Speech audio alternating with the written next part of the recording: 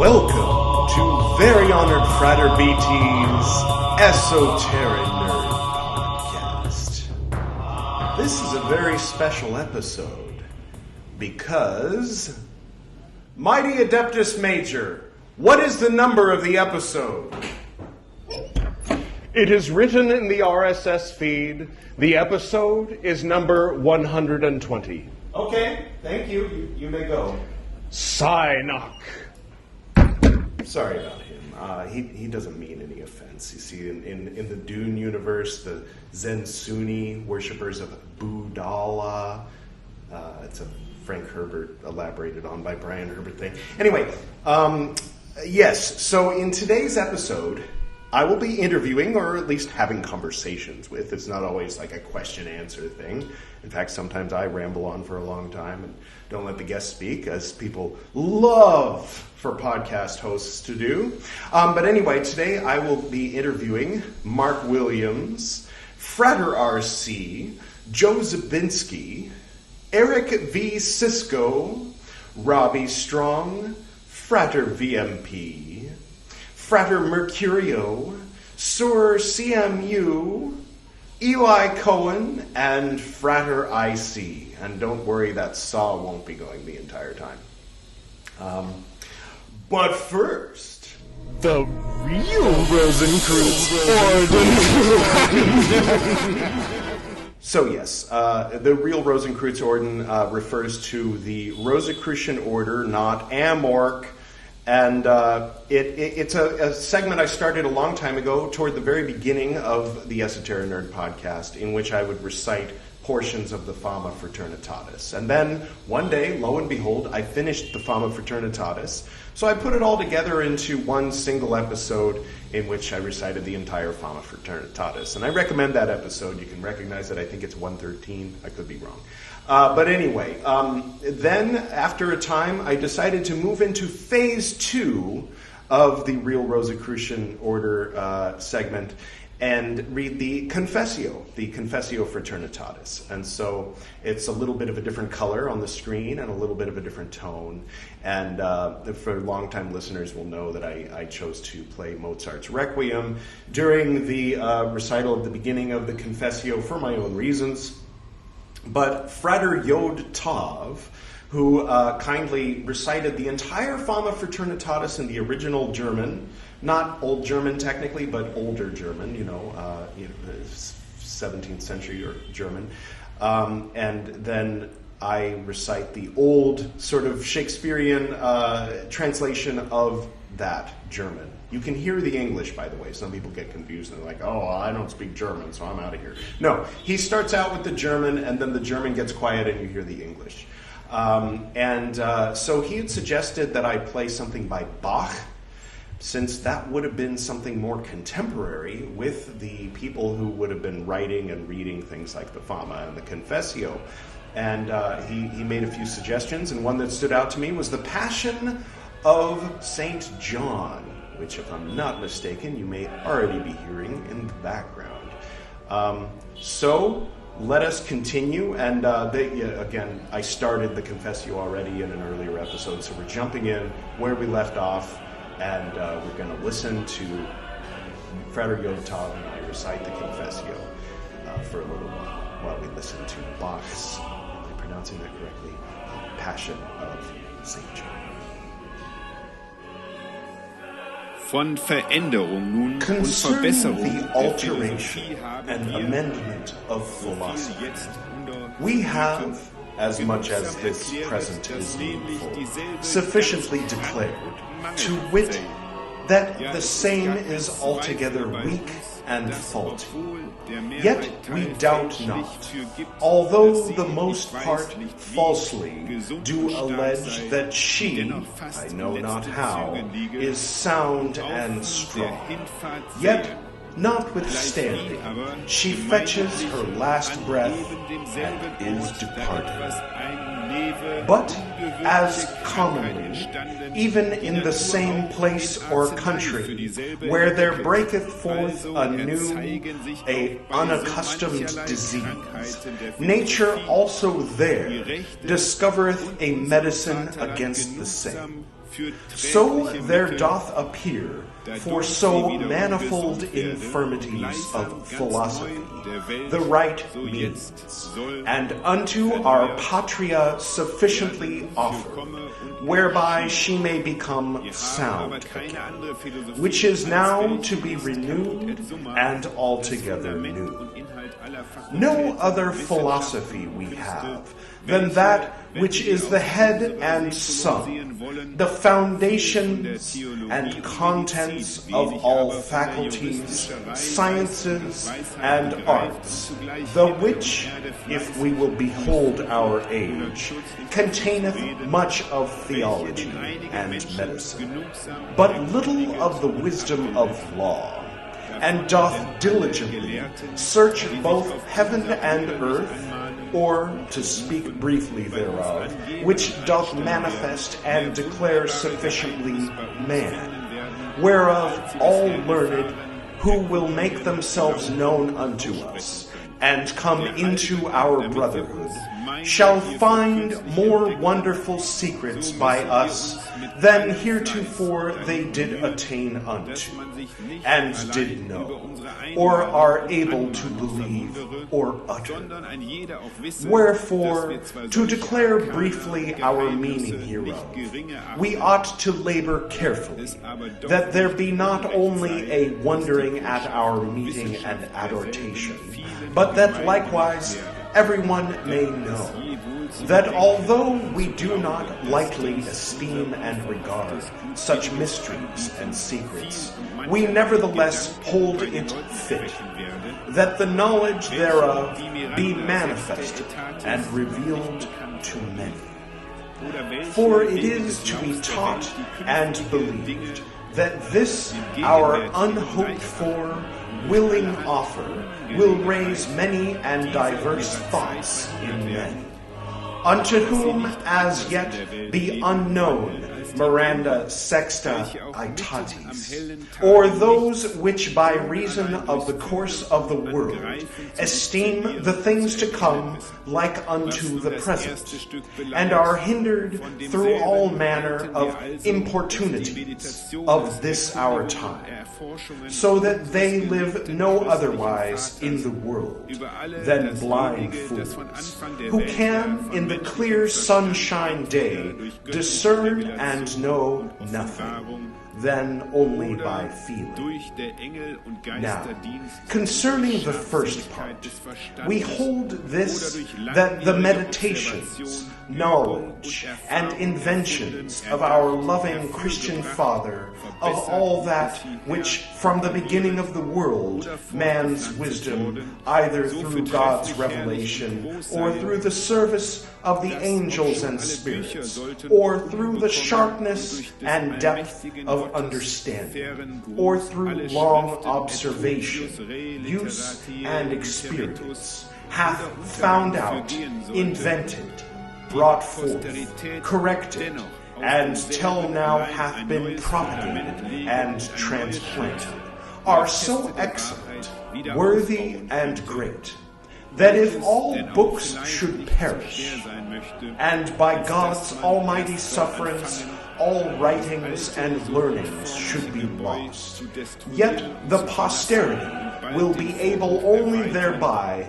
to lay a new foundation, and bring truth to light again, the which perhaps would not be so hard to do as if one should begin to pull down and destroy the old ruinous building, and then to enlarge the forecourt, afterwards bring lights into the lodgings, and then change the doors, stair, and other things according to our intention.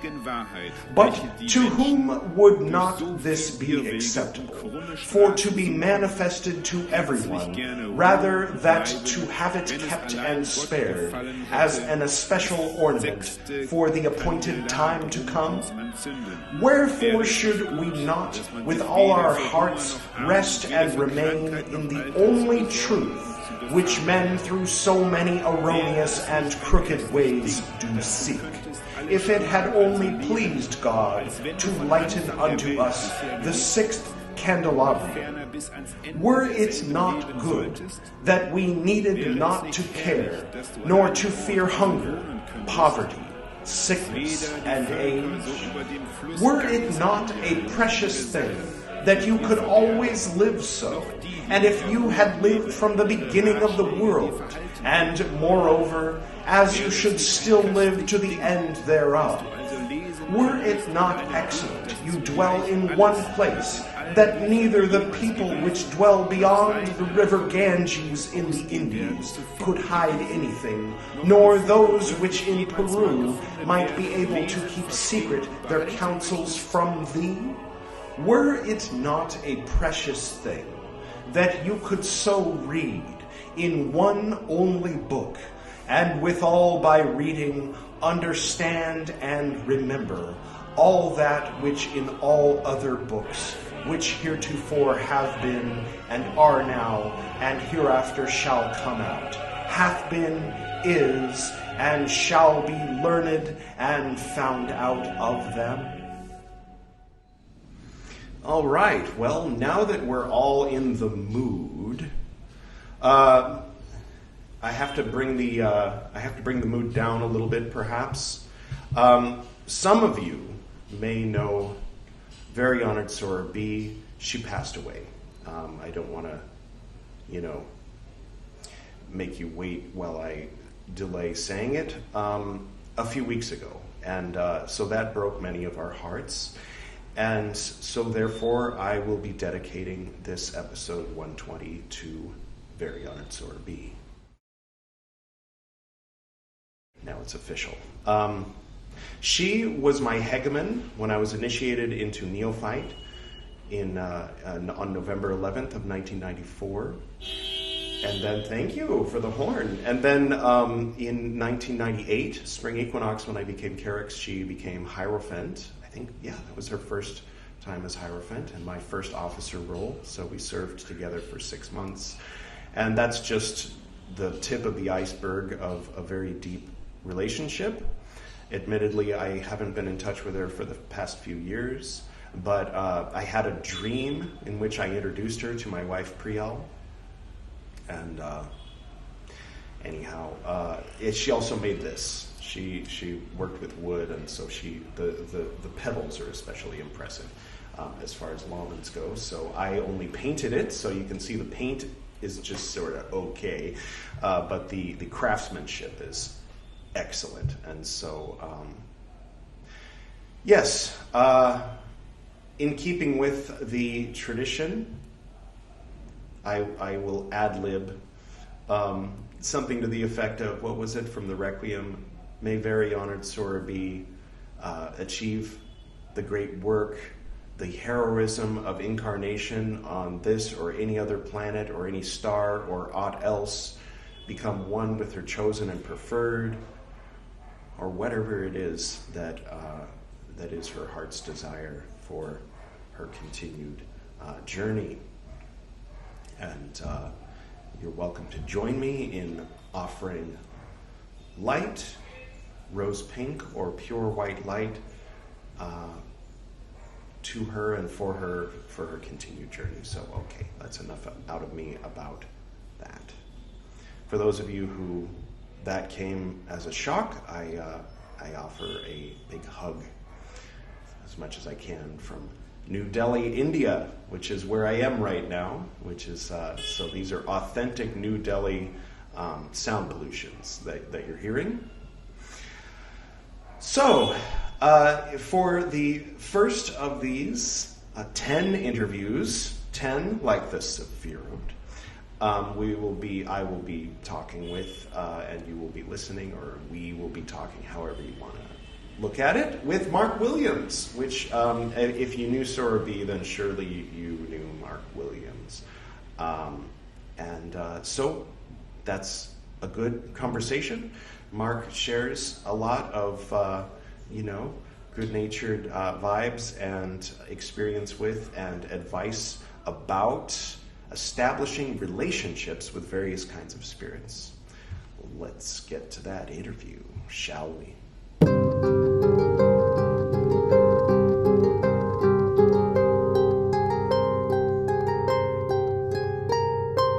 Hey, Frater, how's it going? Going pretty well. Pretty well. Good to see your face. Good to hear your voice. Yeah. I guess is it good evening or good morning for you over there? It's about 9:30 p.m. Oh, so good evening. Oh, thank you. At 12 o'clock there, and you're in Georgia, right? Yes. Yeah. Yeah. Nice. Georgia Peach. Yeah. This is the same temple house that I started with in 1993. Wow. Yeah. That was before my time. Everything's been going on here for quite a long time. Nice. That was Temple Oriel. At that time, it was, yeah. And actually, we have a charter from another order, but we aren't actually active as a temple. Oh, okay. I remember you were working with Chick Cicero. Right, and that's actually where we have the charter from. But oh, okay, yeah. There's lots of there's some other temples around in this area, and just the whole logistics of the space and all that kind of stuff. It's we'll let them do it since they're all doing a great job. Yeah. And I sometimes go help them out once in a while. How cool. And we go visit Florida every so often too, for equinoxes and things like that. But nice. Anyway, so I was thinking in terms of what might be good for everyone, because I'm assuming this is going to go out and be seen by a few people. Yeah, far and wide. Just a nice practical approach to magic and the spiritual relationships, which I think are the most important part of the whole thing. Now, do you mean finding your soulmate and doing sex magic? All those things can enhance those things, but those are more of personal choices and things like that. So different kind of relationship. Yeah, these are relationships with the deities, and to me, it's the whole purpose of where magic eventually leads. I guess there's a variety of reasons people get into it. I have found that a majority of the people I know in the community are sort of had origins like I did. They weren't exactly accepted by the most popular kids in school, and just weren't interested in some of the same things. I think Lon Duquette said all of his buddies used to go ride their bicycles through the DDT cloud in the 60s when they'd spray for mosquitoes, and he just didn't have an interest in that kind of thing. So it's probably why he's still here in his 70s. Oh, Monsanto.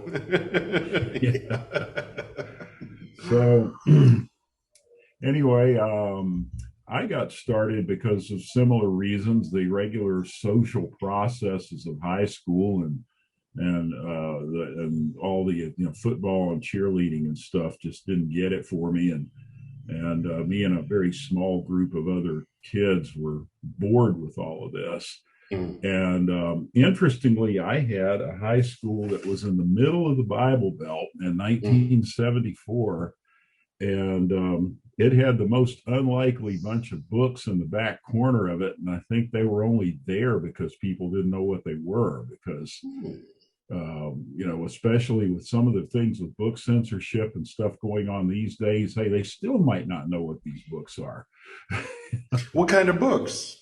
Oh, they were magic books. I mean, when I was about 14 years old, and we're talking mid 70s, I started with Real Magic by Philip Emmons Isaac Bonewitz.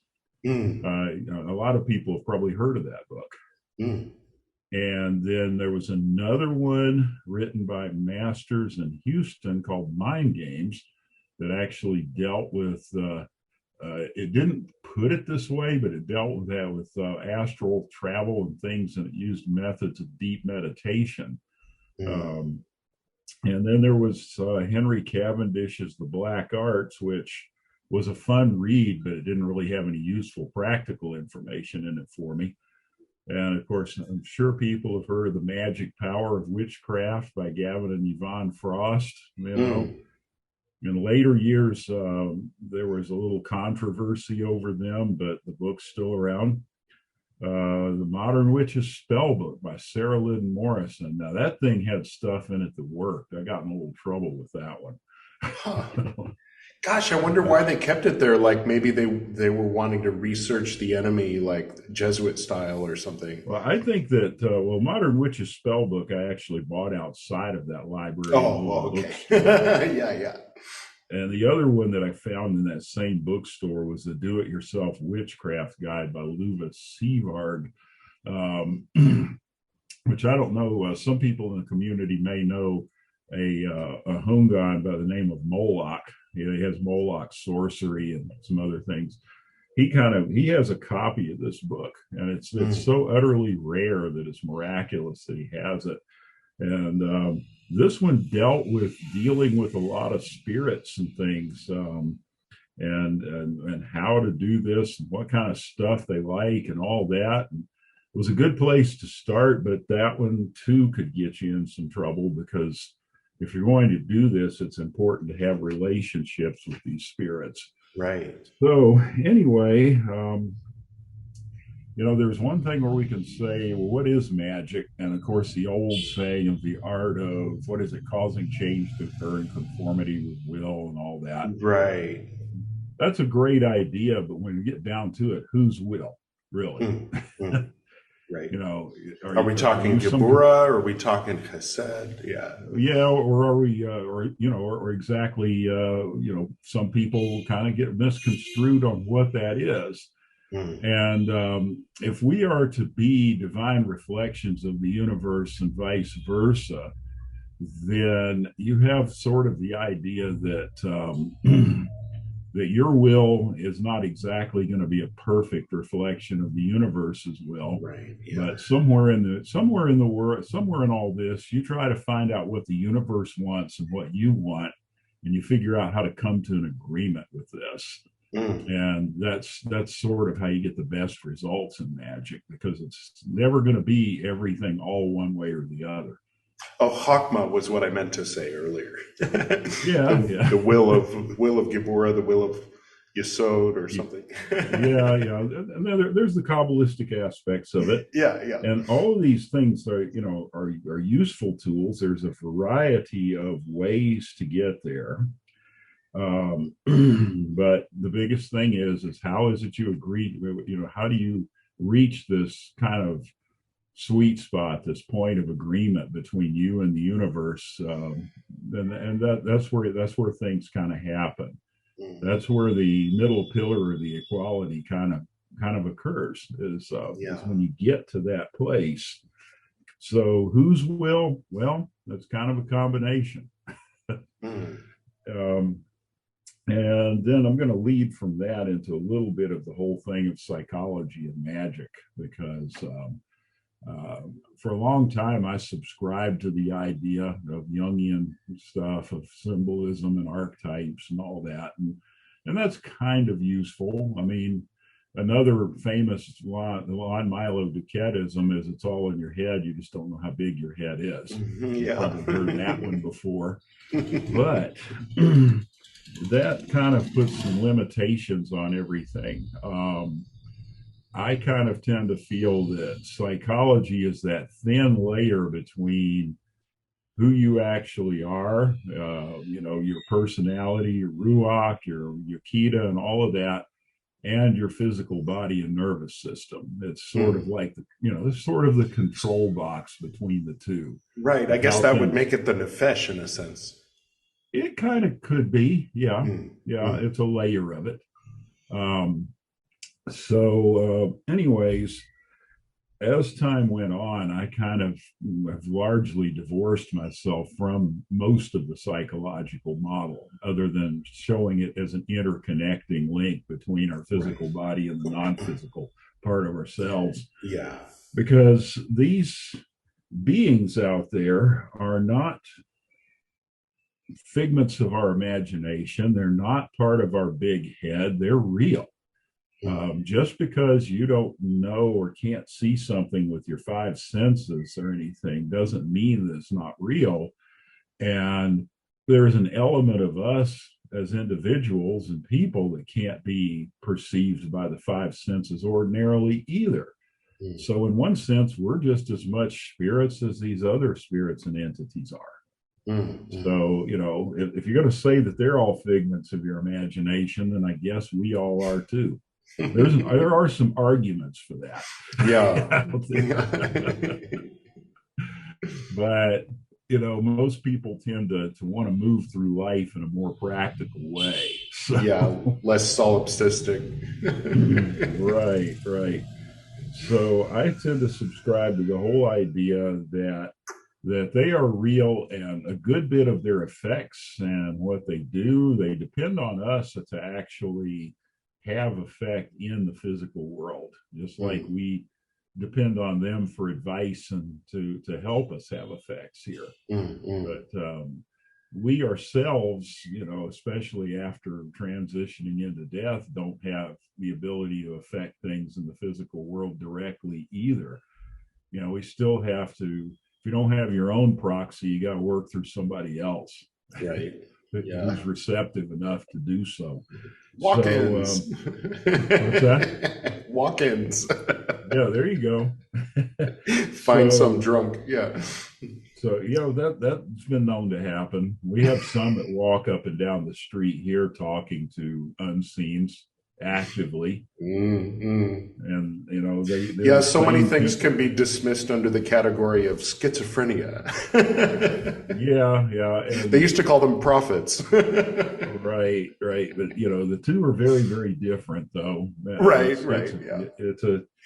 But sometimes the one is mistaken for the other in both directions, I think. Admittedly, there's not really much of a filter between some people with mental illness and some of the deities out there. But I will not ever deny great mental illness. It's extremely real. It's just, you know, it's the same as any other physical illness, and it's really debilitating. And but the whole idea of working with the spirits and deities, a lot of the things they do adjust themselves to your own reality. I mean, that's part of what we're hoping to sometimes accomplish when we ask for help to get something done.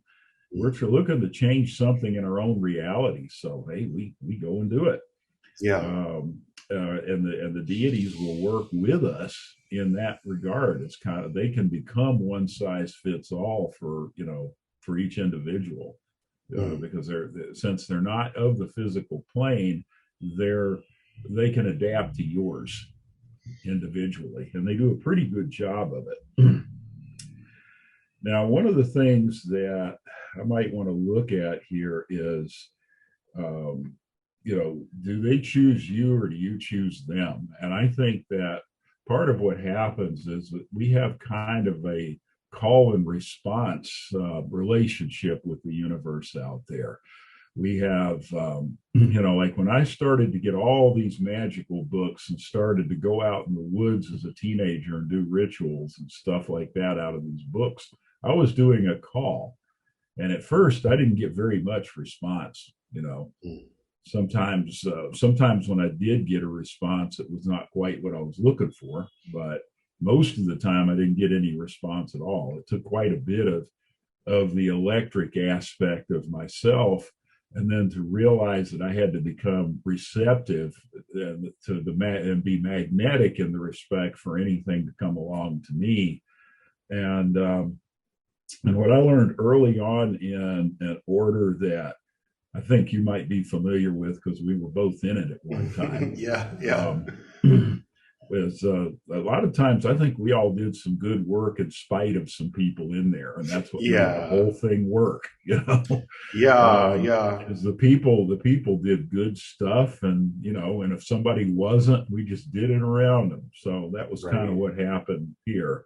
And that particular entity that chose me was Oriel.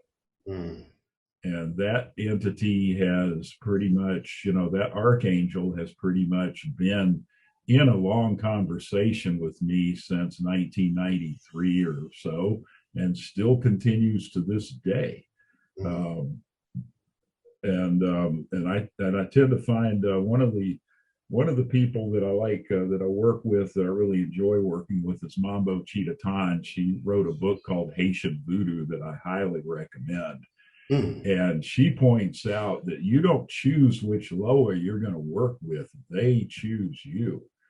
And it's the same thing with many, many other deities and spirits and things. Like all around this house here, we have spirits of place that live out here on the grounds and have been here forever. And they kind of chose to make their presence known to me. And I chose to leave them offerings in various parts of the yard, to keep everybody happy. And in return, they protect this place. I think that most of the time, people go by and don't even know there's a house up here. And if they do come up here, they tend to go away, unless they belong here. It's nothing bad. They just realize that, hey, this isn't my place, so I'm just going to go somewhere else. And that's generally how it works. So a lot of this, a lot of your first phases of magic are going to be opening yourself up in a way that's safe and that allows, whatever deities you're going to work with to choose you. I mean, Jason Miller in particular works with Hecate. She chose him at a very early age. I think a lot of people in the community know who he is. And Hecate is very much the keeper of the crossroads for magic and lots of other things that are relevant to that, between life and death and many other things. So now we're going to get into a little bit of etiquette and relationship. If you're going to work with deities and ask them for favors, or work with Loa or spirits or whatever, there's a way that has to be done. You have to be decent about it. I mean, for instance, if somebody you don't know comes to your front door and asks you for $50, and you've never seen them before in your life, and they just bang on your door and ask for it, are you going to be inclined to give them anything? No. Probably not. Yeah.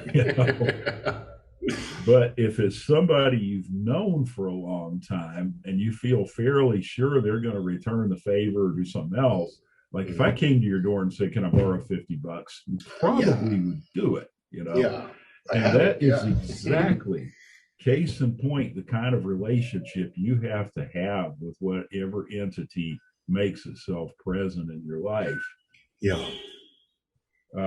So that also accounts for ancestors too. Don't discount your ancestors. You stand on their shoulders.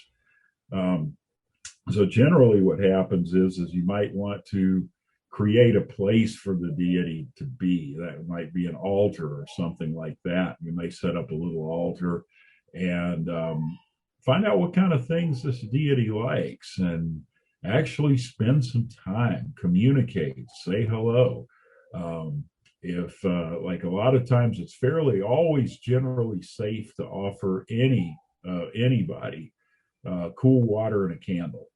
There's very, very few things out there that don't like that.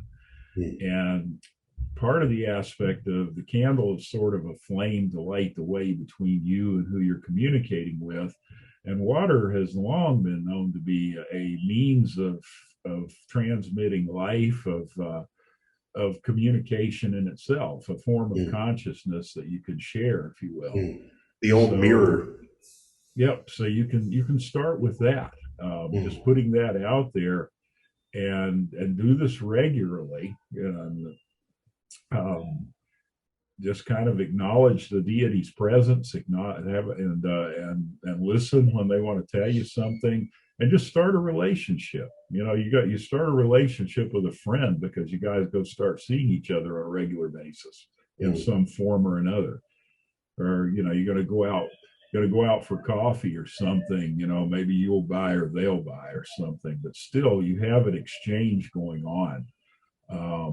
And after a long time of having that exchange, and you see each other as reliable presences, then when you need to ask a favor, they're there for you. Yeah. And always, always, always uphold your half of the deal when it comes down to that. If you ask them to do something, whether it's protect you or whether it's to give you a windfall when you need to pay a bill or something, and you tell them you'll offer them something, great. Go and make sure you do it. Right. Don't renege. Yeah. Treat them exactly the way you would like to be treated. It's the same thing as working with people. It's no different.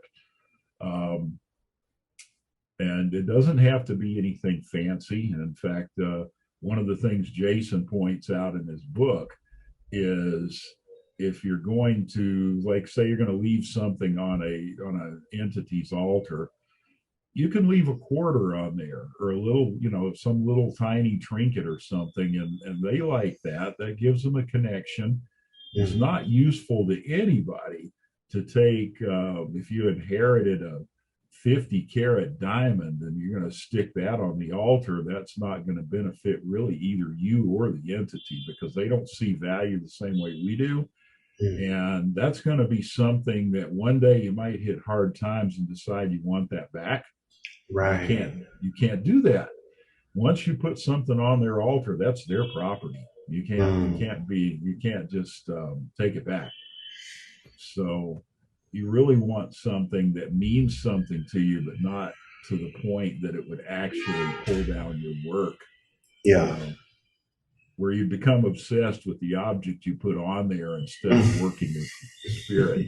Yeah. So makes sense. that could be a real problem. So that's a little bit about etiquette and relationships, and starting relationships. And it's important to maintain them. I mean, they're pretty forgiving. If you don't see somebody or hear from them for a long time, and they show up again after a while, you're not mad at them or anything, but it does keep the relationship much more alive if you have some regularity in there. Yeah. So, and it's perfectly fine to be in relationships with more than one deity or entity or whatever it is. Fundamentally, you're serving them by doing work here. Whether it's a god or whatever it is, you're doing their work and they're helping you. So it's definitely a transaction that benefits everybody concerned, because they want to be a part of what's going on here. They want to be effective here, and they are, because people like you, the practitioner, are doing this with them. Yeah. So. Very nice. So those things are meaningful stuff. So anyway, trying to think what else we got. Do you have any questions while we're at it here? Oh gosh, I don't know. It's been so long. I think the last time we did this was about 7 years ago, or six or 7 years ago. Yeah, and it's funny, we catch each other in different forms of transition in our lives, and I feel like back then I didn't share as much of, the work I was doing back then was mostly alchemical, like moving past from one thing and into something else, and now you kind of caught me in the process of doing the kind of work that I do on a regular basis. Another thing to look at with we're getting into offerings and reverting offerings. Offerings can be a variety of things. They can be as simple as a shot glass full of water and a tea light candle, if that's what you have available to you. I remember, my wife that I work with here, she's been giving offerings to Raphael and some other folks for decades now. And she went through a time in her life when she didn't have very much money and was just barely getting by, which that happens to everybody from time to time. And the only thing that she could offer the deities she works with was just water. And they were fine with that. They were fine with it.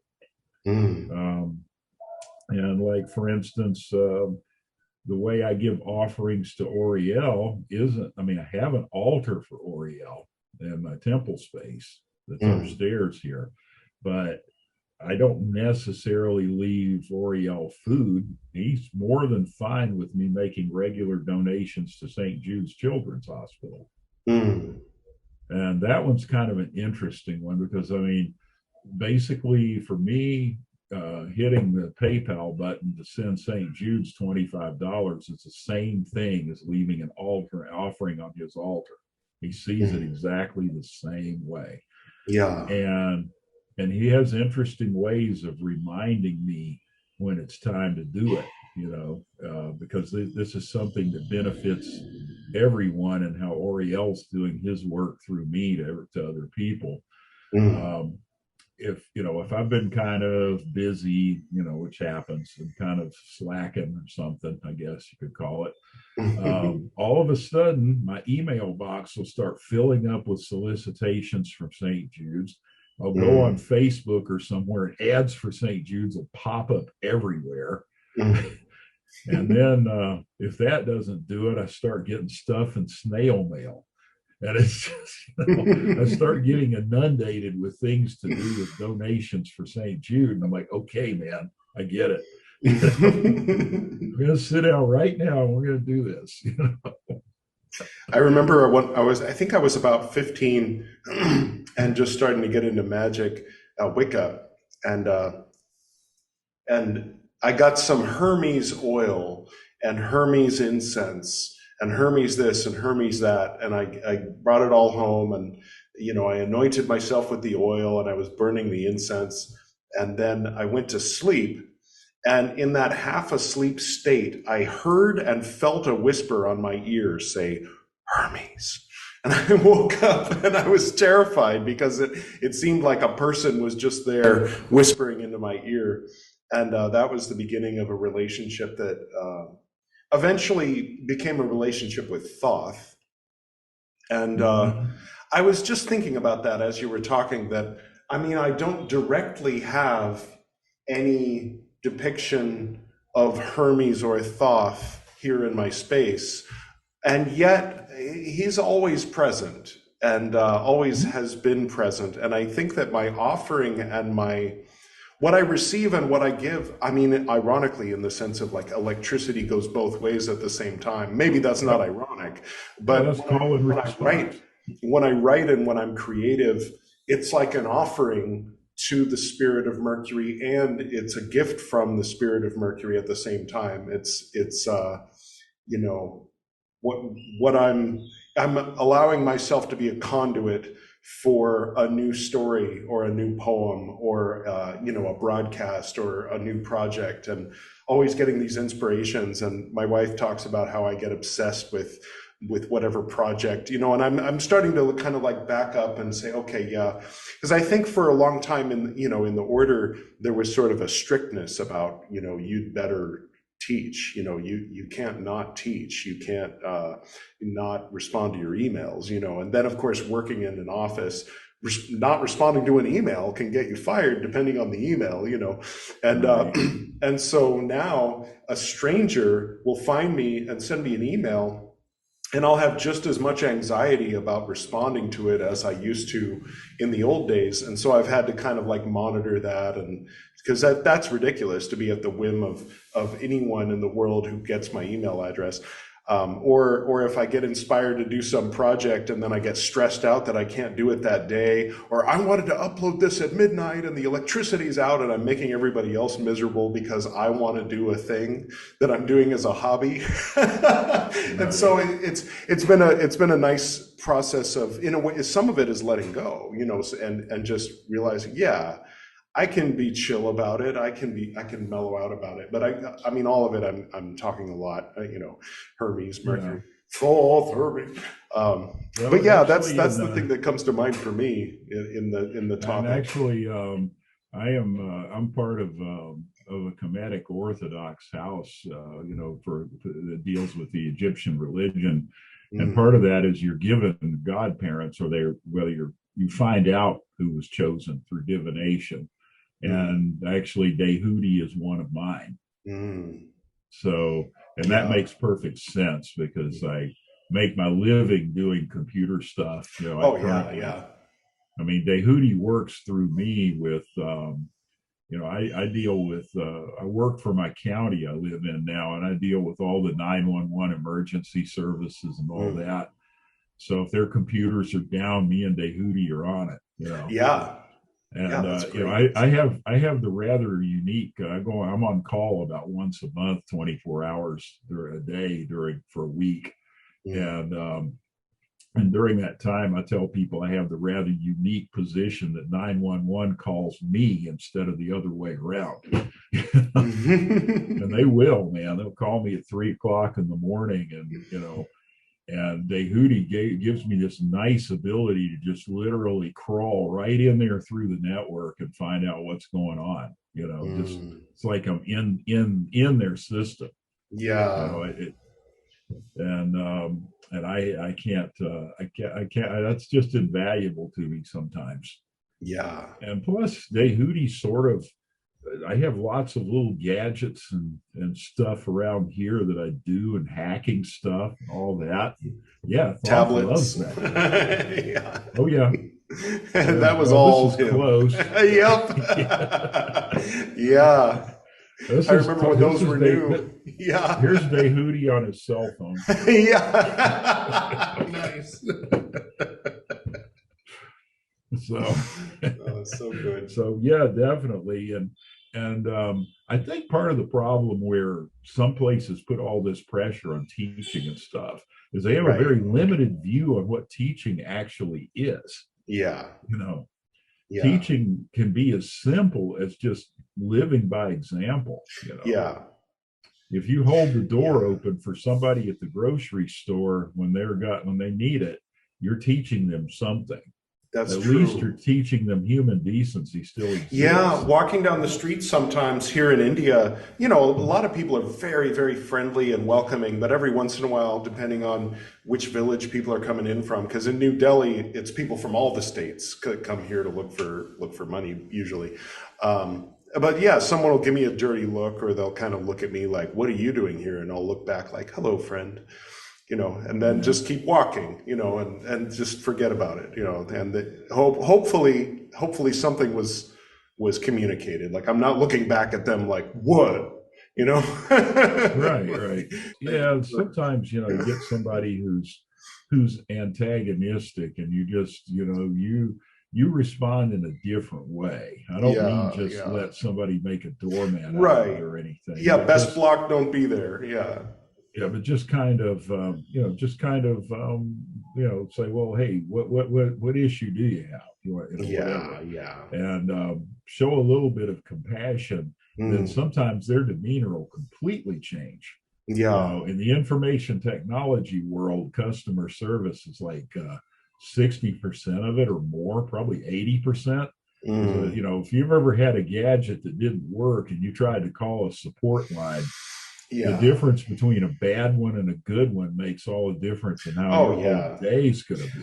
And having been on the other end of that transaction, now whenever I have to call someone for help, if I have to call my bank, if I have to call anybody, I know that the person I'm talking to is a guy who woke up or a woman who woke up and went to work that day, And they are not the representative of the corporation. They are not the source of the problem that I'm having. And that's something that most people don't understand. And then they take out all their frustration on some poor schmuck that just went to work that day. No. So I'm always very kind, to the person, even if I'm, so why did your company take $500 out of my bank account yesterday? Like, what's happening there, And then that way they'll help. I mean, it's like you said, establishing a rapport. You can establish a rapport in 5 minutes with the right tone of voice and the right attitude.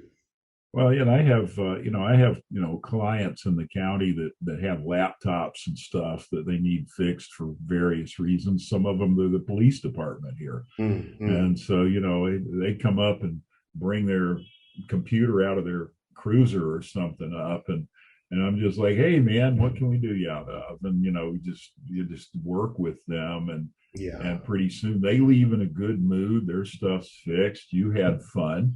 Yeah. It's all good. And sometimes there's a fringe benefit to that. Like, I blew a stop sign here and got pulled over, and it turned out it was one of the guys I'd fixed his stuff. Nice. And he just hands my license back and goes, drive safe, see you later.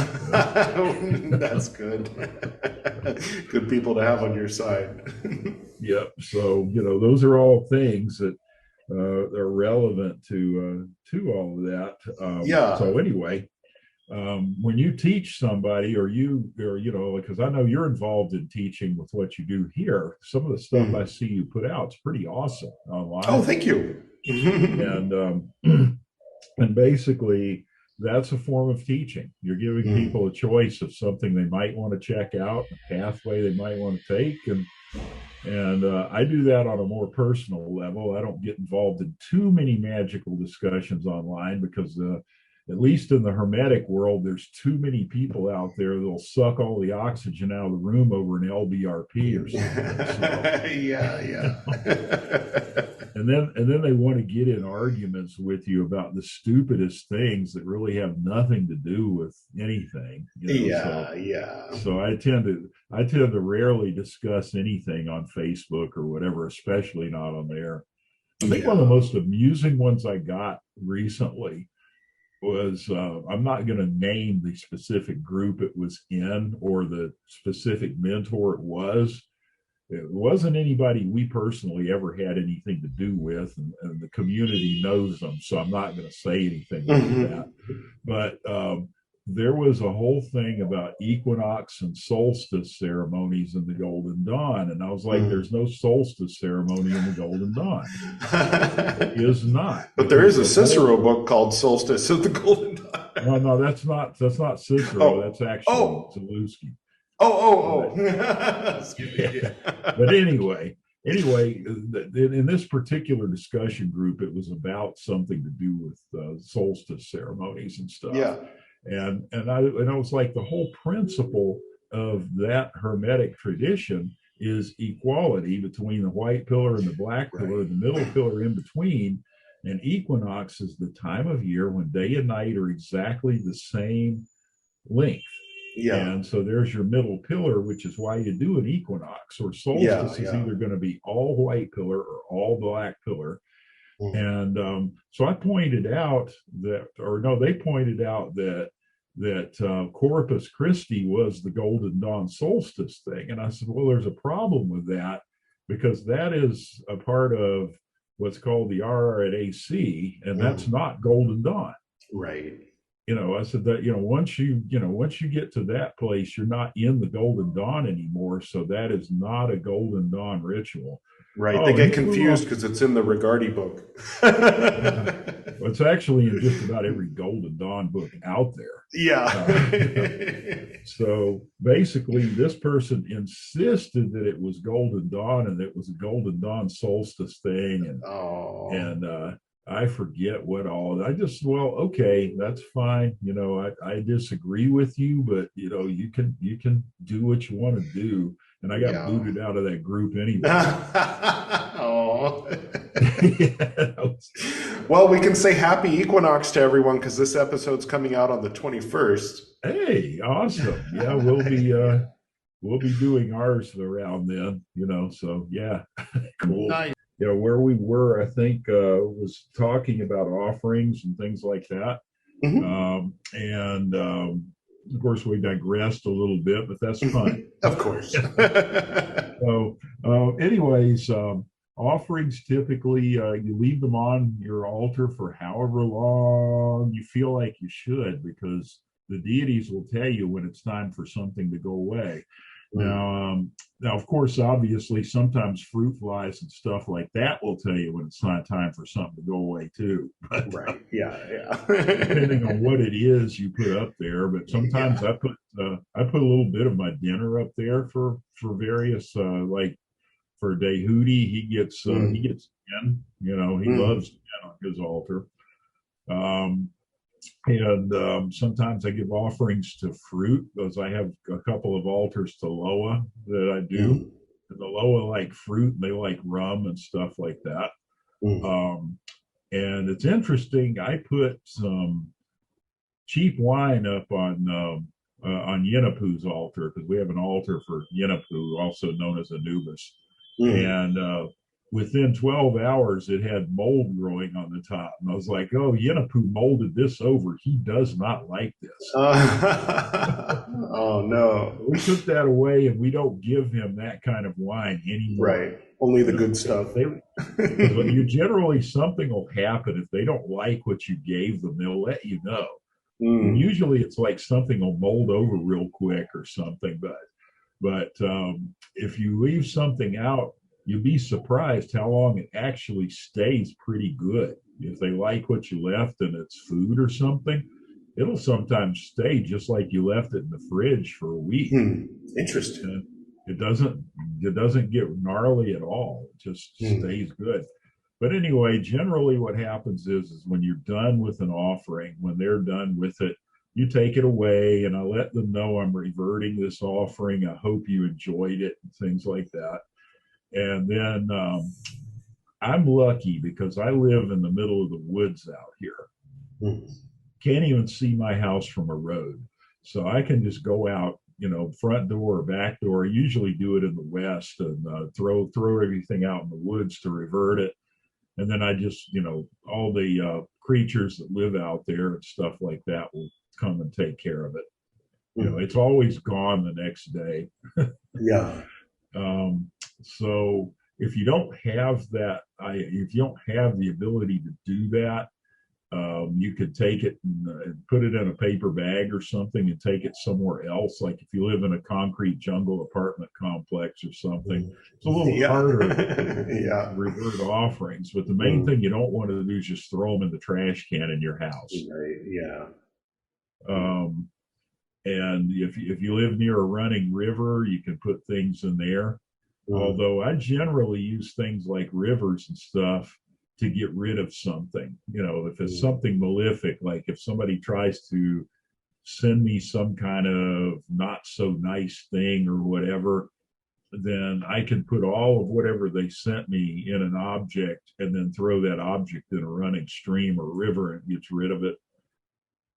Another very old thing in the Solomonic world was if you had a malefic spirit or deity in your house and you needed to get rid of it, you just entice it into a jug of water and bring that water out on the porch, or you can even have it on the porch, but you entice them to get in there. And then you just take that whole thing or a mason jar of water or something, and then you just pour it into a running stream or something. And you can also pour it in the back corner of a cemetery somewhere.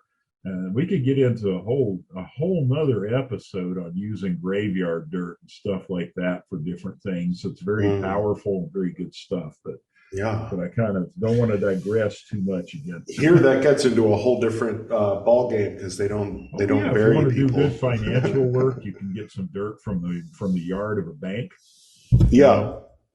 And stuff like that. Just be discreet about it, because nowadays there's cameras everywhere.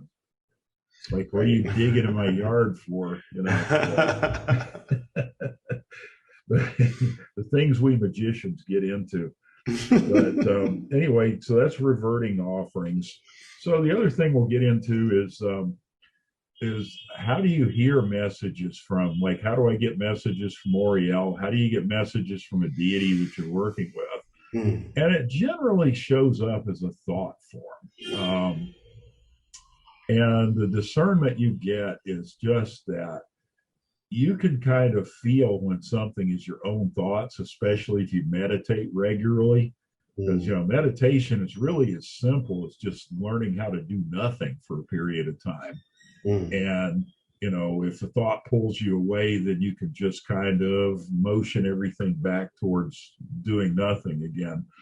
But that helps you discern what's a thought and what's actually a message. You know, generally, I mean, I can tell when you're talking to me versus me imagining you saying something right now. Right. And it works very similarly. But if sometimes if something's a little too perplexing, then you can use various forms of divination. Dice work pretty well. Tarot cards, if you like those. But the one thing I'll get into, and pendulums are good. The one thing that I'll get into on all of divinatory tools that I found to be absolutely positively essential is you need to consecrate those tools to something specific. Like if you have a relationship with Dehuti, dedicate your tarot deck to Dehuti so that it becomes his mouthpiece, so that whatever divination you do, you actually have that particular deity speaking to you through that divination. And that becomes kind of your God phone, so to speak. If you don't do this, the biggest problem is that a divinatory tool is still a means of communication with the unseen. But if you just throw down some cards you just bought out of the store and you haven't done anything with them but pull them out of the box and start, you're going to have a real problem with that, because who's talking to you through those cards? Right. Yeah, like a Ouija board with a few 13-year-olds or something. Yeah. And even Ouija boards are good if you consecrate them to that specific deity and let it work through that. Otherwise, you know, it's like if I call you for advice on something, I know it's you and you're going to give me advice, and it's going to be kind of what I would expect to hear, and maybe not, but it's going to be something valid. But if you go on 4chan, yeah, the same thing if you called me. But but there are people out there that do this on Facebook and various magical groups saying, I'm being attacked. Can anybody tell me what to do? And you've seen those, I know you have. Yeah. And the variety of answers you get are just out there. You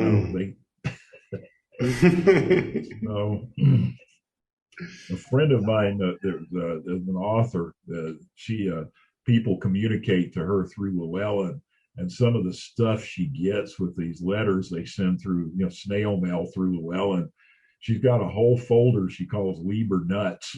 And it's just, you know, some of the most amazing stuff in there. One of them is this guy that made some kind of talisman. He couldn't figure out what to do with it. So he took it out in his back shed to get it out of his house, and then set his shed on fire because he thought that would get rid of it. And then anyway, he's writing to her saying, well, I just burnt my shed down and it's still not gone. Oh, no. Yeah, of course. Anyway,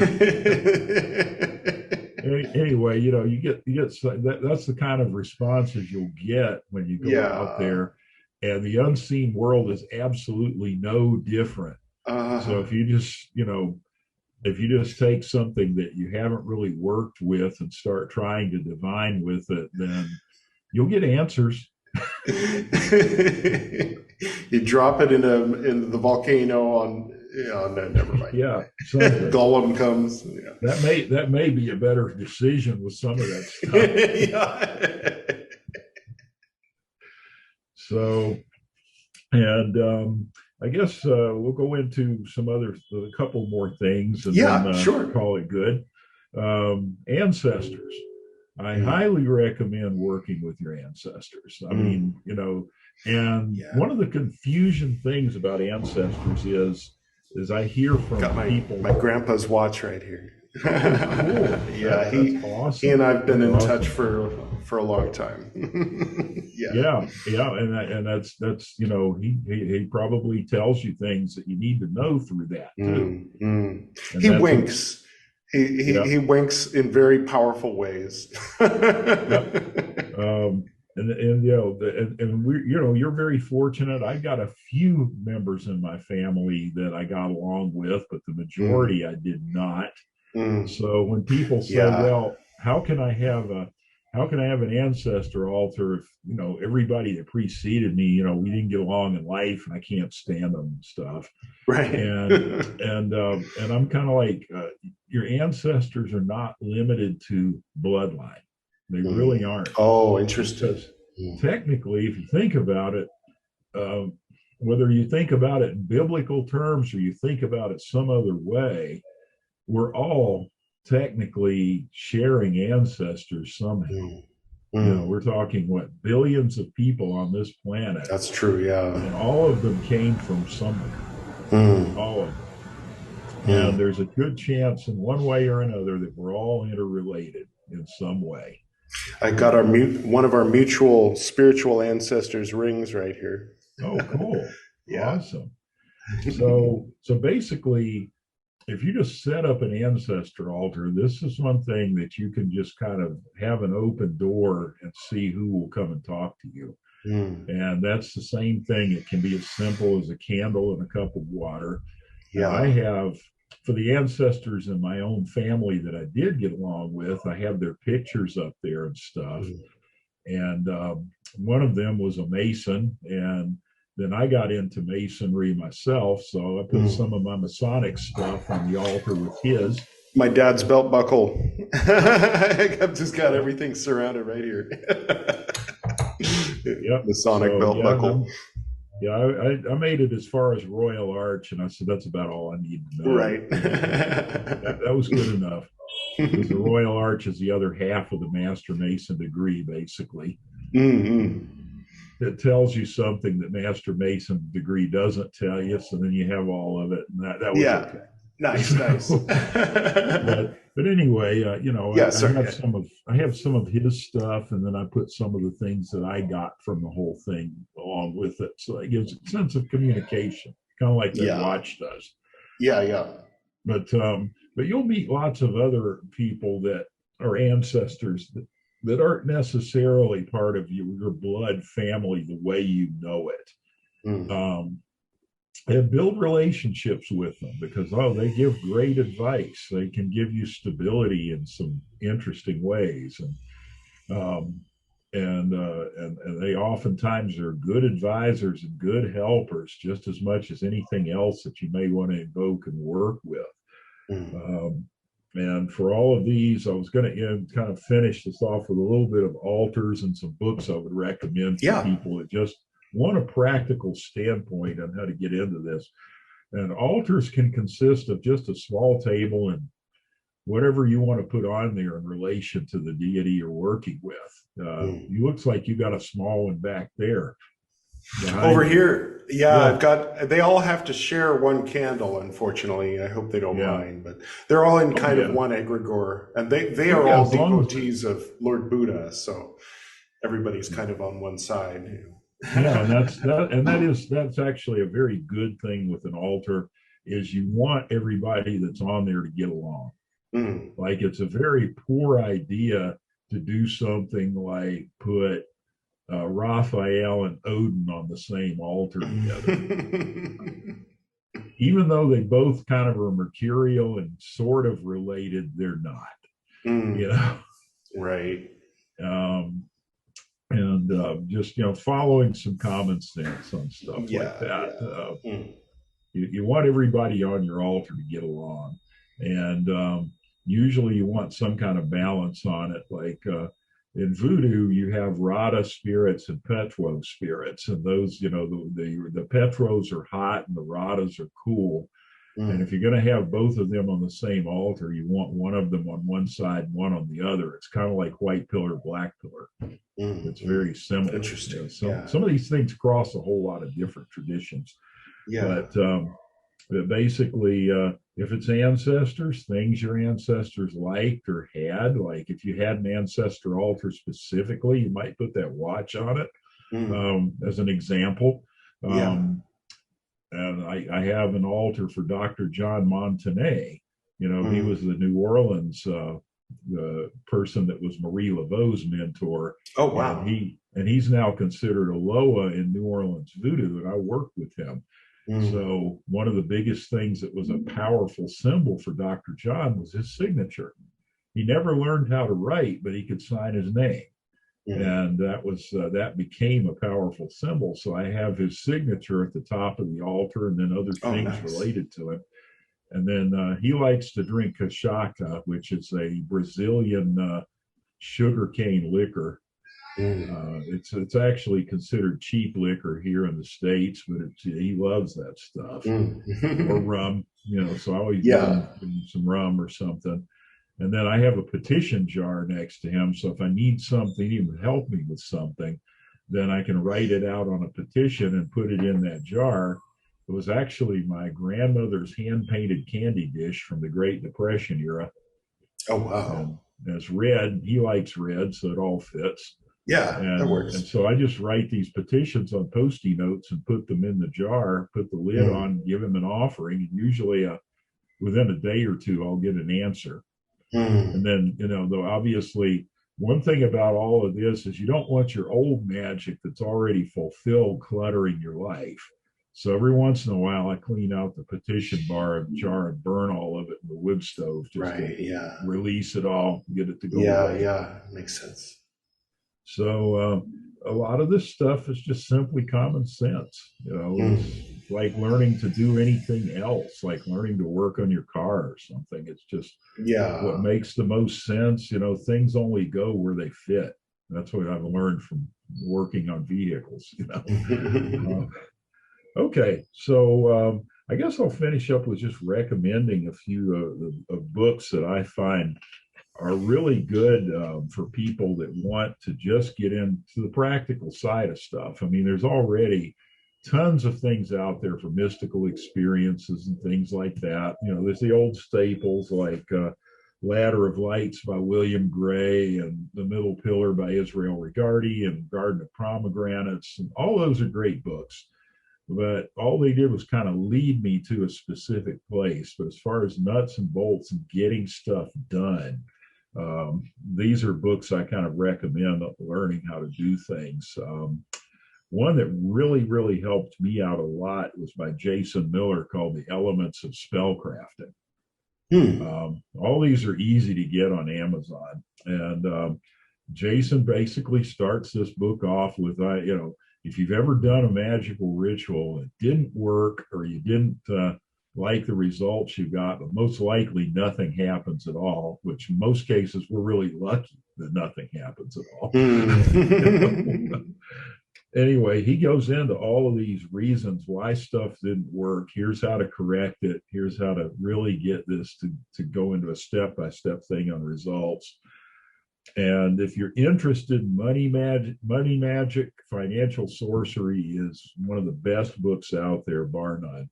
And of course, he starts off with the very basic thing with financial sorcery, which is knowing where you are, knowing how to keep a budget and stick to it, and understanding that, you know, a credit card's nothing but a debit card with a 1 or 2 day leeway on it. You're going to pay it off just like it was a debit card. Don't let it ride. You know, stuff like that, just basic common sense. Then he starts to get, and once you've got that under your belt, then you can get into doing Jupiter invocations and other things.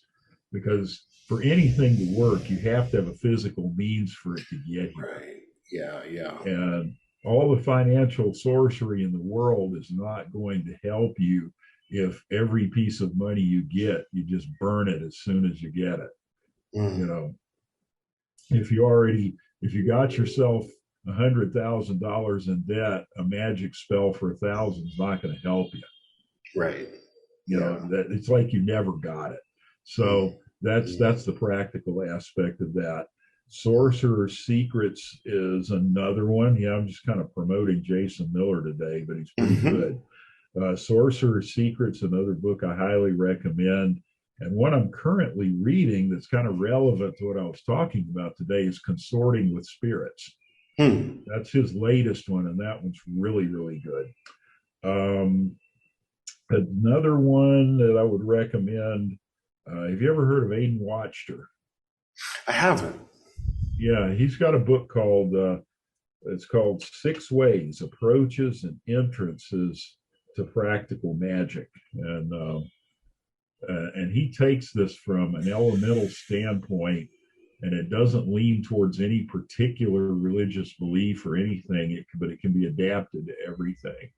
And in my opinion, I know the Golden Dawn and Masonry and all that sell themselves as not being religions, and they're not. Right. But they're very Christianity compatible. They are. But what I have come to find out is there really is little or no separation between magic and religion at all. There's not really any separation between magic and day-to-day life. Everything about it's magical. So in that regard, all of these things help you to integrate the practical magic aspect into whatever your belief system is. It doesn't really matter, because there's magic in every last bit of it, whether it's an Eastern or Western tradition or all of them have their magical components. Yeah. So some of them are a bit more obvious than others. The Egyptians accepted magic as being a part of their Kemetic religion, and that was just how they lived. And I think with the Loa, or in Voodoo, most of them will tell you they're Catholic, but that goes right into the Loa. You know, there's so much in Catholicism with the saints and all that just goes right into it. Yeah. And anybody who's ever gone to a serious Catholic mass will see that it's a magical ritual. Anyway. Right, very much so. Yeah. Yeah, magic as state-sponsored magic. Yeah, there you go. Yeah, I've noticed some forms of that not everybody who practices yoga needs to get involved in any particular form of spirituality, but there is a powerful current in honoring Shiva and at the same time practicing yoga. And there's a beautiful harmonic that happens in that. And I originally came around to it actually from listening to Alan Watts lectures. And my dad raised me with a lot of Buddhism, and Alan Watts made reference to that after Buddha was done practicing his yoga, he sat down and attained enlightenment, and that kind of made me stop and go, huh? And kind of dig a little deeper and start to see where yoga exists in history and where Buddhism exists, and then discovering Jainism and a few other things. And so I originally got into yoga with the Buddhist path in mind, and then started to open up to Shiva after a time, and then going to River Ganga, Ganges River, that's supposed to, as the ancients say, be flowing from the locks of his hair. And my dad's ashes were in a Buddhist statue, and I eventually poured the ashes into the River Ganga, in a Hindu ritual of mukti or nirvana attainment.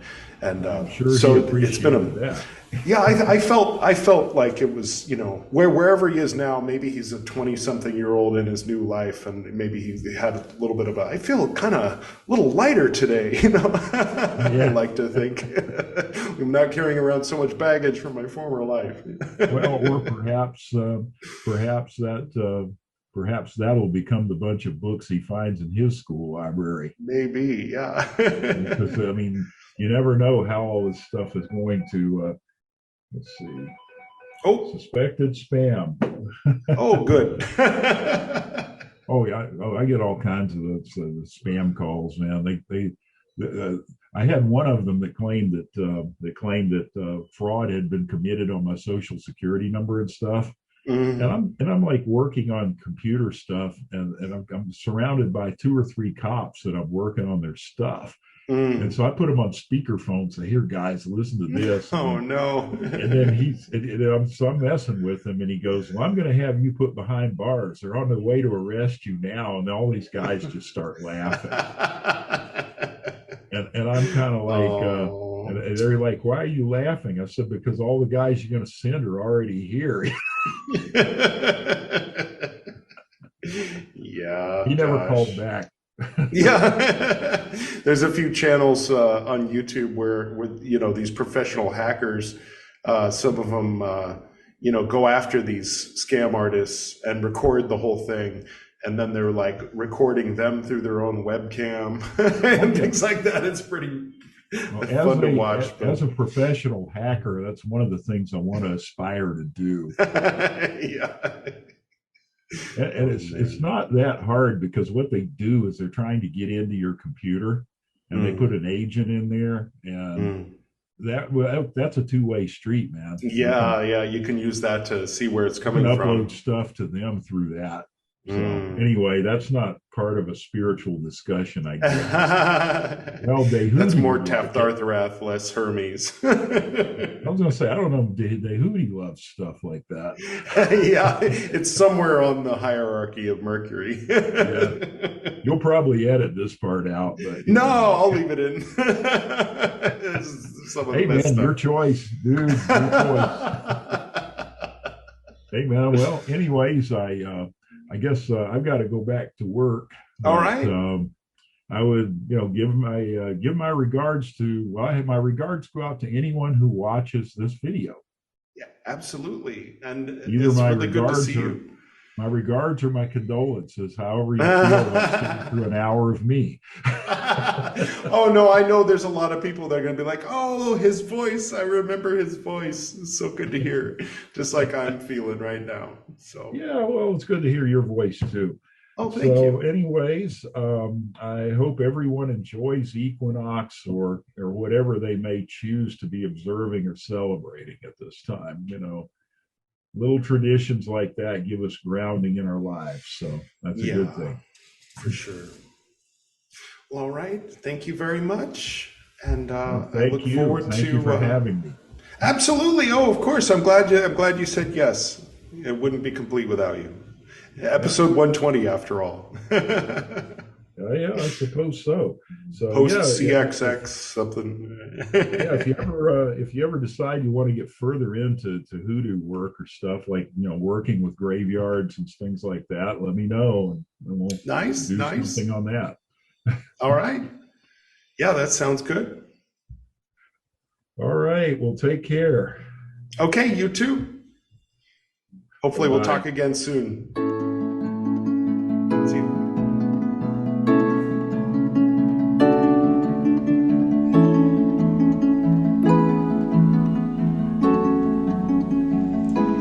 Thank you, Mark Williams, for being my guest on the Esoterinerd podcast for this special episode.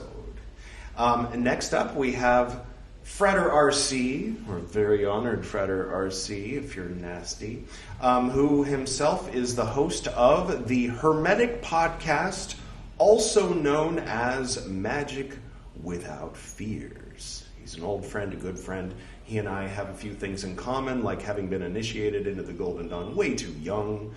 I mean, imagine 3 years younger than Crowley was when he was initiated, if I'm not mistaken. So we're just a little bit more crazy than he was, perhaps, and we have that in common. So he's definitely a brother from another mother, as they say, or the same mother, Isis, mighty mother. And so let's get to that conversation.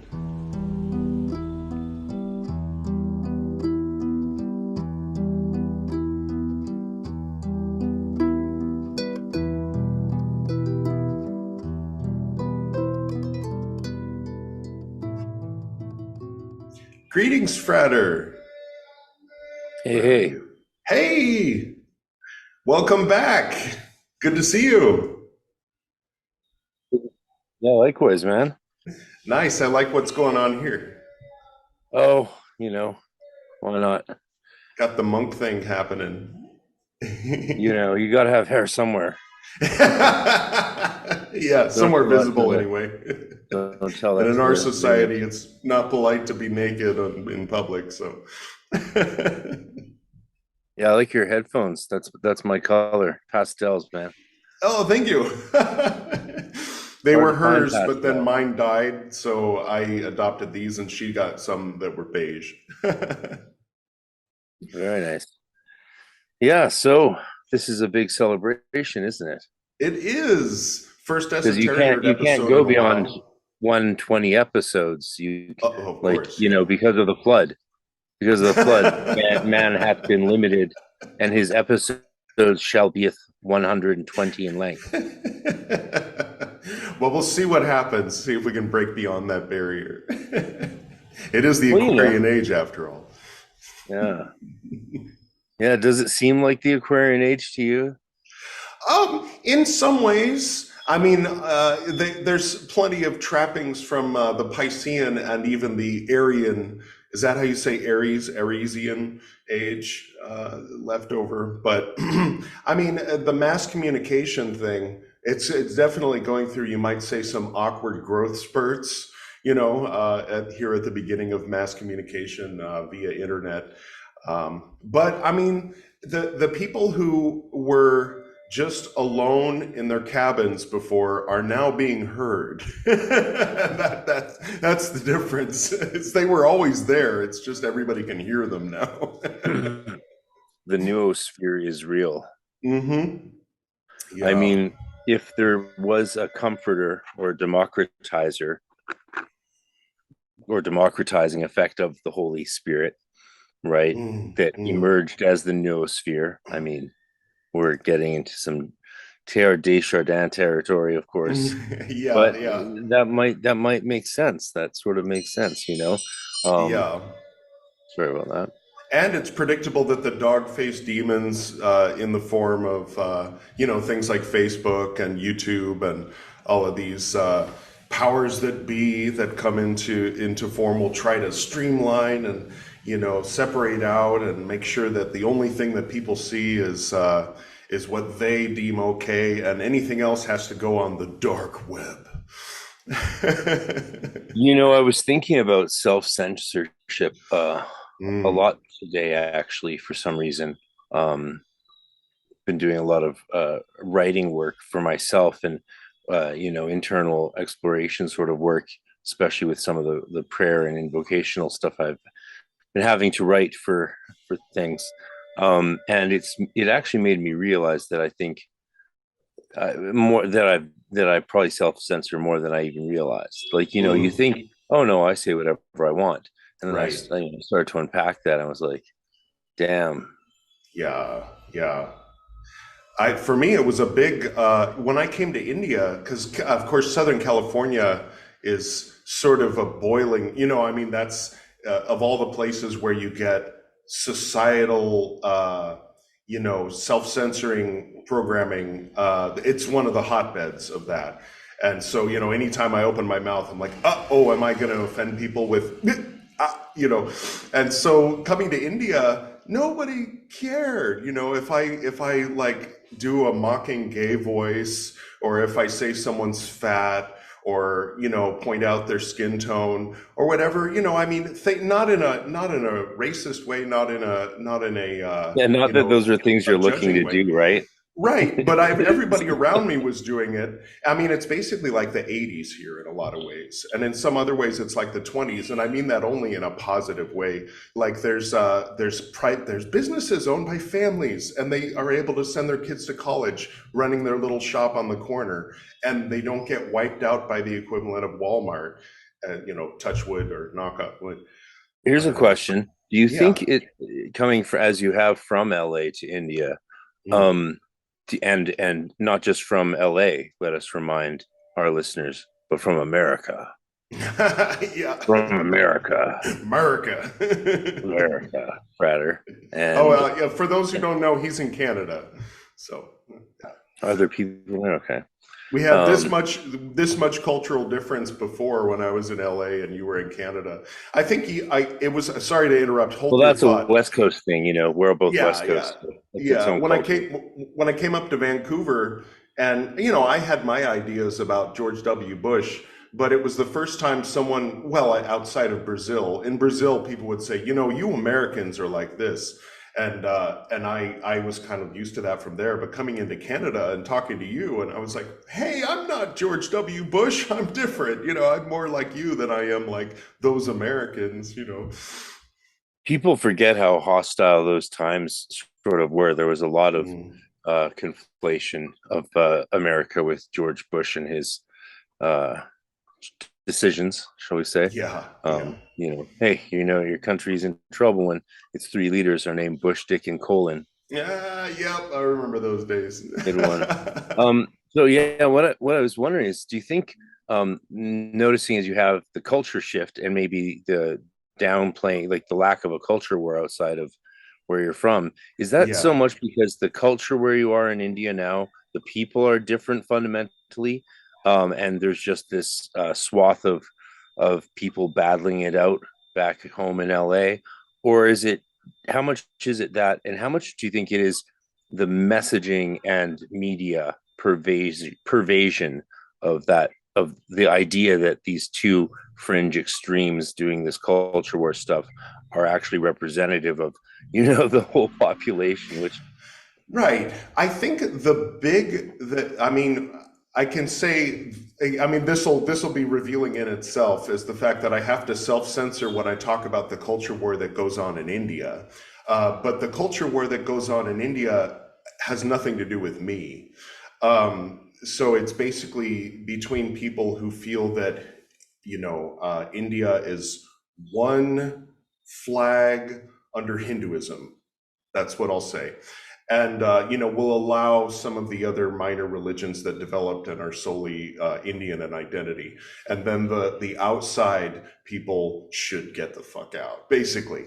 And then, so there's that. And then there's the people who feel that India was established as a secular country. And further, it's more of a collection of states that have united, because if you go to Sikkim, it's a completely different culture than Rajasthan, a completely different culture than Kerala, a completely different culture in Tamil, way more so than the States. In the States, you can go from California to Georgia and you're speaking the same language. And you might disagree about which political party, you want to vote for or whatever, or whether you should be able to say this or that. But the culture is much more similar in US from state to state than it is in India from state to state. So it's different. It has nothing to do with me. If I were Muslim, then I would be a part of the culture war. I would be on one side of the culture war. As it is, I converted to Hinduism prior to my wedding. And so that puts me comfortably on the side of the majority. Plus, I'm just sort of irrelevant and off to the side, because the British successfully divided and conquered. When they left, as they were leaving, they drew a big line down the middle per the advice of a kid in Cambridge who suggested that they divide India down the middle, and it's called one Pakistan and one India. But anyway, yeah, so that successfully divided, took the, there were, it's not like there weren't tensions, but the tensions they were putting the tensions aside between those two factions and uniting against the British back in like 1857. So by 1948, the British knew better, and they said, okay, let's have you guys divide and fight amongst yourselves, and we'll just pack up and get the fuck out of here, and you can forget that you ever had any issue with us. And it kind of worked. Well, anyway, so yeah, there are hot buttons and issues here. It's just that they're not, American conservative versus American liberal. There is an LGBTQ so on community here, but it's very, very small. And just a few years ago, they managed to make it not illegal to have same-sex coupling, not marriage, but just not illegal to be together. And they had a big parade, you know, not as big as the parades in New York, but a big parade with flags and stuff like that. So those communities are probably keyed in more to, you might say, the American left. And then there are people who just sort of, as a hobby or as just something fun, will key into the American right and go, yeah, feminists, pff, it's stupid. Oh, all this woke nonsense, pff, it's stupid. But they're not invested in it with their whole heart like you find in America. It's just sort of like a silly thing to do. Like if in America says, oh, Hinduism's better than Buddhism, it's like they don't actually really care. You know what I mean? So yeah, that's basically it. So there isn't really, I can walk around and talk all day, and as long as I don't talk about the ruling party or Islam or you know, or criticize anything about Hinduism or Hindu nationalism, then I'm in the clear. I can talk all I want about, you know, whether I'm on the left or the right. They're like, well, what is that? Explain that to me, and then explain what you are. Oh, okay, that's interesting. And they don't care. Like, I could just as easily be like, yeah, I like Trump. And they're like, yeah, he's cool. Or like, I hate Trump. Oh, you do? Why? Oh, okay. And they, you know, it's just not a big deal for them. Yeah. So it's very freeing. I mean, being here 4 years, I feel like the shackles of self-censorship have fallen off, maybe to the degree where I actually make people uncomfortable back home, because I speak too freely. Where back in 2016, probably. I was oversaturated with the self-censorship to the point where I was kind of crippled by it. Oh, I know you're not supposed to say that. No, but yeah. I was just very, okay, those people will be upset if I say that, those people are upset, so say the thing you're supposed to say. Repeat the script you're supposed to repeat so that everybody will be like, yes, he knows the woke script, and, you know, or whatever. Or you can jump on the other side and say like, fuck the woke script. Those are the two options, basically, you know. It does seem they want us to polarize, Yeah. you know, it's a little crazy. Yeah. So I try and get about the real issues. Yeah, I try and get no matter how hard I try to get like relevant Canadian news on my showing up to me on YouTube, it just keeps showing me like over and over Fox News, no matter how many times. I am not subscribed to any of that stuff or anything. It's just like, what are you doing? I'm like, you're the closest to this rabbit hole. Why are you recommending all this stuff to Canadians? Like, there's no reason they would be recommending me that stuff. I have not given them really any good reasons. Yeah. So and I'm giving them lots of reasons, and they're not showing me the stuff that I do subscribe to, like Glitch Bottle or your podcast or any of the stuff that I'm actually taking, you know, on this platform to watch. They don't show me that stuff. Yeah, it's just, you know, division, hate, war, death, money. Because that's what sells. That's what the algorithm observes. Oh, you have a reaction to this. Okay, we'll give you more of that. They're like watching your facial expressions through the camera, right? I'm sure. I'm sure and listening. So show us the ring. That's what this is all about. Oh, sure. Yeah. How much time do we have for this podcast? Well, each one, of these, kind of 40-ish minutes. Perfect. So this is the poison ring. See that it's called a poison ring because you can put poison in it. McGregor Mathers, poison your friend, you know, and it's not a Masonic ring, you know, that kind of thing.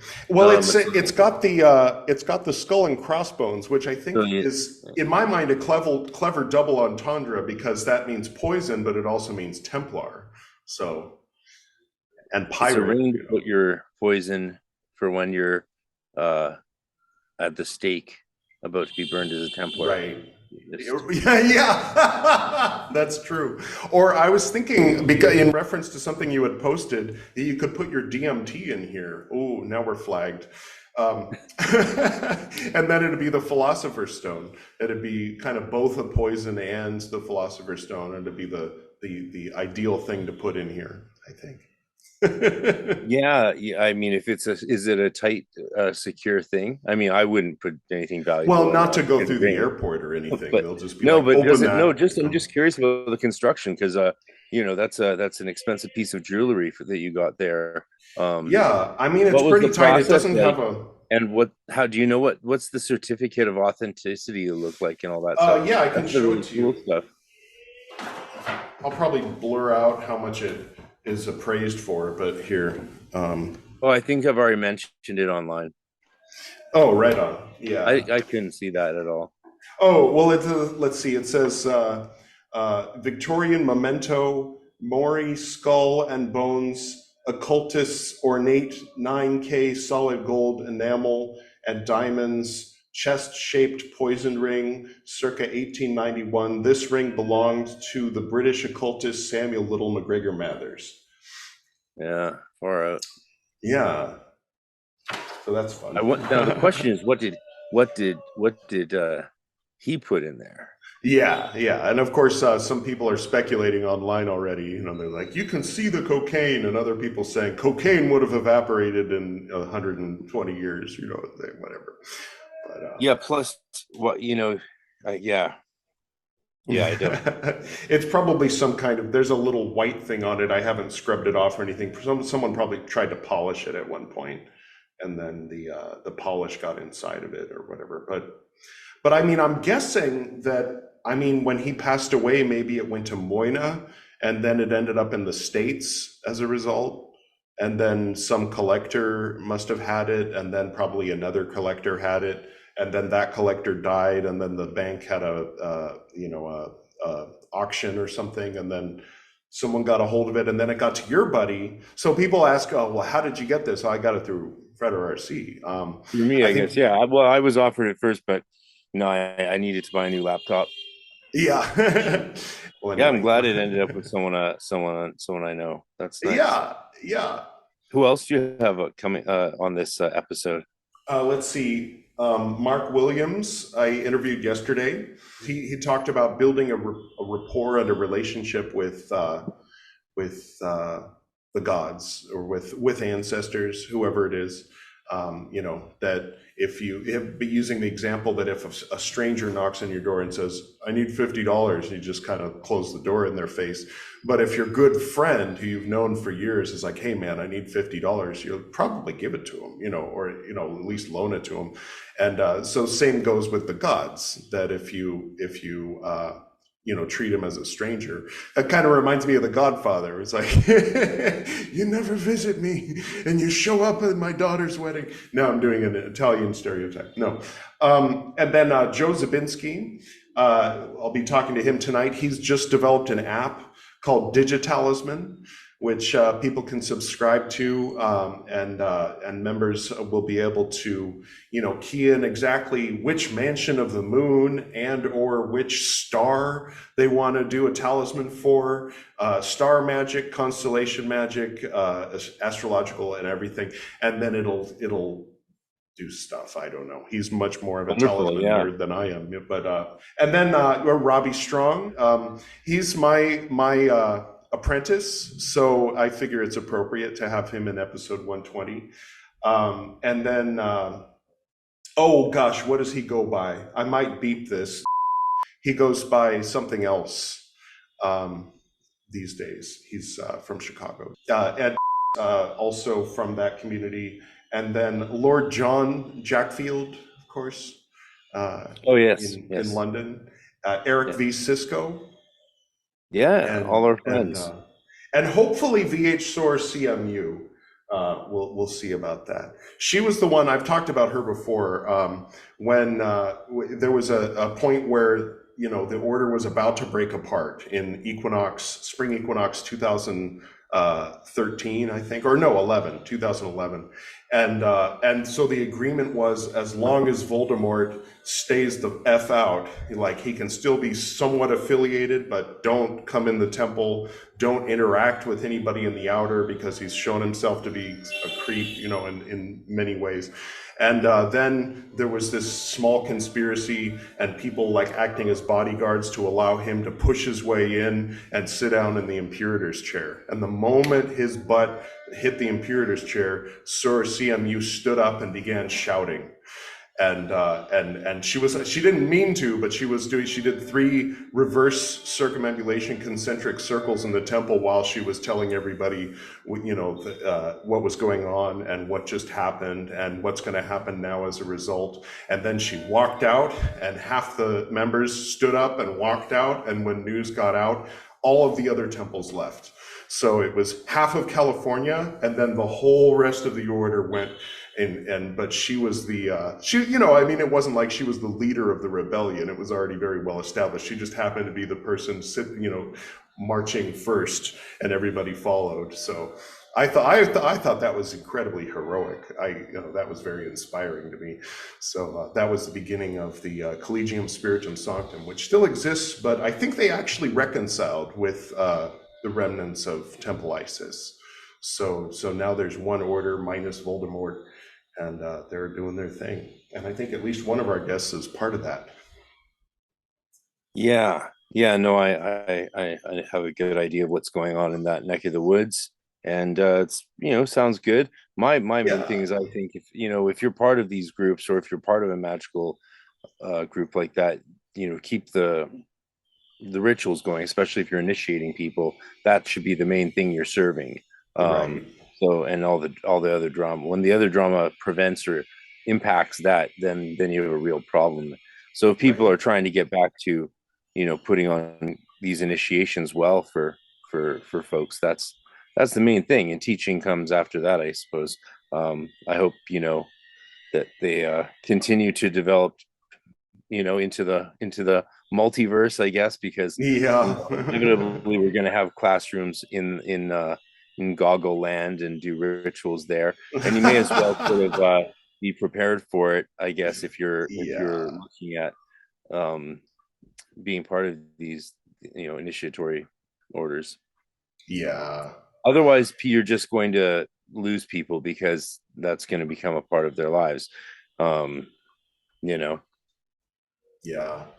It's just a shame when people, I went through it in my own way, the community you're in gets smaller and smaller, and if it's sort of a toxic community, then you're always having to say goodbye tearfully to people. And if it's got that classic cult thing where you're not allowed to talk to adepts who leave, you remember that, right? Well, we were like, when we were the first breakaways out of the order, right, is our temple under me as imperator, and I wrote that letter to all you guys called, I think Texas went first. That I fancifully titled, Texas, they might have. We were hemorrhaging. All the adepts who were there when you and I were initiated, pretty much all of them left above us, except for 2. When I left, you and me were 4th and 5th from the top, essentially. Right. And I was that was the sorry state of things. And we had been adepts for less than 3-4 years. And that was how shaken things were. I think there was only 11, 12 other adepts when I was initiated. And then we grew up to over 20 during those next few years. And then Voldemort kept being Voldemort. And, people eventually learned their lesson, 9 years after that, 13 years after that. But hey, you got to have some really special Eucharist that the rest of us didn't get to have. So that was some developments. So the tragedy is losing all your people, losing your friends, and all that stuff. When he left, I knew there was California, a problem. The second that I was told, I knew, it's the second I was told that if my mom and sister ever left the order, I would never be allowed to speak to them or see them again. Then I knew there was a problem. What boggles me is that the order continued for a decade long after that, after shit like that was going on, that Voldemort was still given all this power to abuse and rob people. We had already, in the boiling frog example, we were already boiling. And so, the thing that would always be the talk of the town in Southern California was, oh, you think it's bad now? You should have been here a few years ago. It was much worse. And it was like every year it got a little better.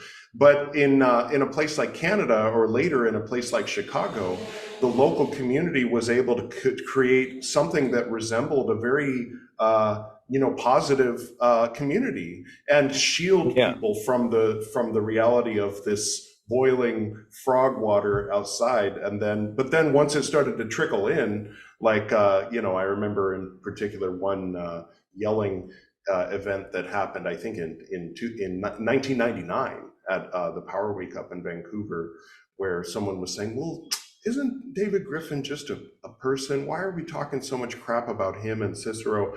And then Voldemort yelled back, because we're defending the true lineage of the, whatever the bullshit was. And then he was just sort of shocked. And then I think a few people left right after that lecture. And then there was another one in well, 2001. I can definitely see that, especially if he's took a shot of Cicero, because back then he was our enemy. Yeah. Not as far as not to my knowledge, I guess. Maybe some people saying that. I think he reeled in a lot of little groups of people into some weird idea or plan, like or like sitting outside Nineveh's basement door, like spying through his window. And when I found that out, I was like, what are you guys doing? Like, that's insane. That's the most insane thing ever. And then right after that, left to go, do his thing in Montreal. But was really the one pushing for stuff like that. It wasn't actually even Voldemort pushing for stuff like that. It was and so like certain kinds of minds attract these other little fucked up head brains. The way I remember it, at least from name of fidelity, from down in California, the way I remember it was Voldemort would come on and call everyone a bunch of wimps, for not doing anything real and for only doing magic, and then would respond, well, I got a baseball bat, I'll go break his knees, so it was sort of like he pushed this and then was like, don't call me a wimp, you're the wimp, I bet I can get you to backtrack a little bit. I remember that. Why don't I go shoot him in the head, well, don't break his knees, and so then, who's the wimp here, Yeah. and now that guy runs Zaleski's order. The cream rises to the top. Oh man, and he's got his gold thing happening. Well, we won't talk too much about him.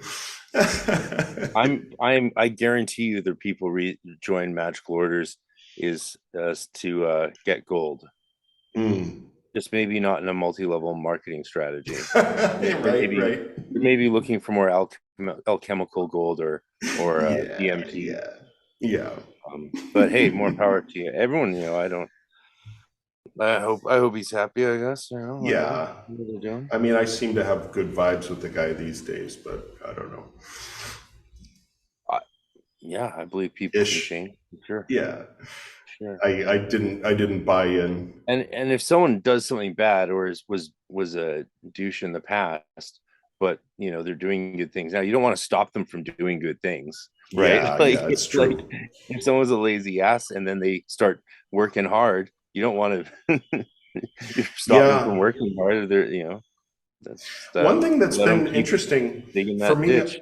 I've been reading the old Tipitaka, the oldest Buddhist scriptures about when he was walking the earth and making the rules, and so it's been very eye-opening in a lot of ways. I mean, in some ways, it's kind of like heroes falling, like because he was a bit of a chauvinist and he didn't really seem to come up with anything better than "I'm guru, you're disciple, you do what I say, or I'll kick you out."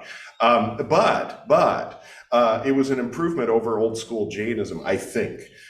In that he established a set of rules and then let the community go on its own and gave people 90% freedom.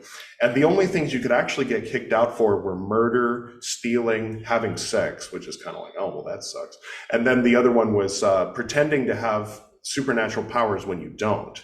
But if you showed off your supernatural powers to try to get extra food or something, and you actually did have supernatural powers, you didn't get kicked out. That was a lesser offense.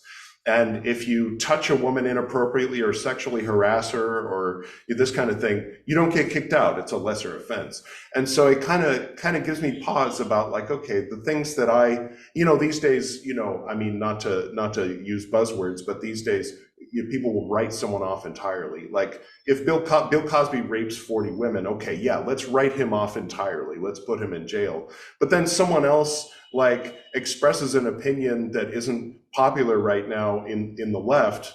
Okay, well, let's destroy their career. And well, it's like, is that really necessary? Like there should maybe be some shades of gray. Like there's greater offenses and lesser offenses, and the offense for lesser offenses shouldn't be death or shouldn't be being kicked out or completely ostracized from the community, perhaps. I mean, it's given me food for thought. Yeah, well, how many times did Jesus say we should forgive people? 7 times 70. Or and he said more than that, but anyway. So we got what, 8 minutes? 7 times 70. Well, anyway. No, he goes on to say like more than that, and 770. Okay. He keeps right. It's a figure of speech technique. like when they used to say thousands, they meant what we mean when we say trillions. Yeah. I think the point was just that you should forgive because God forgives you. I think that's the theological point there. Yeah. It's not that there's a limited amount, but forgive, but perhaps we also don't have the let line them judgment alone is not with children. Yeah. Well, I mean, there's a difference between sort of, I guess, judgment and justice. Right. Like in a just society, we can only allow some things and other things we can't. But that's more of a moral question than an ethical question of good and evil. It's more you broke the rules, you gotta pay the price. That's the game we're playing, because this is it's a negotiation life. It's a game of sorts, and it only works if the rules work. Followed. Well, let's see. You've got Magic Without Fears rocking. I see a new episode coming out. Yeah, the Hermetic podcast. Oh, it's called the Hermetic Podcast now. Well, it's called Magic Without Fears Hermetic. Right. Okay. Podcast. Hermetic podcast used to be in quotes, but then Magic Without Fear Facebook banned. This whole metaverse thing's not going to go very well if you can lose if they just ban different aspects of you willy-nilly for no reason, or because competitors send their minions on you to mob flag you, which always works, or it doesn't work. It never works. So I had to create a new URL because I couldn't post Magic Without Fears anymore. So luckily Hermetic Podcast was there, and so now I have to use sort of a mixture of both, which is really inconvenient. It makes no sense, but wow. The bullies rule the internet for the time being. Yeah. Gosh. Just do what you're told. You'll own nothing and be happy. The podcast is fun. I haven't been doing it much anymore because I've been working on serious books. So good.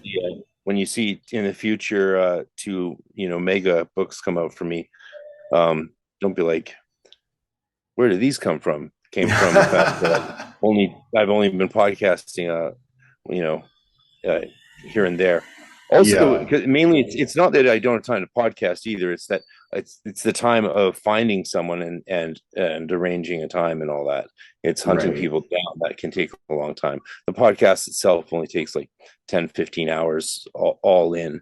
Now that I'm doing like snippets, that's going to go up to about 20-25 hours probably of time it just takes. But then you add finding guests, and heaven forbid if they want you to read a book first.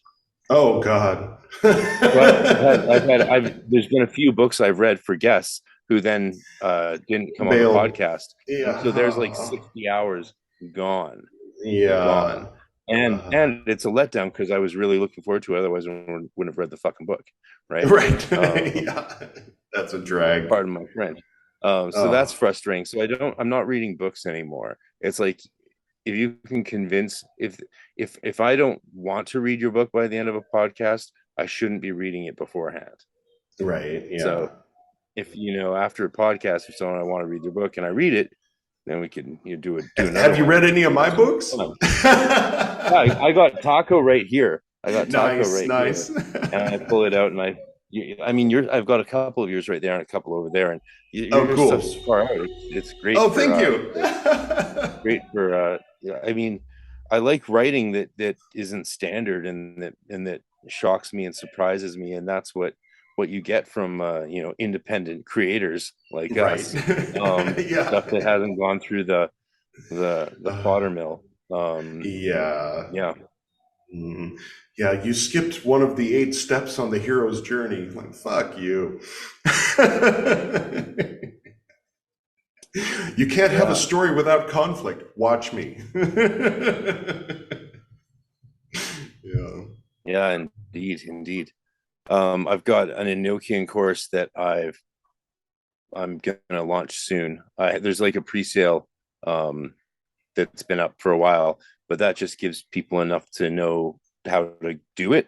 Whereas the new content that I'm about to add to it is great. One of the great things I do with my courses, if you get them like early on, you keep it all the upgrades, and you don't have to, as I add to them and stuff. So that's been a lot of fun. Also, like, structuring things when you study something to the extent that you could explain it in such small basic steps, it's sort of a profound and sort of psychedelic experience, because you're looking into such detail of things.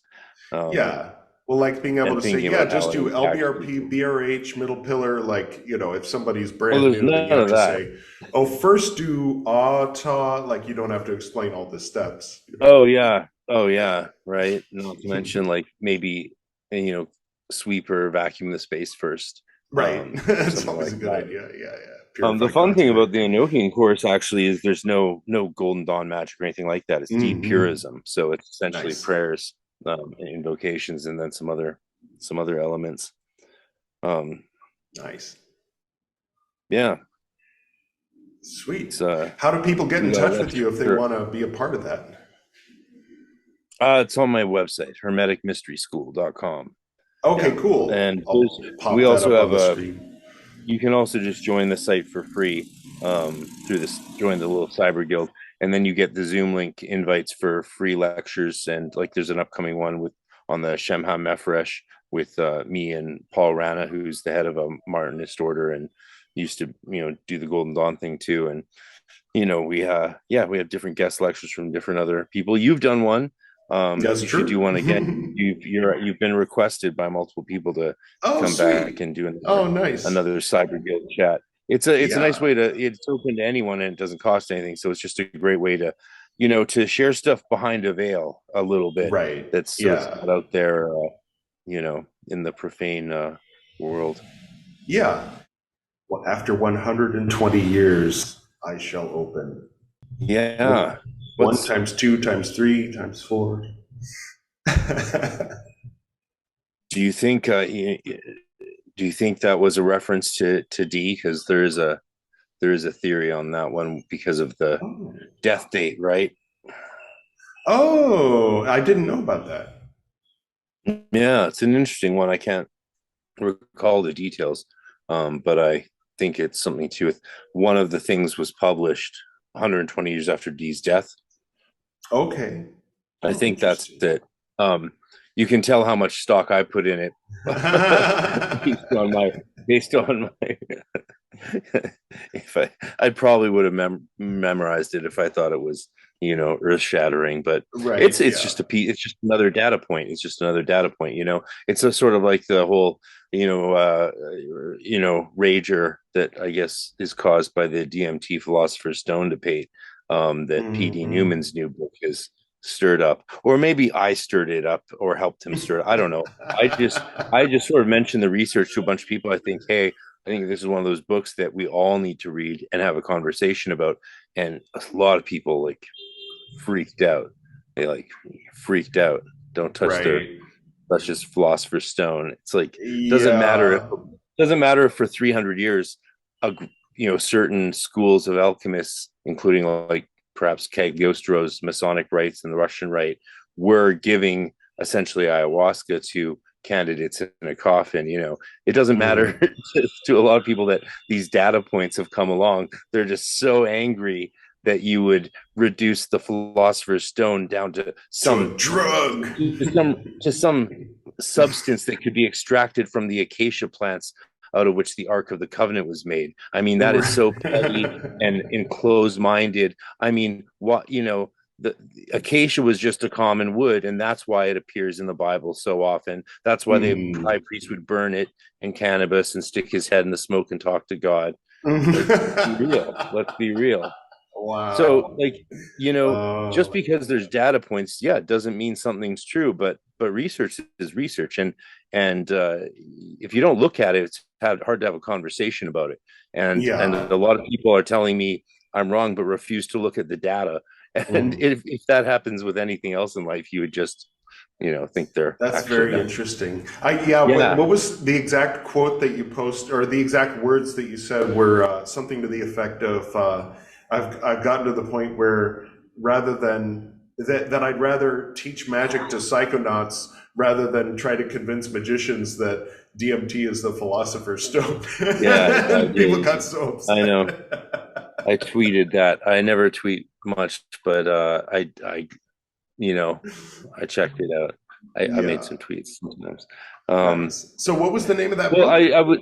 I think The Angels in Vermilion, the Philosopher's Stone from D to DMT.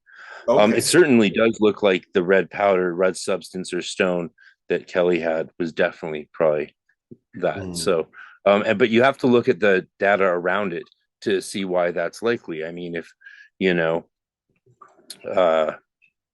just there's no point really debating it until people look at the same facts.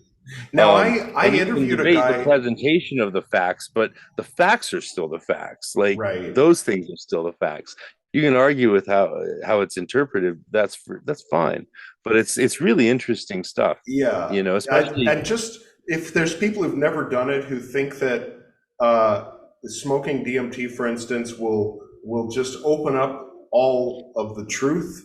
It's not exactly like that, because there is one guy that has done that several times, and he's convinced the world is flat.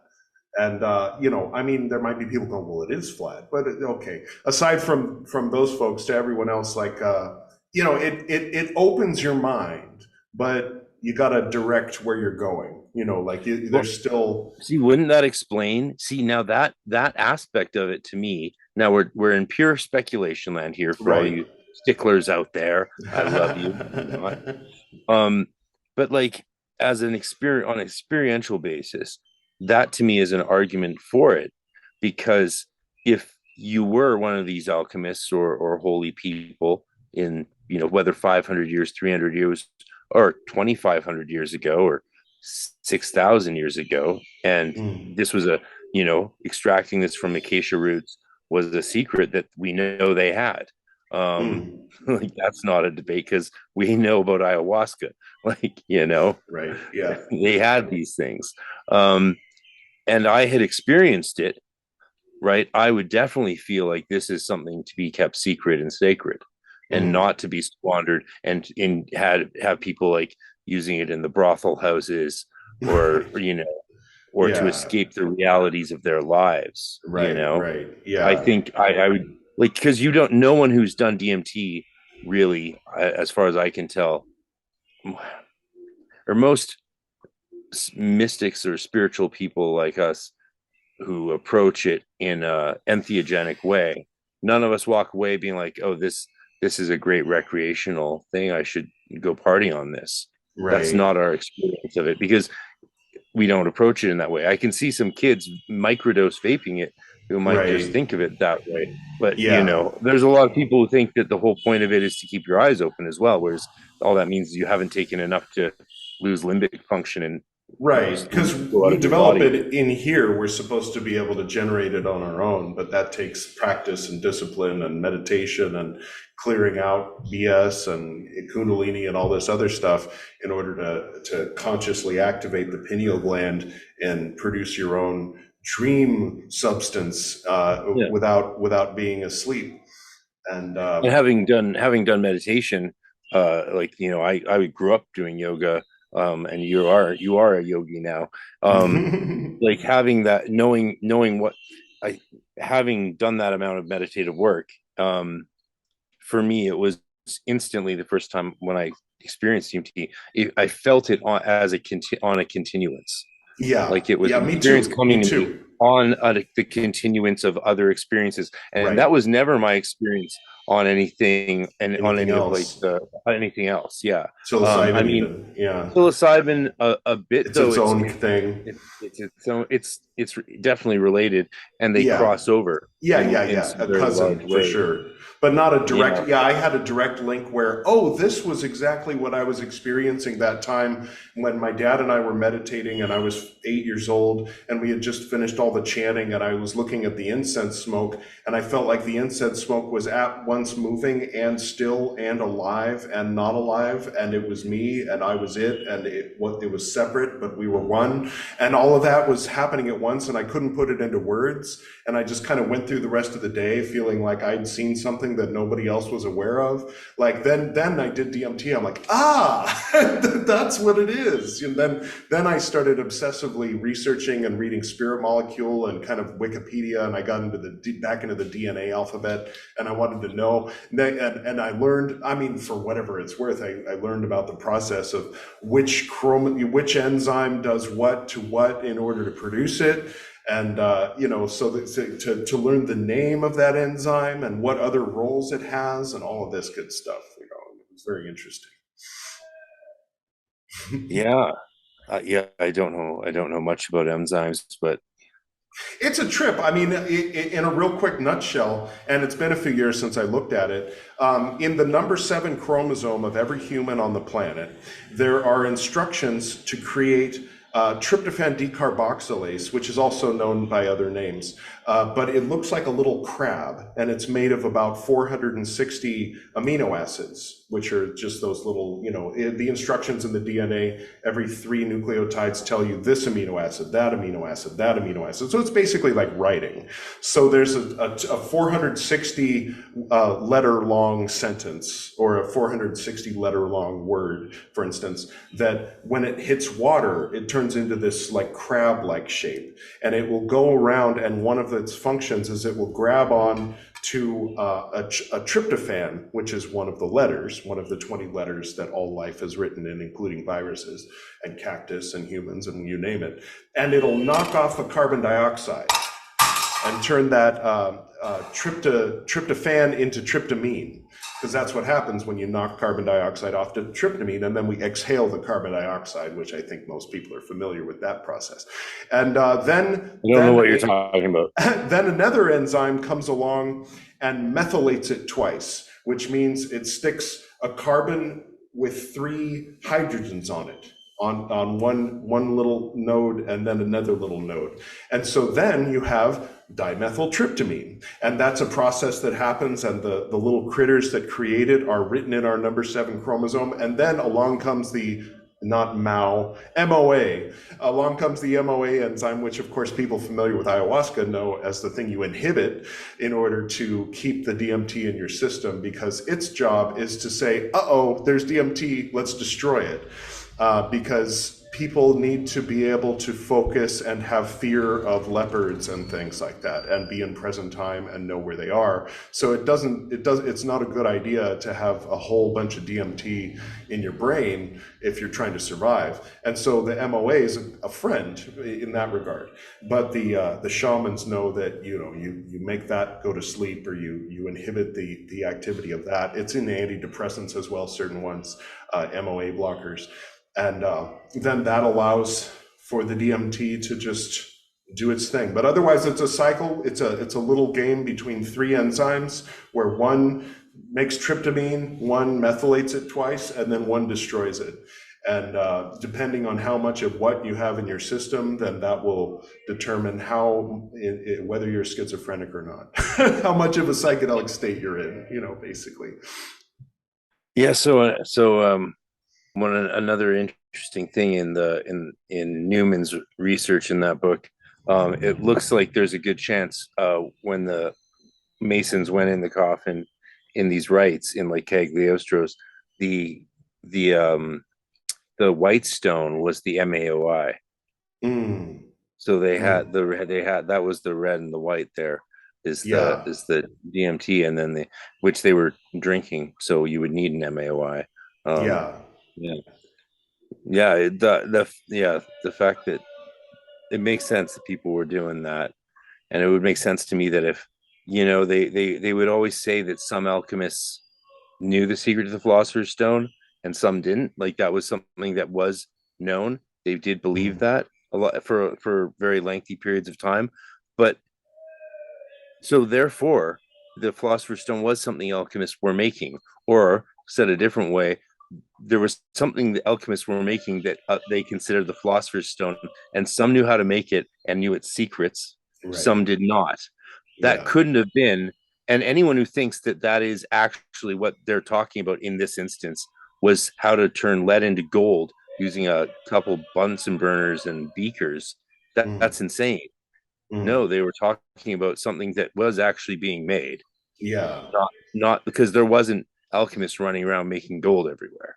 Right. Yeah. We would have evidence because they didn't understand the terms. They didn't understand the symbols and metaphor. What's the word? The code, the cipher. They just go trying to get some lead, do this, and then why does this hurt my throat? Like that. But I was using passion flower leaf tea as an MAO inhibitor, and I found that just doing the I hesitate to use the word Kundalini because so many people have such a firm and rigid definition in their own cult or ideology of what that means and what that is. And if so, again, if you claim that it's something that causes the pineal to release DMT, then they'll say, that's demeaning the Kundalini. The Kundalini is a spiritual thing. So you run into the same thing as you run into when you say it's the Philosopher's Stone. But if when you activate your perineal and you do certain breathing, and then your third eye kind of awakens, and you get that that space, and you kind of see auras. I noticed that after drinking passion flower leaf tea, that lasted longer. So I was doing a little bit of experimentation while I was at work in my cubicle at Screen Actors Guild, and, sitting there waiting for the phone to ring, but I was also doing, and then when I would get that gong, that instead of going, it was like, the way I put it was, it's like the difference between putting your foot on the pedal on the piano and having your foot off the pedal. That normally when the MAO is doing its job, it's like the foot's off the pedal. So you get that gong, gone, now you're back. But if you put your foot down on the pedal, it goes gong, and it stays for a while. So yeah, MAOI can be used without any DMT, and then you just use your endogenous, is that the word? Your natural DMT. I still think like just meditation one, like focusing on a point is a great way to do it. Like, one of the reasons I love teaching the basics and introductory stuff, for so many decades, and don't mind going over it is because I think that I took the lessons of fundamentals to heart. The idea that, you can show a magician a wide variety of techniques and teach them a wide range of skills. But no matter how many different techniques and how many different structures you know how to work with and use, it's still these fundamental abilities and skills and that are going to determine how well you do those things. Right. So it's no joke, and you can achieve tremendously psychedelic states just doing meditation one, focusing on a point, staring at a wall and focusing on a point. I mean, a lot of Zen does that, right? Very powerful Zazen, and you know. Yeah, It kind of does it on its I own. did a lot of that. I think if people are looking for a psychedelic state, that they'll have trouble finding it. But if people are actually letting go of any grasping or intention or desire or expectation, then they will find the psychedelic state. But that not to say that it's the goal. It's sort of a side effect, I think. I mean, it's when we're keyed in, we're locked into this material experience. Not even the material world. My dad used the phrase "flesh place," because it's not exactly the physical universe. It's the physical universe seen through the senses of an organism. So it's a particular experience, and it's less than 5% of the universe. Right? Yeah, yeah. It's very small on the surface of a speck of dust, and. But then when we disconnect, we start to disconnect and go astral. That's psychedelic. That's what psychedelic is, kind of.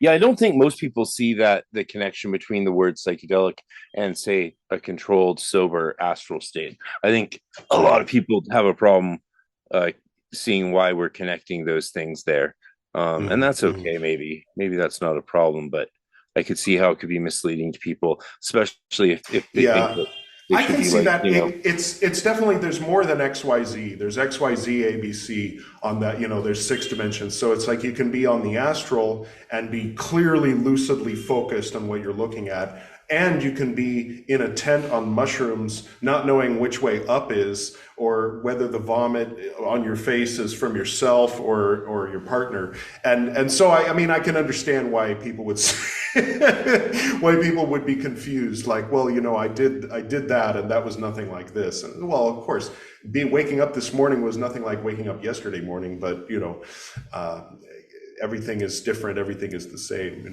Both statements are true. Yeah.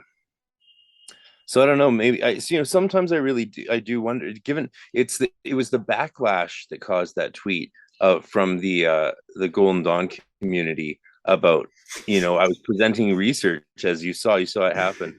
And like, it's so crazy. Like, it's so crazy how people just, they think that you believe.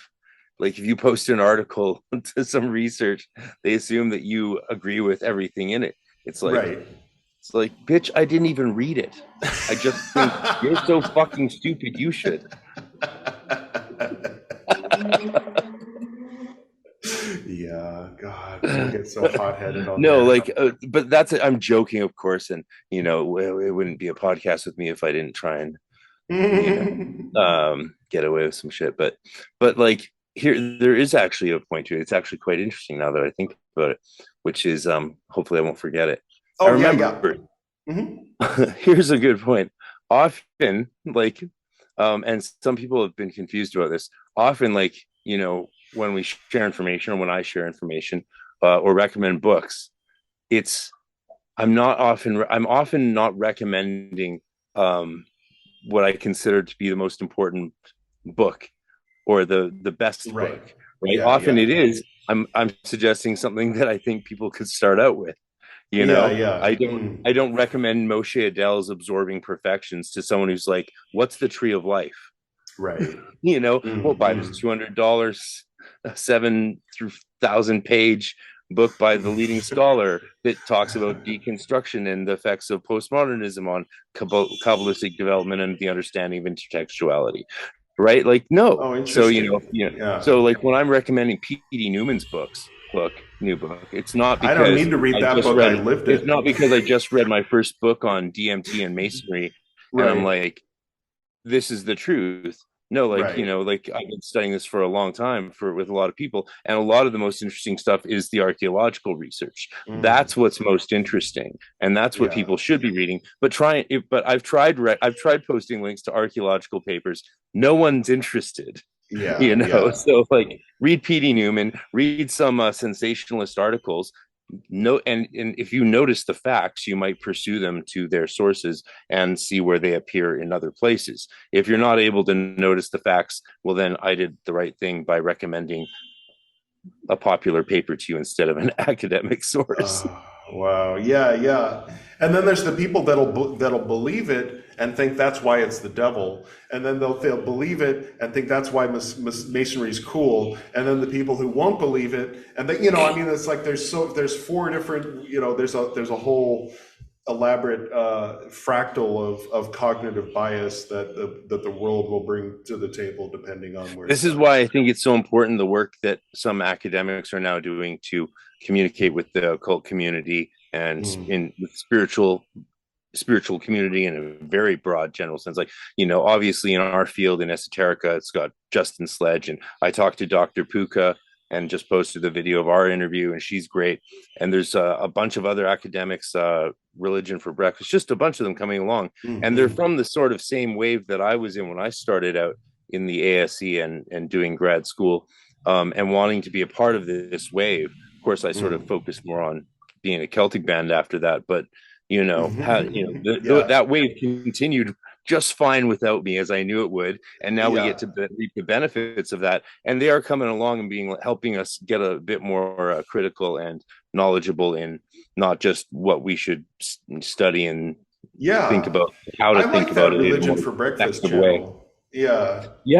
Excellent. And the fact that these channels have created these audiences has paved the way for the community as a whole to really start to dialogue about some major issues. One of the things Dr. Puka was talking about was the fact that more spiritual practitioners in what they would call new religious movements, or even like yoga, or your syncretist, Golden Dawn adept, Buddhist, ninja yogi, hippie, keyboardist, poet, like you're just you're the taco and the burrito all in one. And she said that they wish these academics, and not just the fringe ones, would wish that more alternate spiritual communities, from crystal healing to you and me, would use the word religion for what we do, because she said it's a social actor.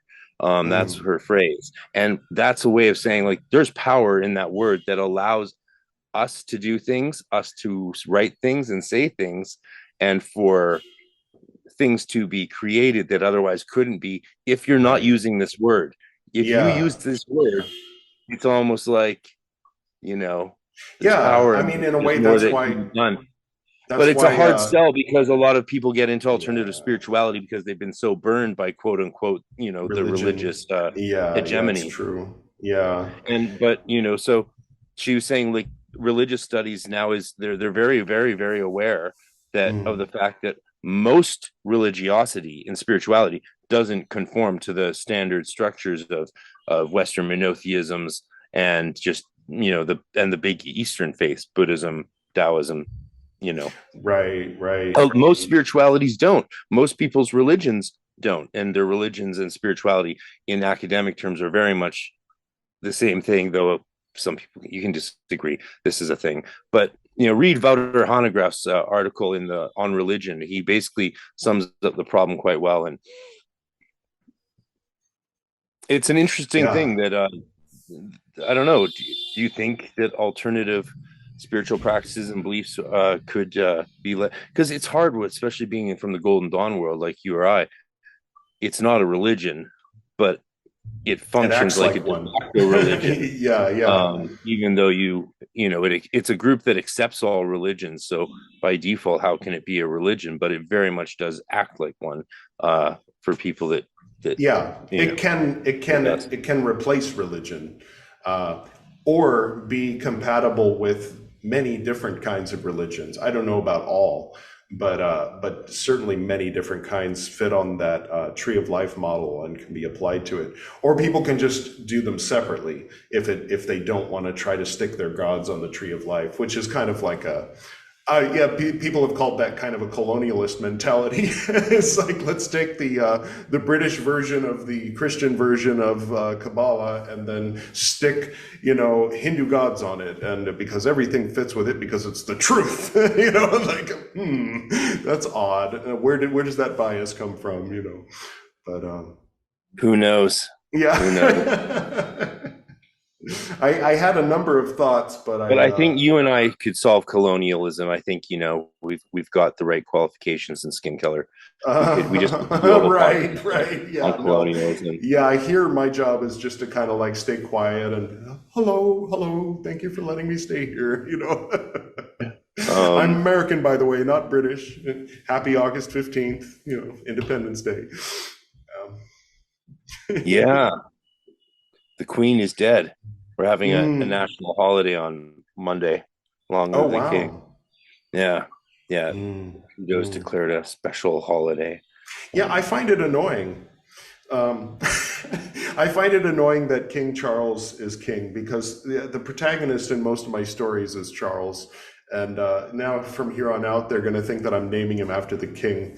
But in reality, he's named after me. My middle name is Charles. I was named after my great uncle, Charles Edward Reed. My dad thought it would be clever because on my mom's side, my grandpa was Edward, and he has an uncle, Charles Edward. So he thought, let's reverse the Charles Edward, and then he's named after his mom's side and his dad's side. But what he didn't know was Charles Edward Reed's grandfather was Charles Henry Reed. So I'm named after I have my own lineage of Charleses, but yeah. I love it. Yeah. And people can get more of your quirky family history and its manifestations in your books. Yes. Go get his books. I'm selling his books on his podcast. Oh, thank you. I love it, man. I hope to get over to India one day in the future and have some fun with you guys there. Oh, yeah, there's a lot to do. There's many states, and they're all very different. I went to Sikkim and Darjeeling a few months ago. It was like a really interesting, I don't even know. I couldn't do it justice in a sentence, but I'll try. It's like Nepal and Tibet on a British colonial period mountaintop in the snow. I mean, you know, you have to be there. You know, it's like wow, this is incredible. So of course, Pio and I fell in love with the place and decided we wanted to live there. So we started searching for houses for sale and properties for sale. Zero, because everybody who owns property there is not dumb enough to sell it. Because it's so beautiful. It's just really incredible. In Darjeeling, I mean, not Sikkim. Sikkim has a whole other story, but similar. Yeah, one day, man. One day I'm going to go somewhere where it's not unaffordable and, you know, settle down and buy something. Like, just because there's a lot of places. I caught some news thing about some town in the States where you can buy a house for like $3,000, because it's like, I mean, most people wouldn't want to live there, but it's like, hey, you can. Yeah. It's maybe like a town of 18,000 reduced to 700 just outside Pittsburgh, and it's like, it's cool to know there's still that stuff out there. There's options. Yeah, that's cool. Yeah, lots of places in Canada, beautiful wilderness if you don't mind -40 cold.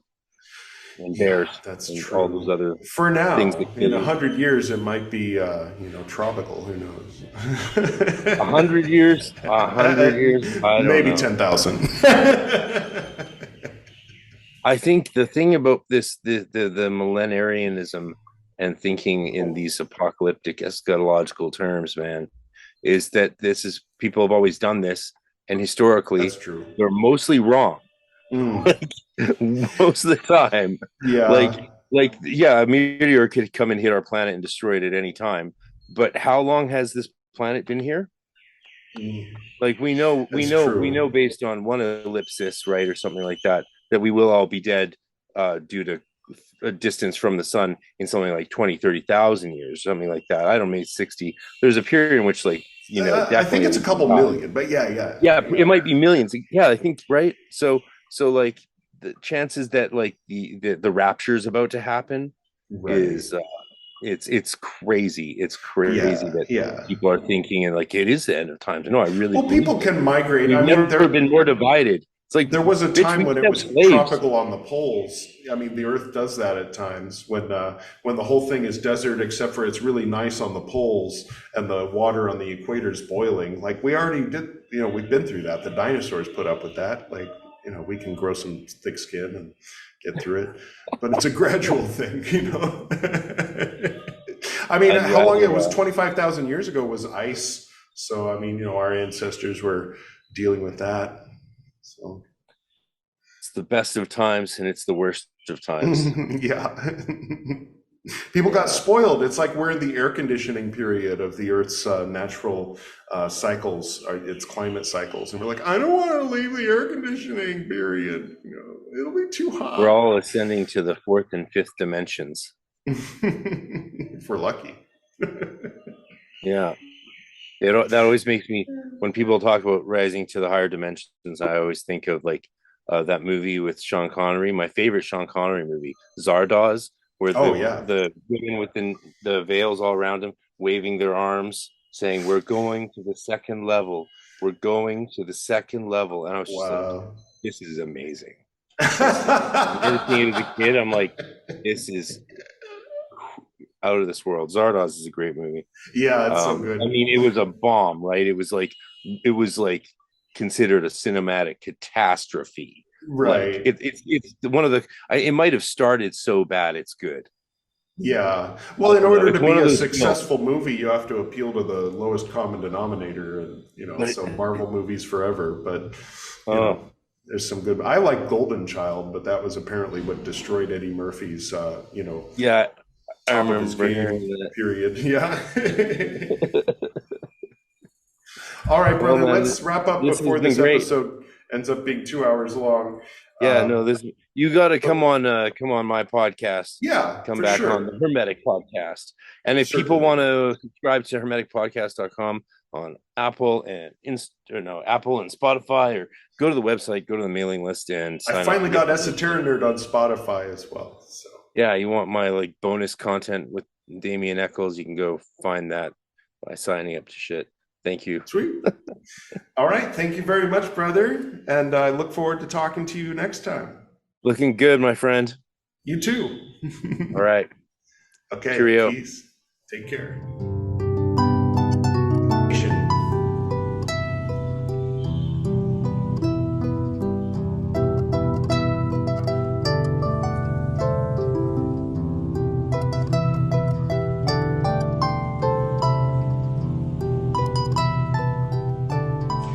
Thank you, very honored Frater RC. I look forward to the next one. I think that's like the 7th time he's been on the Esoterinerd podcast, but the number might be higher than that.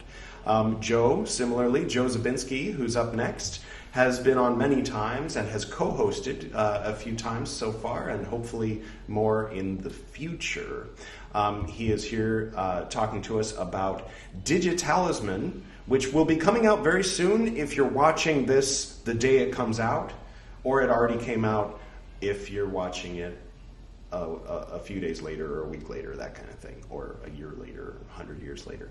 DigiTalisman, it's spelled like it sounds. Digit, talisman, overlap the T's, turn the 2 T's into 1 T. You know what I mean? Also, we'll be talking about paths of illumination in general, as well as some other subjects. Take it away, me and Joe.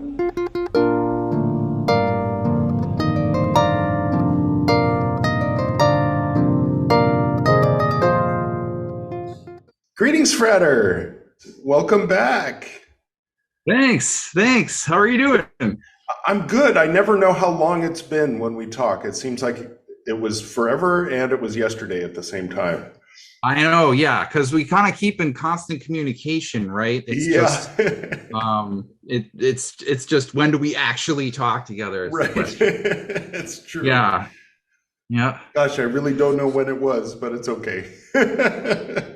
I don't know. It might have been months. I feel like it was months. I feel like last time was maybe, yeah. Did we co-host something? Yeah, I think we did. Mm-hmm. Well, anyway. That's right. So how have you been? I know you've been busy. Oh yeah. Yes, very busy. Yeah. So getting DigiTalisman up and running. It's funny. DigiTalisman. Yep. So this is the first product that I've launched myself. I've participated in many launches, but I've never just run the whole show from beginning to end. Nice. And it's like, those sorts of things, they happen in stages. right? Like, it can be very, very regimented, like you have to get a preview version of the app up, and then you have to test it on all the devices, see how things are working. Okay, if something doesn't work, then you have to work that stuff out. Even Explorer. What's that? Not Explorer. Oh, who cares about Explorer? Who cares about Explorer? If someone's using Explorer, they're probably not interested in this anyway. Yeah. Yes, right. Then they need deeper blessings than what DigiTalisman can do. Yeah. They need first seek ye the kingdom of Chrome. Yeah. Yeah, or even it'll run on everything. It'll run on anything modern, But there's whole pieces of technology that Explorer doesn't even have. And you can get they're called basically they're just these sets of software that act as like giant splints or giant shims, right? So you can get like this stuff that like basically does the same thing, but it's like I didn't want to take the extra month to support Internet Explorer. I'll save that for later. I've seen the stats lately. I think there's only one small country in Africa where it's actually the majority of people using it. I forget exactly, but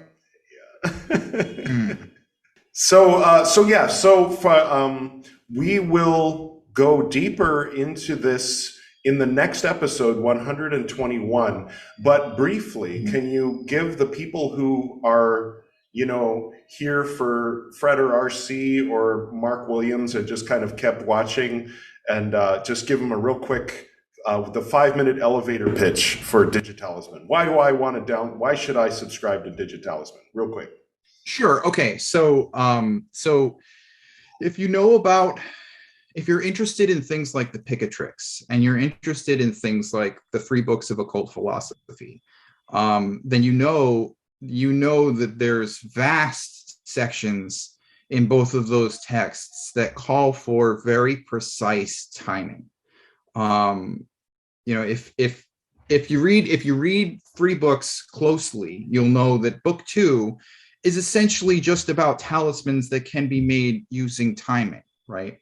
Book 2 is pretty obtuse, and you have to get into it to be able to see it, but it, the need for precise timing is everywhere in there. DigiTalisman is intended to alleviate that need, where if you want to make Picatrix style talismans, and you want to make Agrippa style talismans, it's intended to make that easier. Everything that DigiTalisman does can be done manually. And up till now, that's all that people have done. Like if you wanted to make a mansion talisman, for example, you would go to the effort of using existing astrological software to manually just look for the right time. So find the time when the moon is in the right mansion. Find the time when the moon is not afflicted. Find the time when the moon is ascending or culminating. But DigiTalisman is intended to help you with that step. Nice. So that's what if I'm doing star magic? Will it help me with that?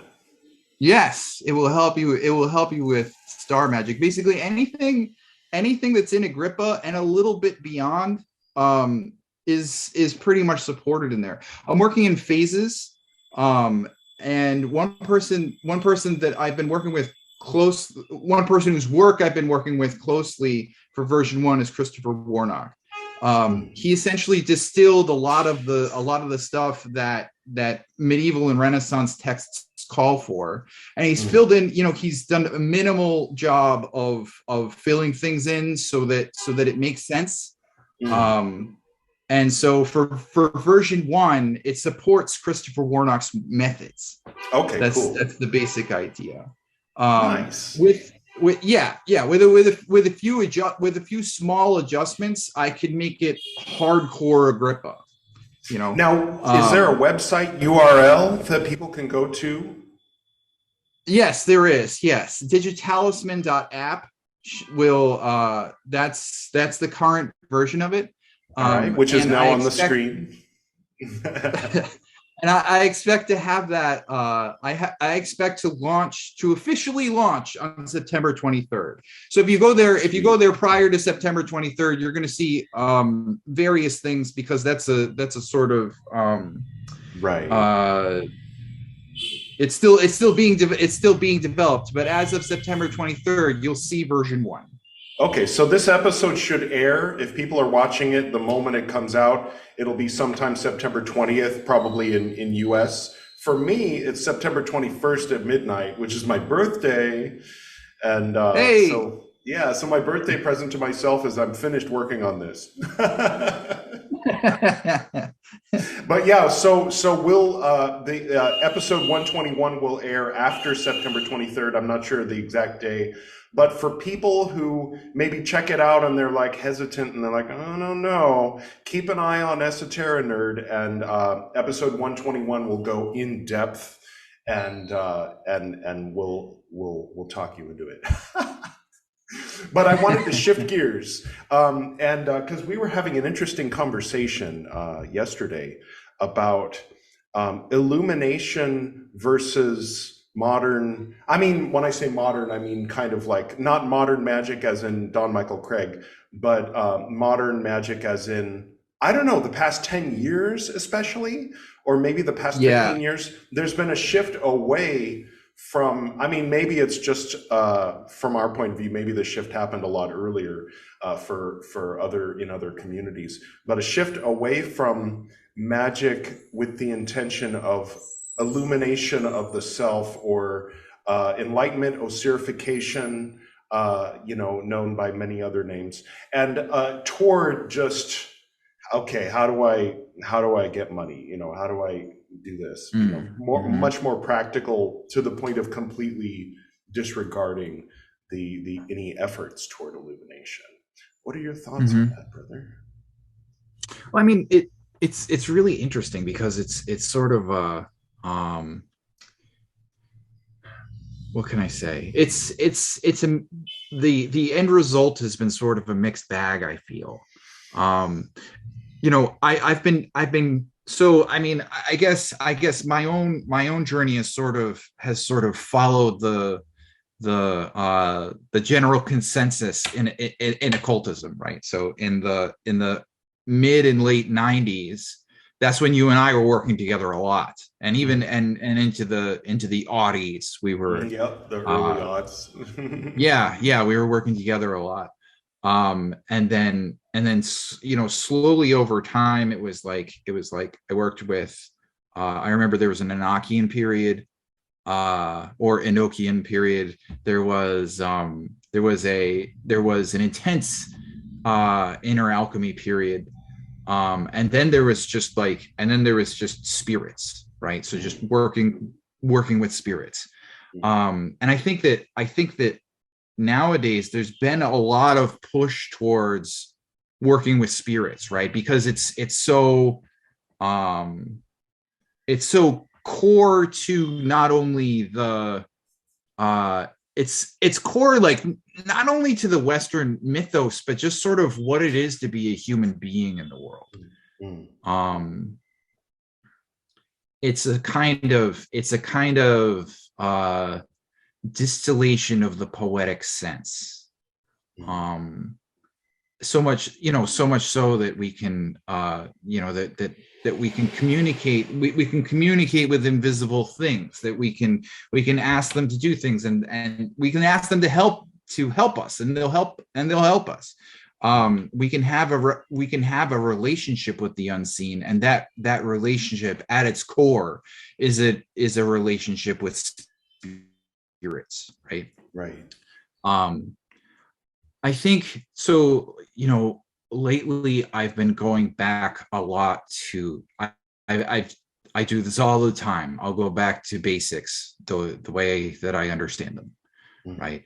and I've gone back a lot to prayer. And the reason for that is because for all the spirits that I've worked with, it, in a sense, the divine God is the ultimate spirit, right?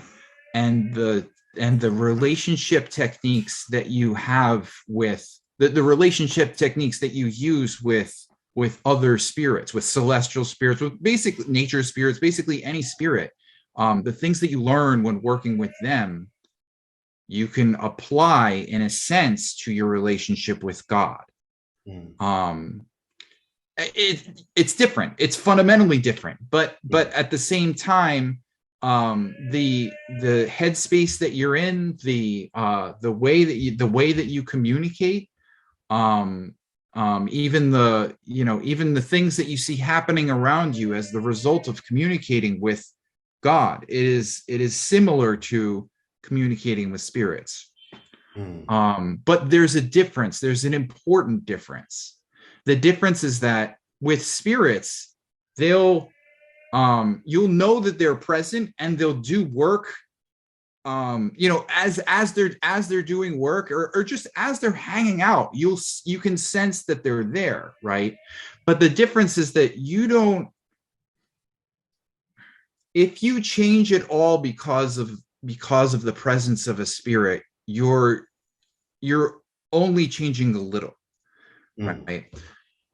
When you're in the presence of God, or even like in the presence of archangels, for example, they change you.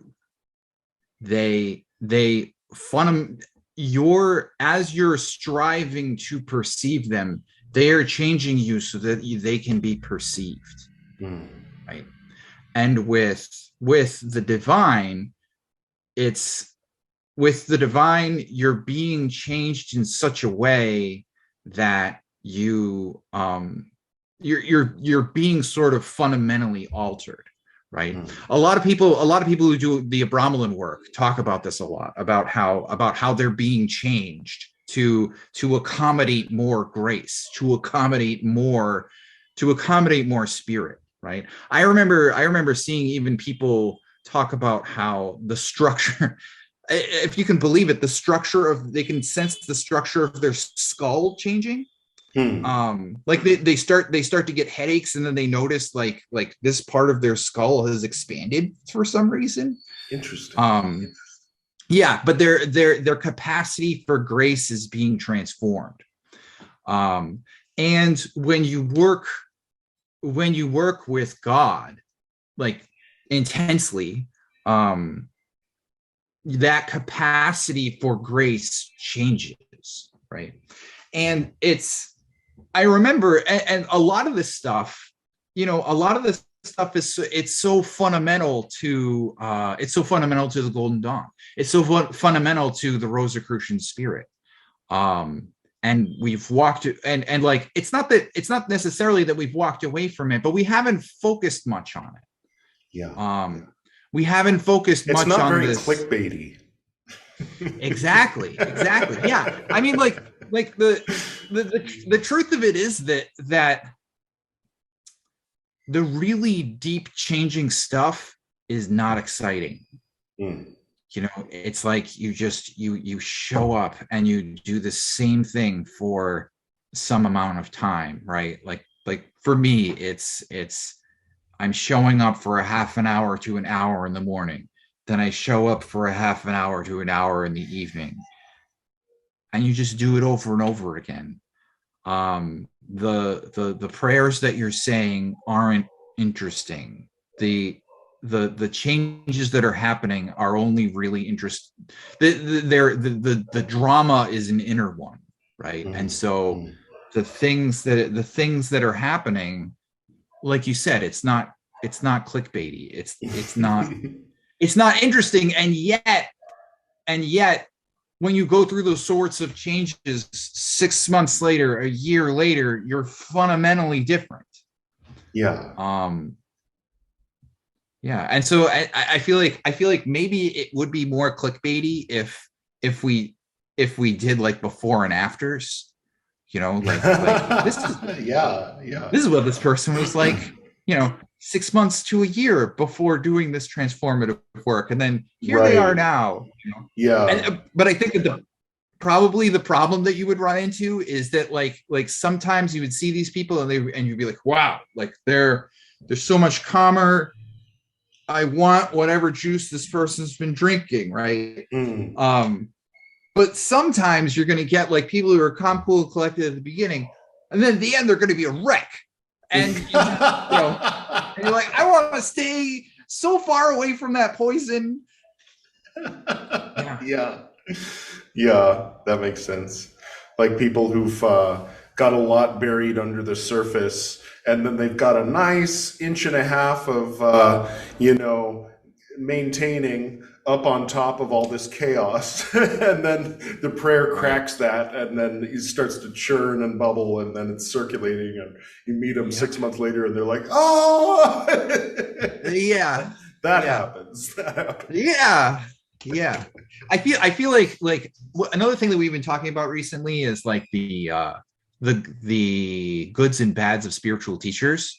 And like I honestly I kind of feel like going through the process of being a wreck from spiritual work and then healing from it is very important for a spiritual teacher to go through, right? Because then you know where that person is, and it brings humility. And I think humility is like it's a very important quality for a human being to have.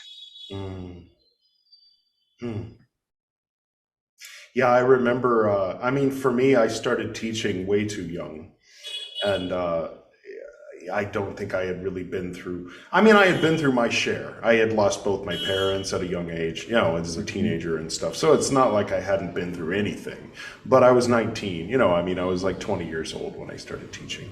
And then later, when I was probably about 33, I remember when there was so much chaos in the order, and maybe I was 34. Anyway, it doesn't matter. There was, you know, just schisms and infighting and you know, corruption and you name it. And I lost my temper at a student. It's the first time that had happened during class. And that was humbling. There was a student who was very much, well, basically what happened was there was a soror that was talking about her beliefs. And she was like, well, in my belief system, this. And another student who literally, he was a neophyte who was initiated the day before. And he turned to her and said, it's not about what you believe.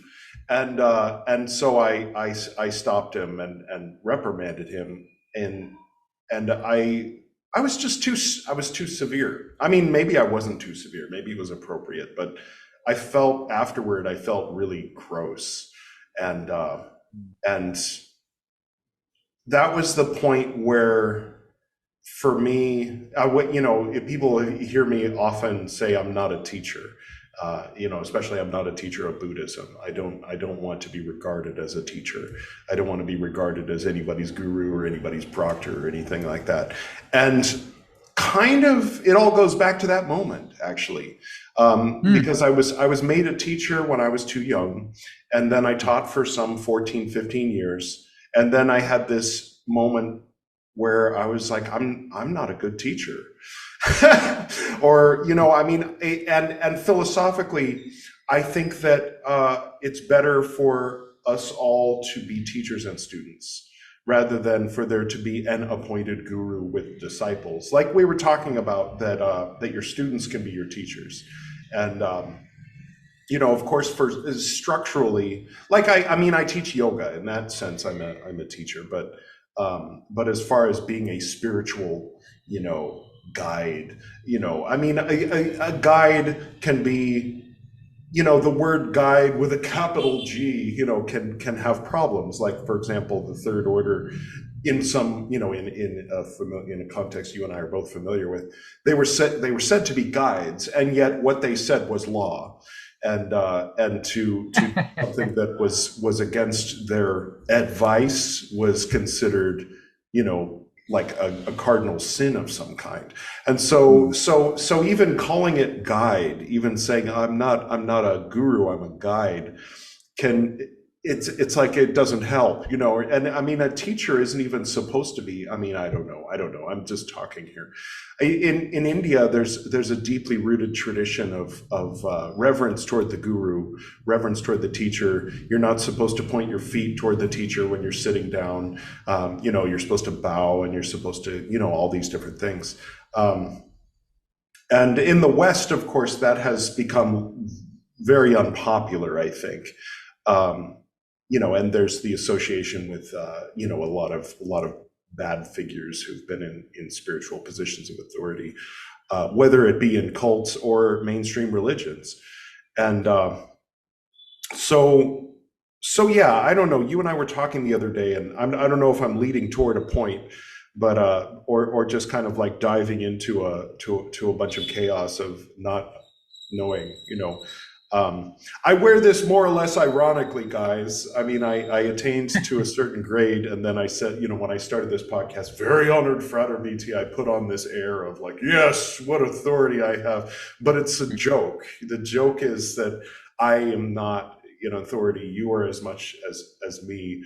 And if I wear a monk's robe, or, you're a monk, I'm a monk, I'm not a monk, you're not a monk, I'm not a teacher, you're not a teacher, I'm a teacher, you're a teacher. We're all teachers and students. I'm the chief adept of my own order, and so are you. You know what I mean? Like that's kind of where I'm going toward, but it always goes phew, phew, and people, it bugs me, and I wish it didn't bug me so much when I get random emails from strangers that are already talking to me like I'm their guru, or I'm a guru, and I just don't know. And it's like that Life of Brian situation, where if I reply saying, you have the light within you, you have the answers within you. That's so wise. Tell me more. You're all individuals. Yes, we're all individuals. You don't need anyone to tell you what to do. Yes, we don't need anyone to tell. Like worshiping a man who says, "Do what thou wilt shall be the whole of the law," or something. But I don't know. Those are not even. I didn't come to any conclusions. I just brought up a whole bunch of incomplete, unsolvable things, I think. But I feel like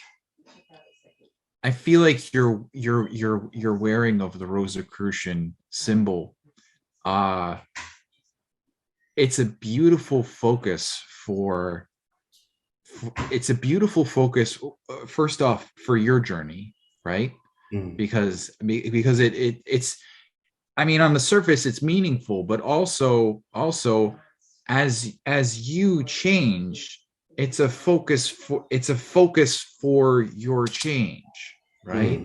I mean, it's like, and this is the way of all things in the long term, right? I don't mean death by that. That too. That's here. It's one of the petals. yeah. It's a beautiful symbol. It's a beautiful mandala. It's a beautiful guiding principle, and so it's like I wear it the way someone would wear the Raiders shirt or something. Like this is the team of support. What's weird is I had a sport metaphor in mind too.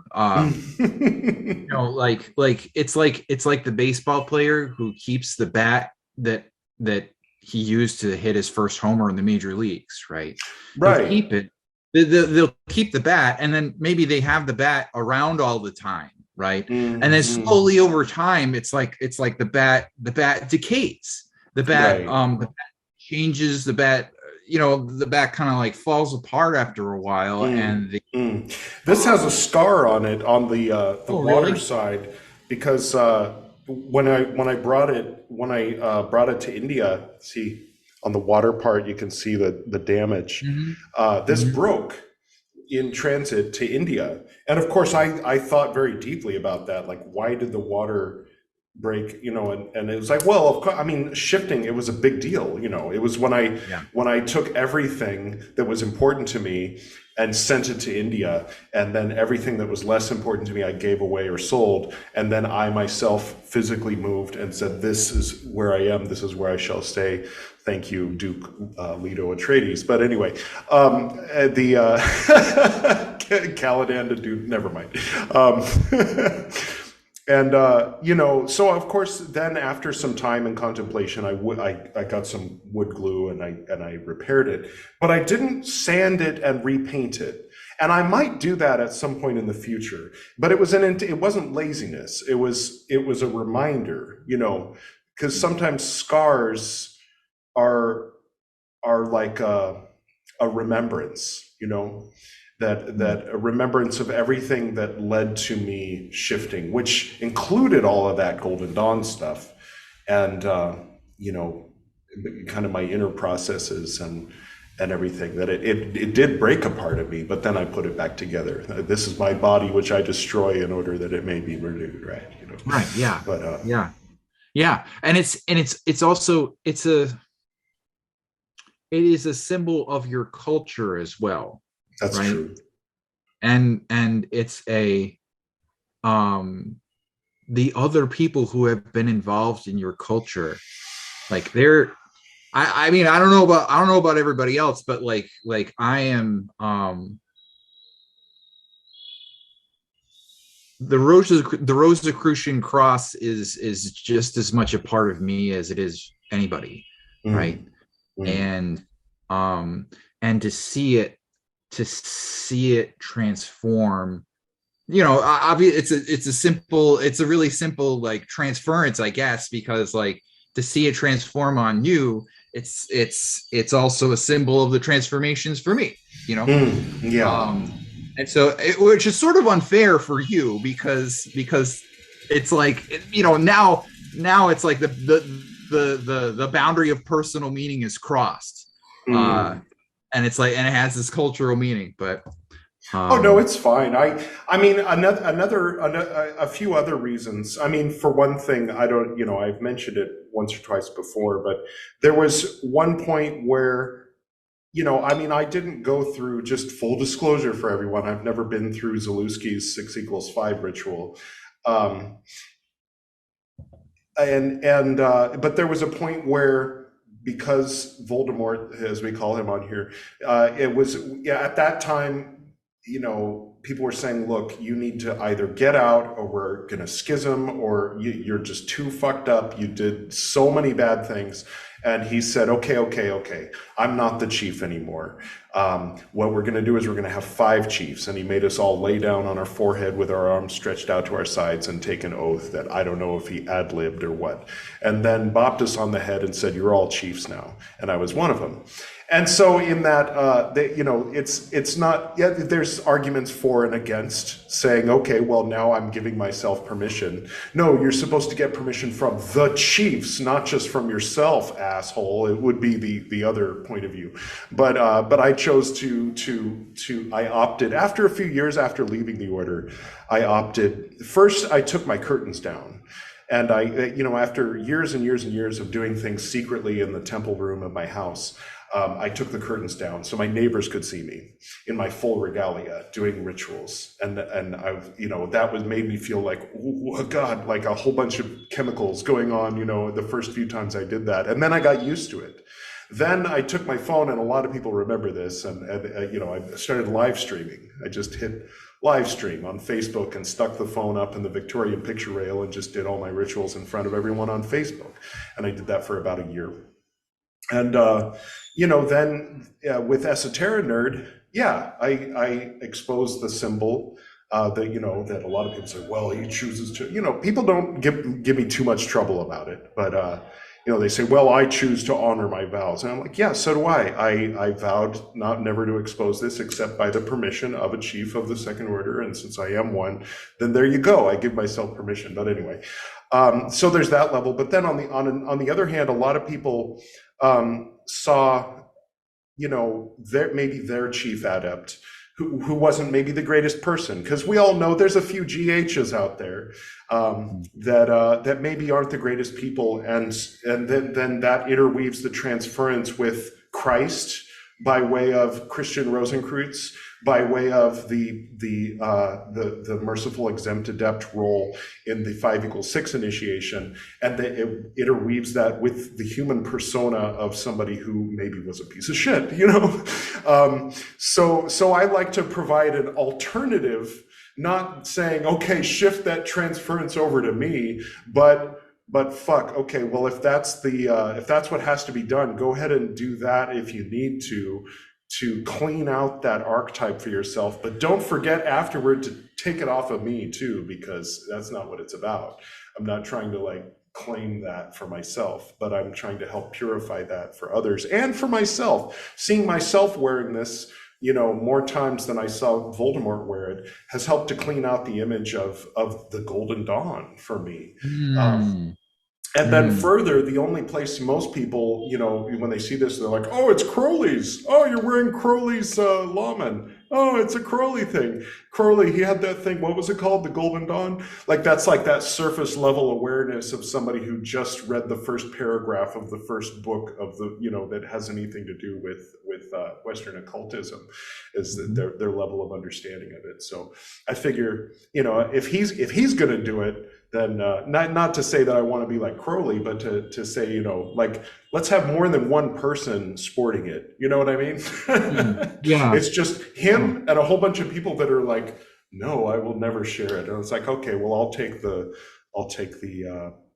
if there's to be a karmic lightning strike, let it strike me so that I can stand up there next to Crowley wearing my lawman in front of everybody.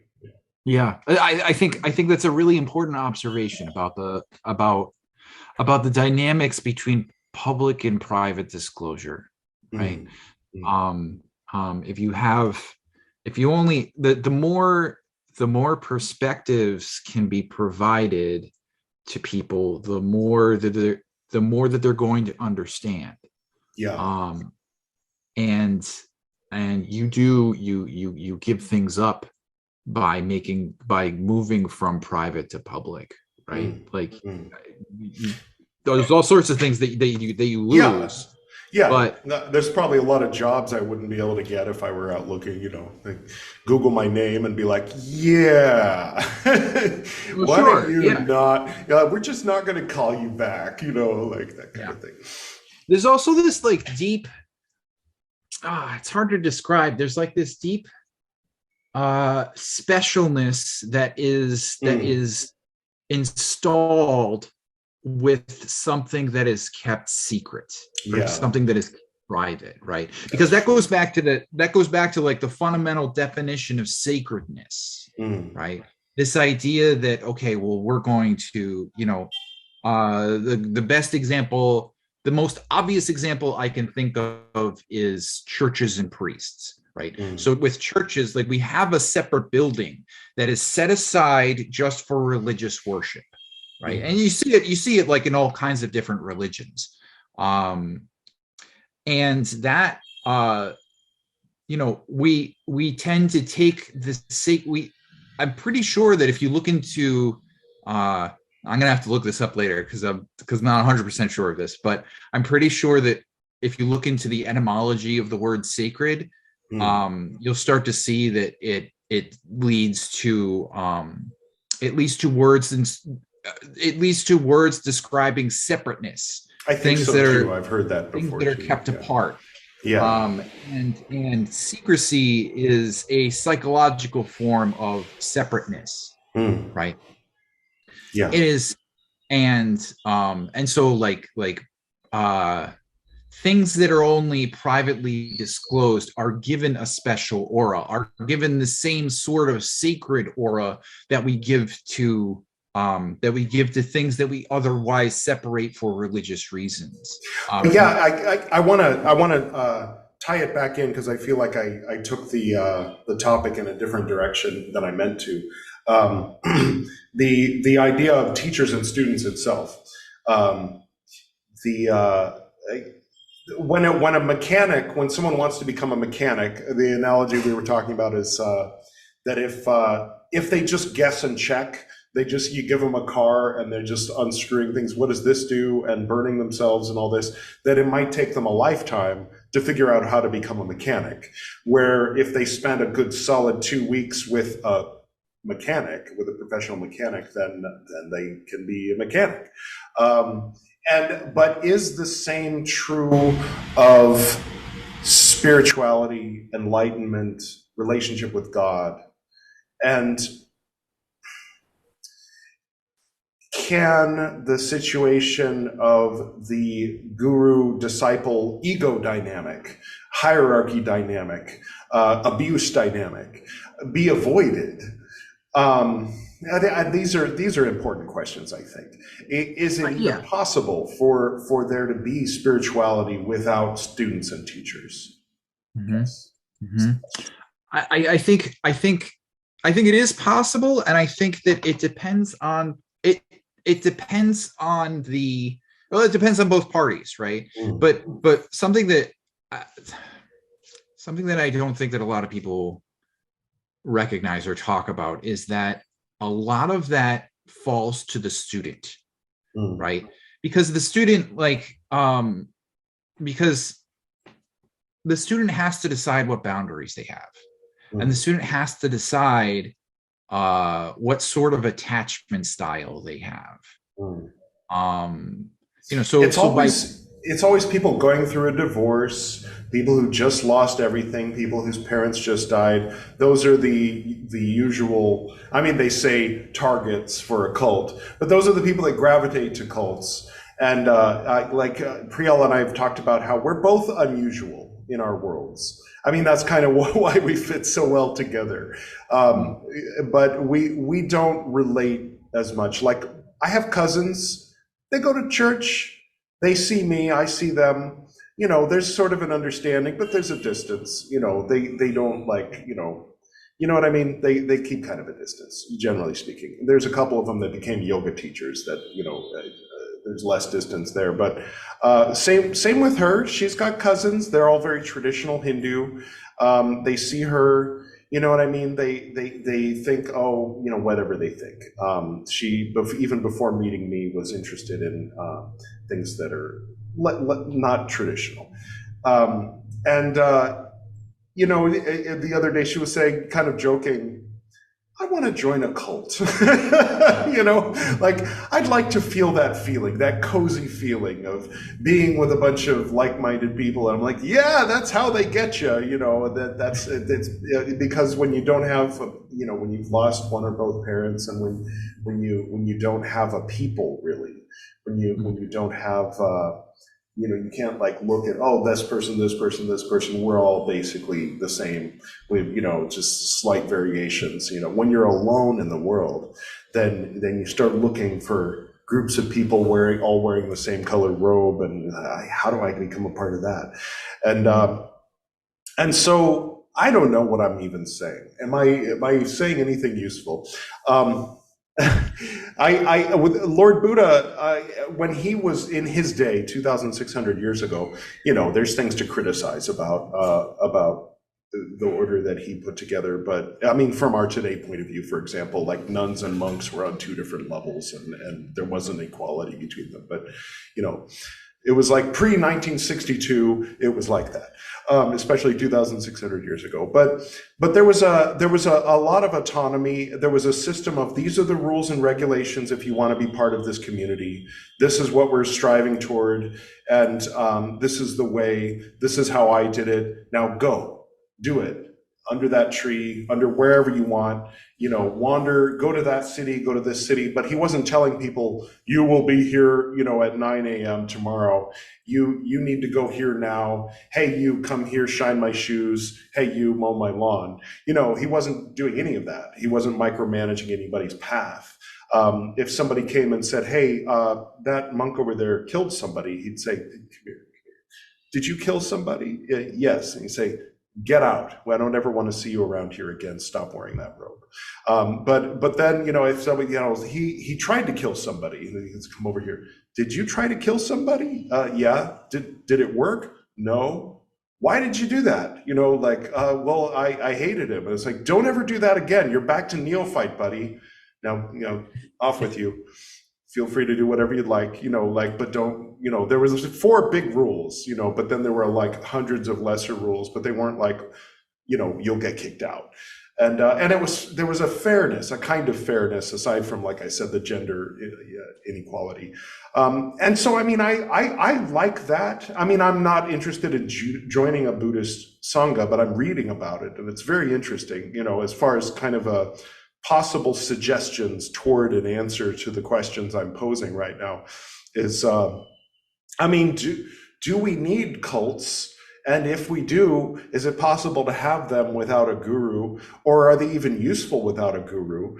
Because there's a lot of them, like the Osho cult, it was like alive and really happening. Weird shit went on in Oregon, but aside from that, here in India, after he left Oregon, a lot of people were really, really loving what was happening. And then when he passed away, the organization kept chugging along, and it's neat. You can go and visit and spend some time there, but it's everybody who knew him will say, yeah, well, it's really not the same without the guru, So I don't know what I'm even saying here. Well, I think we've talked about this before. I think that there are things in cults that people are attracted to because fundamentally people want to belong, right? People want to have a sense of belonging. They want to have a sense of family. They want to have a relationship that's trusting enough with other people that they don't have to have the same sorts of boundaries that they do with strangers on the street. Yeah. And they don't have to have even the same sorts of boundaries that they do with most of their friends. I think that the fundamental things that people are looking for are just they're looking for intimate and loving relationships. Yeah. And cults a lot of the time they provide that, and it's not even and sometimes I wonder like how much marketing do you really need for it? Just let people know that it's there, and people who need that level of intimacy are going to show up, right? That's exactly what happened with us. We would see like you said, we would see like divorced people, or we would see people with these huge changes in their lives who were looking for something new. Gosh, that's so interesting. And I think go ahead. I was just going to say sometimes I do like TMI oversharing, and I think it's maybe having been in the cult with so much of my energy, so much of each day invested in the cult for 20 years, basically for 18 years, that I think my boundaries are not normal. They weren't established by society. They weren't established by school, college, and getting a job. They were established by being in a cult. And so yeah, when sometimes I'll make a friend, rarely, I'll make a friend, and then I'll scare them away, just kind of like by, like as if it were like a romantic thing, but it's not, but like, someone kind of jumping from, let me have your phone number, to why don't you spend the night, like where I'll jump from like, wow, you and I seem to really get along and have so much in common. Let me share the most deep, personal, painful thing that, nobody should really ever share with another human being, and then they're sort of like, okay, like I think I'm gonna go over there, and then I have to like stop and go, okay, don't do that next time ever, So yeah, it's one of the things I love about you is that is that you don't have the same sorts of boundaries that most people do. and you have to be ready for it. Like you have to be able to have that sort of relationship with somebody in your life. But if you're ready for it, then you become a very great friend to people. Because you're, because you don't have the sort of boundaries that most people do. But at the same time, like having stronger boundaries, allows you to have striations of friendship, right? Where like you don't have, because like with you and I, honestly, it's like we have maybe like 5 like relationships where like they're like crazy strong relationships, right? And with like a lot of other people, it's difficult for us to have any kind of striation in there, because we're ready to just go into it 100%. Right. Yeah, but they see an alien, they're looking for people like themselves, and then they ask 3 questions and they determine we're not it. Right. Oh, you are a strange person. You are, what my parents told me to be careful about, or something. Yeah, and I mean, it's like you can. I mean, this is something that I've been trying to get better at over the last like 5 years or so, is having these striations of friendship where it's like, and I had to, because I had like a regular job. And so I had coworkers who, were interested in radically different things from me. And so I would have to, develop relationships with them in ways that I didn't normally do that. Yeah, I went through that too in my office job days, cubicle, whatever, going out for happy hour. I mean, I enjoyed it so much. I was the guy who arranged the happy hours. I'd be like, okay, this Friday we're going to this bar, that Friday we're going to that bar. And then, I mean, because when you're drunk, then you can get into that space where it's acceptable to overshare. Oh yeah, sure. Yeah. I can see how that would become a problem in the long term, right? Right. Yeah. Because instead of a cult, you have alcoholism. Yeah. Exactly. Alcoholism is your cult. Yeah. The bar is your church. Oh. Yeah. Yep. But anyway, I think I feel like yeah.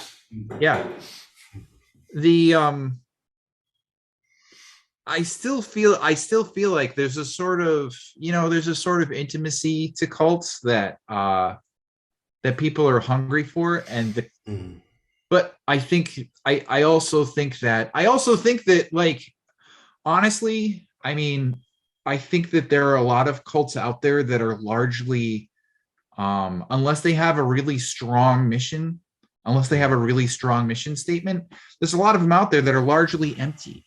Where it's like after you get past the introductions and you form some relationships with people, for the most part there's nothing beyond that. It's like because a lot of people become involved in it. What's that? Like busy work and paying the rent for whatever space that the cult is using or whatever. Yeah. Right. And there really isn't much beyond that, because the need for a family is the true motivator of that cult, So do you have any final thoughts on the topic of 120, or anything you want to say to folks who are listening to 10 different people who know what 120 means, if you know what I'm saying? I do. I heard it's not terribly exciting, but I heard I watched a movie called The Outsiders. It was made in 1983, and they had a poem in it, and it struck me just how apropos it was for the Rosicrucian current, the way that you and I know it. And it's called "Nothing Gold Can Stay" by Robert Frost. So I'd like to read it. Yeah, absolutely. Okay. Nothing gold can stay. Nature's first green is gold, her hardest hue to hold. Her early leaves of flower, but only so an hour. Then leaf subsides to leaf. So Eden sank to grief. So dawn goes down to day. Nothing gold can stay. Mm. So what was the word before? So dawn goes down today? Yeah, so dawn goes down today. In other words, the gold that you see before you is fleeting, and it's going to transform and become day. And the beauty that you see before you, is fleeting. And it will become something else. Or does it? Is there a beauty that one can grasp, attain, or tap into, embody, which doesn't go away and is not fleeting? Yes, I think that there is, and I think that the Rosicrucian current carries that beauty, and that the drama of initiation is bringing that beauty that is dying, that the beauty that is always dying to always living. Yeah, I was talking with a friend of mine about the inheritor of a dying world, and I just realized we got into sort of it started to turn into sort of a depressing, inheritor of a dying world, because we're all dying, everything's dying, as you start dying as soon as you're born. The end of conversation. But there was a second part to that. Inherit of a dying world. We call thee to the living beauty, which is the golden Tiferet, which is the gold that never dies. Right. Right. So Hail Bop is coming. Put on your tinfoil hat, and no, that's not what it means. Well, anyway, thank you very much, brother, for joining us on episode 120, the special episode. Welcome. And we look forward to seeing you on episode 121, which will be entitled DigiTalisman. It'll be exciting. Yes, I look forward to it. Yeah, thank you. Absolutely.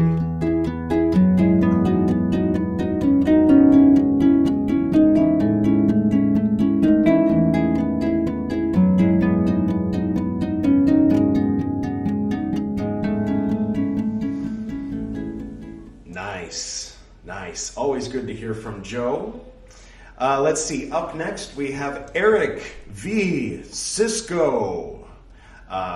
You might remember from episode 55, which I recommend later.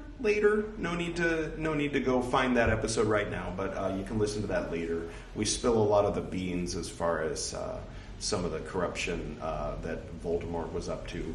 Or I do anyway in the introduction, and then we talk quite a bit about that kind of thing. Back in those days, I think that was, we figured it out some 6 years ago, 6.5 years ago, we had that conversation, maybe 5.5, I don't remember. But yeah, so today is a little bit of a different energy, and it's a good conversation, so let's hit it.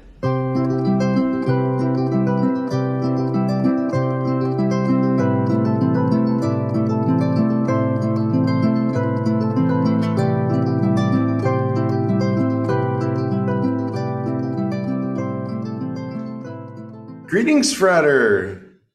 Avaviate, Frater. How are you? Good. Welcome back. Yeah, it's been a while. It has, at least a few years, 4 or 5 years, something like that. I checked before signing on. Episode 55, April 2016. 2016. Wow, that was a different time. We had a different president. It was. We had that was 2 presidents ago. Wow. And 1 pandemic ago, yeah. Yeah, oh man.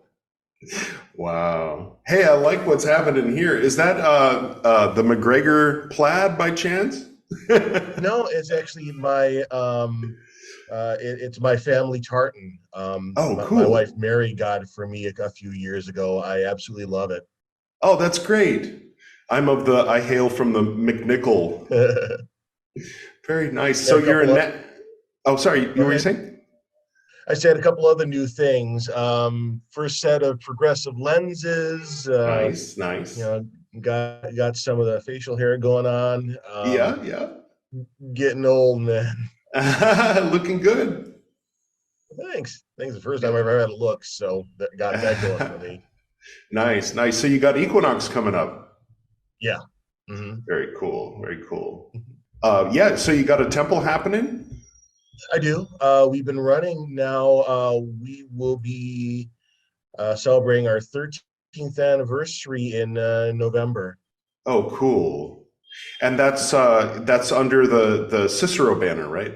It is under the Cicero banner. Nice. We are a lot more robust than we were 6 years ago. We probably have as many people as we can probably fit in our temple space at this point. Right. And we've always been very selective at who we interview and we bring in, quality over quantity. And we're a Midwestern group. We're not high profile. We don't advertise. We don't get out there. It works for us. Well, you might hear from one or two people after this airs. Okay, that's fine. Yeah. I know sometimes I get emails from people saying, I tried contacting the Ciceros. They said they're full.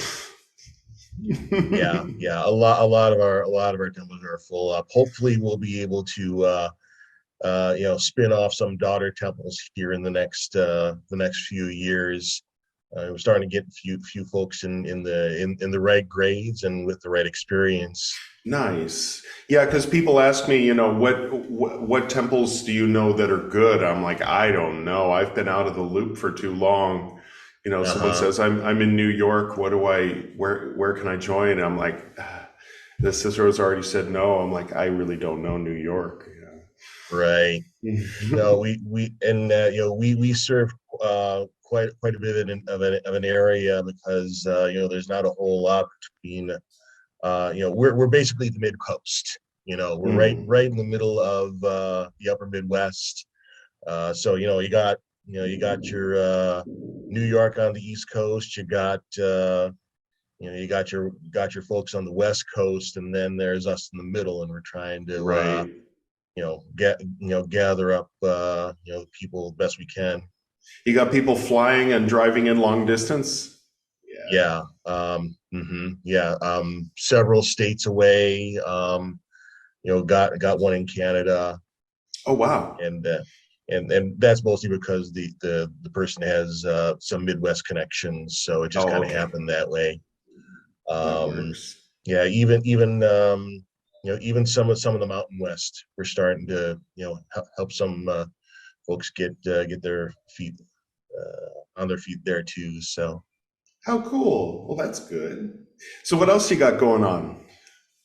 Oh boy, a lot has happened over the past 6 years, my friend. I think a lot of the work that I've been doing, I used to spend a lot of time on the online Facebook forums.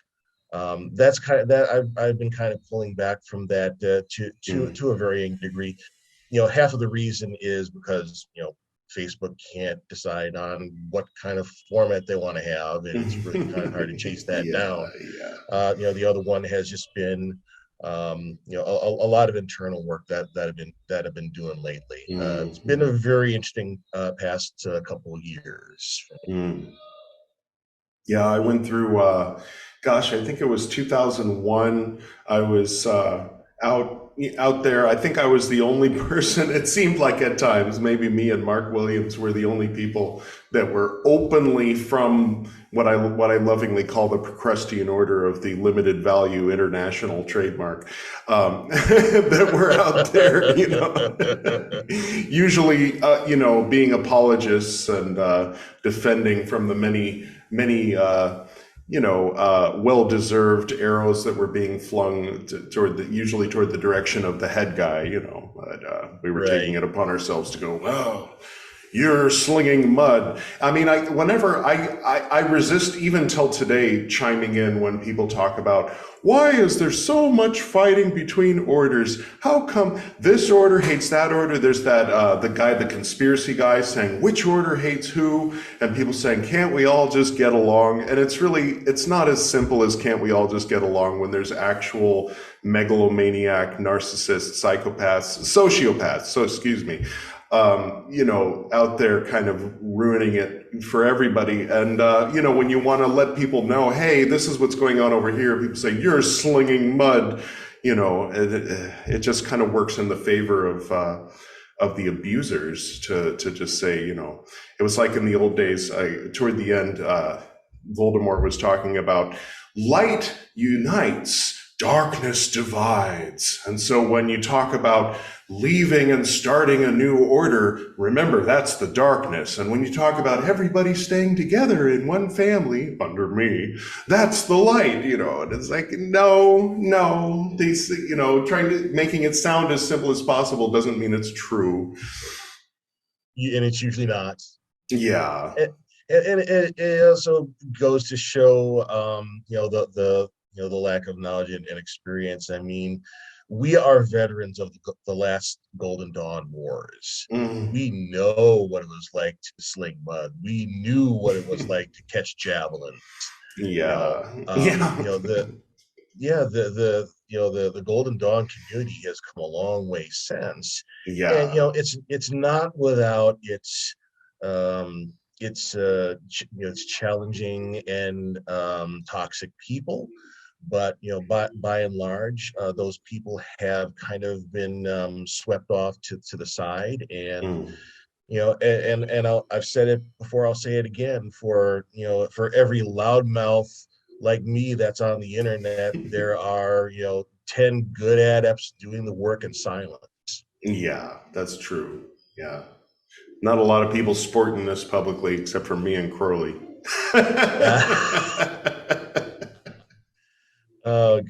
For different reasons, I think. Naturally.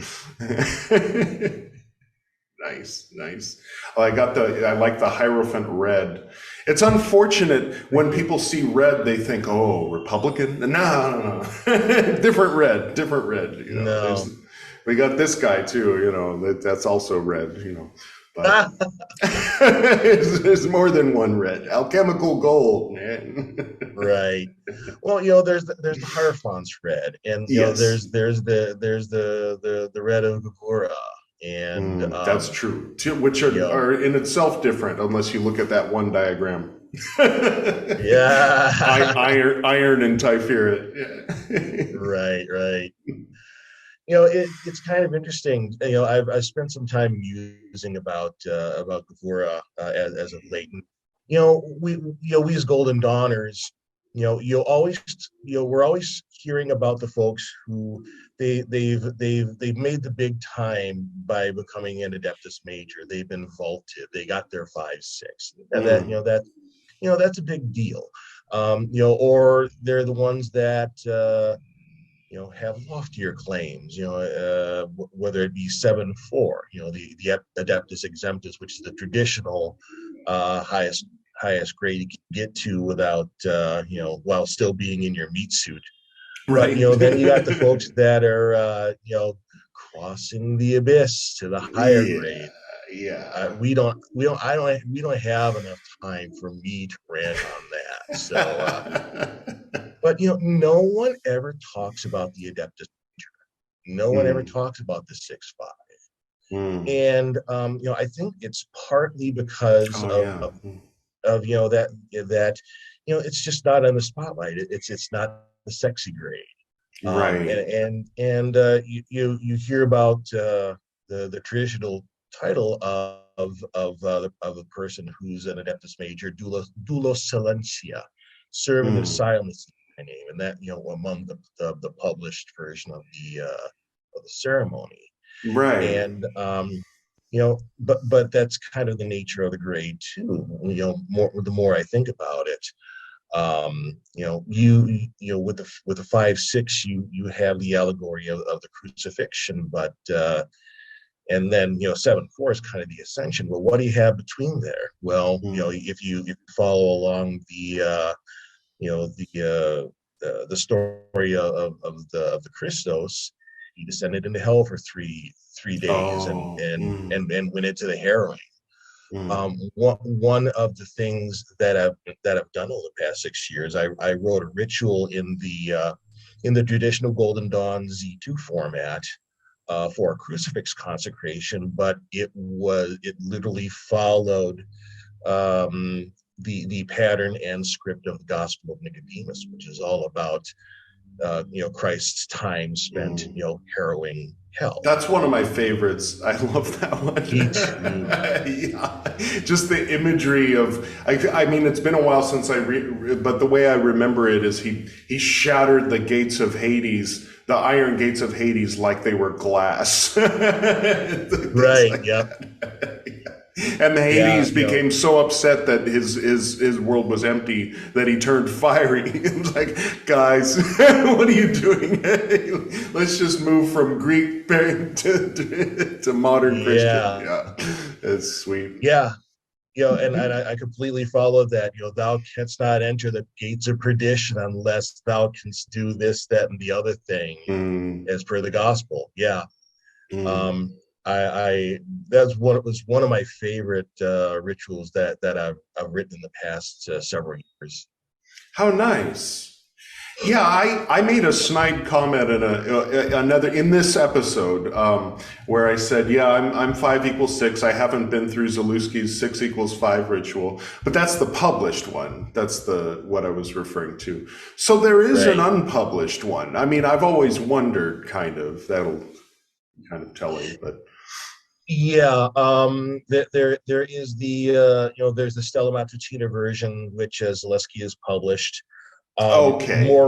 More recently, Tabby Cicero published the Alpha and Omega 6-5, which was in her concourse of the Watchtowers book. Oh, okay. I gave away my copy. I should order a new one. Have it sent here. Yeah. The AO version is a lot less impressive, very short form. It is very it reads very much like giving someone a Masonic degree, and it's basically sit down and you're told some of the secrets. The SM version is a lot more robust. Not like an S&M version like our old 5 = 6. BDSM. No. Are you into GDSMS? Good times. Oh boy. Yeah. Still have the scar from part of that. Yeah. Wow. How cool. Yeah, I always thought, I mean, because sometimes when people go into a grade and then they stop actively participating in a temple, and then you see them a year and a half, 2 years later, and it's like, I think you might have drifted up into the next grade, like someone who was a practicus when they left, and then they're acting like a philosophist the next time you see them. You have to wonder if their higher genius didn't initiate them in their sleep, or maybe life just sort of brought them up to that next level. Yeah, that's always the best case scenario, because just because you quit an order doesn't mean that the alchemy is not still doing a number on you. Yeah. One of the things I like to say when I'm interviewing candidates now is like, because I want to make sure that people are knowing what they're getting into, and of course they never do. Let's be honest, and here's my own start coming out, because I am who I am. You can no sooner uninitiate yourself than you can unfuck your crazy ex-girlfriend. Oh boy. True. Yeah. And it's similar to, like, having relocated from California to India, even as many documentaries, as many photographs, as many things as I had learned and read, it was different. It was different from what I expected in so many ways. And same with somebody who reads through the entire Regardie book 6 times and maybe reads all the books, and then they decide to approach initiation in a temple. It's going to be a little different. And sometimes they're still insisting on, this isn't what I expected. This should be more like what I expect. And it's like, okay, well, you came here, though. We're not all going to change what we're doing to match your expectation. Yeah. But it speaks a great deal of culture, right? I mean, you probably can't throw a stone without hitting a swastika where you live. That's true, yeah. But it doesn't, like, for example, driving under an underpass, if you see a big black spray painted swastika, that means that there's a homeless devotee of Krishna or Hanuman or Shiva, or, you know, and there's probably a little shrine, a little broken wooden box that's stuffed up against the base of the pillar with little candles on it that have been burned for so long that you can see the wax pouring down. And it's like heartwarming. Where if you see a swastika under an overpass in the States, it means something else entirely. Yeah. And here when they say Aryan, they mean something different too, you know. Also true. Yeah. It's more of a ancient historical thing, usually. Right. Yeah, if there's any symbol that really needs some sort of reclaiming, it's that. But you know, in the Western consciousness, I don't know how that's going to happen in any time in the near future. It'll take a while for sure, but the one that's here has been here for so long, and it's so all pervasive here that I have faith that, you know, it might take 500 years. It might take, I don't know how many 100 years, but eventually this will be the one that persists, and that one will be, you know, just a footnote. Right. Which. And I have faith in that too. I think there is an objective reality to symbols that we'll always return back to. Yeah. And it's a shame, like, you know, if you see like a biker with like a big beard and he has a Maltese cross, and, you know, he probably doesn't mean it in like the spirit in which you and I might mean it, you know. Yeah. But then if we go sporting the Maltese cross, then, you know, we get people in the KKK saying, "You inspire me, man," you know, and then you have to block them. And I went to Africa and had that cover photo taken, you know, specifically to make all the Nazis go away. Well, that wasn't the only reason, but that was definitely part of why I left it there as my cover photo for all these years. Just a anti-Nazi, you know, like scarecrow. Right.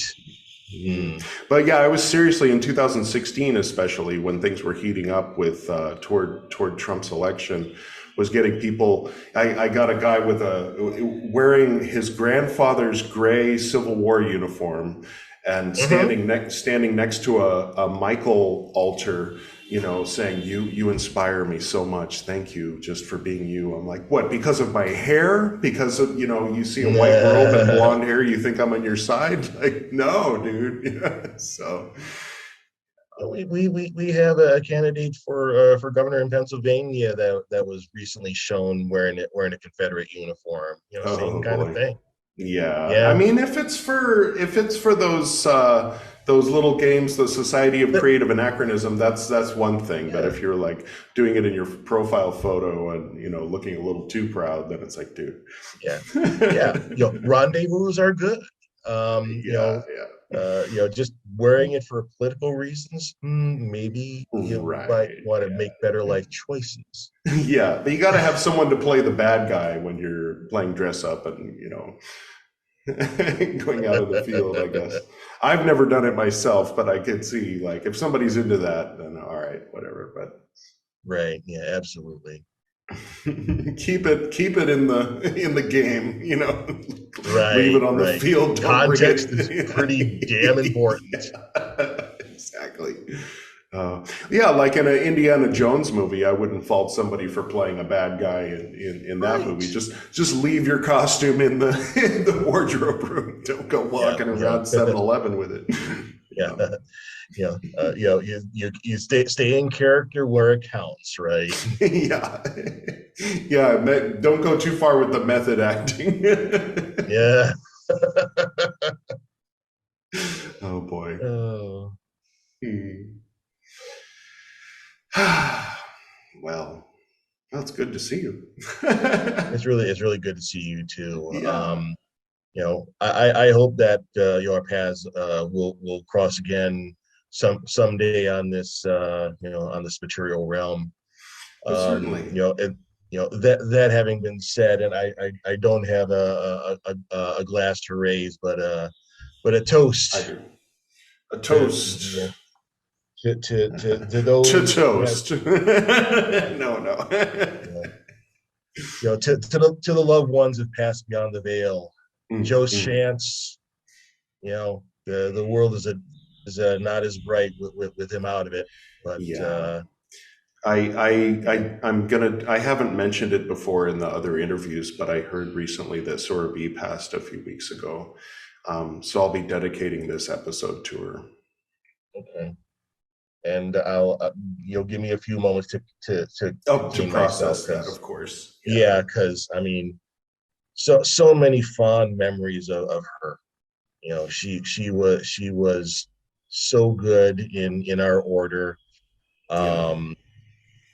Supportive, guiding light. Also didn't take your bullshit. Yeah. Bless her, love her. Yeah. She made this. Oh, nice. Yeah, she was an incredible craftswoman. Yeah. Very funny. Mm-hmm. She had those fun expressions like "step on your dick." Oh yeah. Meaning like when your ego gets kind of ahead of you. For the people listening, like you're too full of yourself and you screw yourself, or that kind of thing. Yeah, that is the best manifestation of the Capricorn, right? The art of the snark. Yeah. Oh yeah, what I was kind of hinting at or getting toward was I think I went through a Gibura period for sure, and then I went to India. Not to say that I'm a 7=4 in spirit, but I'm dressed as one. But just play one on TV. But kind of going behind. Let other people go out and fight the fights. And, I'll just kind of hang back and meditate and do my thing, more Hasidian oriented. Yeah. I'm trying to that's the challenge in the balancing, because, Gavur is where the shattering of the vessels occurred too, right?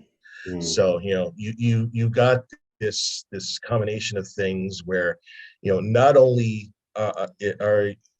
do you have hard boundaries that are coming in at that stage, but you're also casting judgment too.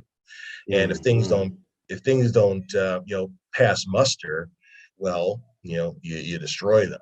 And that's some pretty harsh energies right there. Yeah, it's true. Yeah, and you can't help but turn them inward. And it's the moment that you're shouting, "This is not just, this is not right," then there's a backlash of, what about all the things that you did in your past? And it's like, that's true. I have to own that. Mm-hmm. That same amount of fiery energy. Exactly. Yeah, it's the only way you can do it right. Yeah. Yeah, it reminds me of something ICL used to say when he was in his hardcore Orthodox Christian period. Maybe he still is, I don't know.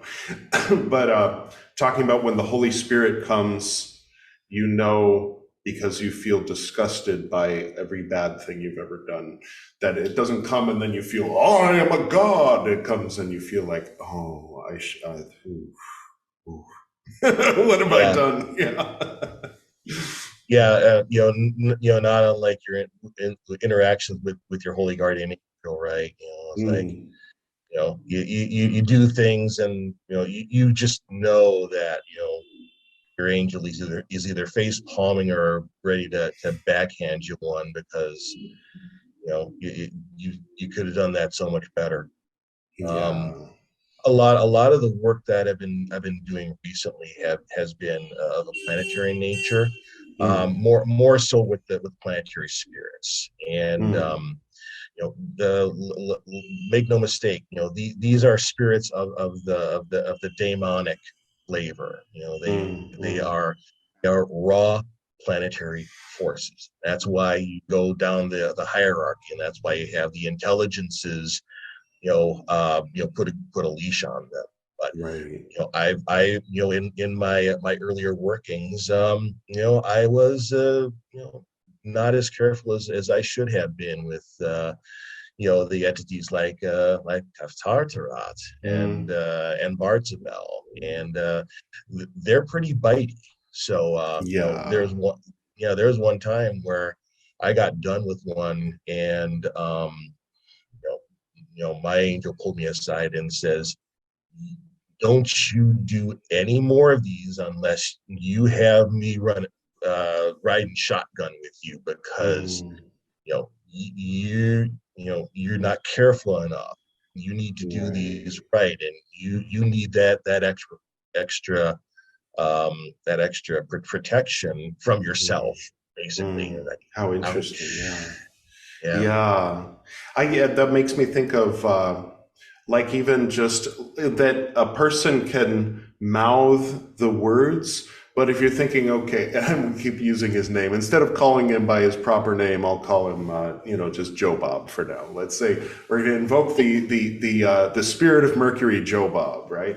And we're thinking, I can't wait to work with Joe Bob. Okay, Elohim, Zavayoth, Joe Bob. We're going to get to Joe Bob, and then going through the whole hierarchy, and then Tyrael, I'm saying Tyrael, but I'm thinking Joe Bob, and then, okay, now we get to what we came here for. That maybe, I won't say just as bad, but that's kind of leaning toward just saying Joe Bob without even focusing on the hierarchy, that you have to actually aspire to a level where you can open your eyes to Elohim Zabaoth and Michael of Hod and so on, all the way down. And then Tyrael, connect with what is an intelligence of Mercury that's under the guidance of the angel of Mercury, that's under the guidance of, and so on. And then, okay, once he's here, he's definitely here. I can feel him. I can see him. Tyrael is here. Okay, now, Joe Bob, you can come. And I've done it before, talking about that spirit, where it's like, how many times did we say it? About 64. Oops. Yeah, and I mean that's probably the reason why Crowley and others refer to that one as Taffy, and I'll say Bartsy, and he hates it when I say Bartsy. Especially when you visualize Bart Simpson, with a bell, or Keds, the shoe brand. Keddy and Zazzy and Sorry. Sorry, are we which is nothing like the spirit at all. One thing that makes me think of something very interesting that was in an obscure, I don't mean obscure, but like not very many people saw Tabitha's blog post, and I don't even remember what year it was, where she explained Zamael and Samael, and how they had a common origin, which is kind of like, because one is, of course, in Hellraiser or Hellboy, the antagonist, you might say, of Hellboy, and or one of them anyway. But then the other one is the angel of Mars. Do you have any recollection or commentary about that? Well, some of it is actually just rooted out of bad Hebrew reproduction, bad Hebrew handwriting. Right. That's the difference between Samael and Kamael. Oh, okay. Zamael. Oh, right. Oh, okay. Maybe I'm mixing it up. Yeah, Samael is kind of a softening of just the original, because you don't. There are still some very Christian sensitivity in Western esoteric tradition. Right. But you also had that with the angel of Saturn, Cassiel. That is basically a watering down pronunciation of Coxiel, which or what we are taught of as Zadkiel is by just switching the positions of two letters. That's Coxiel. And then you have Cassiel, which came across with Barrett's Magus, and so there's been changes in just misspellings and mispronunciations and misscribing through the ages. That's why when people say that there are deliberate blinds in published materials, it's like, no, it's probably just that they not so deliberate, miscopied something or another, right? But then that brings up an interesting thing, because I remember my Hebrew teacher was diving into what we call kosher Kabbalah lovingly. And I was talking to her about the Hermetic tree of life, and at first she was very interested and fascinated, and but then at a certain point she wasn't. At a certain point it was like, well, okay, it's either truth or it's not. So how can it be that on this tree it's Elohim, Tzabayot, and on that tree it's Yod He Vav He, and on this tree it's and so on and so forth. But I mean, I have a much more I don't know, like my perspective is that this can be true in its own egregore, and this can be true in its own egregore, and kind of what happened as people like CRC, or the many people that were similar to the story of CRC, who went down to North Africa, went to the Middle East, and brought these things back to Europe in the Middle Ages. As it was being brought back and translated, and some people were kind of like putting a little bit of more of a Christian spin on some of the more Arabian or more strictly Jewish teachings, that it gradually created an egregore which had all the power and oomph, if you will, of ancient Kabbalah, but it had a new form, and it kind of had more colors, and it had a little bit of influence from Greek and I don't know. What are your thoughts in general on the creation and spawning of egregores, and is it? I mean, should a person, like, hearing what you and I are saying, just stop working with Cassiel and start working with the more ancient angels, or is there an inherent power in the Golden Dawn system as it was taught by Mathers, Woodman, and Westcott? Well, my philosophy is pick a framework, stick with it. Right. Because it's important for a framework to be, have its own self integrity. You know what I'm saying? Yeah. If you're gonna do the Lurianic and the kosher Kabbalah, stick with that tree that has only one path leading from Yesod to Malkut. That's fine. And the simple letters are the diagonals, the double letters are the verticals, and the mother letters. Which does make a lot of sense, because there's 3 of them, there's 12 of them, and there's 7 of them. So they look at ours and go, "What did you do here?" And it's like, "Oh, it was this Jesuit guy. Sorry."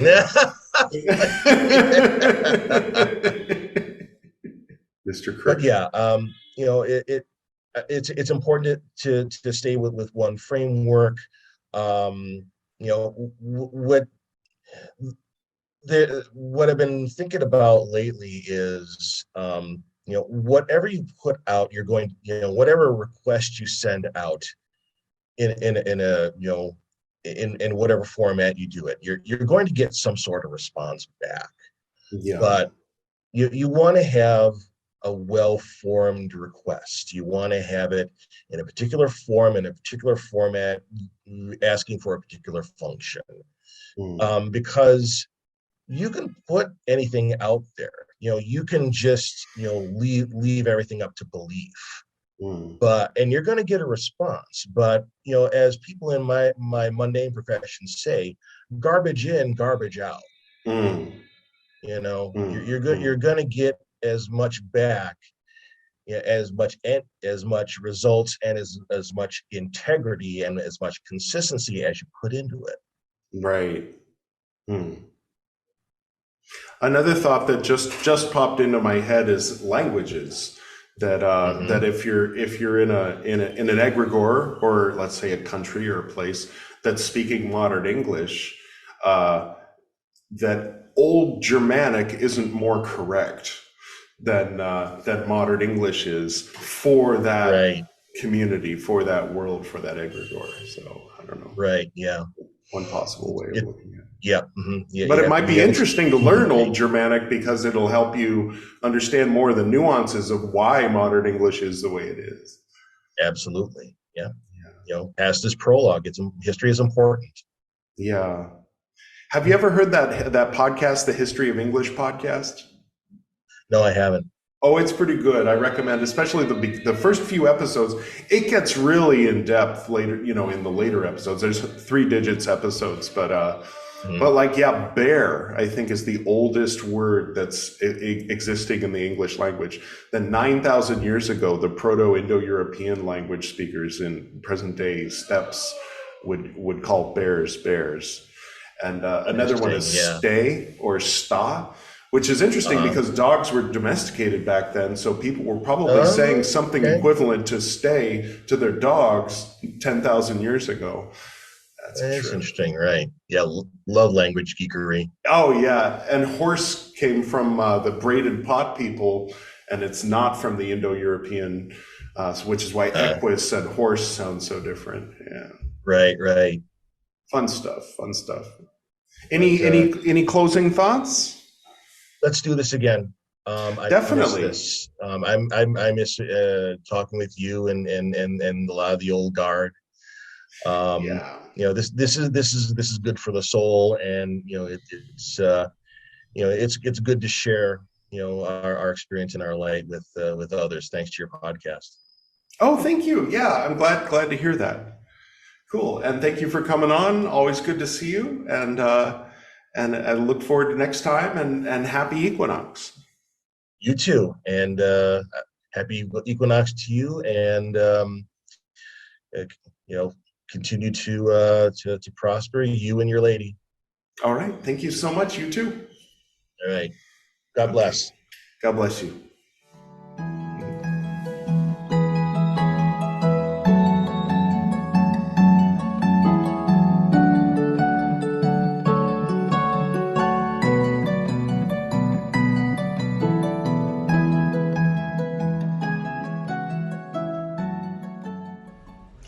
Thank you, Eric V. Sisco, and I look forward to showing you around India whenever it is that you arrive.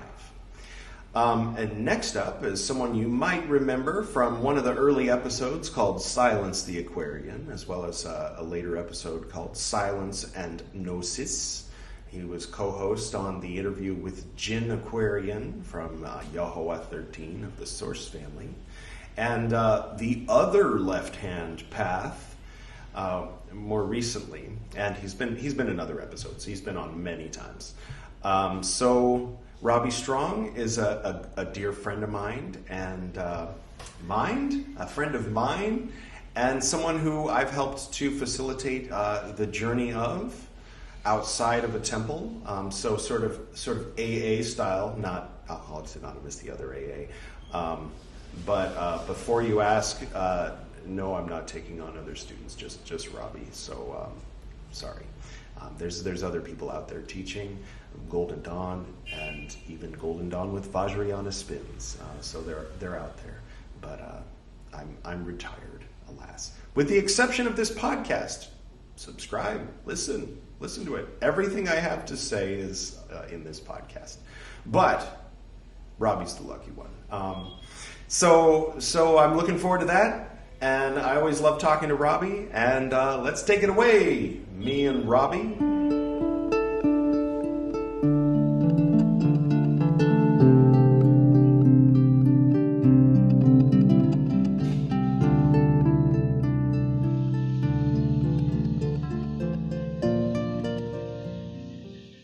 Greetings, Frater. Welcome back.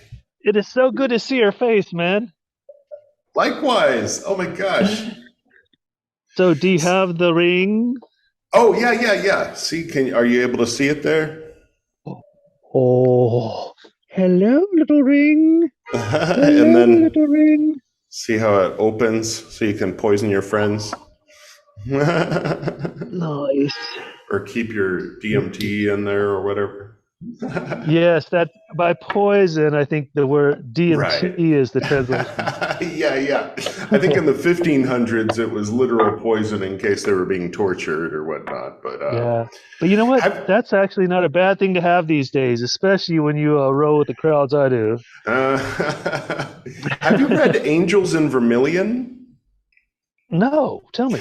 That is or excuse me, I'll beep that. RC was recommending that. That is based on the theory that they were actually making DMT from acacia wood all the way back in the Old Testament and as recently as in Masonic rites. And so yeah, that's an interesting. Yeah. That's is sort of in line with mixing with cannabis. Right. My research on 19th century masonry in America, following the school of Beverly Randolph, Paschal Beverly Randolph, he had primary lodges in San Francisco, then he had one in Nashville and one on, I think, Boston. I'm loading some of my own homegrown cannabis, by the way. Nice. It's legal where he is, by the way, for any authorities watching this. Some of my funnest memories are like de-stimming plants and consuming keef with you when you came to visit from India. Oh, yeah, that's true. So anyway, Beverly Randolph. Basically, most of the Masonic lodges he ran in so many ways were cannabis clubs. He was the biggest exporter, and he started working on sailing vessels as a teenager for money. He's technically a freeman, but he wanted to support his mom, and he got a job as a merchant sailor, as they do, and ended up meeting Sufis and became initiated, and then brought hashish back to the U.S. and popularized it in San Francisco in the 1850s. Okay, interesting. What is the DMT connection? I haven't heard that yet. I haven't read the book, but he's big on it. Talking about that, I guess the Ark of the Covenant was made of the same acacia wood that they would that they used the root bark to extract it from, right. And that they were mixing acacia wood in with when they would have the visions and stuff, and putting their head over maybe the root bark, or maybe they had some chemical process. But then later the alchemists making gold out of lead, of course, weren't literally making gold out of lead, but they were they had the recipe and they knew how to perhaps use acacia root bark. But, what?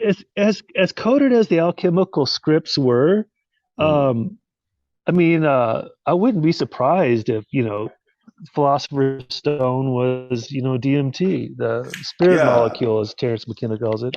Yeah. Now, I don't want to spoil too much of the Ballad of Billy Strong for folks who are going to read it. but there is a certain special scene involving a Masonic rite and some kind of substance. Would you like to share a little bit about, well, for those who don't know, just who is Billy Strong and what happened in the Masonic rites in the book, anyway, Okay. if not in reality? Billy Strong was my thrice great uncle, great uncle, like thrice great Hermes. Mm. He was the John Brown of Kentucky, an abolitionist freedom fighter, who basically, even before the Civil War started, engaged in direct action with his merry band called the Red String Raiders. They were former Quakers who gave up pacifism for Lent when they had to make things happen faster than they were happening, and that was because Hiram Freeman, real character, his cousin, had been kidnapped, sex trafficked in a river brothel, and there was no pacifistic Quaker way they could think of to get her out, so they went in blazing. And they realized they were pretty good at it, so they freed a couple more plantations and turned them over to the slaves whose labor generated the wealth. And this was before war was officially declared, right? Right. They were doing this like a year or two, and working with other abolitionist groups that were linked to John Brown, actually. Now, in my story, I make him a Mason. I have no proof that my great uncle was a Mason, just the war stuff. But I was so fascinated by how the Masonic lodges were used as part of the Underground Railroad, and that's per John Muir. A lot of people don't realize John Muir, who wrote the beautiful poetic nature mysticism books about the high Sierras in Alaska. His first through hike was through Kentucky at the tail end of the Civil War, and he shows up later in the book and crosses paths because he talked about meeting a band of raiders right after the war and not knowing whose side he was on and worried they were going to rob him and kill him, but instead they escorted him. In all likelihood, that really was my Uncle Billy, because their group, the Red String Raiders, became basically the Union Home Guard in the Three Forks region of the Kentucky River, where it comes out of the Appalachian Mountains. And they probably did cross paths with him. And John Muir, in the same travel journal, talks about the role of Mason lodges, and people asking him if he was a Mason and trying to doing the secret handshake thing or whatever, and then being like, "What? Oh, no, I'm not a Mason, sorry." And then being like, "How'd you get?" And one of them literally said, "How did you get this far into the Deep South without being a Mason?" That's like a direct quote. Oh, okay, because there were Southern Appalachianists that were part of the Underground Railroad going all the way down to Louisiana. And so because I've derived so much edification from my Kabbalah practice with you, Edward, I wanted to write this in, and I was also studying about Paschal Beverly Randolph. It's probably going to be my second book, historical fiction about his adventures on the high seas. I get to get the doorbell real quick. I'll be right back. This will be fun. How exciting. This is like when Mr. Rogers, when the postman shows up, and he's like, "Hey, Mr. Postman, come on in." And I might as well pull out my banjo. Behold, this machine kills fascists. I also have a shotgun, and on the wood stock it's carved, "This machine plays folk music."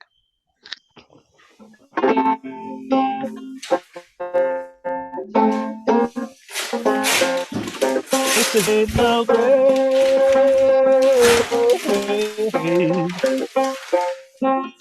Gonna hold my body down.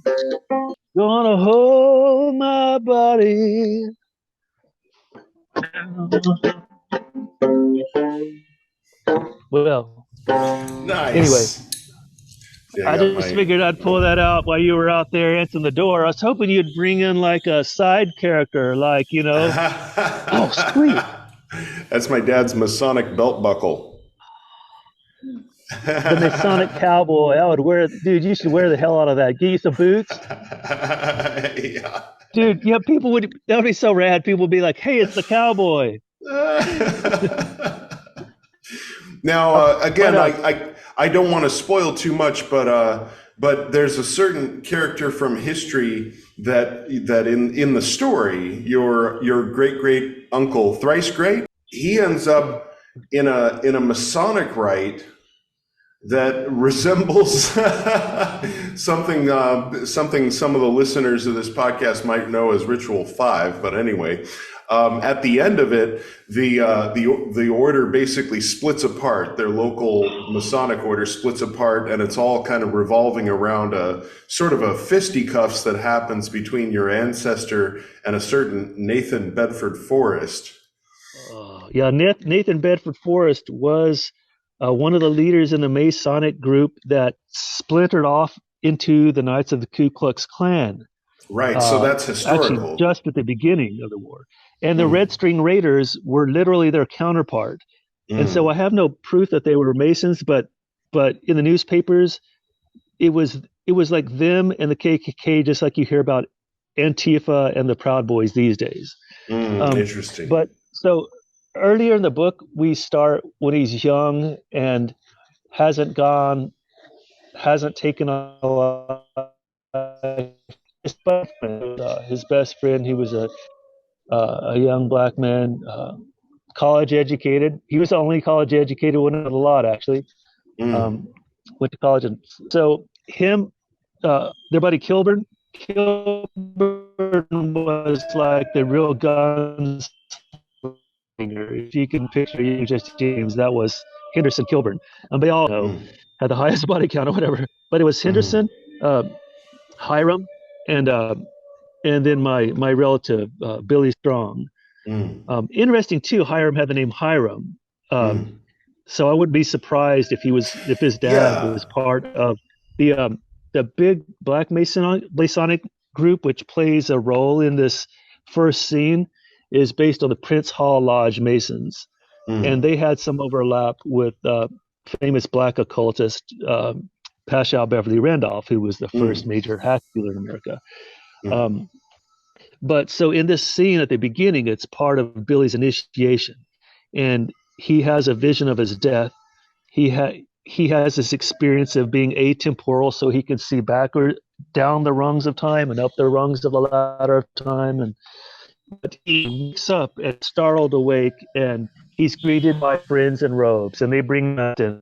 And it shows like the interplay between these discs, and one of them is the Black Masonic Lodge, and then one is their local, the KKK and the Red String Raiders. My great uncle's Masonic Lodge, and the imagery of the Nazorian Ebionites. They were proto, or probably literally the first Christian group that was based on the Nazorian sect of the Jewish folks, also called the Ebionites. And the Ebionites literally translated to poor ones. They were sometimes called the Zealots because they would fight empire, the Roman Empire, for the sake of the little guy, the autonomous collectives, farmers. And Uncle Billy took the Order of the Nazarenes as his sort of theological model of the world and his role in delivering slaves from captivity. Very, very much kind of like Moses, I guess, and in the tradition of the Jewish year of Jubilee, when all debts are released. And there's a scene where he has this confrontation with Nathan Bedford Forrest, the leader of the lodge, right when the war is about to break out. And this is the first time in the Masonic Lodge that pistols are drawn. And he jumps on the platform where the black and white pillars are, the Kabbalah pillars. I guess they're used in Masonic lodges. And he stands between them and pushes them apart. Hey, Bodie, do you remember Edward? It's kind of cold out here, right? Why don't you go put on a shirt? Or say hi to Edward real fast. Hello. Okay. All right. Go brush your teeth, little man. So there's been a bit I've noticed, like, having talked to you, throughout the months and years, and then reading the book. It's almost like there's a parallel between some of the processes that you've been through and some of the processes that Billy goes through in the book. It's uncanny. And it all goes back to 11, 11, 11. And for anybody that was remotely involved in any esoteric groups back then, 11, 11, 11 meant the supposedly exact nodal point between the Piscean age and the Aquarian age. This is where the heavens were going to open up. In fact, I think I talked to you about this in one of our very first recorded discussions back in like 2013. And when it happened, when I was meditating in my yard, because all the rich Malibu yoginis were clogging the place down at the Kundalini warehouse, and I had to go meditate in my yard instead, because I was going to go participate in this big yogi bhajan Kundalini ecstatic ritual, where we were going to see the heavens open up. But when they opened up for me in my backyard, it wasn't so much the angels of glory, it was this horde of raiders. And at the time, I didn't even know much about my ancestors. I just knew I had one on both sides back then, his cousin Edward. But it was just almost like bowled over, like the angels of the apocalypse, the four horsemen. And I remember being really bummed by that, because I was hoping for something more positive, something like good vibes only, man, and I guess back then I was a little bit naive on, how easy the shift would be between Pisces and Aquarius. But finding out more about him kind of happened almost simultaneously to some of my activism, when I became acquainted with a group that was a white ally order of the Black Panthers, called the White Panthers. Yeah, and they were part of the Rainbow Coalition back in the 70s with the Black Panthers, with the Puerto Rican Young Lords. They were the revolutionary group of the Puerto Rican group in Chicago, New York. Actually, one of the old dudes in the union that I'm a rep of is he was a Young Lord. He was an OG, so it's been cool talking to him. But so some of the OGs from the first Rainbow Coalition, all of the groups, the Black Panthers, the White Panthers, the Young Patriots, which was the white group that came before the White Panthers, Young Lords, some of these old dudes, some of them who are still in prison, have kind of almost like restarted the order, a community service and defense order. And they're doing a book tour right now. I'm facilitating the California book tour, actually. Nice. Hy Thurman, he was one of the main Young Patriots who Fred Hampton reached out to, and a big step, since a lot of the white people up there were racist, but most of them, as Fred Hampton realized, were just poor dudes from the Appalachian who moved up there for work. And they continue to live in poverty up there. And it's like, look, brother, we got way more in common than we do different. We're being oppressed by this capitalist system that basically uses us as slave labor on the leash, and uses the system of debt to control us. And a lot of young folks, middle-aged folks like myself, who are realizing this dire situation we're in, where the system of capitalism has brought humanity literally to the point of extinction, we're finding it really necessary to connect with our elders and hear the voices of our elders, and kind of take courage from them on how to fight a good fight. And if there's any one theme in my book, it's how to fight the good fight, how to engage in battle without losing your soul. Like Jesus said, what profit if the man, if he gains the whole world and loses his soul? And that's probably the sole thesis of the book. Every person with a soul knows that the Civil War was about defeating slavery. Not many realize that slavery continued in the black laws in the Jim Crow era South. It just moved behind prison walls where it still exists as slavery today. Yeah, they're going to be doing a West Coast book tour in LA, San Francisco, Portland, Seattle, and I'm really, really honored. I'm going to be able to kind of host them along with the guitar player for MC5, Wayne Kramer. It's going to be held at his youth center, music and art studio out in West LA.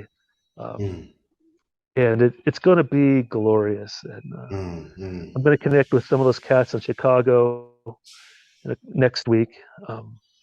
But yeah, some of these things are synchronous in such a strange way because my first kind of notable act of direct action was based on a winter solstice ritual in the Golden Dawn. Yeah, I think we've gone over that. That was when the inspiration came with the Saturnine energy. The inspiration came for the horse poop incident. Right.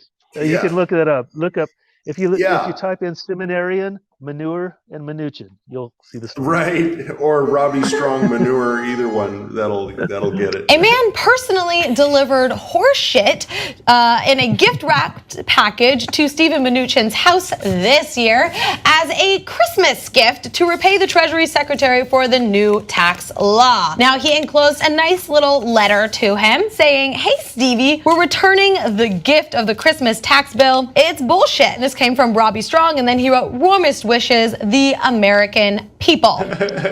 I'll put a little bit on the screen here for folks. But yeah, that was back when, and that was world famous too, by the way. Yeah, when I was in Kathmandu at the time, and I just started talking about it to a table full of people from all over the world. And there was a guy from Iran that was like, "You know the guy that did that?" And I'm like, "You've heard about it?" He's like, "Yeah, I read about it in Iran. It was in the newspaper." So that's pretty wild. And I think you had a copy of a Hebrew newspaper that talking about it with your picture on it and everything. That was inspired by my spiritual path working. And there were some folks that and just good old raw human, what really feels like a contact from my ancestors. Yeah, and there were some folks that were involved in that ritual that then didn't answer the phone anymore when you called. I think because they're very private people, and they were worried that the authorities were going to show up at their place. Like, what is this lodge? Did you encourage him to do this? You know. But no, they didn't have anything. This was something that happened with you at the ceremony, but it wasn't related to the host of the ceremony or so on. Yeah, this was my private experience using the sacrament of mushrooms. I made my own version of soma that night. It was like autumn harvest soma with the apple cider base. It was so good. And there was a bass player for a psychedelic band that I will not name, and him and I were discussing what we got out of the ritual that evening. You know, not too dissimilar, I guess, than somebody going to prayer meeting and having coffee afterwards and saying, "What's the Lord showing you today, brother?" And what the Lord showed me was that Mammon needs to be punched in the effing face. Mammon needs to be fought head on. Jesus never said you can't serve God and liberalism, or God and homosexuality, or God and whatever. Any of the other things that the American evangelists seem to be targeting, and then just embracing, you know, the corruption. And they are the Mammonites.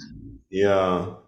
I like how, again, I hope you don't mind me giving out spoilers, but how Billy and the boys were talking about, you know, if after the Emancipation Proclamation, people were saying, you know, they're just going to go down to Texas. They're just going to go down to Brazil and all these other places. And he was saying, well, then we'll go there and liberate the slaves there. Like, he had bigger visions. It wasn't just about making a little sanctified United States that didn't have slavery. It was about ending oppression worldwide. and there was a little bit of a early, like back when Marx was still walking the earth, a little bit of a communist thing happening. But that at the time, at least from what I read, and I know that it's very well researched, that Billy was on board with communism except for the atheism. That he was more of a Christian communist, which he made reference to being a leveler, which was like a early socialist movement, pre-Marx socialism based on the teachings of Christ. Right. All the Strongs came from one specific county in southwest England, Somerset, and the common people that got together to form autonomous collectives back then were called the Diggers and the Levelers. Diggers because they were guerrilla gardeners, and the king said, "You can't garden here," and they said, "Of course you can. You don't own this shit."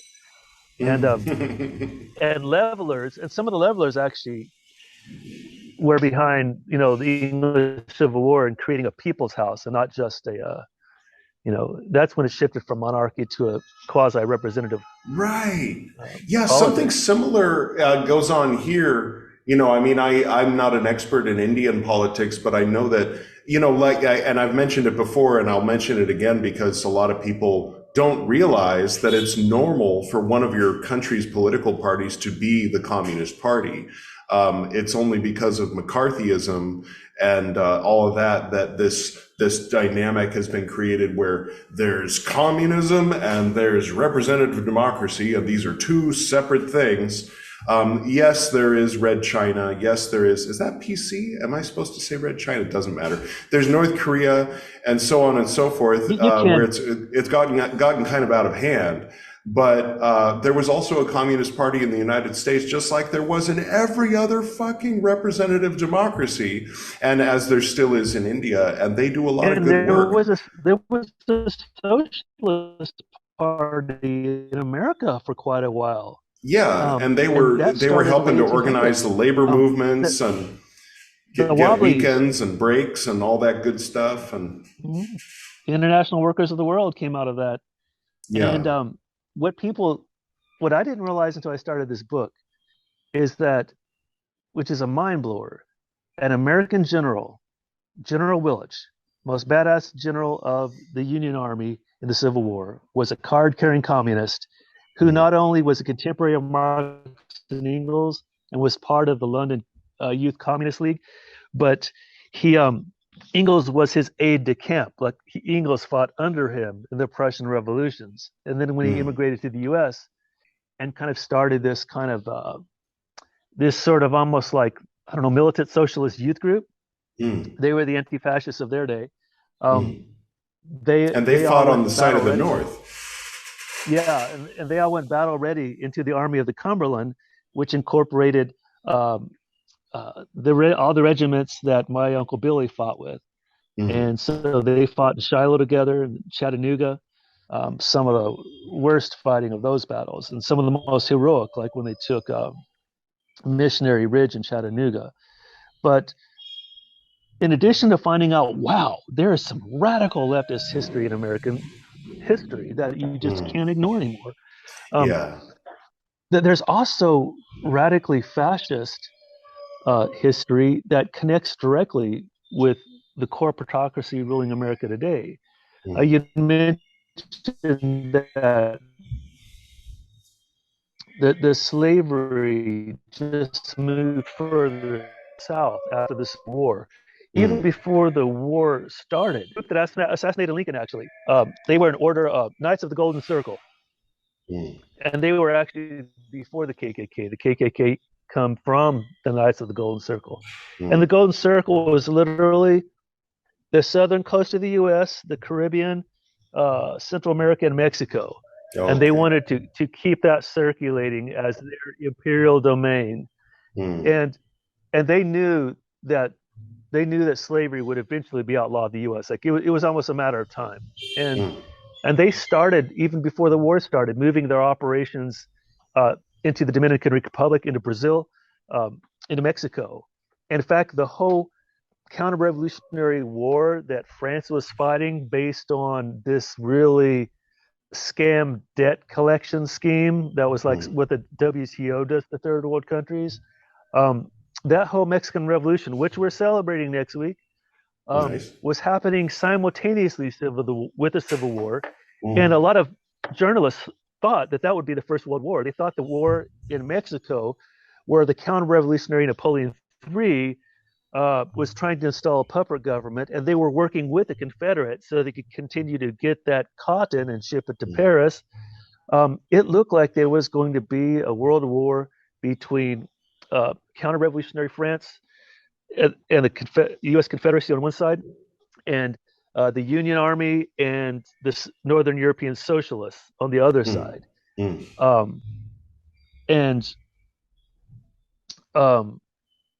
And right now we're dealing with the refugee crisis. You have people like that governor of Florida. He was like a modern day reincarnation of Nathan Bedford Forrest, who gathered up a bunch of migrants that were leaving the country that we had decimated.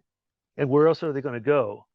They're going to go further north, where at least there's water for now. But instead of helping them, he puts them on a bus and dumps them off in various places in the Union, the liberal state, as just almost an ironic joke, saying, "Oh, you guys want to support immigrants? Here you go, take ours," and instead of actually working with the federal government, who was more than willing to help and do all kinds of things for them, but they don't want to do things for them. They want to exterminate them because they are the neo-Confederacy. That's why the second phase of the Civil War is about to start in the United States of America. Is he the one with the pic with his great-grandfather's gray Civil War uniform? Yeah, I heard something about someone, some politician in Florida. I wouldn't be surprised if that was. Yeah, there's probably more than one. That might have been Matt Gaetz. Matt Gaetz is the sex trafficking frat boy dickhead who I would gladly smack in the head with a bat if he walked across my path. So, for those who don't know, and for those who know, for the mixture, the people are saying, okay, so this is episode 120, and I've noticed a pattern with the guests. Was this guy? So just to clarify, in the old REAL tradition of the REAL interpretation of Rosicrucian tradition, you're supposed to find someone who can replace you upon your death as a brother in the Rosicrucian order. And so after I left, everybody knows I'm not a teacher. Everybody knows, no way, I'm not teaching you. I'm not initiating you. I'm not. I did make one exception in my whole life, and I don't intend to make a second one. And that is our brother right here. And he is very much a philosophist, hardcore philosophist, with no real interest in going beyond the veil, because it's easier to fight when you're outside the veil, or something like that. At some point, we might do the one after Portal. Yeah, maybe. Oh yeah. Maybe once once you feel that you've done the work of philosophers, then we can. I'm going to be here for a little bit longer. Yeah. There's no rush. This isn't you don't YOLO, despite what the kids say. Of course, those kids are all grown up now, but I'm a few generations behind. I'm still complaining about that grunge music that came around in the 90s, just not into it. Give me old school Depeche Mode anytime, Yeah, lifetimes, man. V, what do you see about philosophers in the experiences I've been talking about? Oh, well, the philosophus relates to the position of the Hierus in the Golden Dawn ceremony, and the Hierus is the one who the Hierophant sits in the east and radiates the golden light, and the Hierus receives that light and then guards the gateway of the west and keeps the demons out, basically. So he wears the hawk-headed or falcon-headed Horus god form. And of course, Horus's famous story in the sort of mainstream interpretation of the budge level, the Victorian understanding of Egyptian mythology was that Horus fought Set and overcame him. Set was his uncle. So Horus was the son. Horus was the son of no, different uncle. Don't you have an uncle who encourages the death threats against you? Yeah, that's more like that uncle. I have a first uncle who was a kind of a notorious biker. So Horus is the son of Osiris and Isis. Set killed Osiris. So his uncle killed his father. Basically, if you've seen The Lion King, then you know the story. Simba is... Oh, that's it. Yeah, Simba's Horus. I never thought about that. Holy crap. But Horus doesn't slack off like Simba did. Horus gets raised to be a warrior by Isis. And I mean, there's different versions of the story, but it seems like Horus never actually met his father. One version of the story was it was after Osiris died that Isis and Thoth and them brought the pieces of his body together. They couldn't find his penis, so they fashioned one out of gold, and they attached it to this Frankenstein corpse and brought him back to life, and that then conceived Horus. I guess she missed him a lot, Isis. But then he became the ruler of the underworld. So he basically came back to life.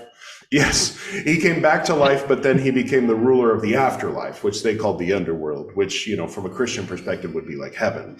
But from an ancient Greek or ancient Egyptian perspective would be the underworld or Hades or that kind of thing. But back then it was kind of all included. It was...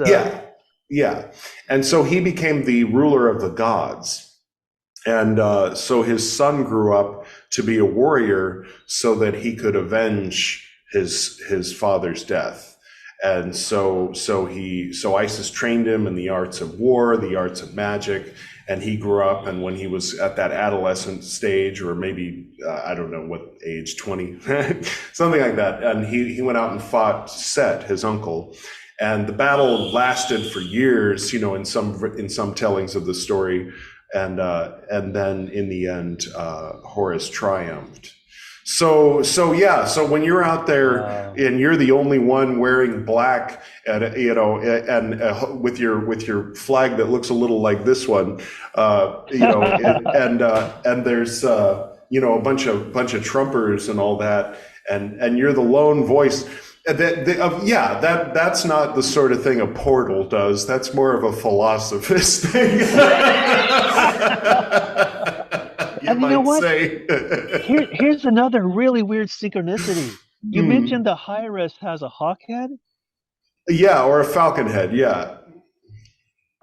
This is crazy. I live with with a sort of an open air garden, and I leave the door open all the time. And sometimes birds fly into the house. That's what happens when you have when you rewild your yard. And about a month ago, a hawk, I guess it was like a yellow-tailed hawk, or Cooper hawk. It flew to my house. Like I was out here working, and my son came running out. Dad, there's a hawk in the house. I'm like, a hawk? What are you talking? And I went to the kitchen, and sure enough, there was a juvenile hawk that was flopping around on the sink, like trying to get through the window. And so I went and I put on my gloves, and I just picked it up like a chicken, and I said, "Hey, little buddy." And I'll have to send you the video. You can splice the video in of me talking to this cute little hawk. This was Horus. Hey, little buddy. Hey, majestic hawk. Here, hop on my hand. Hop on my hand. I'm going to help you out. Hop on my hand. Here we go. Oh, how sweet. Yeah, I've had some I really love interesting that. animal encounters. I feel like there's something about elemental spirits and animals that Mm. I connect with. I experience those things. Because the thing with Venus is it's it's the sun externally but internally corrosive, which from a certain perspective, a person can Oh, say, well, that means it's not, the work isn't complete. When the work is complete, then it'll be completely solar without that internal corrosiveness. However, there's other ways to look at things. Like, I think if I were a certain kind of mentor, then I would be encouraging you to move along and get through this this warrior period of your life. But I'm not like that. And one thing about like the sun by itself, drawn on the tree of life, for instance, doesn't touch Malkut, but Venus does. Not only does it touch Malkut, but it touches Keter. So it goes all the way. It includes, it's called the Isis of nature. It includes everything from Keter all the way down to Malkut. And without that corrosive cross, it wouldn't be in Malkut, and it wouldn't be effective in Malkut, and also wouldn't be corrosive, because Malkut, by its very nature, it is the tree of knowledge of good and evil. So wow. by being with eyes open in the material world, paying attention, that means you've eaten from the fruit of knowledge of good and evil. And so in the tarot, there's, for example, the image of the star card, which of course we're both very into the Aquarian current, which Yeah. I guess they were talking about an angelic order of Aquarians, but of course there's the normal, Aquarius, the age of Aquarius. There's a double entendre there, but anyway, but anyway, so she's representing Adam and Eve in one, and the tree of knowledge is present, but it has the bird of Hermes rather than the serpent. So rather than Satan tempting you, it's Thoth providing the wisdom to allow you to be in the Garden of Eden, even though the tree of knowledge of good and evil is there, which is something that I mean, if I could put that in a bottle, if I could explain it, you know what I mean? If you could package that and give it to someone, or to allow someone to have that, because I mean, that doesn't make a whole lot of sense for someone who's living in the gutter, addicted to heroin, to say, well, yes, the world is, inherently good and evil, but just have Thoth in the tree instead of the serpent and you'll be fine. It's like, okay, that's not helping, Wow. like you have to kind of like take several steps to get to that place. But I've seen you go through a lot of different, I mean, sometimes it's really frustrating, like when you feel like you're not getting anywhere. You feel like that you're putting all this energy into it, and not only is it totally ineffective, but nobody even notices that you're doing it or appreciates it, and it can That's be where it was last overwhelming. month. Yeah, it can be overwhelming, Most and of last month. Billy goes through that too, in the book too, and I think it's good, and it's important to show that, to share that, because you're not the only one who feels that, and I mean, I don't even know what I'm doing, and certainly nobody sees it, and I don't know if it's having any positive effect, but I'm doing a different thing, I'm not out on the street actually getting bruises from rubber bullets and shit, so it's. You're a fractal. I'm a fractal. I admire the heroism, of what You know what? do. You know how it's connected to the first part of my initiatory journey. When I first got initiated into the mysteries, I was grokking with the elders of the Source family, as were you. Yeah. And and at this stage of my life, I'm grokking with the elders of the Black Panthers. Yeah. And the White Panthers. But it's like they were all part of the Aquarian generation, Yeah, that's true. That 60s, 70s, different ways of saying, okay, we don't like the status quo of from 1950s before all the way back into, recorded history. All of that is we have an issue with. Let's move into something new, my dad in his book Transformations talking about, like, no, let's do something that's never been done before. But we know it's been done before. It's just so long ago that nobody remembers it. It's not recorded in history. But of course, there's nothing new under the sun. But everybody will think it's new because, it's definitely not like anything from recorded history. Let's give a little shout out to your dad, by the way. Oh, yeah. One of the reasons I reached out to you when I did was because I was a young dad and I heard your podcast and you spoke so beautifully about your father. And I had this conscious thought, gosh, I hope if I die, before my sons are older, I hope they remember me with such kindness and love and admiration as you seem to for your father. Yeah. Well, I hope that you don't have to die, for that. There's no need. Yeah. Here's the thing, though. You're keeping healthy. He wasn't, so. Yeah. You don't join a militant group, though, without counting the cost at some point and having those fantasies, when we're in Chicago doing the march, it seems like the Illinois. It's a risk.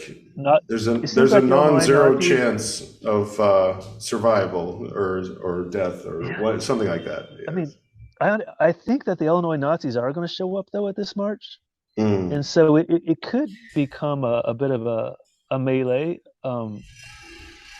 just like the Red String Raiders were fighting with the KKK, and there was a precursor to the KKK in the 1850s. Actually, one group was called the White Hats, I guess, but one group was called. It was a name very similar to Trump's thing. It was like the America First Party, and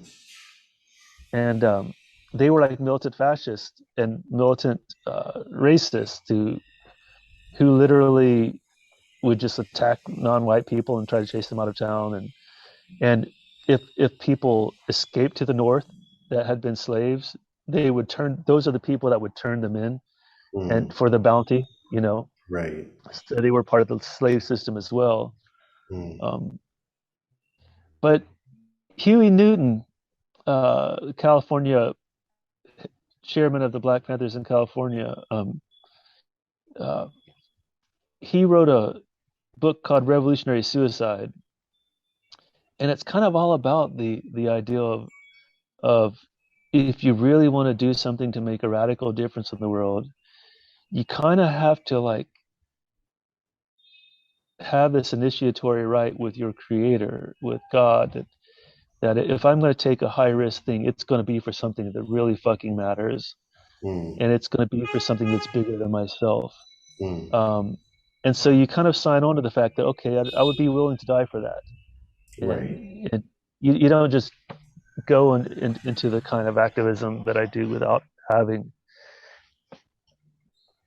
those moments, And of course, I mean, just for the people who are thinking it, there's a difference between what you're describing and like a suicide bomber, obviously. Right. When he wrote Revolutionary Suicide, he was talking about it almost like emotional suicide, because I remember sort of a point when you start engaging in some sort of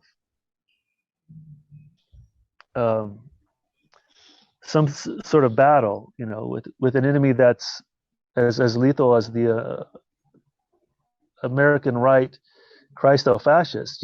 They're threatening hospitals and libraries. I mean, it's a risky endeavor. And I've noticed a change in myself just contemplating my own finitude, because I'm willing to put myself in situations where I could die. It does kind of changed me on a day-to-day basis, because every day is like, this could be my last, you know. I mean, because there's so many people in America that are not militant at all. They're getting regular death threats from these guys. I mean, the 3%ers and the Proud Boys and Patriot Prayer, they're working with the sheriffs in most states in the country. Some of those who work forces are the same who burn crosses. True then as it is now. Tom Morello knew, and I would have thought he was being hyperbolic. But yeah, the new release of the roll for the Oath Keepers, a Christo-fascist group, had like 300 something active sheriffs. I mean, that's scary. And the Eastman memo, which was what Trump's plan for overtaking the government was based on, recommended these groups like the Oath Keepers partnering with the local sheriffs to like disappear all the activists of note in BLM and what they call Antifa, because they think it's like a corporation of some sort. But they were literally going to Pinochet us overnight. Like, and you know, we know that they have some of our addresses, you know. Yeah. And so it's like, yeah, that's something, you know. In order to sleep at night, I do my Kabbalah work, you know. I do my prayers and my chanting, and that really helps me kind of center myself in some of the decisions that I've made, you know. I was thinking of Hagakure, I think is the name of it. It's a book about the Last Samurai, based not the Tom Cruise Last Samurai, but the real Last Samurai in the 1600s, or something. I think it was in the 1600s. Anyway, Stephen Covey talks about begin with the end in mind, visualize your funeral. What do you want people to say about you? But Hagakure and the samurai philosophy goes one step further and says, live your life as if you're already dead. When you wake up in the morning and you look in your own eye in the mirror, realize you are looking at a corpse. And it's like, fuck, what is this death obsessed? You know, I mean, on the surface level, you can kind of see this as kind of morbid. But basically what it comes down to is the moment's going to come. And if you run away from it, hide from it, pretend it's not there, plug your ears and go la la la, distract yourself with alcohol or whatever it is to try to put it out of your mind that moment is gonna come, then that's not the way, you know, not the way of a warrior anyway. And so by embracing it fully and accepting it, then when the time comes, then you don't hesitate. Not that you should run into a sword, you know, the first time you have a chance, you know, but basically it's to find that ultimate bravery and courage for battle. It's kind of like, well, I'm going to put it out there in the universe that I'm going to survive all this and take my boys hiking with you in the Himalayas in a few years. Nice. I like that. Yeah, it's good. Yeah, I mean, I hope that you don't have to go through, I hope the Illinois Nazis don't show up to this event in Chicago. And if they do, I hope that they're outnumbered. You know, it's about damn time that... You know what would be the ironic part, though? What was that movie with Dan Aykroyd where him and the other guy, the Blues Brothers? Didn't they have a fight with the Illinois Nazis? Yeah. But back then it was a joke. You know, now it's real. It's so weird how, I mean, and I just showed her the producers. It's real, they're running for Congress. Right. I showed her the producers, the Mel Brooks movie, and, you know, that was 1967, 68, where the idea of, you know, singing Springtime for Hitler, you know, I mean, the people that were in the audience that were totally shocked, anyone over the age of, 25, actually had memories of when the war was going on and where they were when the news broke out about the concentration camps and everything. And so, yeah, in the 60s, it would have been absolutely unheard of. And then in the 70s, it was a joke in the Blues Brothers. And that actor who was from the Burbs, he played the Dr. Klopek, Tom Hanks's neighbor in the Burbs. When he was younger, he played the leader of those Illinois Nazis in the Blues Brothers. But then they just drove through him with their car and just like they just fell off the edge of the bridge like a joke, And then and then of course there was Indiana Jones and everything. So you and I grew up, seeing, right. It was just taken for granted that, Nazis are someone from history. And anybody who it goes seems around almost like science fiction. It's like, you might as well have been talking about the Visigoths or something. Right. And then when I remember when Obama got elected and you and I were celebrating, and then there was some news articles here and there where you'd see a bunch of racists burning effigies of him. And it was like, oh my God, there's still some of these fuckers around. But it seemed like maybe there were 200, like maybe there were 300 of these guys in the deep South somewhere that were just overtly racist like that. And then of course, 2016 came, and that's where you and I and everyone else learned, no, there's a lot actually, or they've been busy. And I remember in 2011, or no, it was 2016, I interviewed our mutual friend, John Sims. And I'm not going to bleep his name because his interview's here on the podcast. And he was talking about how he was worried, and I have a recording on the podcast of him talking about how he was worried because he was paying attention. Of course, he was involved to whatever degree he was in the original Anonymous. Yeah, and he was kind of the face of the Anonymous movement in a way. He gave it that Max Headroom with the Anonymous mask feel. But anyway, but yeah, so he was saying he was worried because I was still, in early 2016, I still had this attitude of, well, once all the old racist folks pass away, then the young progressive folks will take over, and then that'll be the end of racism. And he was like, I don't know. I've been watching the 4chan and the 8chan, and there's a lot of young people that are drawn to, I think they were still calling them neocons back then, the alt-right. And I think that was like my first time hearing the phrase alt-right, or one of the first times I'm like, what is this now? And I was just kind of like, well, that's, well, I'll keep that in mind, but I don't know. I disagree. I'm an optimist. And it's like, well, you can be an optimist, but you should pay attention to what's going on in the real world. I mean, I'm telling my past self. An optimist. I was an optimist for about this long. It was like Obama had just gotten elected. I had just got a job that allowed me to pay off my school loans and had a baby on the way. And I just wanted to believe that the world is getting better and better. Yeah. And what we're finding out now is that a lot of the movements that have become militarized to the point of insurgency at this point, a lot of it comes down to these guys were pissed off that a black person got elected president. Yeah. That's honestly what a lot of it comes down to. It just blows my mind. Man. And they were actively recruiting and like they had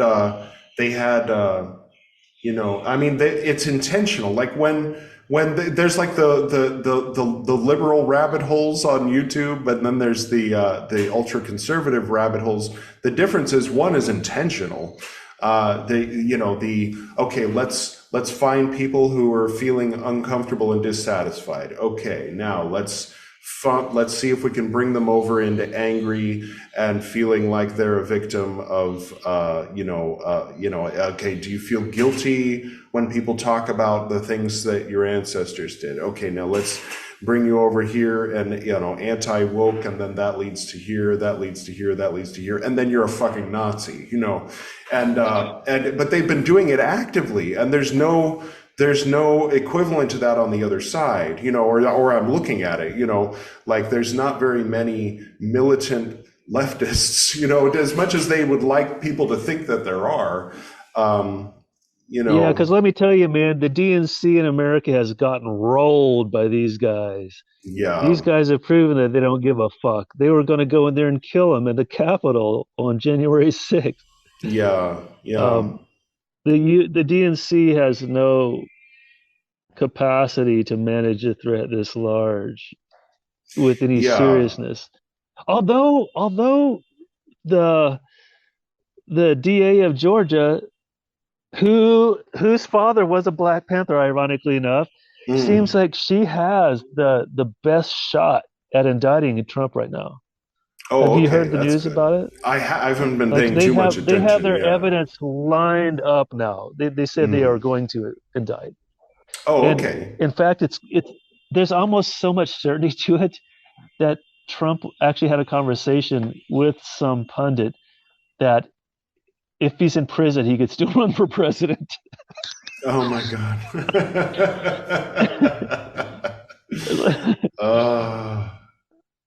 Well, gosh, when the choice is Biden or Trump, it's like, God damn it. Yeah. I mean, that's why, it's a shame McCarthy got rid of it's a shame McCarthy and them got rid of the Communist Party, It's like having this two-party system like this. I mean, can you imagine if there was like a certain percentage of Congress that was card-carrying communists, and then they had a voice and they could get things done. I mean, because I think the all-pervasive fear that people have is that if communism exists, it will try to take over the government and turn everything into North Korea.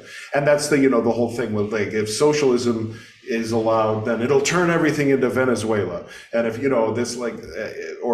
Stalin, it's like thank God from their point of view, thank God Stalin came around, because then they could say, see how evil communism is, let's get rid of it, because we don't want anybody, making us pay the workers more, or being fair, or God forbid, making things a little bit more equal, or having to distribute, stock options among the workers, and so on and so forth. We want to keep all the money for ourselves. And so let's put McCarthy out there and have him, put all the communists in prison or make them disappear. And some of these same people were part of the American Nazi Party. The America First Party reemerged, and they actually had plans to assassinate Franklin Delano Roosevelt. That's also documented now. And that's what should have been happening. Is there should have been a senator saying, "Are you now, or have you ever been a member of the American Nazi Party? Okay, get in prison, motherfucker." Or we're going to make you disappear. But no, they got the power, and they did the same thing to the people that wanted equal rights for all. Yeah. And then they used the little line against, and we'll get rid of religion. And then, of course, everybody's Christian. So they're like, yes, I agree. God wants us to be capitalists. Satan wants us to be communists. It's like, if we could go back in time and whisper in Mark's ear, just, maybe one step at a time, leave that line out for now. And then, we'll see how it goes. Yeah, it's an anthropological fact that Christian missionaries have been the cultural wedge for banana republics. They function in the way that Marx predicted, as enabling capitalist exploitation. Right. And in Brazil, they have a fascist. They have their own version of Trump in power right now because of the Christo-fascist network within the evangelical Christianity. So I guess Marx was right then, huh? In so many ways, but what people don't realize though is that real Marxists that read real Marxist theory always engage in analysis and critique and self-critique, and they don't read Marx the way that Christians evangelicals read St. Paul. They read it, the honor of the elders, and the text itself tells them you're going to have to reinvent this shit. You can't always do the same thing twice. And doesn't the Declaration of Independence say the same thing? Yeah. Yeah, but it's like there are stages to get there. You're not going to just jump from here to here. These are the stages. One of the issues right now, besides just the social justice issue, is that capitalism has led humanity literally to the brink of extinction. Like any serious climate scientist that you talk to, and I do know one who works for JPL Environmental Sciences Labs, will tell you that there is a 50% chance of human extinction in the next 100 years. And it's because of over-extraction, overconsumption, mammon. Yeah. And it's almost turning me into a biblical literalist. Like, you cannot serve both God and mammon. Get your energy from the solar above, not from the dead dinosaur demon bones below. And even though that might have been a necessary stage, even Marx acknowledged that was a necessary stage. Now, Marx acknowledged capitalism as being a necessary stage, but capitalism, he also acknowledged that late stage capitalism is inevitable, and that's where we are now. And I mean, it's almost like more predictive than prescriptive, you know. It's just like, this is the order of things. His analysis was just, you know, I never really studied Marx deeply until like the past 2 years. Started in quarantine when I was missing my homies, and some of my comrades weren't working with me that much anymore because of some reason or another. I think I said too much on the internet one day or something, but somebody turned me on to this Marxist reading group, this online Marxist reading group, and that's how I met the Panthers. Old books that I should have read in college, you know. I mean, I was really influenced by the people that were influenced by them. You know, Erich Fromm, you know, this Marxist psychologist, really blew my mind. His book, The Art of Loving, you know, it doesn't sound like a very Marxist book, but it's a beautiful social analysis. That's almost like the bright side of existentialism in a way. Yeah, that and Viktor Frankl's Man's Search for Meaning were two of my most influential books I read. The Minister of Culture for the New African Black Panther Party, he's coming out as well for the book tour. And in his book, he talks about the books that influenced him in prison. And Man's Search for Meaning by Viktor Frankl was one of those books. Because he was basically recounting his experiences in the Nazi concentration camps. And basically his description of what keeps people hanging on, you know, and it did kind of come down to that for so many people, you know, the sense of meaning, that if your suffering doesn't fit into a larger narrative, then it's hell. It's pointless, meaningless suffering. But if your struggle is inevitable, pain's inevitable, if it's part of a larger story, then that becomes more of a beautiful thing, you know. And that's kind of the point that I think that Huey Newton was getting at in his book Revolutionary Suicide. And he used a very evocative title, you know, because it just kind of grabs you, like, what?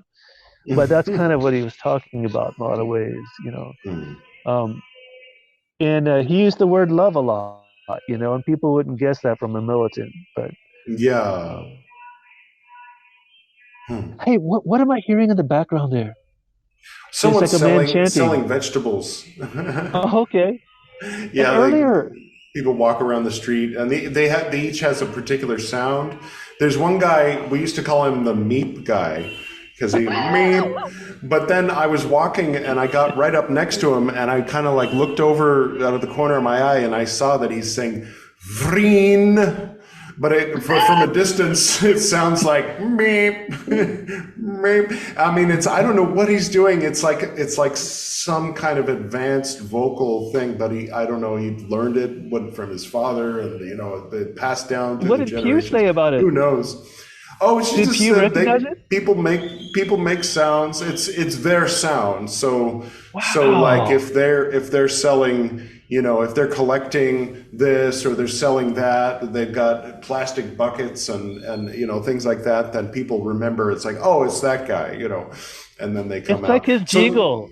Some people are shouting, you know, there's this song from this old video game, Neverhood, tomatoes and potatoes and some peas. And so one time I was like, there was someone going around going, like I won't imitate, but I was saying, what's he saying? And she's like, oh, he's selling tomatoes and potatoes and peas. And I was like, tomatoes and potatoes and some peas. That's the New Delhi version of that song, That's great.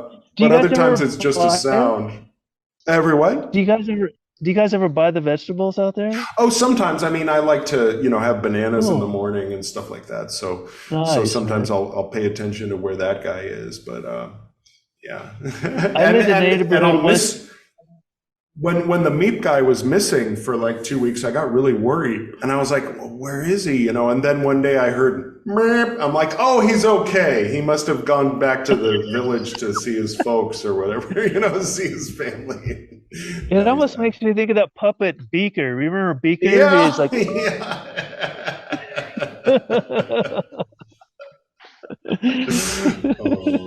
But yeah, it's not uncommon for people to go, because everybody in New Delhi, not everybody, some people are from New Delhi. And I'm reading this book. I've just started reading this book, The Last Muggle. And I know most people think, what? You mean non-magician in Harry Potter? But that's the Muggles were the people who ruled India for 600 years before the British came. And they were from Afghanistan, and they were Muslim in orientation. Is that like Mogul? Yeah, it's related, but it's with a U, M-U-G-H-A-L. And so they, so basically there was sort of an emperor that wasn't ruling, an emperor that just in name only. And he had relations with the British and the other colonial powers. And then there was a Wahhabi jihad that was working in conjunction with the Hindu revolutionaries, and they were setting aside their religious differences and doctrinal differences in order to unite against the British. And at one point, they knocked down the palace door, and the emperor, the last Mughal, was like, how dare you? What are you doing? And they came in and they're like, look, let us just talk to you for 10 minutes, and then they explained to him, like, we need to take India back and get rid of these foreign powers. And he's like, I see. Yes, that makes sense. And then he regretted that for the rest of his life because, once the British saw him as not playing ball, then they didn't treat him so nicely. Wow. Anyway, I'm going to read. Was that our century? 1857. So is it right around the time of the Civil War? So I mean, there was a lot going on all around the world. And there's a great movie called Mani Karnika, Kannada Ranat, famous actress. She's just now playing. What's her name? Gandhi, not related to Gandhi, but Indira. I think I'm mispronouncing that. The airport here is named after the Prime Minister of India back in the 70s, and so that same actress is playing the role of that. Anyway, it's a biopic called Emergency. But anyway, so she played this queen from Lucknow, which is like not far from Delhi, and she turned openly, defiant against the British, and was another fact. So that movie makes it look like it was this Hindu queen and her followers that went against the British. But then when you pan back and start to look at history, as I'm starting to do reading this Last Mughal, there was a big picture, like it was all over India. The communists here were involved, and the religious, the jihadists were involved, the Wahhabi were involved, everybody was involved. Everybody saw the British as a threat. And I'm looking forward to tracking with you on that, because it would be so fascinating to see if there were any historical parallels. Yeah, it's very interesting that in the way that workers interacted with empire, Right. In the end, the crown, now the seat Charles is sitting in, put He's down the new all queen. Put down all the revolutions and brought in all kinds of redcoats, and then that was when India went from. So that's why it's the last Mughal, because technically there was a Mughal emperor up until 1857, and then after that there wasn't. Then then India was a British colony officially. And up until 1948, I believe it was. And and then there were revolutionary movements all throughout, and some of them were communist inspired. And so, yeah, I mean, but then kind of on the way out, the British I mentioned this in an earlier episode, the British drew that line and said, okay, you're Pakistan over here. Anybody who's Muslim who wants to live in the Muslim part of India, move. Anybody who's not Muslim, who doesn't want to live in the Muslim, country, move. And so, of course, there was all kinds of, starvation and mass poverty and problems and death and fights that broke out over that. And then the British just kind of like, okay, we're going now. You all fight amongst yourselves. And Is that how Pakistan got separated from India? Yeah, because there was a boy at Cambridge University who wrote a little pamphlet saying, hey, we should take the names of the first letter of the state Punjab and, this state and this state, P-A-K, and then because other countries have Stan at the end of their name, we'll stick Stan at the end. So we'll cleverly put together this Notoricon country, and then we'll have that be the Muslim side. And so then it gained a little bit of popularity, and then someone in the British government, heard about it and said, hey, that sounds like a nice way to divide these people as we're on our way out so that they don't unite against us and try to take retribution for, the centuries of oppression. And it worked. Wow. So then everybody was fighting amongst themselves here, and everybody forgot who the real enemy was. But back in 1857, they were able to set aside their differences and their religious and doctrinal differences and cultural differences in order to unite against the real enemy. So there's something very similar to kind of what you see in Palestine region, where you have people who used to be allies against the Romans, now at each other's throats. And, the modern equivalent of the Romans, just kind of like sitting back going, oh, those third world people, you can never trust them. They always fight each other. And gosh, now they have nuclear weapons. What are we going to do? And, that feeds into that white supremacist agenda, and everything. It's all And it's interesting because Pakistan is like this sort of like the one place in the world that probably has more per capita, like militant Islamicists, in their madrasas. So it's interesting that's the cultural background. That's the context. That's fascinating. I've been wanting to ask that there was a bird earlier. I'm a lover of wild animals. What kind of bird was that we heard singing earlier? Oh, I wish very loud. There's a black bird that has a yellow beak, and it has a name in Hindi, and I always forget. But it's the only one that wouldn't sound familiar, because other than that, there's crows and pigeons. A black bird with a yellow beak. Yeah, or like a white yellow beak. Like a long, narrow, and he's pretty small, like about that big, and they're around. Yeah, I forget what they're called, but it sounded amazing. I mean, it definitely sounded like what I imagine a tropical bird to sound like, I guess. Yeah. But do you have any closing thoughts? Anything you want to close with as far as I don't know? S2 you've been working with a lot, right? Oh, well, I wanted to ask you. I've been doing S2 and during the part of the month it's closer to the full moon, I do the S2 because it's doing a lot of lunar stuff with the planets and using the angel names, and then when I get further away from the moon, I do the solar seventiferate ritual, which uses the archangel names. And that's just kind of the way I've ended up doing it, and it's I like to chant along with you on your recorded versions of it, and sometimes it sounds really cool. Like if you ever come back here, we should actually record some cool tonal stuff. Oh, for sure, yeah. Like harmonies and stuff. But I was going to ask you, getting back to that stuff. Tell me more about the ring, and what else do you know about it and its owner? Oh God, well, S.L. McGregor Mathers. He was Right. one of the three chiefs and founders of the Golden Dawn in 1888, and but basically he was the youngest of the three chiefs. He was a Freemason. He was a member of the Society Rosicruciana in Anglia. He was England at the time was caught up in an Egyptian revival, so a lot of things were being excavated and brought. How it was with the British taking things from the rest of the world and putting them in the museum. So he would go to the museum and hang out with Budge, who was the guy who was translating a lot of the hieroglyphs back then. His name was Budge? Yeah, William Budge, was that his name? But yeah, he was the guy. I'm gonna have to borrow that for my book. Did you ever see Star Trek? Star Trek. Did you ever see Stargate? Yeah, it's been a while.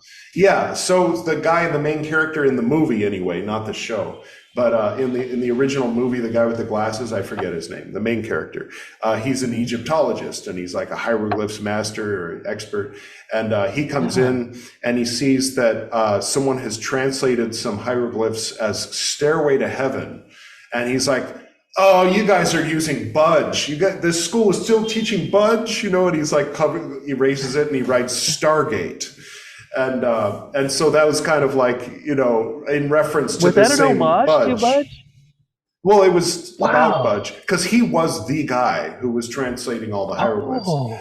And so basically back then they were taking the Rosicrucian tradition by way of Society Rosicruciana in Anglia, the Masonic tradition, that they were practicing, and then all this new information coming out of Egypt about Osiris and all this.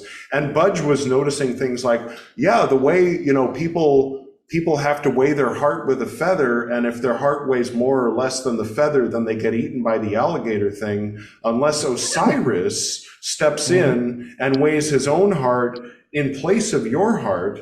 And isn't it interesting that you can be redeemed through Osiris, who also was slain and resurrected?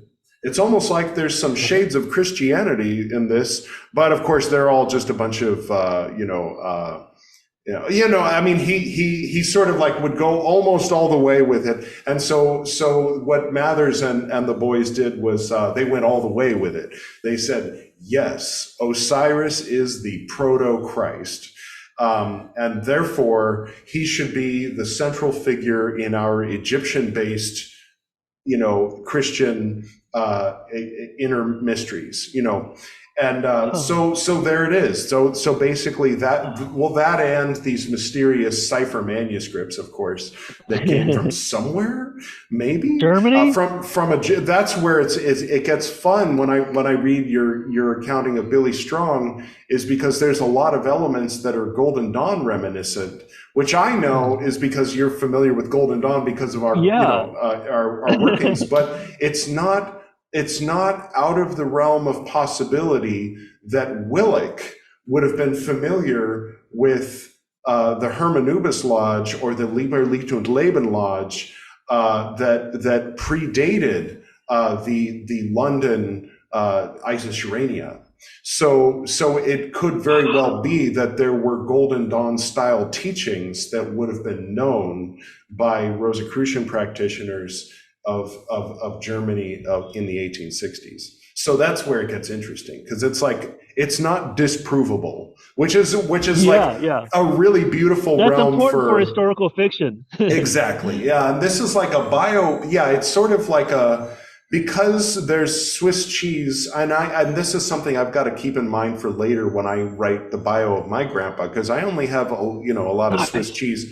I have like pieces of information and part of a story here, a half-remembered story that my dad told me when I was a kid, a story that my aunt told me, and then how do I put that together into a cohesive story of the life of Dan Cleveland Reed? That'll be an interesting project. Yeah. So at some point I'll get into that, but right now I'm working on the Esoterinerd story. Yeah, me too. But I'm learning to be patient. I have this thing where I'll get on a project and I'll be like a dog with a steak, like I won't stop until it's bone, and there's no way I'm gonna like take a break, and I'll get a little bit obsessed so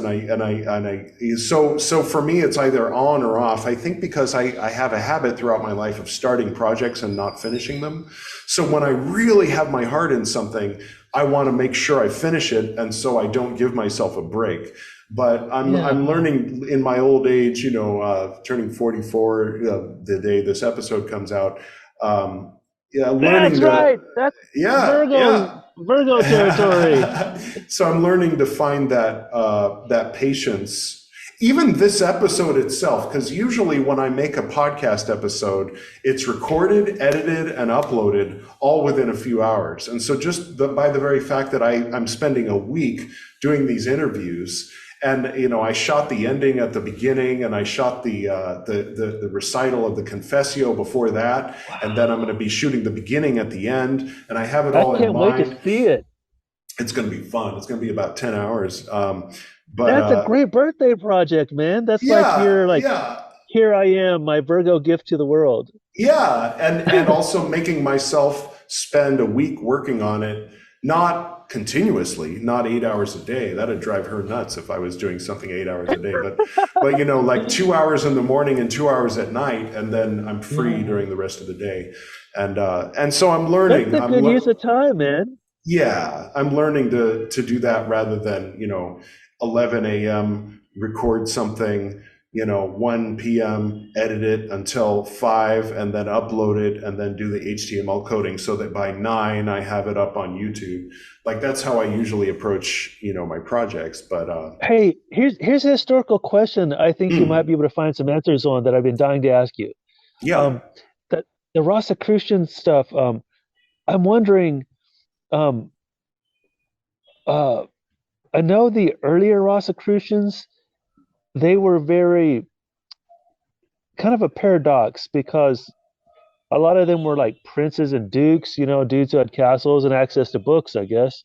But they were also like revolutionaries. Like they tried to start their own alchemical state in Czechoslovakia, in Bohemia, the Winter King and all that. Terence McKenna does a really great lecture on the Winter King and the attempted Republic of Bohemia that they were trying to create. Involved. John Dee and all that. They were involved in all that. And so like there's this dance that revolutionary forces have been playing with empire for aeons, Well, and I'm wondering about the Northern Europeans and British were up against the church, and there was I think they were looking for ways that they could consolidate power. I had a theory years ago. I mean, not a very well constructed theory, but the theory that I've mentioned on this podcast before was that Martin Luther was actually CRC. And that's probably not true. But that needs to be historical fiction. That's a cool trail to follow. Yeah. But they had things in common though. They both had that 5-petaled rose. And they both were being protected by powerful people in the time when the church would have been looking for them to bring them down. And they both were popular among the British royals post Henry VIII, and they both were, popular among. Come up here. Look who's come here to say hello. Oh, hi, Grumbles. Oh, I'm glad we almost lost her last week. She was gone overnight. Gosh. Why did you go? Why did you do that? Some guy who was doing some work on the place left the gate open and she escaped, and luckily some lady found her and put her in her car and took her home and put up a post that she found her sweet little gruff. Okay, sweetums. So my loose understanding from a not very scholarly point is that there were dukes and people like that who, I mean, back then much more of like if you weren't one of these highfalutin people with a castle, then you were making his tea, or you were working for one. So if there was a little bit of popularity among the peasantry, that wouldn't have been as powerful as when the Duke gets involved. But you were talking about, I don't know, maybe that was a different time period. I'm mixing a few different things, but there's been, after the bubonic plague and things like that, there were periods when that kind of gave the peasants more power because they were in need. I mean, people needed workers, and they weren't as. And that makes me wonder, how did the British Rosicrucians see their relationship with empire, since it seems like the cause of human liberation and like heal without pay, kind of this sort of for the people sort of thing was really part of like early Rosicruciana, even though they were dukes, Right. I mean, I don't think that the king was thinking that they would heal without pay, but they might, support the people who are healing without pay, especially when there's a plague going on. And they certainly wouldn't want to pay the people who are healing, Like, what would Mathers have seen his relationship with empire to look like? Like, I wonder that was a totally different time. Yeah. So I was thinking Rosicrucians as in like 1600s. In Mather's day, that's a different question. I mean, they were counterculture for sure. They were doing, the rites of Isis out on the street. I think that on the street. Yeah, or out in. I didn't realize that. I thought they were just doing it like in like basements and shit. Wow. Well, they were putting on plays where they were dressing as Egyptian gods and this kind of thing. They're like performance artists. Yeah, and there were some early actors got their start there, but that's a good question. I mean, I think that by that time, the language of empire had worked its way into their ceremonies, and because I don't know if they had hierophants in CRC's day, you know what I mean? Like, I don't know if they were doing, I don't think they were doing these kinds of ceremonies where they had like the king sitting in the east and then the servant of the king going around telling the other, not even speaking directly to give commands to people, but saying, tell them to bring in the candidates. Tell them to go over there, let it be announced. I won't announce it myself, even though you all can hear me. But Carrix, please announce that they've been initiated.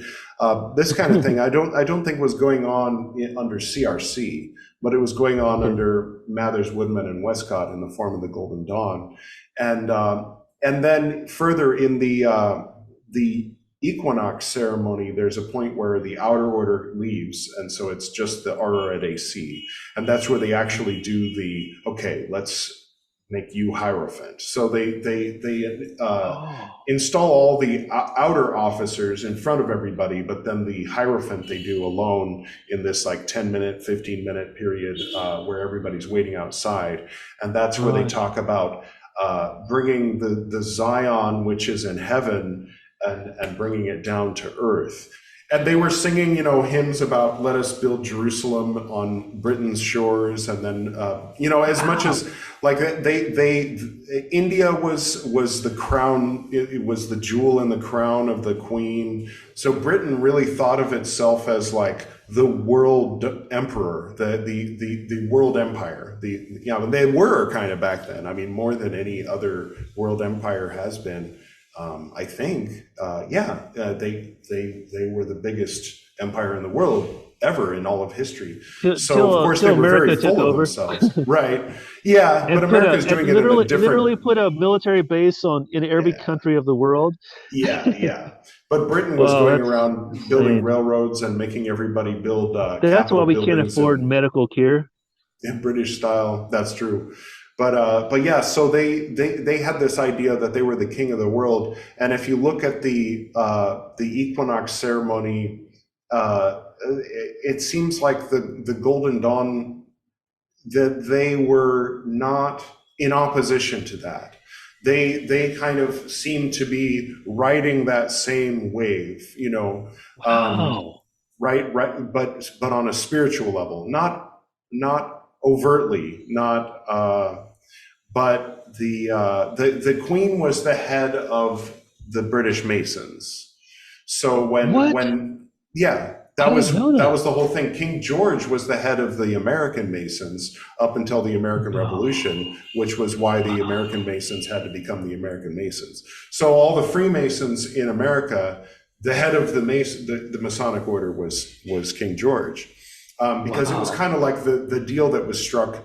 I mean, this is my understanding. I don't know how much of this is like historical fact and how much of it is like hearsay. So, I mean, I should put that disclaimer that I learned a lot of this stuff from my students, who then went on to become avid conspiracy theorists and flat earthers. Oh no! But yeah, no, when the Masons were basically descended from the Templars, more or less, and then they were allowed to operate in public and in society, and have their meetings and have all their property and have all their stuff, as long as the king was the head, as long as the royal throne was their head. Oh. So the Masons kind of got co-opted they're like the Rosicrucians that got co-opted by empire, basically. Yeah, and so those were the Masons that, they didn't allow the Golden Dawn to be a Masonic order. They said, well, you go off and do your own thing because you guys are a little too trippy. But I think the Golden Dawners were like true believers. They weren't they weren't trying to be, connected with this or that. They were working on another level, but they weren't going to be co-opted by empire. Yeah, but they were mentally working with the same symbols and ideas and assumptions. So the fact that they were the kings of the world, that they had the authority of Jesus to command all the spirits, and it doesn't even matter. Then you have Crowley bringing in other pantheons and stuff like that. So by the authority of Jesus, I command you, pagan spirit of the Greeks, pagan spirit of the Russians, pagan spirit of the Indians, pagan spirit of the whatever of the Old Testament. It's sort of like falls in line with that sort of colonialist mentality that that the British were basically the embodiment of at the time. They got that from the Romans, though. The Romans conquered the gods. That's how they conquered a people. They conquered the gods, and they co-opted them and made them part of their. I mean, in a weird way, that was the genius of empire. But the Romans did that. Genghis Khan did that too. But I mean, he would. I mean, what they would do, what the old Romans used to do, was say, hey, we just want your taxes. We don't want you to change your religion. We've got our religion in Rome. You can have your religion here. It's cool. Just, make sure you pay us your taxes. And that was Genghis Khan's approach too. But then as the Roman Empire transformed and eventually became the Holy Roman Empire, when they became Catholic, then of course their attitude changed. And so the British, sort of mentality, I think at that time, they were encouraging missionaries. They were like in India and places like that.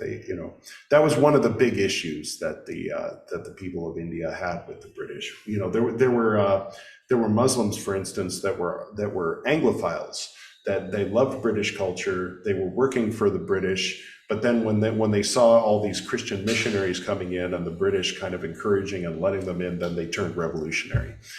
They were like, I keep that shit out of here, So it's kind of a mixed bag, because you have like Queen Victoria loved her, she had a Sikh that was always with her, that she really wouldn't allow people. I think he was Sikh. He wore a turban, but she wouldn't allow people to refer to him as her servant, and she would call people out for being racist if they treated him, badly. And so there was a love of foreign things, but it was that What sort was their of relationship? Were they lovers? she was the emperor. She was the maybe, I doubt it. She was the empress of, because she was famously loyal to her deceased husband, but yeah, they had this sort of, like, Was he like a mentor, like a spiritual guru? I think he was teaching her, probably. There was some back and forth. I don't know a whole lot about that. I'll have to dig up some websites and send that your way. But yeah, I don't know. Yeah, just generally speaking, the British had the Golden Dawn is very British, is I guess what I'm saying. Very 19th century British, which is, at once a criticism, and it's like not a redemption of 19th century British mentality, but it's sort of like a beautiful spiritual artistic example of it.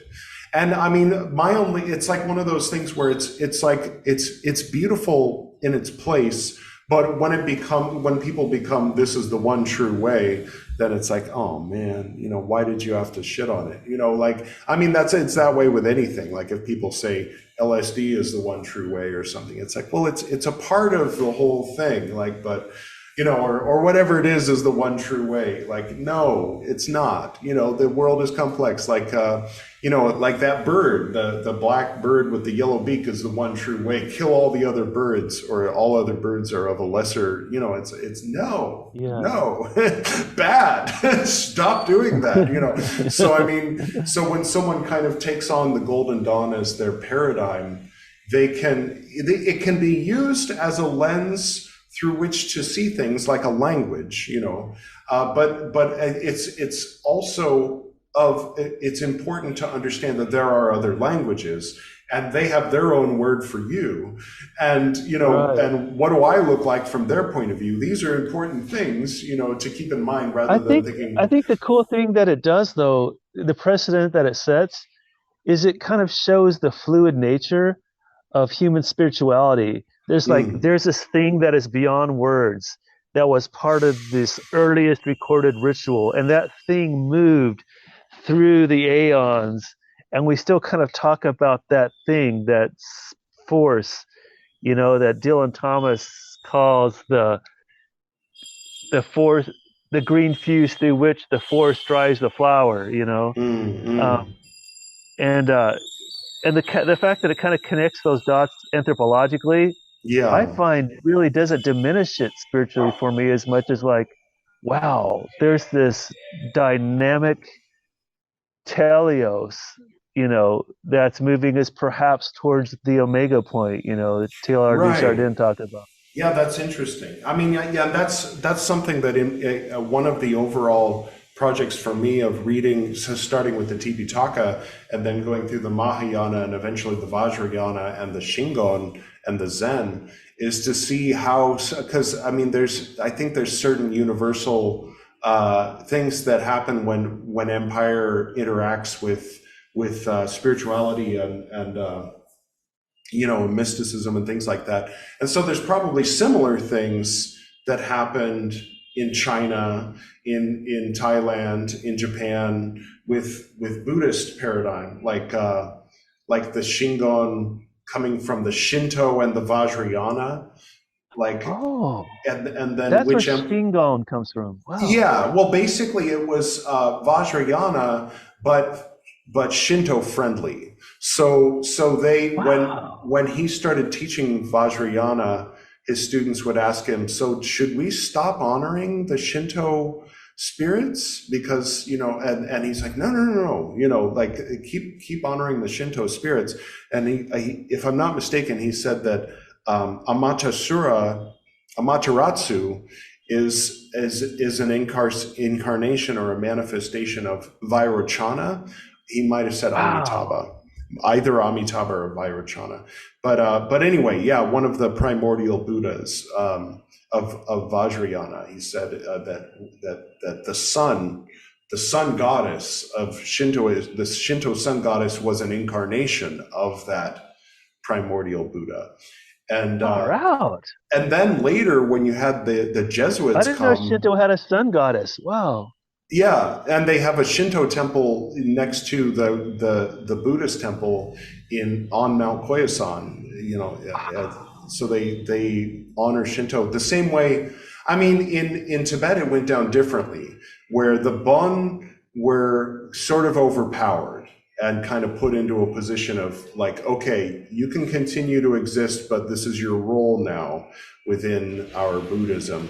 But in Japan, it wasn't really like that. It wasn't like there was a head-to-head, a conflict with the Shinto. It was just an incorporation of what had been everybody's kind of folk customs since who knows when, for a long, long time. I mean, it sounds like a really peaceable way to do cultural discourse. Yeah. Hey, dude, I'm getting super tired. Yeah. How should we wrap up? And I'll figure out how to. Well, I'm looking forward to hearing the whole thing when you piece it together and give your Virgo message to the world. You're submitting this on your birthday during Virgo, and it's cool that you're connecting the Fama to it. I can't wait to hear the whole thing pieced together. So, do you have any closing thoughts? No, just that this was a delicious conversation, man, and I just love having this evening to spend with you, brother. Yeah, me too. Thank you so much for joining me for this and being part of this panel, as it were. And I look forward to talking to you next time. Yeah, much love. Namaste and LVX, man. All right, namaste and LVX. Talk soon.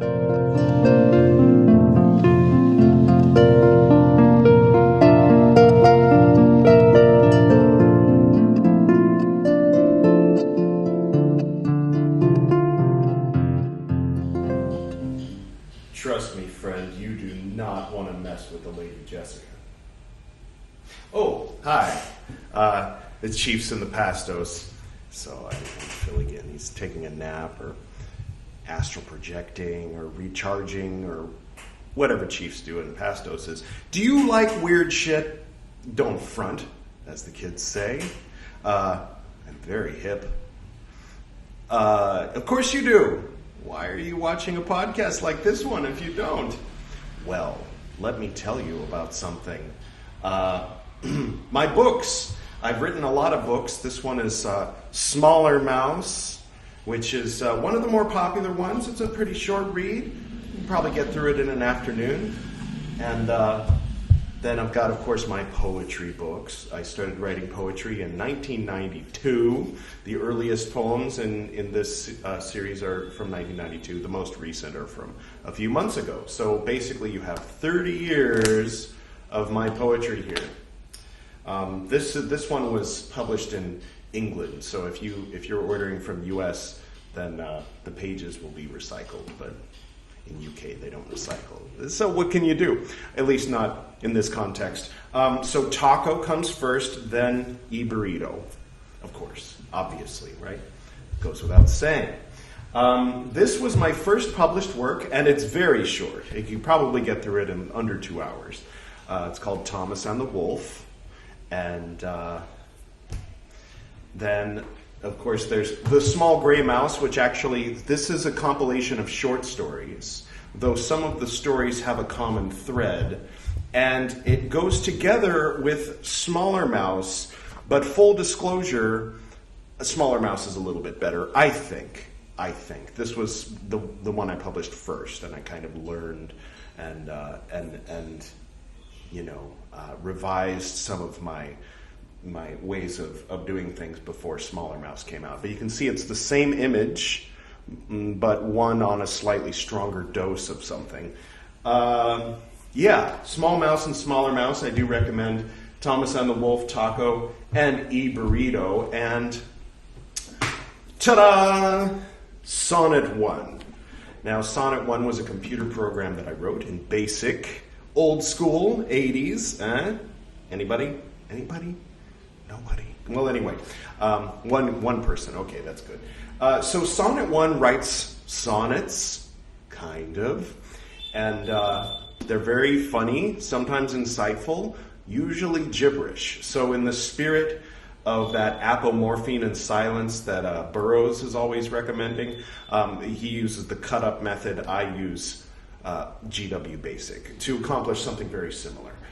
For example, sonnet number 1342 is entitled "The Wonderful Eggnog" by Scans Understandably, and the content of the poem is in no way similar to the title or the author, except that it's words chosen at random. So if you want thousands of poems that are very colorful, composed by a computer program that I wrote, which if you are familiar with Tron, you understand why he looks like this, then there's Sonnet 1. And of course, last but certainly not least, Transformations is a book that my dad wrote.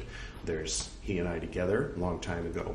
And he wrote this in 1976. Longtime listeners of the Esoterinerd podcast will know that in the Transformation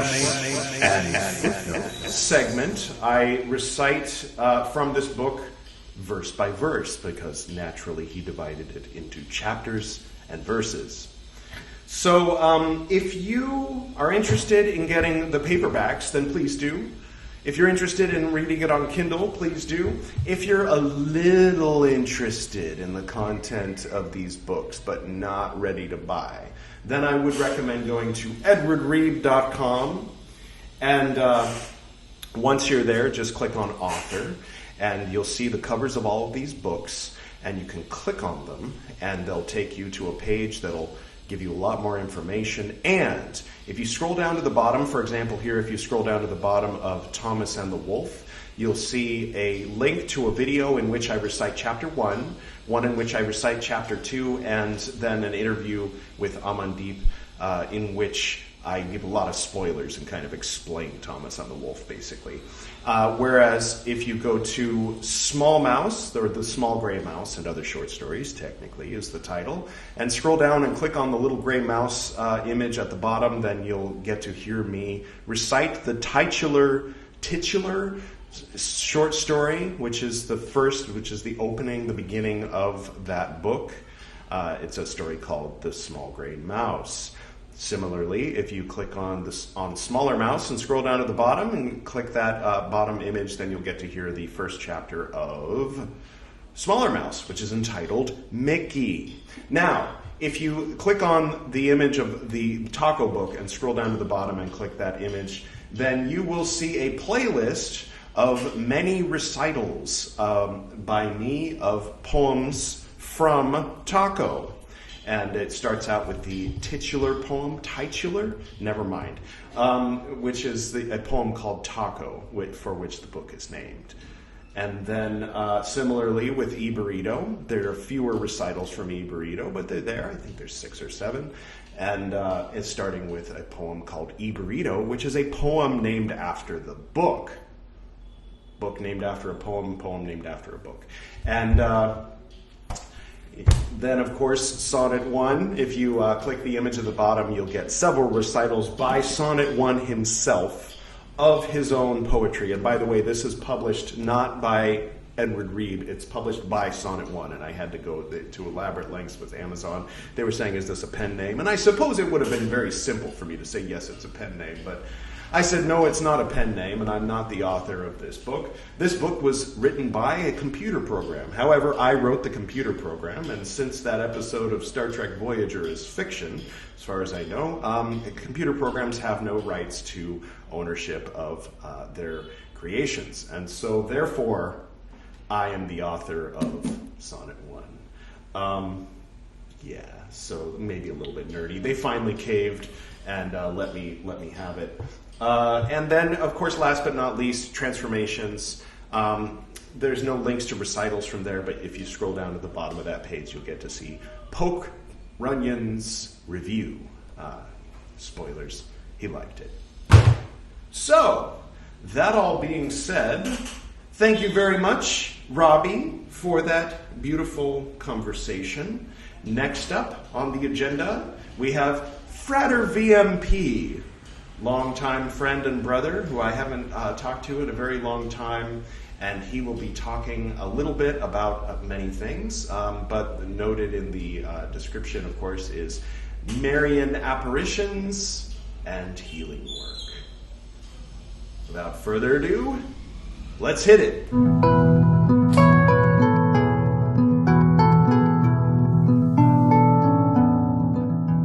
Greetings, Frater. It's Alan Bennett calling from India. Can you hear me? As always. How's that little voice that talks to you in the corner of the room? Oh boy. And only I can hear it. Only in this particular corner. We don't have time for that right now. We've got people to kill now. Get a pen. God, I haven't seen you in ages. It's been a very long time. Yeah. It's been a minute and a half. Yeah. Now, I mean, I'm going to edit this later, so any of the behind the scenes stuff. The only drawback is if it says VMP, then our mutual friends will be like, holy shit, VMP's in this. But if it says Frater V, they'll be like, oh, I don't know Frater V, and they won't be so excited. That's fine. Then. Actually, since I'm not really part of the outer order anymore. That's true. Plus, at one point, someone bopped me on the head and made me a chief, and I give you permission. So, you know. Oh, God, that's something I never want to do. I am the chief adept of my own order of one, which I call the Procrustean Order of the Limited Value International Trademark. Oh, my God. Okay, you have permission to use that. Oh, God. So how's India? Oh, it's great. It's great. It's been over 4 years I've been here. Yeah. I've seen, gosh, I think I've seen at least 6 of the states. And a lot of difference between the Northeast and the South and the West, and so much going on. Right now I'm in Delhi, New Delhi. Oh, okay. South Delhi. But we lived in Goa for a year and a half at one point. So Delhi's in the north? It's toward the north, yeah. It's basically in the middle, but toward the north. Right. Kashmir and Uttar Pradesh and a few things are north of here. But north relative to Bombay, right? And things like in areas like that. Right. Or, yeah. Well, sort of northeast of Bombay, or Mumbai, as they call it these days. Right. They're on the coast, and they're always 10 degrees cooler. So. You know, I'm always I remember that's where I want to go first. Yeah, that was where my dad went in the 60s. And things have changed a lot, obviously, since the 60s. So his stories don't match up with my experience. Imagine that. Yeah. There's sushi, you know, like people are like, wow, you're so brave. And I'm like, you know, India doesn't look like the illustrations in the Bhagavad Gita anymore. It's everybody assumes. I hate to tell you this, it hasn't looked like that for a long time. Yeah.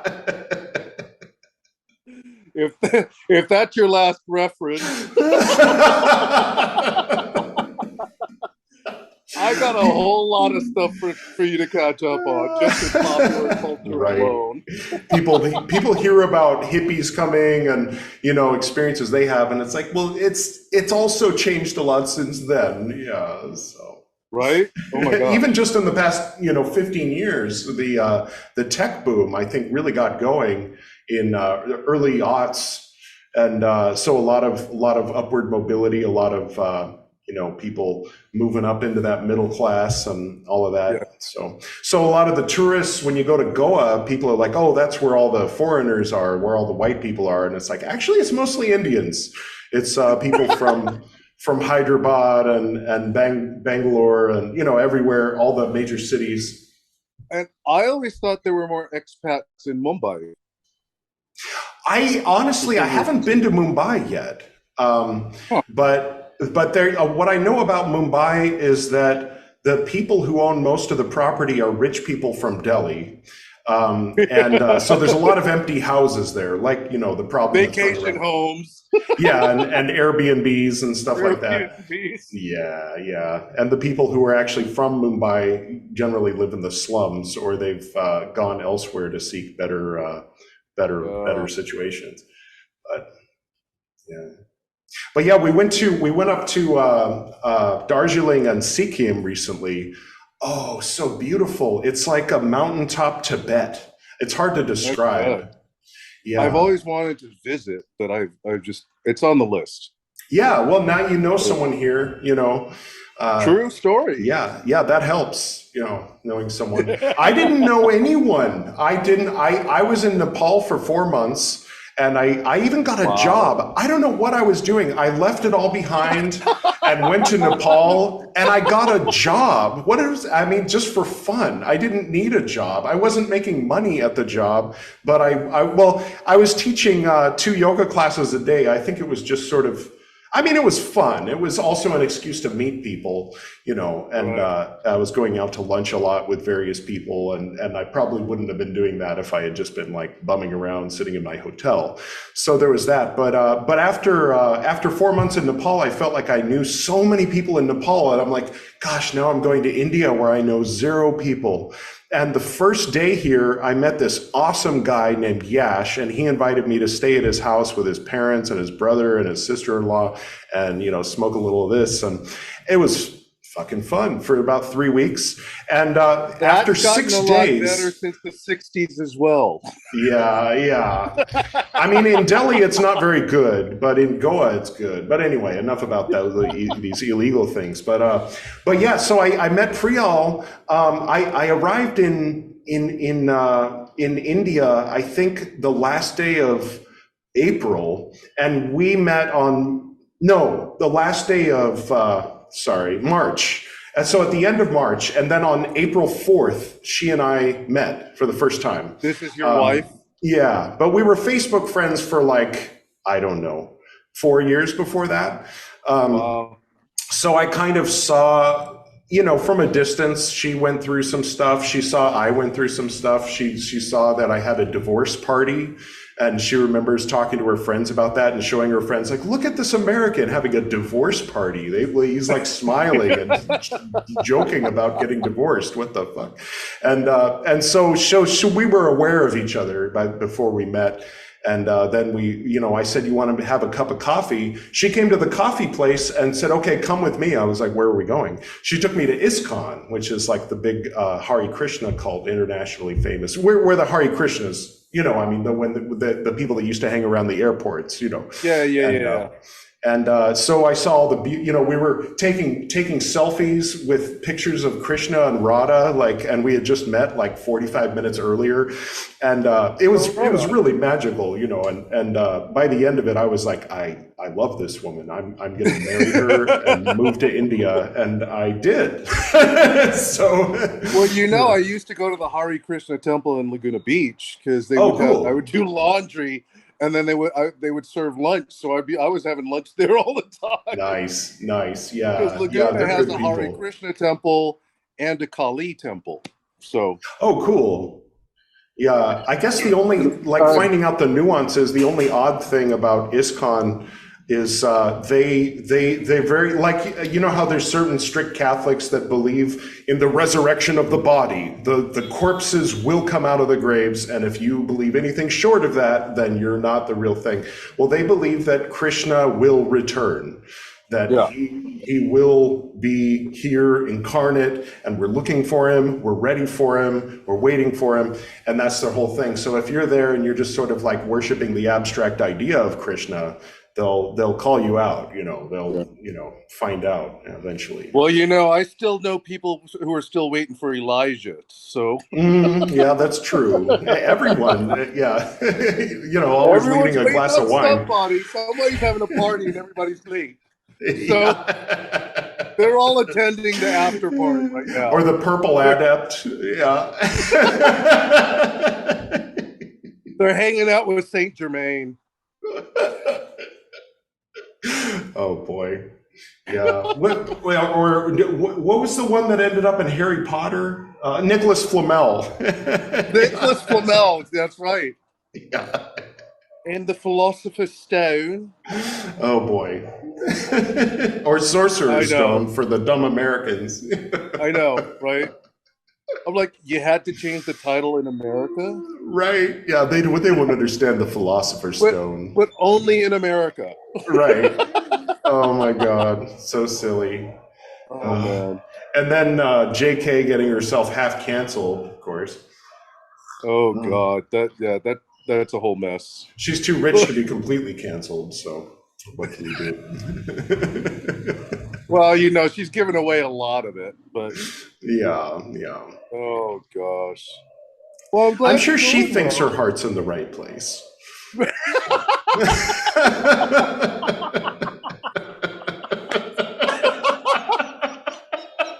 And that's what counts. It when you make statements like that. I fucking love it when you make statements like that. Just off the cuff. Oh, bless her heart. You haven't changed. I'm glad. You too. I was very happy to talk to you, and something made me laugh a lot right before this, and I was like, I'm glad I'm getting into the right space for talking with VMP. Yeah. Well, I'm a little bit older, but me too. It happens. Yeah. That's why I was running a little late. I think the years of weightlifting, bodybuilding, 30 plus years of massage, and martial arts, just my body aches a little bit in the morning.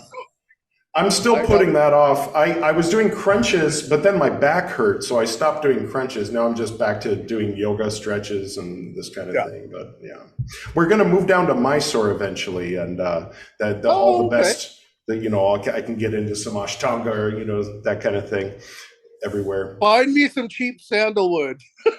Oh yeah. Yeah, I got a bunch of sandalwood. Not cheap.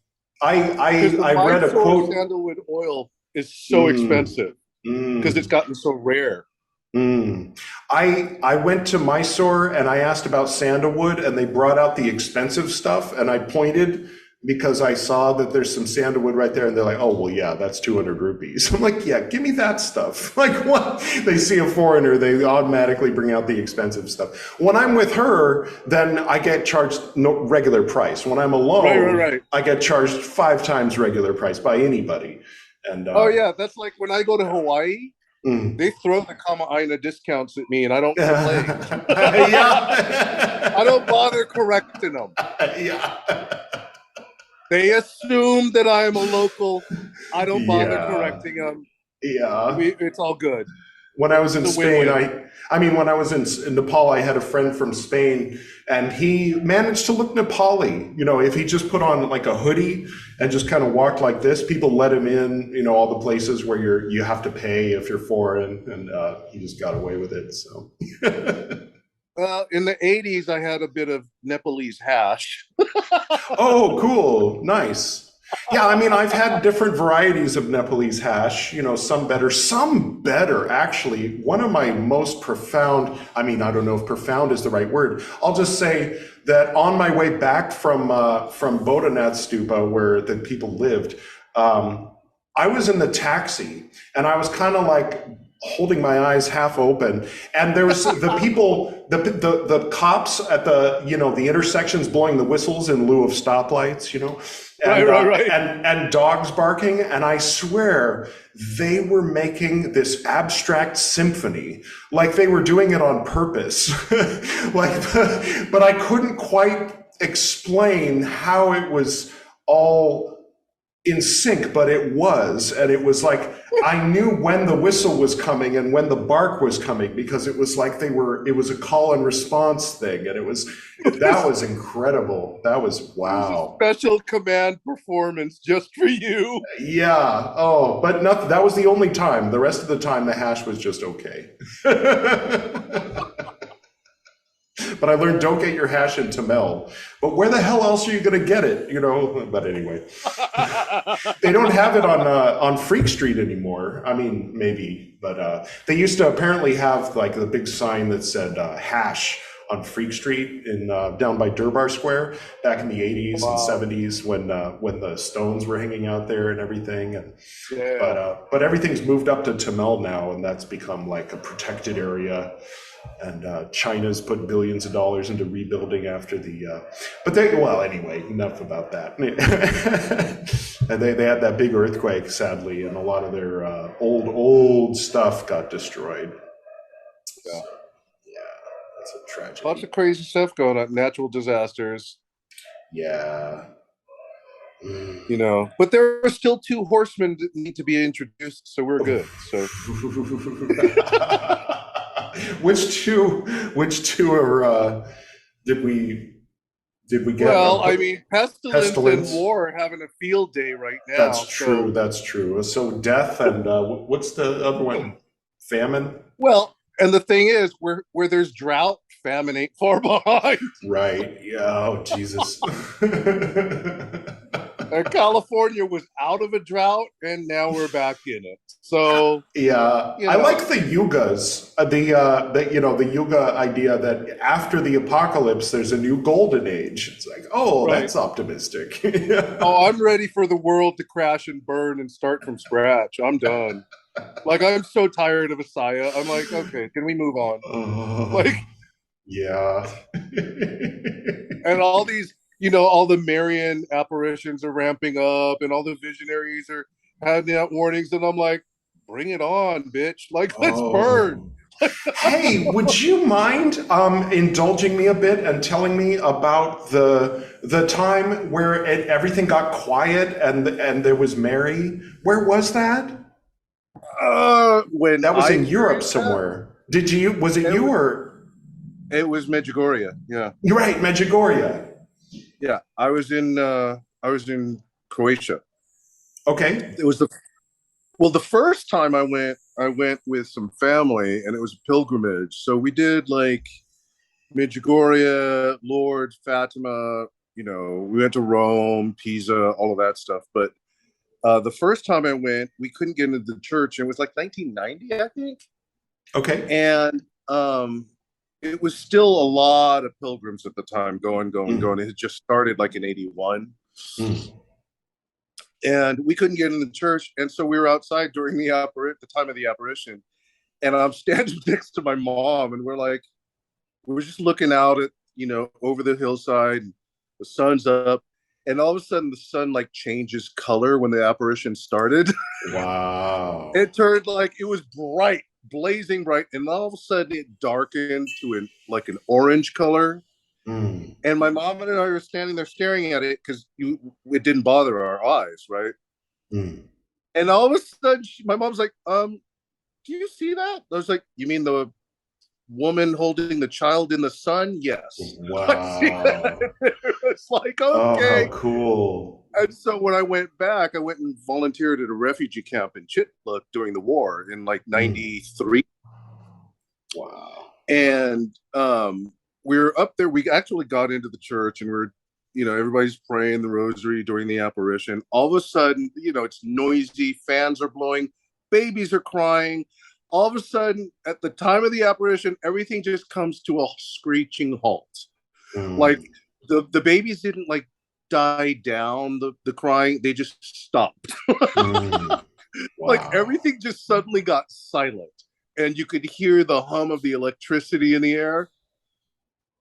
And then when the apparition ended, you knew because everything just started up again. Like the babies started crying. How trippy. God. It was so weird. And that's where we lost our passports too. We lost our passports in Medjugorje, and someone turned them into the church. And I looked at my friend Vince, I'm like, this wouldn't have happened if we were in LA. Somebody'd be walking around with our identities. Wow. Here, I'll let her join us for this one. Yeah. Aw. That's wild. So do you think it's aliens fucking with us? I'm sorry. The skeptic in me is assuming it's aliens because humans can't do that. Baby Jesus Metatron. Baby Jesus Metatron. Baby Jesus Metatron. Oh, no. Oh. Baby Jesus Metatron. Oh, my God. Oh, I haven't said that in ages, and I haven't heard it in ages. So, yeah. Oh my God. So those are my Medjugorje stories. That's awesome. Yeah, I love that story. I just wanted everyone else to hear it. Yeah, it was crazy. It was crazy. I'm like, okay, that's a thing.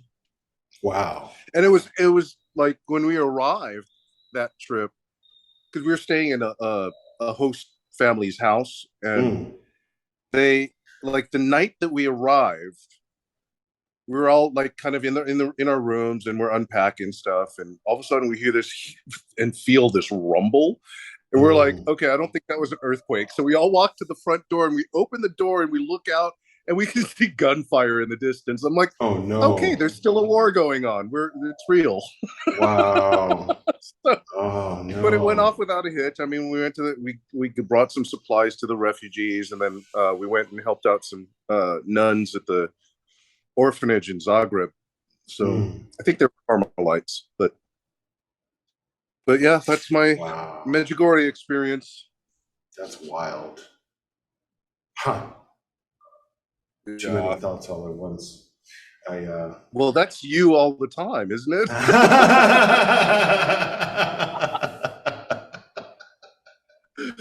I've known you for 20 years. Oh my God, that's true.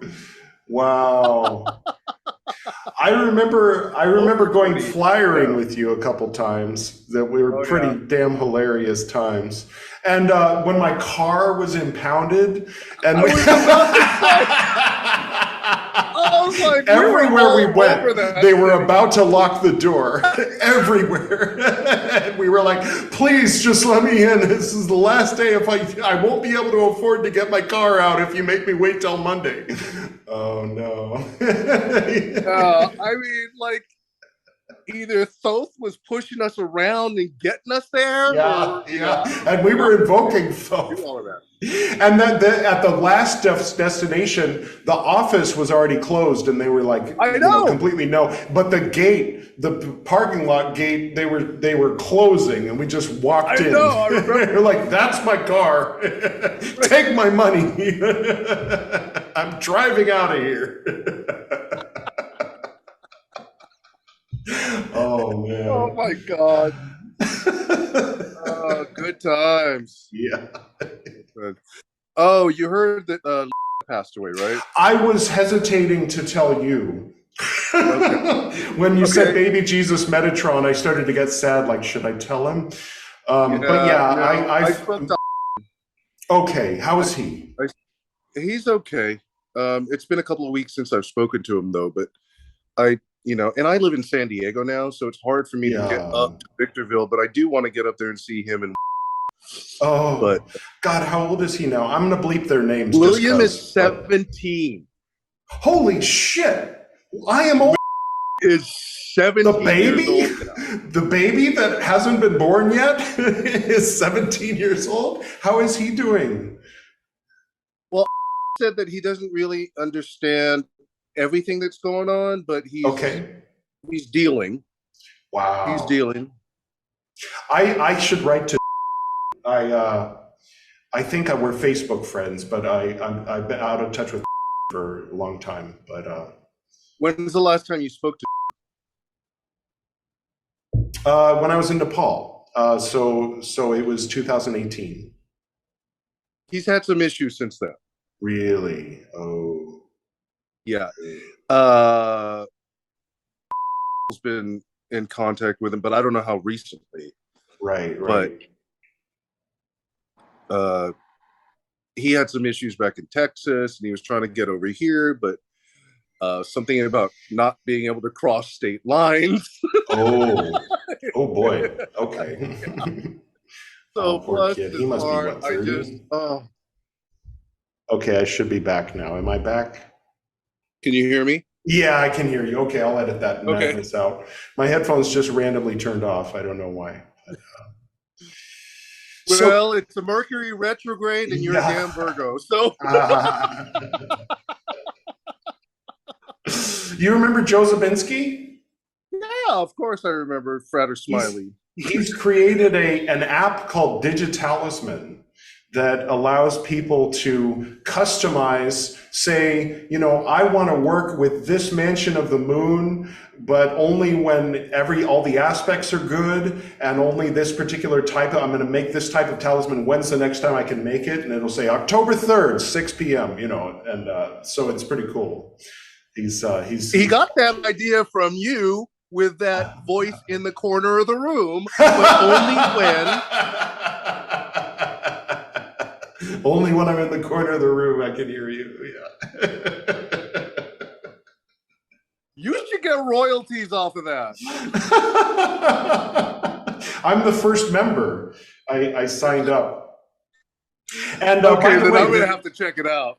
The name of this episode is Mather's Ring, because I managed to come into possession of Mather's Ring. Oh, stop. Are you kidding me? Isn't that awesome? It's a poison ring with a little skull and crossbones on it. Oh my God. Yeah, diamond and gold.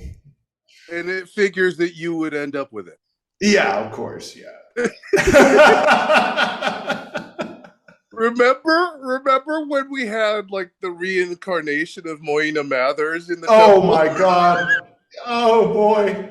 And I went and stayed with her for 8 days. She was very nice, but my God. Yeah, it was very difficult to talk to her because you couldn't teach her because she wrote it all. She's like, I don't need to learn the teachings, I wrote them. And it's like, okay, well then what's this? And she's like, she just starts talking about something else and say, no, that's not what that is. And then what was it? The salute, where she comes in and, you know, you have to salute the Hierophant.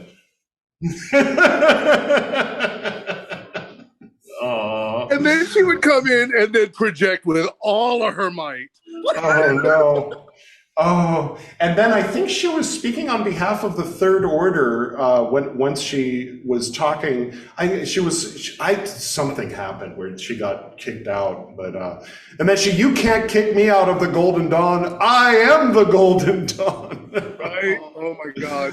Oh. Was she the same one that was trying to like read you from where you were, and then you put on like that's a fun story. Platform? Yeah, exactly. You remember, so Sora B talked to her on the phone, and she was sitting there like rubbing her little gold cross necklace, and said, that's a really nice gold cross necklace you have between your thumb and forefinger. And she was like, okay. And she's like, oh, and that banner of the angel behind you. And she's like, oh, there's a baby in the background. When's his birthday?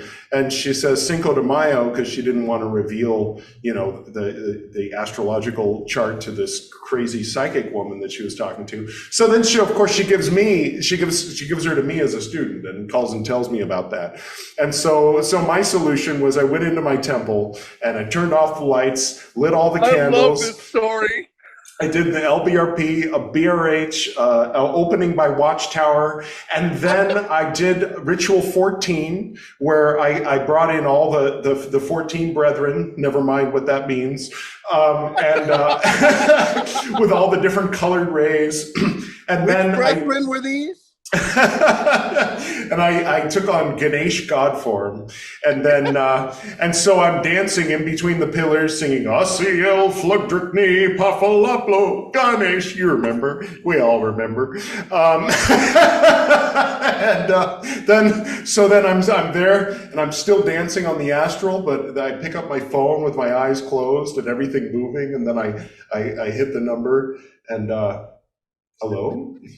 Hi, I'm Frater BT. I wanted to introduce myself. I'm going to be your proctor. And she was like, hi. And I was like, hi, I heard that you spoke with Soror B, and she was very impressed with your psychic abilities. I was curious, could you tell me about the room that I'm in? And she's like, there's something orange. And I'm like, no, there's a lot of colorful things in here, but orange is one color that is not in the room that I'm in. And she's like, there's a couch by a window. And I'm like, actually, there's no couch and no window. And she's like, you're blocking me. And I said, well, I did some work tonight that might have had the effect of blocking you, but I wasn't specifically trying to block you. So I think that she was sort of impressed after that, and then I ended up in New York, and I with no place to stay, and she offered to let me stay with her and her many cats. And so that I have to admit, that was a lot of fun and a lot of wine and a lot of staying up till 4 a.m. and a lot of really great, intense conversations. And she took me to the Met. And so, you know, I as much as I like reminiscing and telling the fun stories, because then she revealed, like, I think after the second day, that she's the reincarnation of Moina Mathers. And I remember she was trying to get me to believe her and crying. And I was saying, well, the thing is, you're just not the first reincarnation of Moina Mathers that I've met. And I was trying to explain that sometimes people can reincarnate in more than one body. And maybe that's what's happened, is maybe all three of the Moina Mathers that I've met are telling the truth, you know. And she's crying and saying, you don't believe me. And I'm saying, you don't need me to believe you. If it's true, then why do you need the belief of others, you know? So, yeah, but that was at supposedly where pizza came from. She took me to the place on 14th Street, the really real place. And then Stick, Stones and Bones was this place we went where they had all these crystals, and it was a fun week. Yeah, but really surreal memory. And then when it came time to kick her out, and Voldemort is what we call him on here, by the way. Todd complains because that gives him too much, you know. I'm calling him Bob Copperfield in the book that I'm writing, but anyway. So.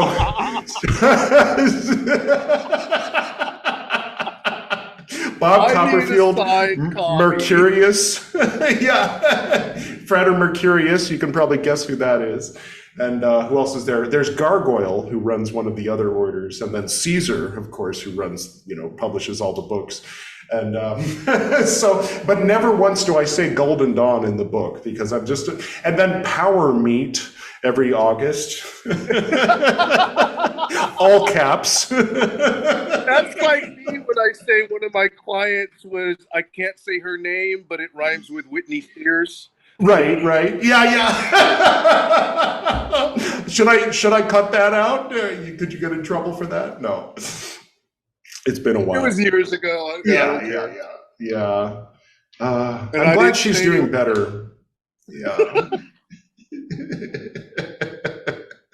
She was going through a rough patch for a while.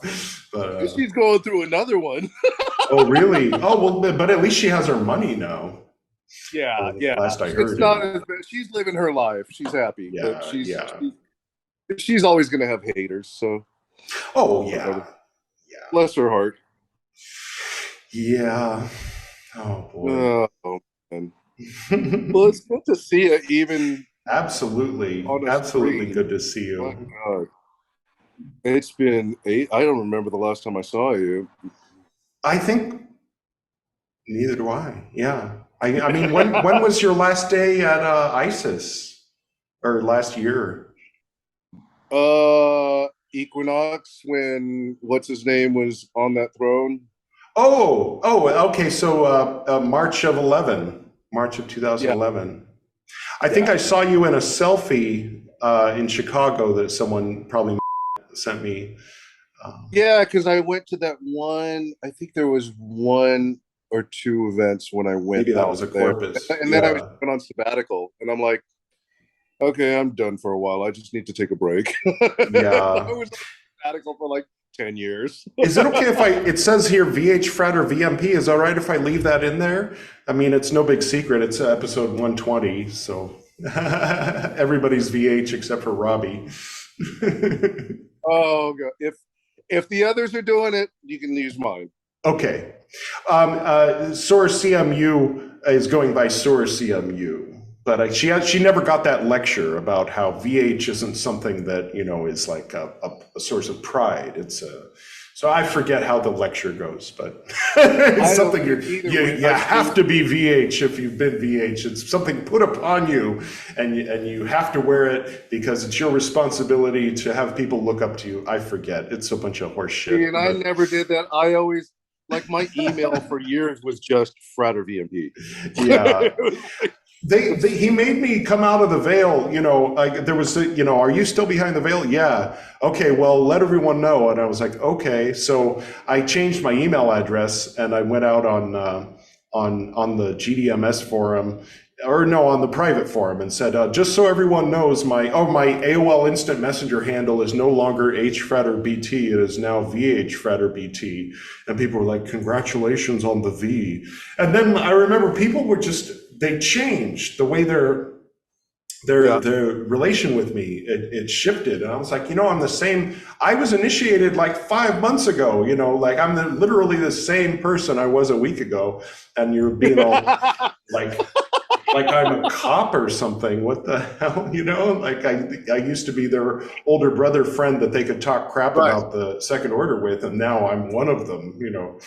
So when I got unveiled, what's his name didn't even realize that I was still veiled. Yeah, he just said it.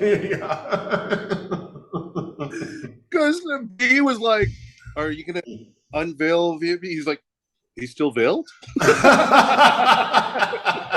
Yeah. So I think it was Power Meet 2005. I wish I could spell it with an A, but I'm going to spell it with 2 E's. Yeah. It sounds dirty enough as it is, so it's fine. Power Meet. Power Meet. Swipe right. Yeah.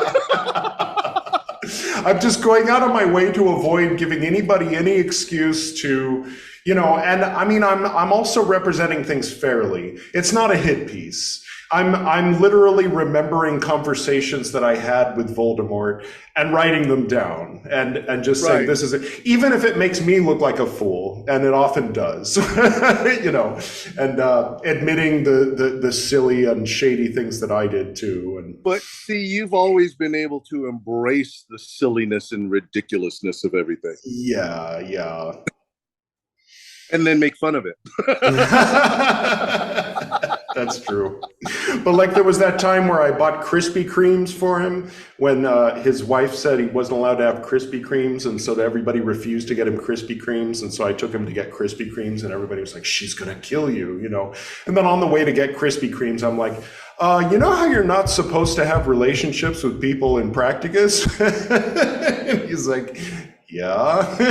And so I'm like, here's your donut. I hope you enjoy it. So anyway, we need to talk. Oh my God. Yeah. So that's going in the book too, along with the more traumatizing. It's like a mixture of like humor and trauma. So it's like, it's real is what it is. Just the fact that you were having a conversation with him about an inappropriate relationship.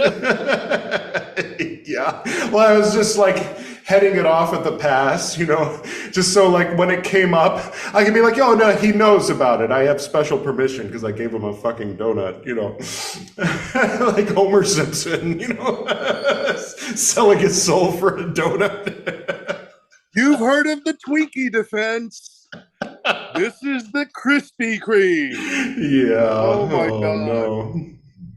I don't know how we ever survived into adulthood.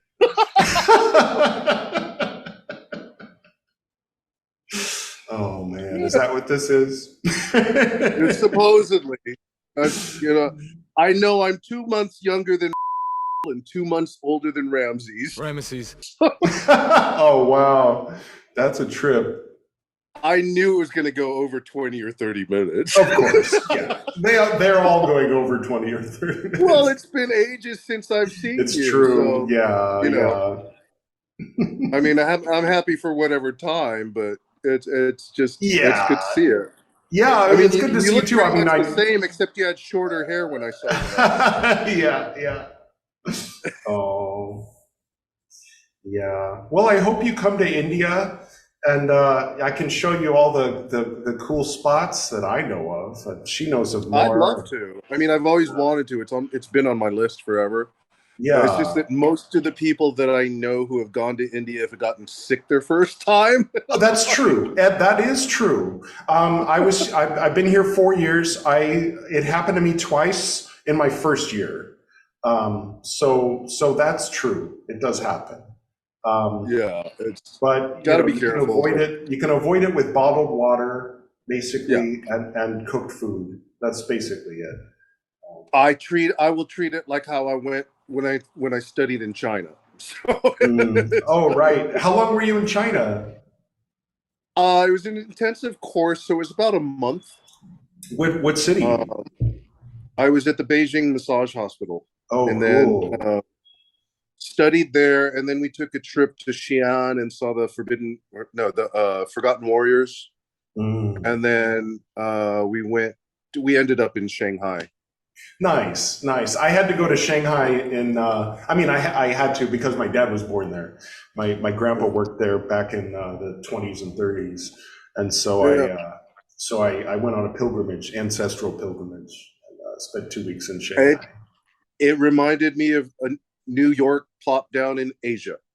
Yeah, basically, yeah. Because it was humid as fuck. It was like, I think it was winter when I went, so I lucked out on that frontier. I was walking long distances and a lot of rain and stuff. It was September, actually. May. I was there in May, and it reminded me of New York, like lots and a ton of bikes and bamboo scaffolding. And I was like, okay, we're not in New York. So yeah. And the tea gardens, of course, the touristy part of downtown. That when I first got there, I stayed at a hotel near the airport, and I'm glad I did that. I mean, it was just laziness on my part, but it was no tourists, hang out in these fringes, and so I would just walk. I would just get my Google map out and just say, what's this direction, and walk for 2.5 hours that direction, find a river, and find like a whole bunch of cars, like the same car, a lot where they're about to be shipped out, or this kind of thing. Yeah. And this cool guy that worked at the hotel, and he didn't speak English and I didn't speak Chinese, but we both had our translators on our phone, and we were talking shit about the Chinese government. I was like, I thought it was so cool. I was like, okay, yeah, he knows that's all the same stuff that I would say, right. Yeah, I'm living in a dictatorship, and this is kind of thing. Oh, okay. And he was letting me know about stuff I didn't know, like about Xi's family and how he got into that position and who his grandpa is and all this other stuff. I'm like, oh, all right. When I was there, I met a guy, I think his name was Brandon, and he worked for Hormel China, and he was from like Minnesota or something like that, Iowa, somewhere. But I was with a group of like 14 massage therapists. I was the only one who didn't get sick, but I was with a group of 14 massage therapists, and I was hanging out with my friend Selena. I called her the blonde goddess of Boston. And I think I might have told you this story, but she was a professional athlete when she was younger. She was a professional arm wrestler. And her first international meet was in Greece, and nobody told her not to drink the water, so she drank it right out of the tap. And she came home from Greece in a coma. Oh no! So she was a little on edge about eating in China. So she would run into this any building, like a bank, and she'd be like, McDonald's. And they'd point her in the direction, and then when I met Brandon, like he was an American living in China, working as an executive. So he had like he had an apartment in a high rise. He had a car taking him around, and he knew where all the Western restaurants were. So we found the TGI Fridays. And I brought her back a salad. And she was like, oh my God, where'd you find a salad that I can eat? I'm like, there's a Friday. They have Western standard. They have good. At one point, sorry. No, I was like, we went to like the Hard Rock Cafe, and that week they had rolled back the prices to like when they opened. So drinks were cheap, food was cheap. And I remember there was a sign, above, as we walked in, and it said, no guns or nuclear weapons. Oh yeah. And they all say that. I was like, we found the place. Okay. Yeah. And then the last night we were in Beijing, he took us off to this restaurant. It was a Mongolian restaurant. And the seating was all like cafeteria style. You just sat wherever, and there were like bikes hanging from the ceiling and surfboards and all this kitschy, just random stuff. And after dinner, they started playing music, and they encouraged everybody to dance and get up on the tables. And of course, it was the crazy Americans who were the first ones up on the damn tables. Yeah. Like, and I wasn't drinking at the time, but I was like taking care of all the drunk Americans. Yeah. Oh. But it was fun, and I can't remember the name of the place, but it was the most fun I had in China. How cool. I just remember I went to a restaurant in Shanghai, and it was because there was a woman. You know, there's all these different levels of scams. You know, there's the people who just come up and say, hey, do you want to have sex with an underage prostitute? And you're like, no, please, you know, go away. And then there's the people who come up and they want to know, like, so are you a businessman? You know, and they just won't go away. They just kind of want to go home with you. And yeah, I know that there's a scam behind this. And so I ducked into a restaurant, you know, and it was like a full-on Chinese restaurant, like no English on the menus and that kind of thing. And so I was like, you know, like, is she gone? And so then I sat down and I ordered something. I was like, I'll have this, you know, there was like a little bit of English, I think. And they brought out this big old bowl with like crab claws sticking out of it. And I'm like, as if it were for a family of 6. And it's just me as the only non-Chinese person in the restaurant sitting there with this giant bowl, like, okay. And then I'm feeling bad, like I should eat it all. No. Oh my God. Eventually I you know, and I'm talking to her on WhatsApp the whole time. And well, when we arrived and checked into our hotel, a couple of my colleagues had like, so I guess the girls would watch people as they checked in, and this girl went up to his room and knocked on the door and was basically asking him if he wanted her services for the evening. And I was like, see, I always watch people in the lobby because I don't want nobody following me around. Right, yeah. Go another route. And his girlfriend was with him in the room. She was like, what the hell is going on? I was like, you're in China. Yeah, oh my God. Me love you a long time. Oh no. Oh no. He said it. I didn't say it. He's allowed to say it. Sorry, I'm just talking to the PC police. Oh man. So what else you got going on today? What time is it there? Oh, it's like 11. So I'm basically wrapping up today.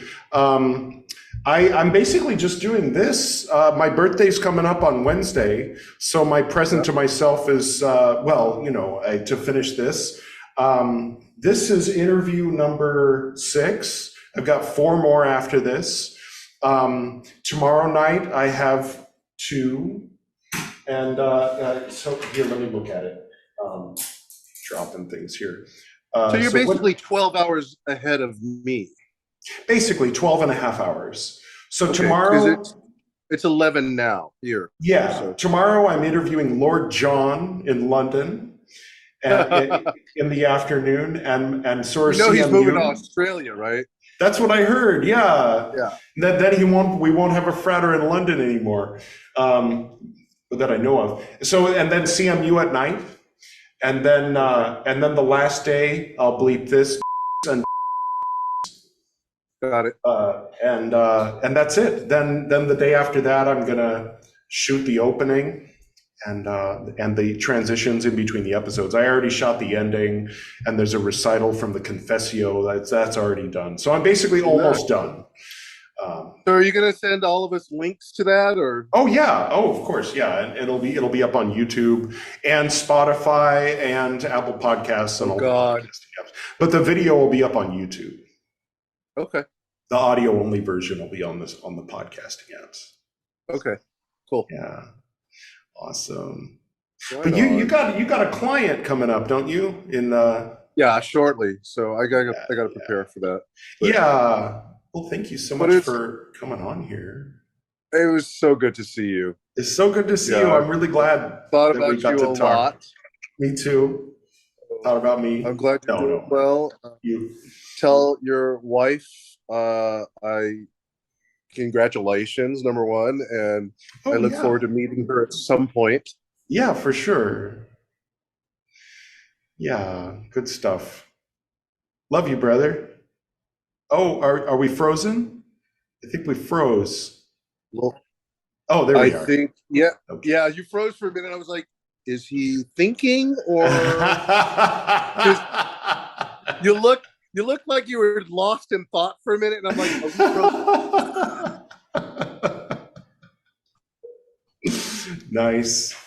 Here I got my. Nice. Okay. Liturgical chalice happening. Well, thank you for having me and absolutely for, thinking about me. Of course. It's always good to catch up with you. God, we've had some times. Yeah. Yeah, good and, stuff. I was thinking, I mean, because you're the healer. But I know that how you heal isn't really something you can easily teach. Like there's techniques and stuff, but I know that you just sort of do it. And this guy's impressive for the people who don't know you. Well, I'm working on getting it like codified on paper when I get a chance. But yeah, there's but how do you put on paper just knowing what's wrong with someone? Like I don't know. Well, the process that I go through, anyway, like when I scan someone and try to determine what it is and go in and feel it. So, I don't know how much of that I can teach, but right, exactly, because you nail it. I mean, when I'm having an issue, and you mean your C4, vertebrae acting up again. Oh, okay, I see. Yeah, I remember when someone started calling me Frater MRI back in the day.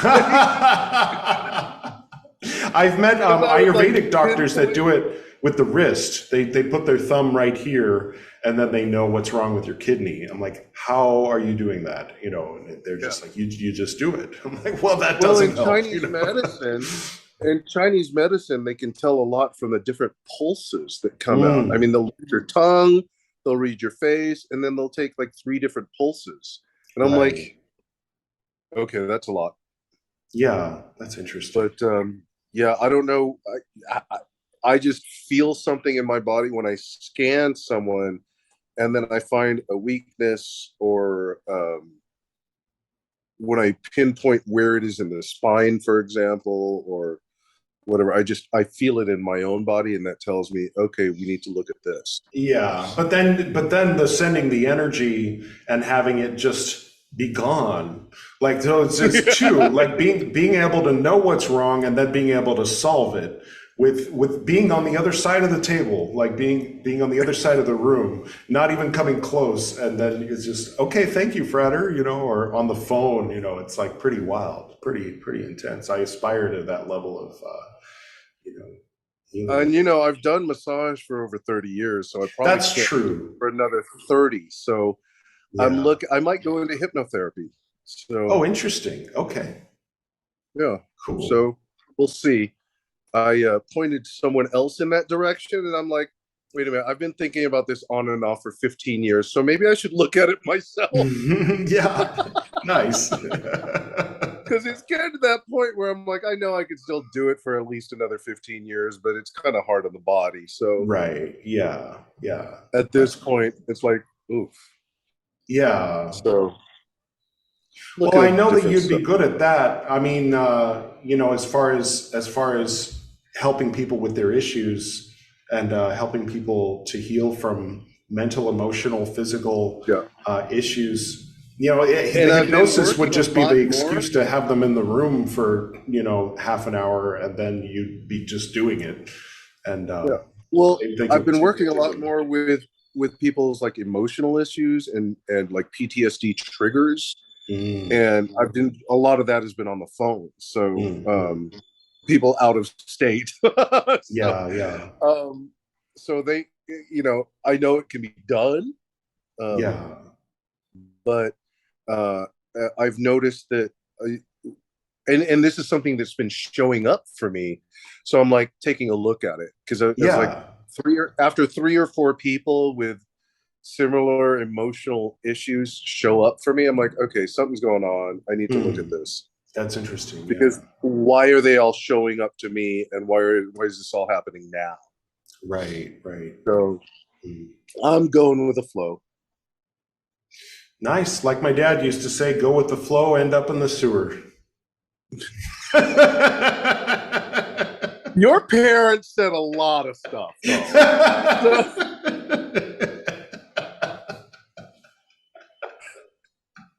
and everyone needs to know this, because it'll make a lot more sense to them about you. Yeah, that's true. It used to be that it was me, my mom, and my dad, and then everybody else in the world was totally, they were the normals. That was what my parents called them, was the normals. Right. And we were us, you know, but then they left this world. Now it's just me. So, but I found someone else who's the me of India. So that's very well, yeah, especially when, you know, the rocks in her, or the horns in your head fit the holes in hers. Yeah, the yin yang works very nicely. Yeah. Actually, I mean, I knew even when we were Facebook friends, she was not happy with, you know, the status quo here. I mean, as far as men, you know, and I thought, I'll keep that. Yeah, I just, okay, put a pin in that, you know, and then later I met her and I was like, wow, you know, this is okay.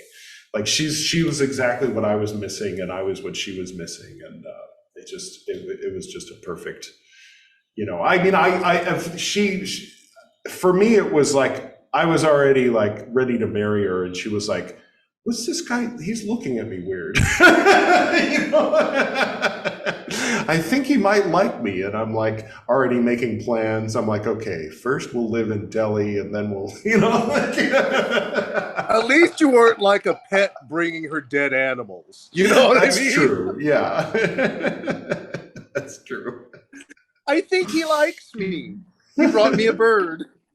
And then, you know, one thing I'll tell you before, and then I'll let you go, is I was telling Yash, because I was still staying at his place, I was telling him, you know, in a few years, I'm going to look her up and see what she's up to, because I think she might be the one. And his mom, who barely spoke English, wrote me on WhatsApp out of the blue. I don't know why. And she wrote, the right decision at the wrong time is the wrong decision. And so I was like, wow. So I immediately got on WhatsApp and I told her that I was falling in love with her. So that kind of took the brakes off of, you know, not going to wait 3 or 4 years. And it worked out really well. I mean, in talking about it later, she's saying it's a good thing you did that at that time, you know, so it's good. Well, you've never really been one to rein yourself in.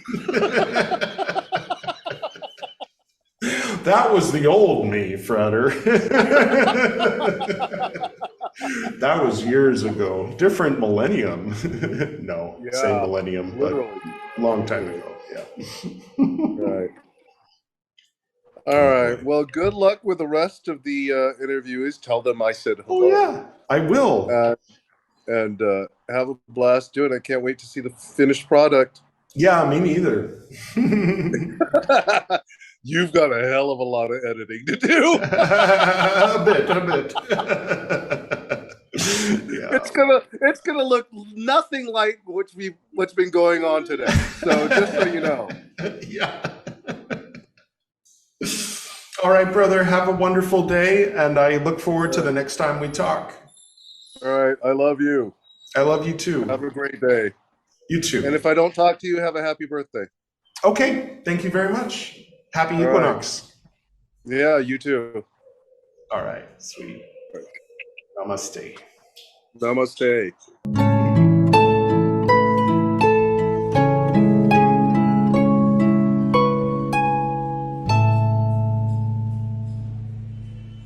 It was good to be back in touch with Frater VMP.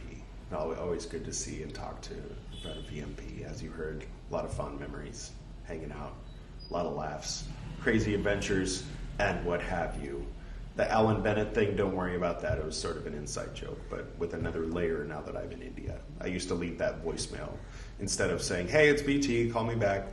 I need to talk to you about this Saturday. You know, I'd call and say, this is Alan Bennett. Who is this? And then hang up, and he'd know that, okay, BT, I gotta call BT.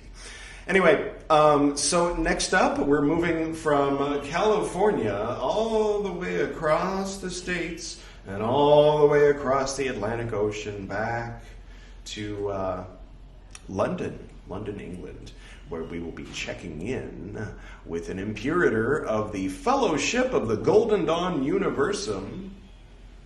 That'll make more sense partway through the conversation, if it doesn't already. Frater Mercurio. Let's hit it.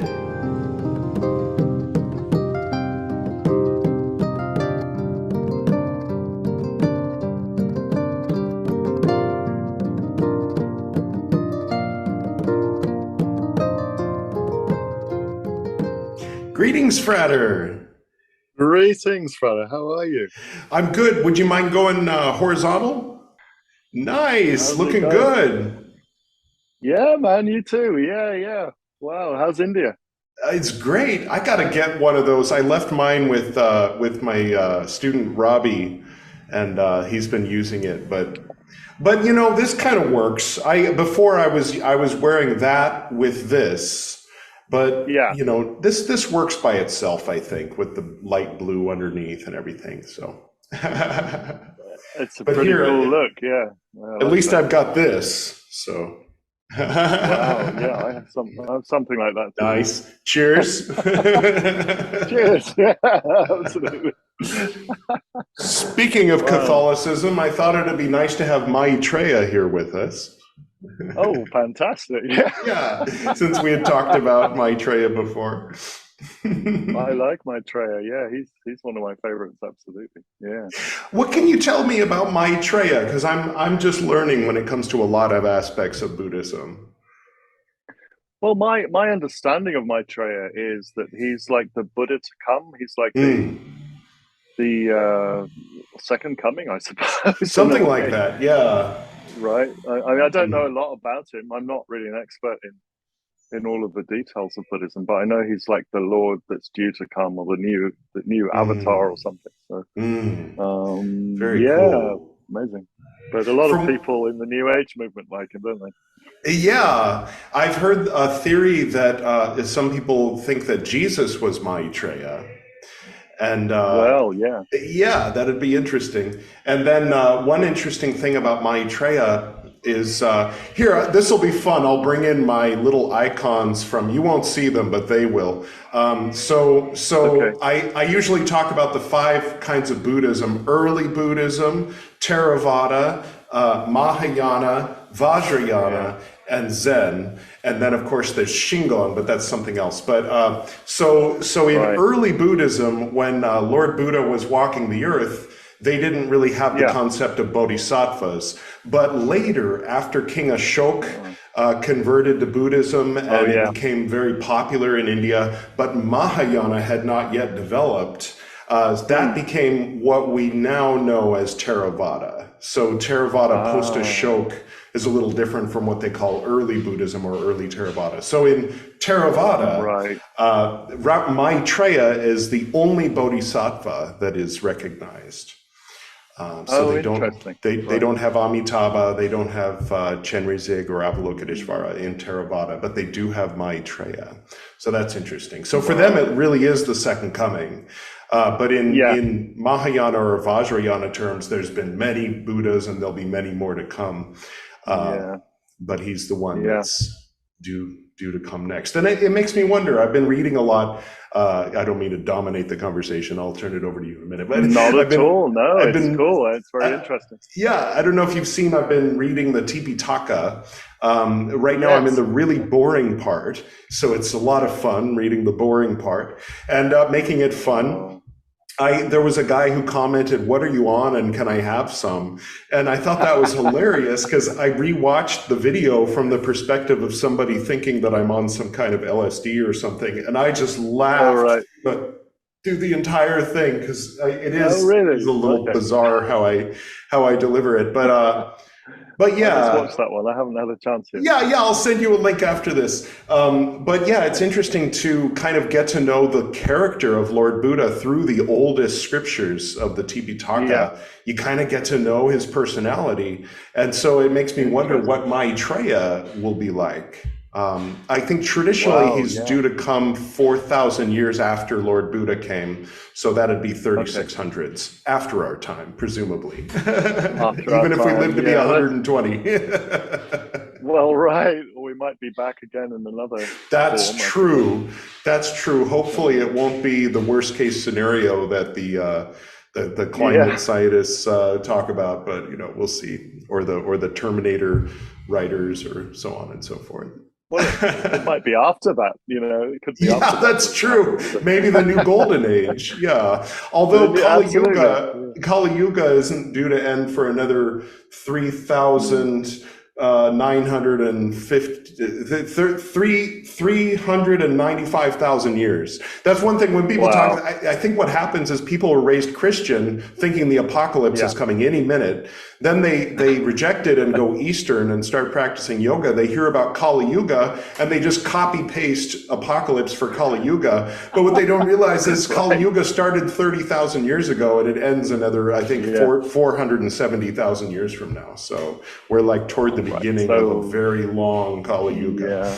That includes all of recorded history and everything. So I think the golden age must have been, Homo erectus or something.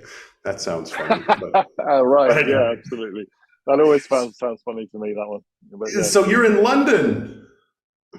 I am in London at the moment, and we're all full of discussions around the Queen, at the moment because she died. Of course. Recently, so. yes. I'm a little annoyed that there's a King Charles because Charles is my middle name and the protagonist in most of my stories. Now people are going to think I'm naming him after the king, But no, I wish him the best and wish everybody the best and the family there. And it's interesting seeing Meghan and Harry awkwardly hanging around, Yeah, that's right. After all of that, they've come back and got involved. I was quite surprised. She just did an interview like a week ago. Then got on a plane right afterward, and she's at the funeral. Like, okay. But I get it. I mean, of course, you're going to go to your mother-in-law's funeral, even if you had disagreements. Even in a normal family. She's got the whole world looking at her, though. Even here, everybody's talking about it. Oh, really? Not everybody, but I hear people talking about it. It's funny. It's interesting, given India's history, that they're still interested in the Queen. Yeah, I mean, you see the flag. People sport it on their jackets and stuff. Priyal, there's what they call Anglophiles. They're all over. I mean, I don't know. Maybe it's a BDSM thing. Like what's the Stockholm syndrome meets BDSM. No, but there's like a lot of beautiful architecture here is from what they call the British period, and it's not even really like if people stop and think about it, or you really get into it, you might find some feelings of resentment and stuff like that. But generally speaking, it's just a point in history. It's just back during the British period, this was happening, and the prime minister, it was just it's just sort of a reference point. like before the civil rights movement in America. Like, people can get down and talk about, well, yeah, I don't really like how things were so oppressive toward women and people of color, but ultimately it's just before the civil rights movement, and so people talk about, well, my grandmother, when she was growing up, of course it was during the British period, and so this was going on, and so it's just sort of part of the history, and it was a big part of the history, of course. By the way, thank you guys for Darjeeling. That was a good call. Darjeeling. Oh, okay, good. I'm glad you like that. Yeah. We're happy you could benefit. Earlier today, I gave Priyal a cup of first flush whole leaf Darjeeling tea in a Darjeeling mug with the little train on it, and so we're hardcore into Darjeeling here. Hardcore colonial British. And then Sikkim, it's been interesting because every time we go somewhere, I learn another layer. So I went to Darjeeling and people were telling me, people from Nepal think, that should be theirs. It used to be theirs. And I'm like, really? And I look into it a little. I'm like, well, gosh, I guess they were settled here and the British did take it. But then I go to Sikkim and find out that when the king in Gorkha was taking over Nepal, he wanted everything. He just wanted as much as he could conquer. So of course he was gonna take Sikkim, and the king contacted the British and said, hey, can you back me up against these Nepali that are trying to take my kingdom? And he had been around since the 1600s, 100 years at that time. And so the British did and backed him up, and then Sikkim was under British protection, and then apparently the king of Sikkim, this is how I heard it anyway, said, hey, why don't you guys take Darjeeling, and now that you come out of here, you can grow some tea here, and then you won't be so dependent on China. And the British were like, hey, good thinking, so they got some trees.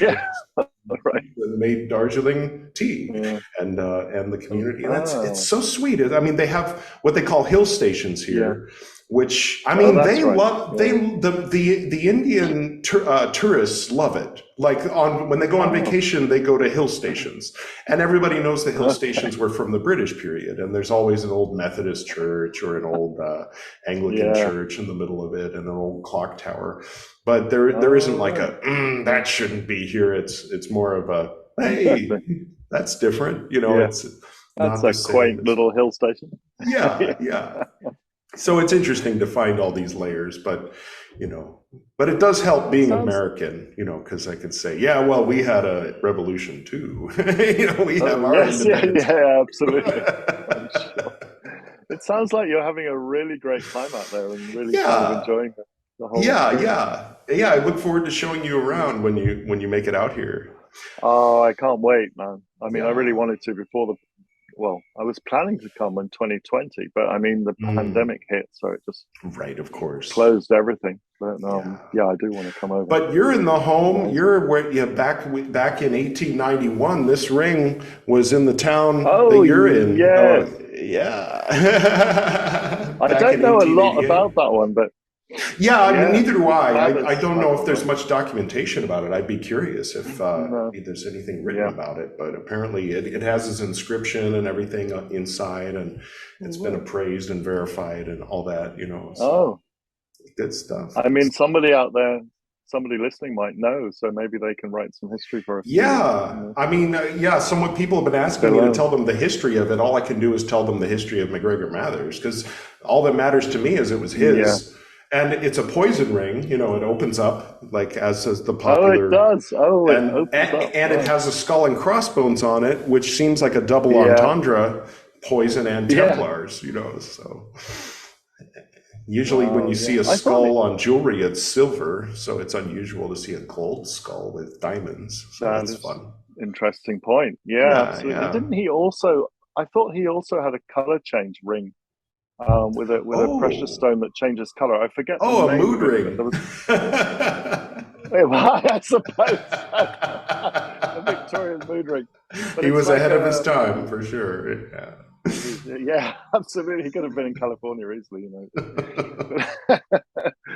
wasn't it? I forget the name of the stone, but it's one that changes from red to green in the sunlight. Or Oh, something. okay. So, how interesting. Yeah. Do you remember hypercolor?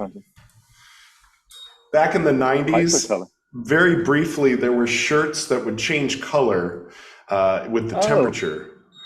But then if you got wet or something, it'd look really ugly if you started sweating, because the sweat would cool off. So the shirt would be pink, but your armpits would be purple. It was like, so it only lasted about a year, I think.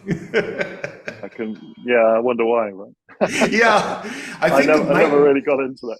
1990 was one of those years they're like, it's the future, man. You know, everything's going to be blue neon, maybe, and, you know, purples and clear Pepsi, I guess, you know, like Star Trek The Next Generation or something.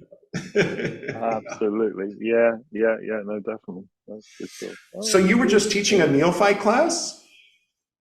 I was, yes, yeah. We were just doing some introductory stuff because I have some new members, so we were nice. In person or online? Through. I don't want you to break your vow of secrecy, of course, but yeah, I'm just curious. just online via WhatsApp. Yeah, to some of our we have some members in Australia, you know, so I was teaching them. That kind of fits with the time zone. So for them, it's evening-ish, right? Or night, maybe 8 p.m. or whatever. It's around that time. That's right. Yeah. So now, we were going through the tree of life, you know, and things. Could you remind me what's the name of the order these days? The Fellowship of the Golden Dawn Universum. The Fellowship of the Golden Dawn Universum. We've had two imperators from Chick Cicero's order, and great. And now we've got an imperator, right, or a sanctuary host. I lead a temple, I guess. So right, imperator, basically, of the London Fellowship of the Golden Dawn Universum, but only temporary because you're moving to Australia, right? I will be moving to Australia. Yeah, absolutely. It's due to happen. I'm guessing November during Scorpio, so it's probably a good time to do it. Watch out, Zabinski. Well. You know, I like the purple adept is finally coming. No, I'm kidding.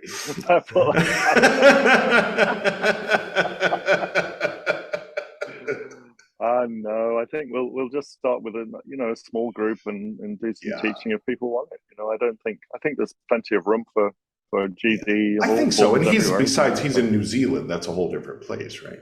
That is true. Yeah, absolutely, a whole different place. But you know, we'll see. You know, it's great to start something else there, and you know, apparently it's a wonderful country, and so I'm looking forward to experiencing that. I've never been there before, so you know, we'll see what.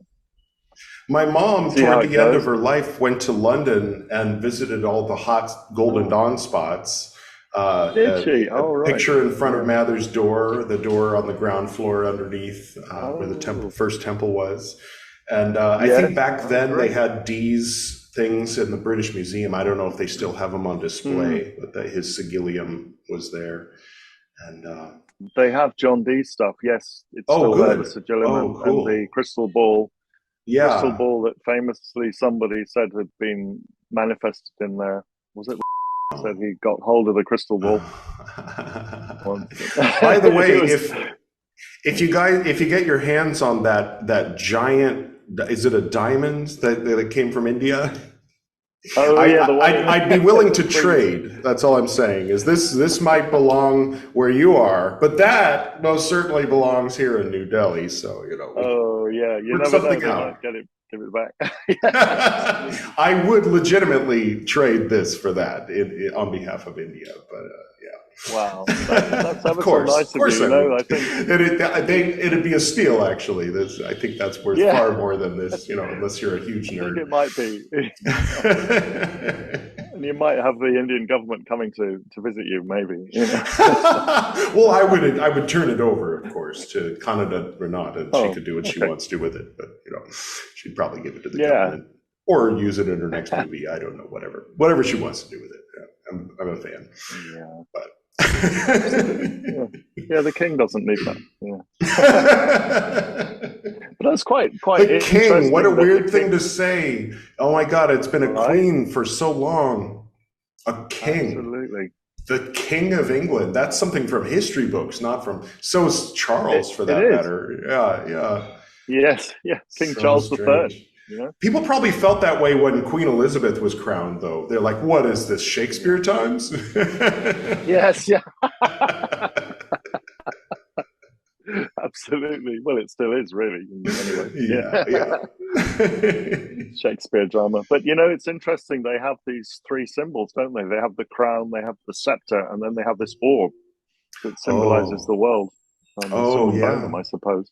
So it's quite an interesting mystical concept behind them, I guess. And the wand of power, you know? Yeah.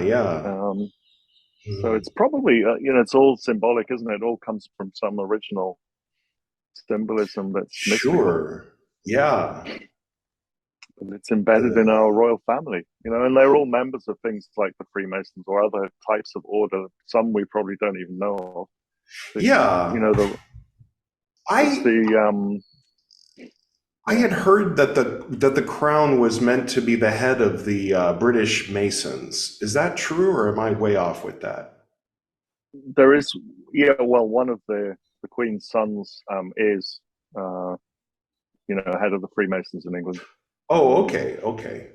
So it's connected with the royal family, absolutely. But they also have their other orders. They have the Order of the Garter is the one that meets at Windsor Castle, and the Queen is the head of. Okay. And that tends to be kind of more, you know, top public servants or ex-military that go to that. Right. But is one of them like the original, or they all kind of trace their lineage back to the original? I think they trace the lineage back. And I don't know when the Order of the Garter was created by another monarch. I forget which one now. Probably Edward III, because he was into that kind of stuff. So Yeah, the thing with schisms is when you ask, which one of you schismed, they always say, he did it. Yeah. Absolutely. We know that one too well. Oh, awesome. Yeah, but I think there's a lot of symbolism left. You know, they don't know what it means anymore, but they've forgotten. It's like if you know, the Freemasons mention Kabbalah in their rituals, but nobody knows. If you ask them what you think about that, they don't know what it is. So it's like, unless they have another path. So it's quite interesting. Which is probably why part of the motivation behind establishing the Golden Dawn was people who wanted to go a bit deeper. Kind of true believers who wanted the magic to be real, or they wanted the rumors to be true. Yeah, they wanted what people imagined to be true. Absolutely. Yeah. Oh boy. Yeah. But it's had that curious effect of preserving a lot of the secrets in plain sight, but without even the people doing it knowing what they are, which I think is quite interesting too. Yeah. So whoever's behind it had the right idea. Yeah, and so much symbolism in the churches too, and I guess that goes back to the old guilds and so many things. And the Templars, and absolutely. The carobs. Sacred geometry is amazing. Yeah. Yeah. Yeah, good stuff. Anyway, it's good. So it's nice to be able to try and decode it. And I know the Masons have a number of study groups that look at that in detail and try to decode it, you know, as well behind the scenes. So classically, Westcott was a member of Quatuor Coronati, which still exists now, and they used to write a lot of papers on, you know, the symbolism behind Masonic ritual and other stuff. There are a couple of others. There's one called the Dormer Group, I think, that still operates. So there's still people looking for it, and I guess in their library there's a lot of records and a lot of archive material to look through that has that stuff. So I'm sure it's some form of important thing in its day. A friend of mine was. Oh no, it's interesting. It's good stuff. A friend of mine was asking about the interplay of the Rosicrucian Society and, you know, empire in general. And so I was talking, you know, from a position of a lot of ignorance, but I was trying to speculate and talking about how it was one thing in the 1600s, but it was something else in the late 19th century. You know, there was a lot of masonry in the for example, the Golden Dawn RNAC. I mean, yeah, the RNAC, the SRIA influence, the Masonic influence, where back in the day there were dukes and things that were Rosicrucians, but they were kind of conspiring to consolidate power in a time when the church in Rome had all the power and they had all the cards, and so people were being hid, and Martin Luther was being successfully hid. And I always like to speculate that there was maybe some overlap, or in those communities, the early Lutherans and the Rosicrucians, maybe some of them were the same people. Yeah. Undoubtedly. I mean, the classic, I suppose, is Eliphas Levi, who was, he wrote a lot of what would now be seen as very socialist kind of material based on Catholic social teachings that he'd kind of extracted from the religious side of it. And he was one of the active promoters of that kind of concept, and was, I'm guessing, a Rosicrucian, because he had a lot of connections with Westcott and others through the European Rosicrucians, which still existed. Obviously, then when the Nazis came along, they destroyed any kind of Masonic or related group competition, including the origins of the Golden Dawn. But now people are rediscovering a lot of those aspects. There's even the Masonic German group called the Illuminati, which is apparently still exists, and it's being resurrected by people who want to revive all of this stuff. So is that related to the people on Instagram who are holding lots of money and saying join the Illuminati, or something else? Who knows? I get those messages as well. It's like, wow, we've chosen you to join the Illuminati. And it's like, it reminds me very much of a certain leader that we knew who did the same kind of approach. Many are called. Oh boy.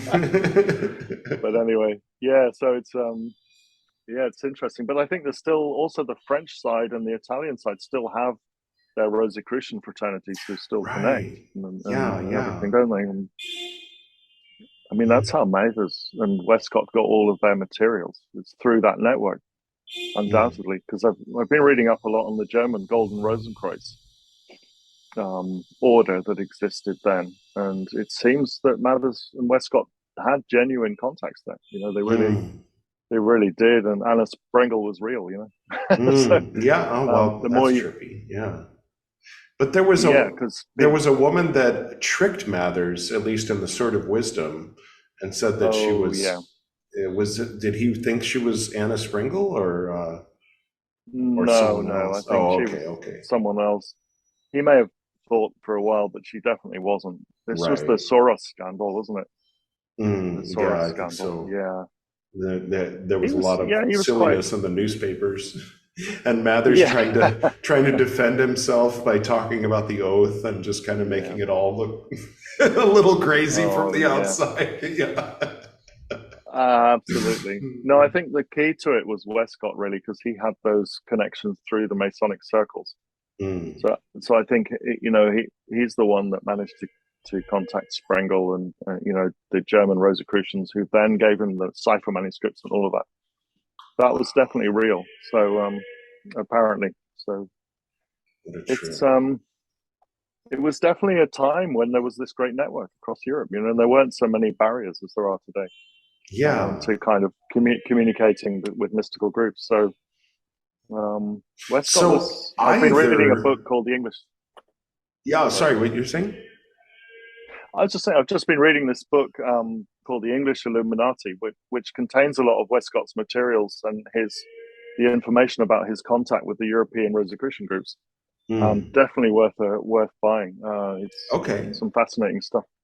I can send you the title properly later. But, certainly. I'll pop it up on the screen. Yeah, that's just what it shows to me is there were these amazing networks, and Levi used to come over and meet Westcott and have coffee with him, or Jard Geeling probably, and they would go off and see each other, and much like the international orders do today, like our order, we go over and meet people, don't we? So that was happening.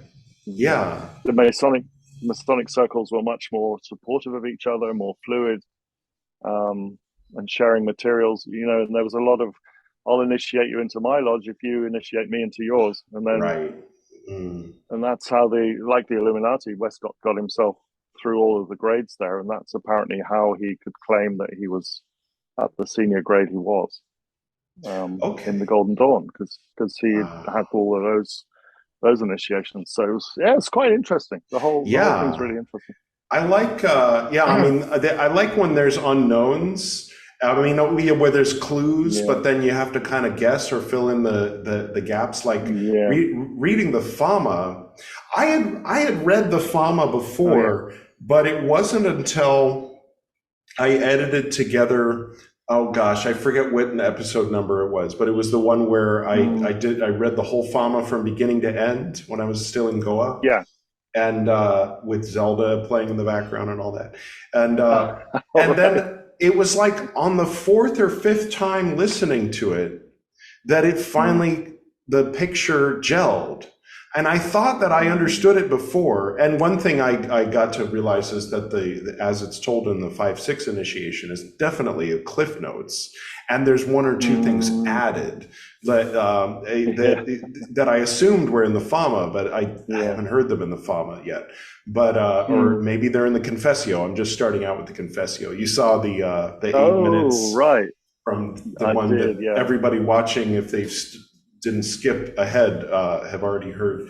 But yes, from my perspective, the Fama was such a beautiful from the heart document, and then the Confessio was like, all right, guys, like in response to some backlash they had gotten. So I have the Gebura king scale and queen scale with the Rose Cross instead of the Typhoid king scale and queen scale. So that's what's going on there. This is a little subtle thing. But yeah, in the Fama, there's this really beautiful, grand story. And then, I mean, I can assume just based on human nature that it's maximum 90%, and that's generous, true. Maybe 85, maybe 40%, who knows? It's somewhere between 0 and 90% true. And then, so there probably was definitely a fraternity that was behind the publication of the Fama Fraternitatis, and that was their mythology about themselves and their own origin. But then the networks that popped up later in the name of Rosicrucian may or may not have had any connection whatsoever to those guys. That might have just been a few guys that, but it was like through law of attraction or something, visualizing it into manifestation. It just was such a cool thing that people couldn't help making it real, or maybe it really was the thing that went all the way back to a real guy named CRC. There's so many possibilities of shades of possibility of how that could have gone down. And there's also room for historical fan fiction, which I have one that's been brewing in here for a while, but it's still three books in my future. I have 2 books to write before I get to that one, but I look forward to that. That sounds great. I want to either choose the initials of somebody who's just mentioned in passing in the Fama, or make up a new guy and have him, kind of get a little bit of behind the scenes, like, I don't know a good example. I'll just pick Zephram Cochrane, from Star Trek. How everybody had this grand vision of what he was like, but then when they traveled back in time and met him, he was a little different. So I'm not going to make CRC an alcoholic, but I was thinking of making him more of a typical religious leader. Let's just leave it at that. Maybe he had a few faults. It's okay, but maybe a very powerful individual. But maybe make him, modeled after a combination of Martin Luther and a few other people. But then have someone decide, maybe after he passes away, they get moved and decide that they're going to go on their epic journey. And then I'm going to start tying in other historical, basically inspired by Ibn Battuta, the travels in the 1300s. He went from, I think, Spain or Morocco all the way to China and then back again. Really? and then told the story. So I want to have someone in the 1400s. If he was a contemporary with CRC, it would have been somewhere in the 1400s, and have him end up in Goa when it was like, before it was Goa, when it was Ella. And I'm not well, I guess after 1490s, it would have been when the Portuguese took it. So I don't know. I'll have to figure out how I want to do the timing. But you know, sounds very cool. Yeah. I guess if I made it late 1400s, early 1500s, I could have him ride with the Portuguese. But I don't know how that would have gone down to have a German with the Portuguese. They probably wouldn't have minded if he was a monk, if he was a divine. Yeah, or a Templar. Yeah, but if he just looked like a monk, because I think the original CRC brethren were basically monks. I mean, they looked like any other monk. So if he was a monk from up north and he just sort of booked passage for one reason or another, and then maybe made it all the way to Japan. But then I want to have his story end before he's able to get back and tell his story, to like leave it a little bit of a mystery. Like, maybe this guy was real. He could have been, you know, like this might have been his journey that he took. And maybe he was seeing what the Portuguese were doing in Japan and trying to rectify some of it. Because I think they were teaching the Japanese that the son of Amitabha or something like that, the son of Vairochana, died for your sins and was resurrected again. And so it was like, what is this thing you think is Catholicism that you've created in Japan? It was like the Japanese thought it was an offshoot of Buddhism. I mean, like because of the way everything was being translated. And so very interesting. I didn't know anything about that. Wow. So I've heard anyway. Well, there was that movie, The Silence or Silence, about the Portuguese the Jesuits going to Japan. Oh, the Jesuits, of course. Yeah. So that was an interesting movie, very intense movie. I'm trying to remember the famous director that Scorsese. Oh, really? Oh, yeah. Right. Oh, I need to look that one up. Who also made Kundun, just a little Kundun dog, which was buried by Disney in exchange for Disneyland Shanghai. So, oh man, yes. They apologized and said it was a foolish mistake to work with the Dalai Lama to make his biopic, in which his niece starred as his mother. Oh yeah. There's a lot of Disney this worshiping Mammon. Well, of course, absolutely. Well, even the royal family, who, you know, King Charles has a great relationship with the Dalai Lama, but he's not invited him to the funeral. But he has invited Xi Jinping. So what's that about? Anyway, power and money. Kowtowing to the money thing, But it's interesting. I think there were, going back to the topic, you know, that there were all these networks, weren't there? I think it was a different world to what we think it was. That there was a lot more possibilities for travel and trade and making connections internationally. You know, we think that they were just people with a few boats that might sink and stuff or whatever, that didn't really get very far. But actually, I think the networks were way further afield than we realized. Yeah. So it's very possible what you say. You know, I think there could be.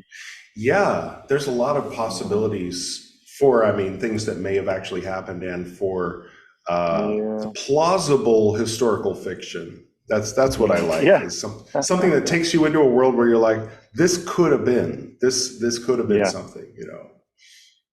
Absolutely. Yeah. No, that sounds amazing book. I look forward to that one coming up. Yeah. My buddy Robbie Strong, he's my one student. He's in Philosophus, and he's writing a book about his ancestor who was an abolitionist in the American Civil War. And really? And one of his connections was a General Willich, who was an early communist, who was actually a contemporary with Marx. And I think they had shared a love interest and gotten in a brawl about it. Oh, really? So, you know, they knew each other. But in Robbie's creative fictionizing, he's made a connection between Willich and the German Rosicrucians. And used a lot of Golden Dawn references. And that, for me, that's fascinating, because whoever gave the cipher manuscripts Those same cipher manuscripts could have been known by someone like Willich, who came from Germany to America to help in the struggle against oppression in the 1860s. So it's not out of the realm of possibility that they would have been familiar with Z formula. Undoubtedly, I reckon they would have done. So that's a trip. I mean, it makes total sense, because Westcott was talking to all these people, in the 1800s, and I guess they were part of the European Rosicrucian network that was in those times, with Levi and all these other people. And so they could have done, undoubtedly. They must have had their own Golden Dawn going on there, because they called it the Golden Rosenkreuz, didn't they? So I guess they were using those formulae way before us. Hermenubis we just think we got Liber, Licht und Leben. Yes, those German temples. I used to have a sanctuary Hermenubis. Sort of. Oh, was that yours? I remember. Yeah, back in the old days. 97 until it burned down 8 months later.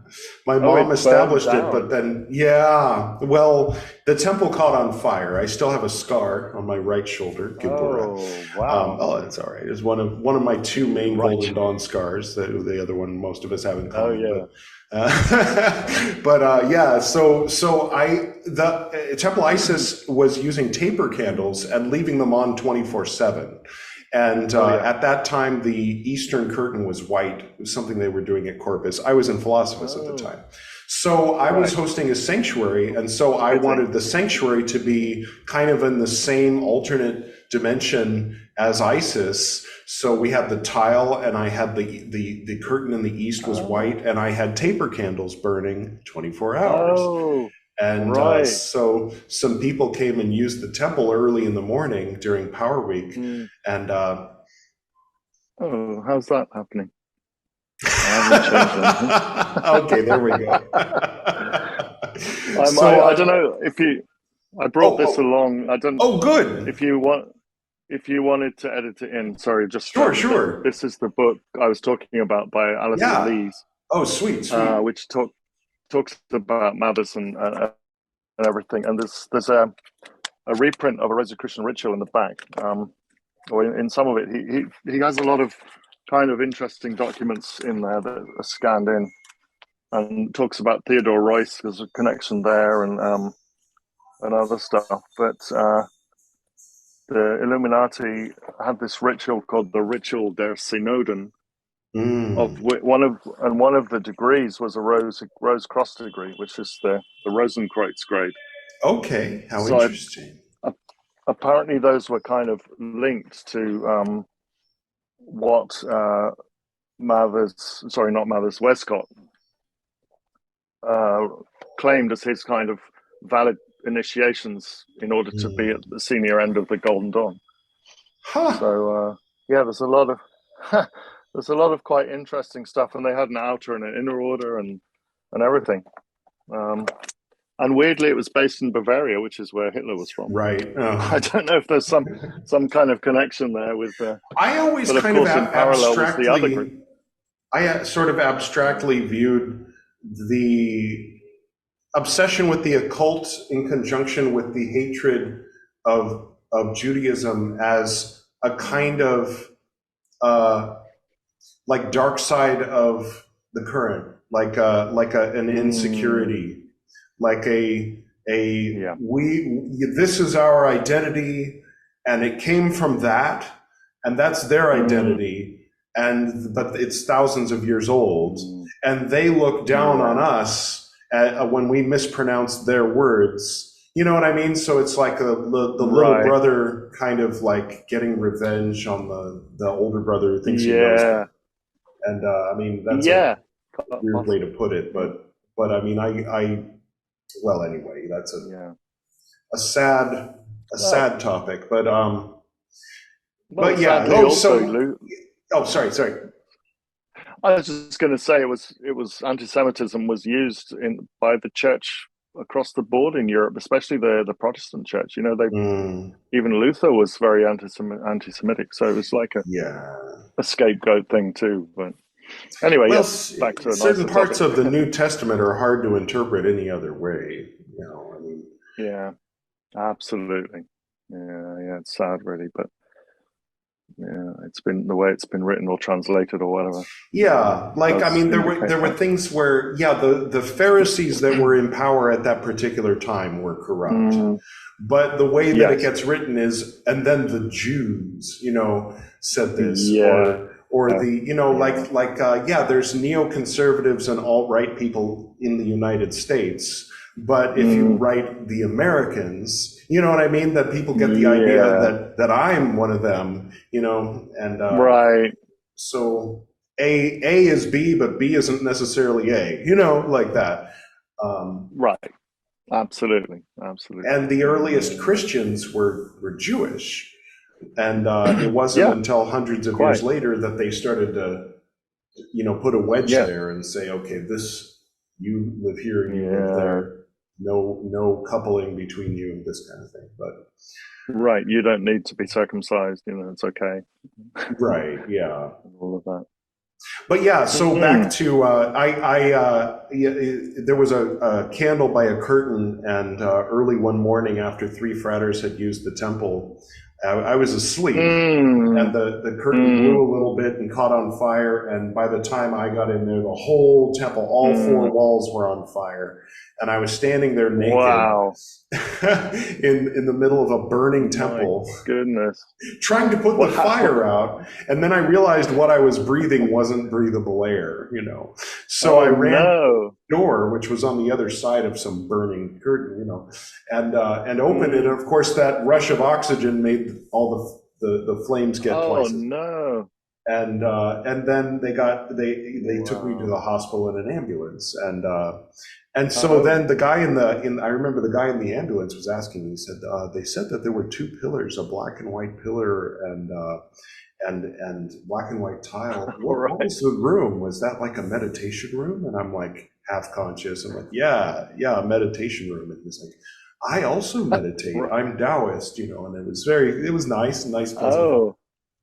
And so I didn't know if my house was still standing, but thank goodness my ancestor HB, my great-great-grandfather, had put like a thin layer of cement in the walls, and that kept the fire from spreading outside that room. Otherwise, the whole old 120 years old now house, 111-year-old house would have gone up in flame. Wow. So yeah, so luckily we had some insurance, but it was in the name of my great grandmother, and instead, you know, but it was my sister and me and 9 people living rent free, all of them chain smoking. So we had to kick everyone out before they came to look at it, which was good because they shouldn't have been there anyway. They were living there rent free. After my mom died, you know, my dad had already died. Then my mom died, and of course, all my friends are like. Well, not all my friends that I went to high school with, they were proper people, but, you know, I had some, like my drug dealer at the time, you know, just pot, but, and a few other people were like, you know, you should really have your friends around, you know, is it okay if I crash in that room over there? So for about 8 months, there were people living rent free, and my best friend too, and his girlfriend, and the whole band was living there, and another band was living in the living room. And, so, it was quite a time, and at the time, that neighborhood was a shady neighborhood. It was to be gentrified 12 years after that. But yeah, so what a time, you know. That was a crazy, people who lived in that house during that time, it transformed one way or the other. You know, there's sort of a bond between the people who lived in that house back then. But yeah, so that was the fire. And so that was the end of Hermanubis. And so then a few years later, the LA temple reopened, or the LA sanctuary reopened as the Phoenix, appropriately. Oh, did it? Yeah. From the ashes, right. Very cool. And then eventually Phoenix closed. I basically got tired of... because what would happen was LA is, you know, there's a lot of people there, and the Temple of Isis is out in the sticks. So people would come to their neophyte initiation out in the sticks, and then come to classes at my house, and never go back to the temple again. And so that got to be a problem. No. And I was always in trouble for it. I'm like, what do you want me to do about it? You know, like, I try to arrange carpools and things, but people were like, oh, I just like you better than all those people. And I'm like, well, I can understand that, but Right. Yeah. I'm like, who's teaching the class out there now? Yeah, I'm not really a fan. I'm like, I really like your classes. And I'm like, do I have to make my classes bad or whatever? So what I did was I basically closed the sanctuary, but kept teaching classes. So I called them informal study sessions, but I didn't, there's no need for me to report how many people come to my informal study sessions or how often I have them, but they were weekly. And so that went on for several years until finally they kind of strong-armed me into reopening the sanctuary. And I was like, all right, I'll call my informal study sessions sanctuary classes, but under one condition. I do not ever want to hear anybody complain that more people are coming to my classes than are coming out to the Temple of Isis. They were like, deal. Right. So then it reopened and it was called the Sanctuary of Hermes Trismegistus. And, very nice name. Yeah, I like that. Then after the split in 2011, the famous among our folks, March 2011 is the third time I've mentioned it in this 12-hour long Esoterinerd episode.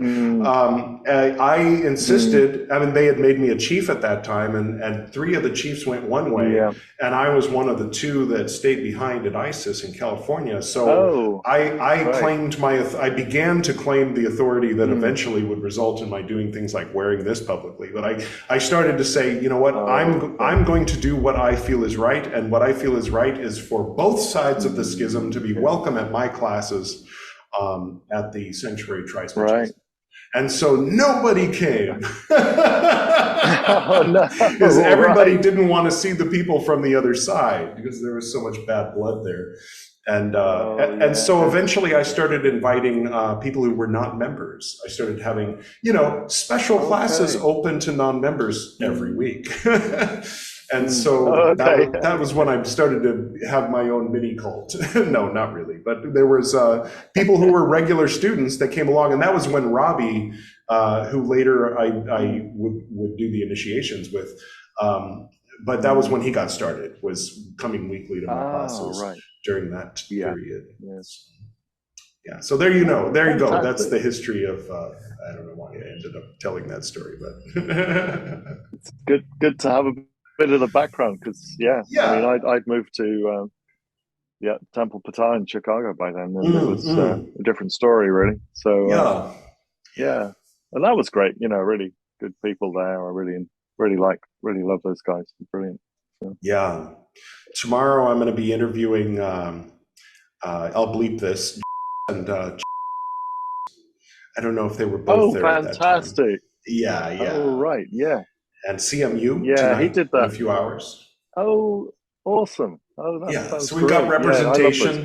We got Patah representation. We got a sort of ISIS representation in the form of yourself. I think you're the closest to ISIS representation that we have.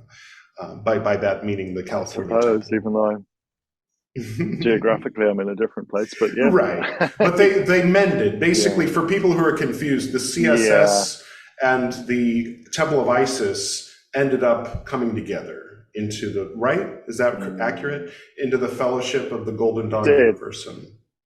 And so it's without Voldemort. It's basically the old order, but without Voldemort. And I think in the battles, in the crashing, like 2 ships crashing together, many ships crashing together, pieces fell off, and some of them became other groups, and some of them just stopped doing the work. I think. Right. And so it's basically. It's like one of those war-torn cities in Croatia, like where they still have the bullet holes from World War II. I don't mean to say that that's what the order is like, but no, it looks a little different from the old, Hansi, or what I like to call Procrustean Order of the Limited Value International Trademark. I think it's a process of alchemy and evolution, isn't it? That's true. The whole thing's moving forward and growing. And at the moment, it's an oasis of calm waters. You know, it's really great. How nice. I haven't known it like this before for many years. So an oasis. So you guys are OTO now. I'm just kidding. Oh my goodness. Yeah, not at all. Just for the record, not at all.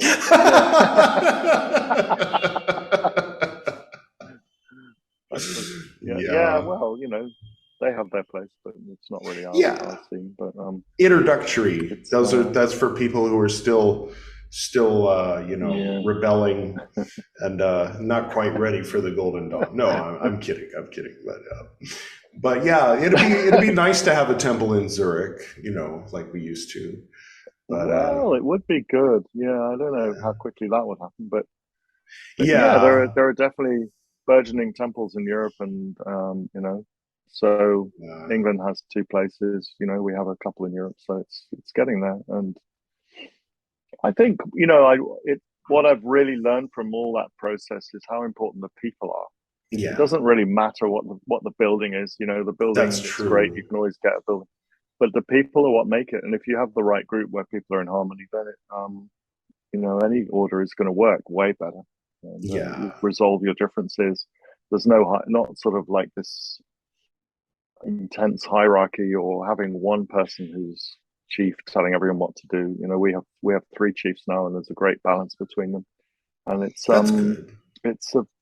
a very cool process right now. It's you know, I can't think of any issues right now. You know, all the problems, as you said, the kind of ships crashed together, the bits fell off, and now we kind of got plain sailing to keep up with the analogy.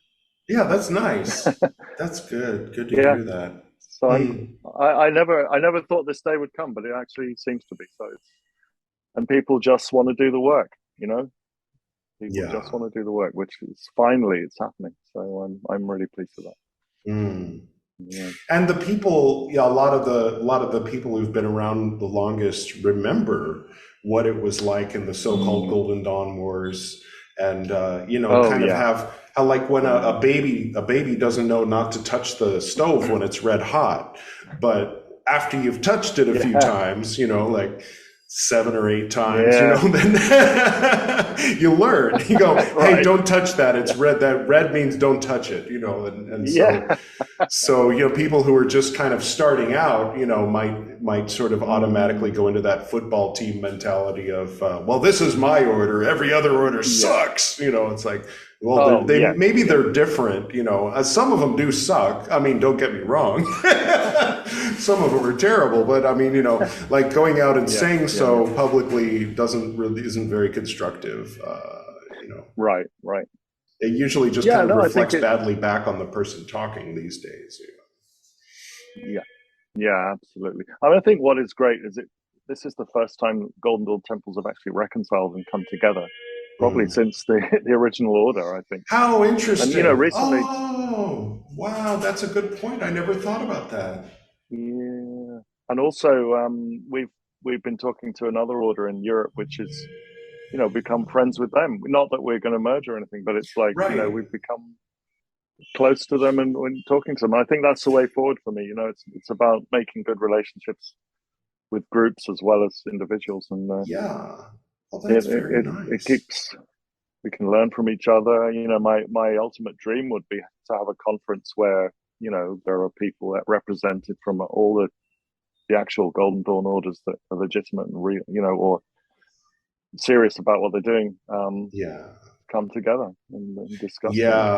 It's hard to have a metric for that. I remember there was a group in Canada that was trying to create a union of all the smaller orders based on a certain set of criteria.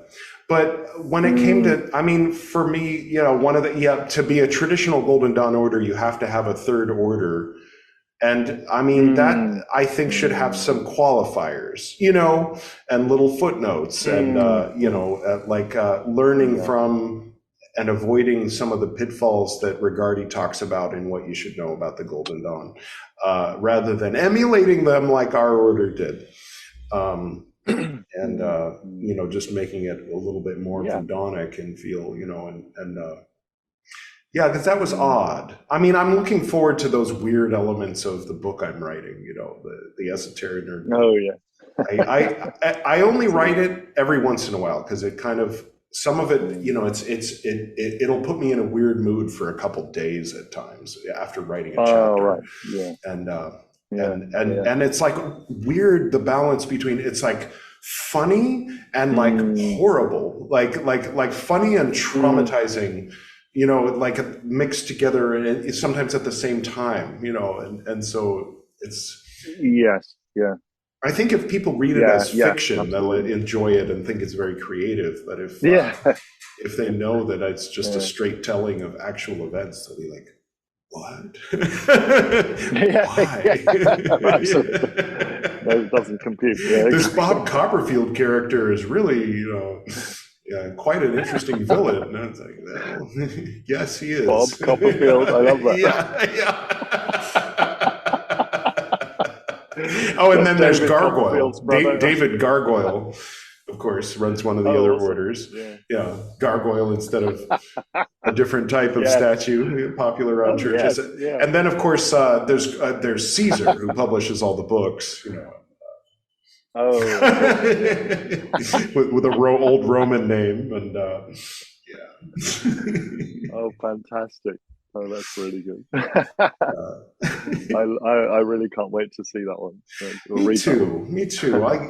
But I'm learning patience. This project, I've mentioned it before, is normally when I take on a project, I just keep going until it's finished, and so I'm having to learn to like work on things a little and then come back to it, but actually finish. Because usually, if I take that approach, it means I never finish.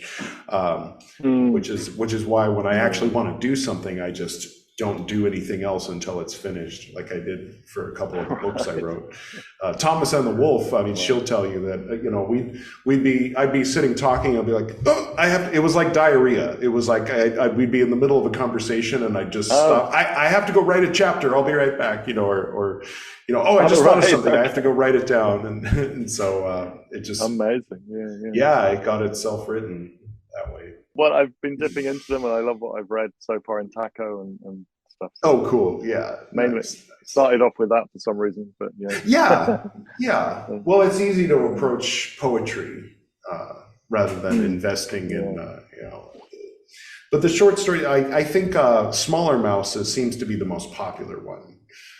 Oh, good, right? Yeah, okay. And it's an afternoon read. You can get through it in a couple hours, probably 2 or 3 hours. Now, I had made a statement, and it seems only fair because people who are listening to this all the way through are going to be like, wow, he was talking so much smack about England, and now he's talking to a guy in England and talking about, oh yeah, the Queen, hope she's well. But no, I had made a statement, not as a criticism exactly, but as an observation that the Golden Dawn seems to be in the same vein paradigm-wise as the Britain as emperor of the world mentality, in the sense of you know, claiming the power in the name of Christ to be able to command the pagan spirits from any nation. You know, it just seems like it's not in conflict with the colonial mentality, and maybe even in the same vein. What are your thoughts on that? Oh, heck.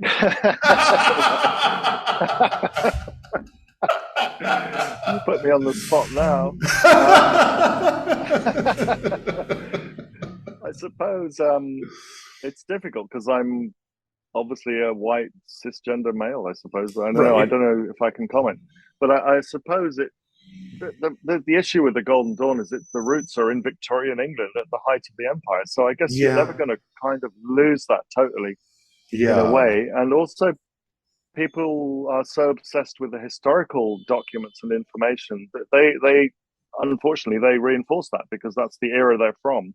Right. So if you're building your traditional order on those documents, I think you're going to, you know, without realizing it, include some of that. So I think I lost somebody when by saying that the Theosophical Society's 19th century ladder of ethnicities was stupid and racist. Like I got a couple of thumbs down, and one of my people kind of disappeared and ghosted me. I'm like, well, it was though. I mean, you can't deny that it was stupid and racist. I mean, maybe everybody was stupid and racist at the time, but what are you defending it? I don't know. Yeah, well, even Dion Fortune, and I'll get shot down for this, but even in Dion Fortune's materials, originally it was about the root races and the kind of the group mentalities that you belong to and stuff, and that I think she even says somewhere that all the nations will go back to their own countries at some point, and it's sort of things like that. Which the Dalai Lama's made similar comments. It's. I mean, some things aren't black and white. I think, some things aren't very progressive to say, and some things resemble things that sound terrible.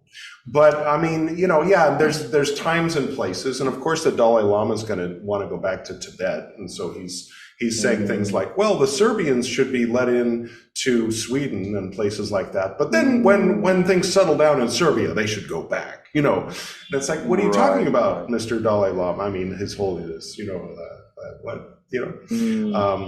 but not everybody, and of course there's a lot, that's kind of a hot button issue with some people. I know Jordan Peterson and, others are always talking about how multiculturalism is a bad thing that shouldn't exist, and it's it's a myth that it's a good thing, and the perpetuation of the image of multiculturalism on forced into narratives of television and movies is a bad thing. All these things are that the left leaning think are a positive thing, they think are a negative thing, and so it's. I don't know. I mean, I tend to veer toward thinking it's a positive thing. Personally, I think it's thinking in line with Teilhard de Chardin's idea of the omega point being a result of communication, and I don't know. Right.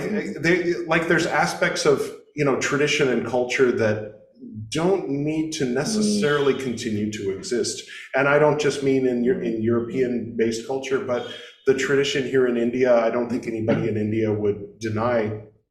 When widows would throw themselves on the pyre, that was extremely common. And if they didn't throw themselves on the pyre, then they would shave their heads and wear white and go with the other widows. Right. And that was something that one or two people have actually said, just between you and me, I'm glad the British made that illegal. Yeah. And absolutely. Everything's kind of things aren't as simple as because you run into problems where equal rights for men and women and respect to everybody's religious beliefs. Okay, but what about when the religious belief is don't have equal rights between men and women? There's got to be some nuance and some discussion here, Right, absolutely. And also, you've got this whole debate at the moment around the gender identity stuff, and then some women feeling that women are being marginalized. Right. As a result, so that's another whole thing to unpick and discuss at some point, but I don't know what that's about. The discussions are happening, and unfortunately JK has thrown in her lot with the TERFs, but not to mention Chappelle, one of these high profile people, but we'll see. What does that mean? I often wonder what that means for orders where you're used to calling people frater and soror. That's true. That's one of those old-fashioned things. There's no Latin word for gender-neutral sibling. No, right? Sibling is exactly, and so there was a debate on the Golden Dawn Universum Facebook group about it slightly, and a while back, wasn't there? And I think someone suggested consor as a neutral universal term. But then others were feeling like it's about the polarity somebody feels they align with. They can identify what they want in their personal life, but in a magical context, there's a sort of masculine black pillar or a feminine black pillar, and a masculine white pillar. Which one are you more aligned with? So let's call you the But one the whole point is the middle pillar and the caduceus anyway. So really, the person who's gender fluid is more in line with the goal than the person who's staunchly one or the other. And how many, a lot of texts mention that, don't they? The hermaphrodite and the whole hermaphroditic idea in alchemy and stuff. Then the second atom in the star card doesn't look much like an atom. Right. Yeah. So what do we do? I don't know what the answer. I don't know what the answer is. Right. Yeah. What's the answer? And the concealing of the gender with the in the universe card. Yeah. Oh yeah. Yeah, absolutely. There you go. So there's precedent. I think there's precedent in the Golden Dawn for progressive thinking when it comes to gender fluidity. Although it seems like a lot of the occult community in general is there's a lot of loudmouth people who are against those sorts of things. Oh yeah, apparently it's a big thing in Wicca. Apparently, I was hearing last week because I was talking to quite a well-known witch in England, and she was telling me this had been a big issue. Some of the Wiccan covens they don't like that. Why? Because they have a priest and a priestess, and the priestess invokes the goddess, and the priest invokes the god, and and the priestess initiates man. Yeah. Right. Yeah. One initiates the opposite gender. So Yeah. So it's kind of interesting stuff. But anyway, so I don't know, colonialism in that sense. Right. It had its time and place, but then, is there room for societies of creative anachronism? I mean, if people are going to go out and play Civil War in a field somewhere, or maybe that's kind of like the level in which cultures can continue to exist as people who share an admiration, people who dress in Victorian style and go to a Victorian part of town and have a Victorian thing on Sundays, like the Renaissance Fair. I mean, maybe that's a weird way of putting it.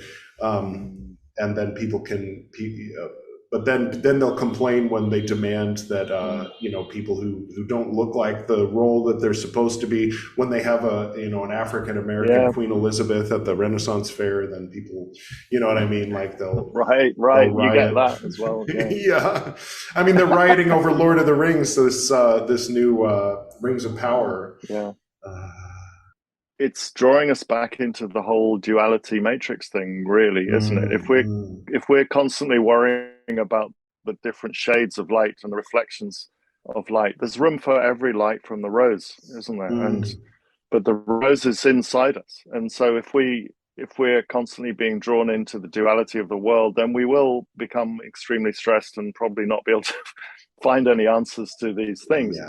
But maybe the ultimate is that inner world, inner connection with your higher genius that answers the question, because that will guide you through your existence way more than trying to follow and chase after, who's what gender, what color, what I don't know, colonial thing is. Or not.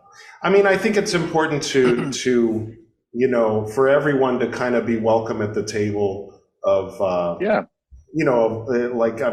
Jesus would probably echo that sentiment.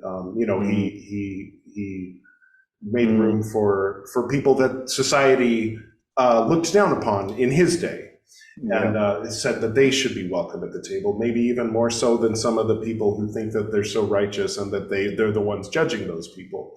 As far as the macro, as far as looking out at the world, but as far as this, you're right. These many colors. If I say blue, not red, then there's something wrong within me. That is, it's blue and red and purple and yellow and green and orange. And all at once. I think even a Hindu. There was a Hindu philosopher who said something like, "We are all one nest." The world is one nest. We can accommodate everyone really in some way or another. Yeah. That's how it should be, or something. So I think so. That's a good note to close on. Yeah, I didn't mean to bring it down with colonialism. I just mostly wanted to solve some of the stigma around the association between Golden Dawn and that time period, because Robbie, I was surprised because he's very sort of a communistic, point of view, but he was saying that doesn't seem to diminish it. That makes it even more beautiful. That spirit thrives in whatever paradigm. That whatever's going on with the external world, whatever it looks like, the empire, the situation, the time and place, spirit will adapt and express itself in that time and place. And Golden Dawn was very much a Victorian British expression. Yeah. And but it isn't horrible. It isn't as bad as a lot of people, young socialist kids like me in my younger years imagine it was. It's well, a lot of good was done at the time. It empowered people. Yeah, it empowered a lot of women. There were some very shitty men that ended up in positions of power, but there's like horror stories of people who abused their power in India, for instance. Yeah. But of all those people, there were thousands that didn't. Also, there were also people who did their best to try to help out. But anyway. It's a touchy subject. I don't want to avoid the subject, but I don't want to dwell on it. I didn't mean to dive into to dwell on it, but just to touch on it. It's all right. No worries. Yeah, no, it's cool. I think you're right. We do need to talk about difficult things like this. Yeah. Because if people don't talk about it, then it'll never kind of. And it's just kind of there in the background, and then folks can bring it up to shoot the whole thing down. And it's hard to resist with me being here in India and talking to you in London, they're still doing the New Delhi government here. It's a very British style government. They just really? They didn't change it much. They're still marching, and I think they even have bagpipes. Jesus. Oh, wow, really? Oh, okay. That famous Indian instrument, yeah. All right, brother, thank you so much for this. And thank you, man. I look forward to talking to you next time. Thanks for having me on. Take care. Absolutely. Namaste. Namaste, brother.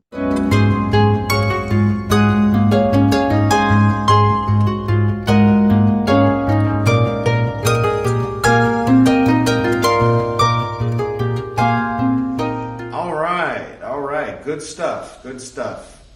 Some touchy subjects there a little bit at times. I hope it wasn't too uncomfortable for some of you. Anyway, next up we have, thank you very much, Frater Mercurio. That was awesome. And I look forward to seeing you as well. And next on our program here, we have Soar CMU, who I have not seen since, if you've been listening and paying attention, you already know who she is, and you already know how long it's been since I've seen her. So for the rest of you, you'll just have to figure it out. Let's hit it.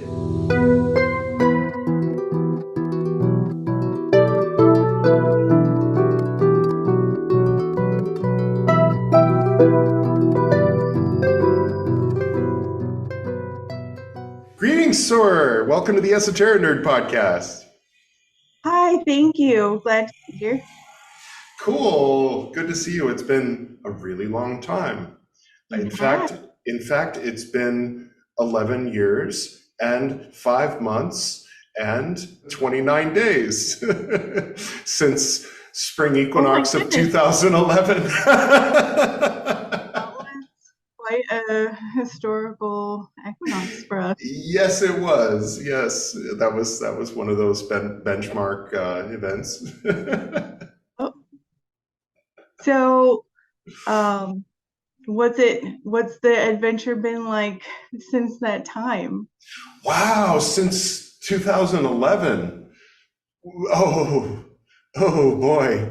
I don't know. Well, okay. So after you left, then I think for how long was it? 9 months? It was another 9 months before Temple of Isis declared independence from who we lovingly call Voldemort on this program, and or less lovingly. And then I hung in after that for another year and a half. And then there was, or something like that. And then there was, or year and this is 3 months. So then March, then spring equinox of 2013 was another big one for me, because there was a certain soror who had left years earlier, who used to be a nun. I think you might know who I'm referring to. I know of. Yeah. And so she was coming back now that she had heard that Voldemort was gone. And so as a result, the one that in my book is going to be known as Mercurius, Ramsey, had said that we're going to go back to mandatory Sunday meetings, because those had sort of been on hold for a while. And I had gotten used to not having mandatory Sunday meetings. And I was like, okay, well, don't expect me to show up every Sunday, I'll try to make it once a month. And he was saying, well, we need to, set an example. You're in a high position here, so you need to set an example. I'm like, well, that's more of a you problem, not so much a me problem. So he said, well, do you want to leave? And that was the first moment in decades that I had even considered that as an option. And so I immediately lit up and said, I can leave? And he was like, of course you can leave. You're not a prisoner here. And I said, well, yes, I'd love to leave, and quit, and you sure you want this? I mean, think about it. I'm like, okay, let me think. Yes, I'll leave, please. And so we had the ceremony, and I gave my blue robe, my premonstrator robe, to Todd, and there was I gave a speech, I think, and Soror P had said that I'm moving on to the next level of my adepthood, trying to frame it like I wasn't just getting the fuck out, and so after that, I had already delved into yoga, in that I was doing yoga during my lunch breaks at work. And so after I left the order, I guess it was about 9 months after that I decided that I wanted to, I just got into quitting things, so first I quit the order, then I was like, I'm going to become a yoga instructor and quit my office job and do that for a living instead. So I got the training, and then I decided to transition. I'd become an Uber driver, and then I'd quit my job and then Uber drive while I got going as a yoga teacher. So long story short, I did that. And in the midst of it all, I went to Japan. And then a couple more years went, okay. So then my longtime friend, I don't know if you ever met Gordon. He was sort of a mentor. Technically, he was my student in the order, but he was born in 1938, and he was like a beatnik back in the day, and hung out with Suzuki in San Francisco at his Zen temple, and so he was my teacher for sure, I think I remember. Yeah. I think I might have brought you over there one time. I seem to remember that. But so then he passed away, and I decided after that to start a podcast. I don't know why. Like, in my mind, the two things were connected. And sure. And so first I started the Edward Reed podcast. Then I started the Interdimensional Coffee House. Then I started I don't know what order it went in, the To Be a Yogi podcast, then the Gwydian's Astral podcast. And then I decided, I started taking nootropics because I was listening to, what's the nootropic podcast? Well, anyway, I started taking oregano extract and oregano's the best. Yeah, and well, there was oregano oil and then asparagus extract. Obviously, I'm not taking them right now, and because my brain's not working, and a few other things. I had like a handful of pills I was taking to make for brain function, and so I was doing things like, I wasn't at all. I was curious about Bitcoin. I never got into Bitcoin, but I was curious about it because everybody was talking about it, and so I used asparagus extract to trick my brain into being interested in, and so I spent 10 hours researching it. And so kind of in the midst of all that, I had this epiphany that I should start a podcast called the Esoterinerd podcast. And that I should try to make so, because I had this feeling that I had wasted 18 and a half years of my life, you know? I mean, there was just this big hole that if I ever tried to share with people, like in the yoga community, for instance, it just got awkward and quiet. And then I found myself with fewer friends, you know? And I understand. Right. And so so, you know, not only did I not go to college because I specialized in that instead, I didn't build a career. You know, I got a job because one of my students was hiring at Screen Actors Guild, so I kind of lucked out there. And so basically my life revolved around the order from the time I was 16 until I was 34. And so there was at once a feeling that I had wasted a bunch of time that I should have used for something else, and all of that time and energy went into a hole that is useless to me. And so to try to redeem that, to try to like make that into something good, I started the Esoterinerd podcast, and then shortly after, and I started talking openly about my experience and the good and the bad, and then other people started saying, you know, I used to be afraid, but the way that you speak so fearlessly about those times, I'm not afraid anymore. And I was like, well, then, God damn it, it was worth it. You know, not only was it worth it to start the podcast, but it was worth it to spend 18 years in the cult, you know, to hear you say that right now, you know, and so other people came on and they shared their experience. And then it just sort of branched out from there. That was like the first 9 episodes, you know, and then from there I started interviewing people from the OTO and people from just Freemasons that were into the occult and other Golden Dawn orders, and then Poke Runyon, and then Lon Milo Duquette, and then it just sort of kept going, and then there was there was a point where, you remember I was married before, right? There was a point where we were starting to drift apart, and I said, hey, if we ever wanted to get divorced, you know, that would suck for you because you don't have a source of income. And she was saying, what, you want to get divorced? I'm like, that's not what I'm saying. What I'm saying is you should have a source of income. And so she went to school and then got work and then got a car. And then I said, hey, let's get divorced, or she did, or something. I'm sparing some of the details, but anyway. So I quit the order, quit my job, you know, got divorced, and then talked to my sister and said, let's sell the house. and so then she said, well, yeah, I'm speeding it up a little bit.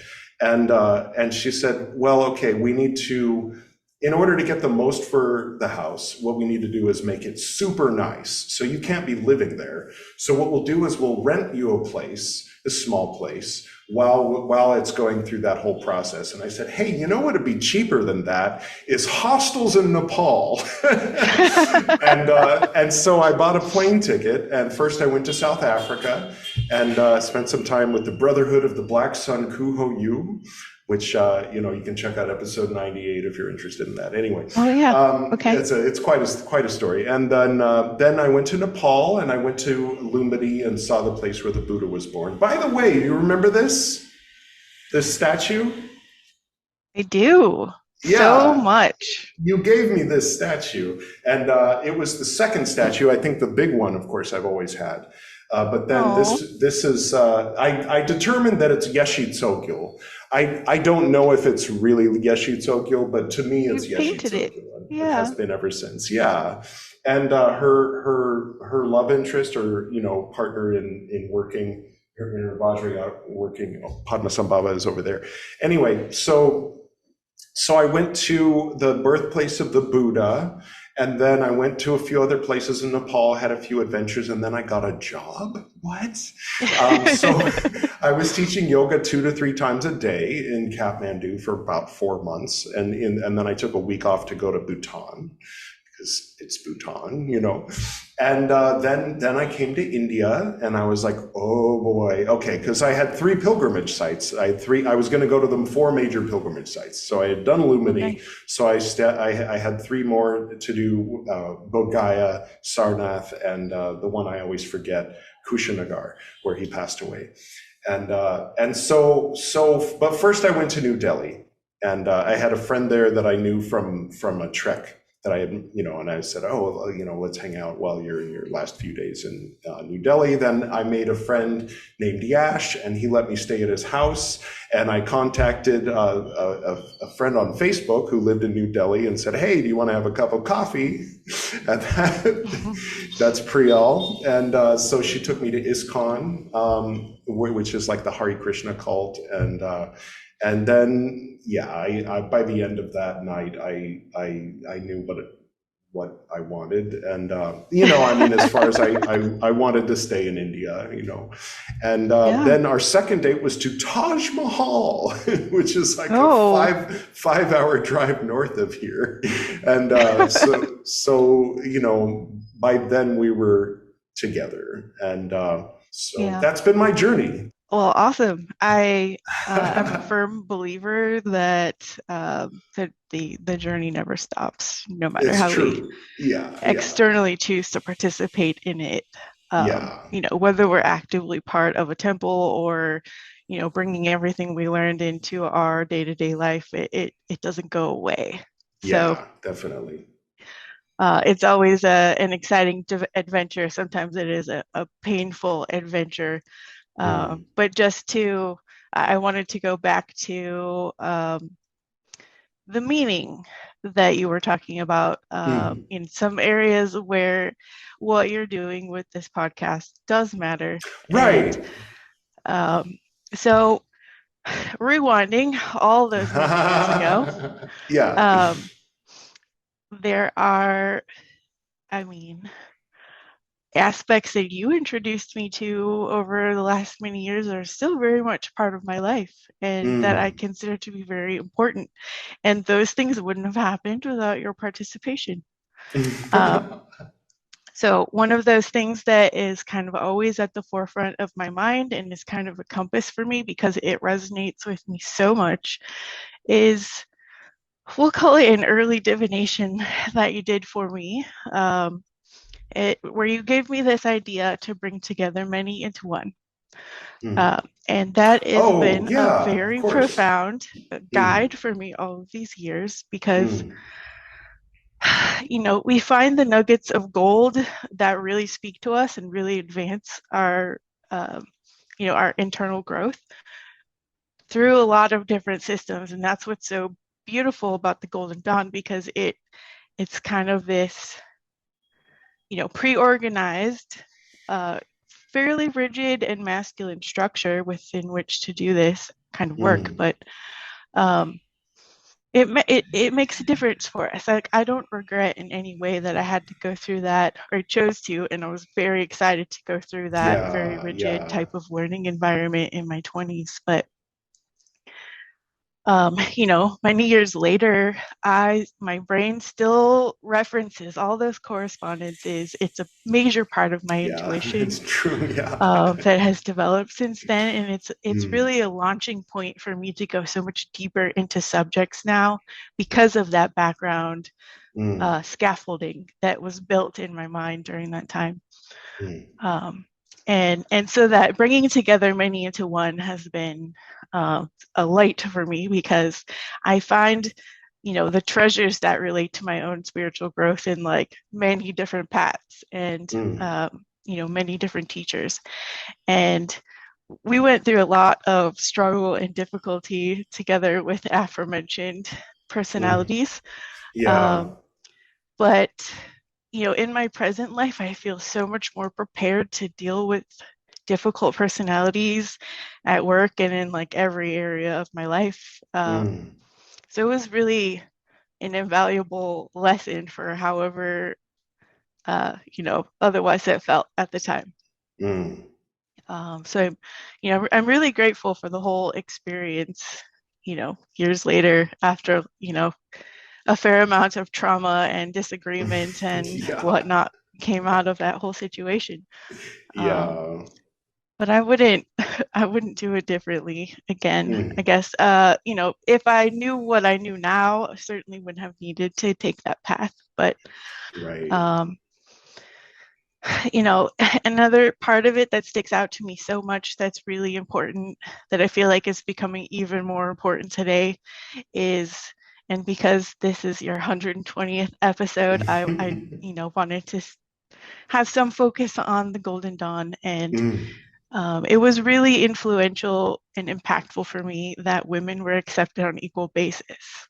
Because like you're aware of my background. I came out of a very restrictive, very patriarchal religion that I was raised in. So I've experienced estrangement because I refused to adhere to those religious beliefs amongst my family. You know, the whole 9 yards of that death that you mentioned.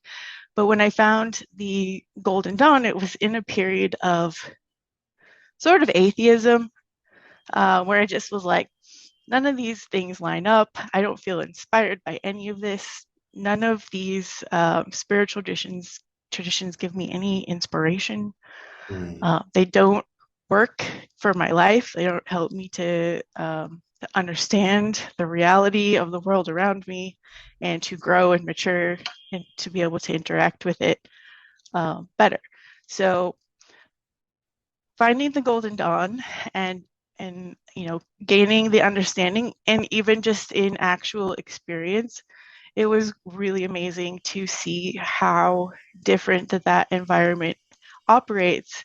And I don't think it's obvious. There's not as many women involved in the Golden Dawn as there are men. But at no point was I ever discouraged from, or was there ever an invisible glass ceiling for me to, you know, move through the grades, to take on advanced offices in the temple. And that was really incredibly powerful and meaningful for me during that time.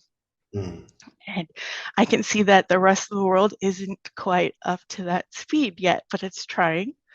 You know, I run into these same types of experiences in other areas of life, and I think it's really incredible and notable that you know, that didn't exist in the order.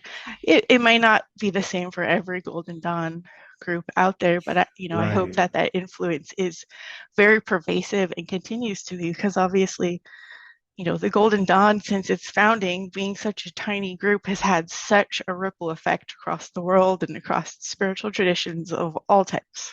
Yeah, that's true. Yeah, gosh, and even back in the day, I hadn't even really thought about that. I was talking to Frater Mercurius. Do you know him by that name? Or not Mercurius, Mercurio in London. And, and I was I don't know. I was talking about Victorian London and the mentality of colonial, you know, the British Empire, and how that reflected in some of the assumptions behind the Golden Dawn system. But I didn't even think about that. I mean, I used to talk about that, especially in the orientations, you know, because I was being a salesman trying to like appeal to everybody. But it's absolutely true, though, that in a time when, and that was, I think that was the main issue that the Masons had, that made it not an order within Masonry at that time, was they were insisting that men and women should be treated as completely equal. And it's also my issue with ancient Buddhism. I'm having a knee-jerk reaction every time I see something where the nuns are supposed to be subservient to the monks, and I'm like, Buddha, what are you doing? You know, and it's kind of causing like a little bit of a falling of the hero, you know, which I think is not necessarily a bad thing, because there's no need to worship the Buddha, you know. I mean, unless you're, you know, Mahayana or Vajrayana, but you know what I mean. I'm approaching it as a student, and you know, I'm devoted to the non-attachment. So it would be paradoxical for me to be so attached to my image of the Buddha as being perfect that I reject the teachings of non-attachment. That would be absurd. That would be totally ridiculous and weird. Yep. But the goal is to read between the lines. Yeah, but it's true, and I consider myself lucky actually to have been a part of a community that held that standard and kept that standard. Very well. And, there might have been interpersonal issues, like when people dealt with Voldemort, he himself didn't responsibly relate with women, but he was usually not there. And the teachings were very clear, and the upholders of the teachings were clear about the importance of that. And that that the soul, all souls are equal, and because of the polar nature of the physical universe, we have gender, so we can reproduce because we are because cells degrade and time only moves in one direction, and so that's the only reason why these cars have two brands, but that's all it is, are cars, and Well, anyway, yeah, that's good. That's very interesting. Yeah, I grew up in an environment that was very, very much pressure to be the submissive wife, and that just never set me very well. So I was kind of just always in an unavoidable mode, trying to escape this situation, because I was like, I can't function in this situation. Especially when you start to see the rest of the world and like kind of how people, people in that situation often will go to college and they kind of learn like, wait, you mean everything that I've taken for granted my whole life is completely like just one little thing, and the rest of the world has long since moved on into this new, the Enlightenment was 300 years ago. Like what, like this is crazy. Yeah. So it's become very important to me to talk about this, because it was always very difficult for me to form healthy relationships with other women in the Golden Dawn groups. And I've been kind of just always asking myself, like, is it something about me? Is it, where does this come from? And I have a much better, I've spent a lot of years trying to understand this about myself and about the nature of groups in general, how this manifests in like all kinds of areas of our exterior life. And I'm very grateful that I had that experience, because it really allowed me to see, allowed me to learn about people like William Mathers and Annie Hornman and Florence Farr and Maud Gonne.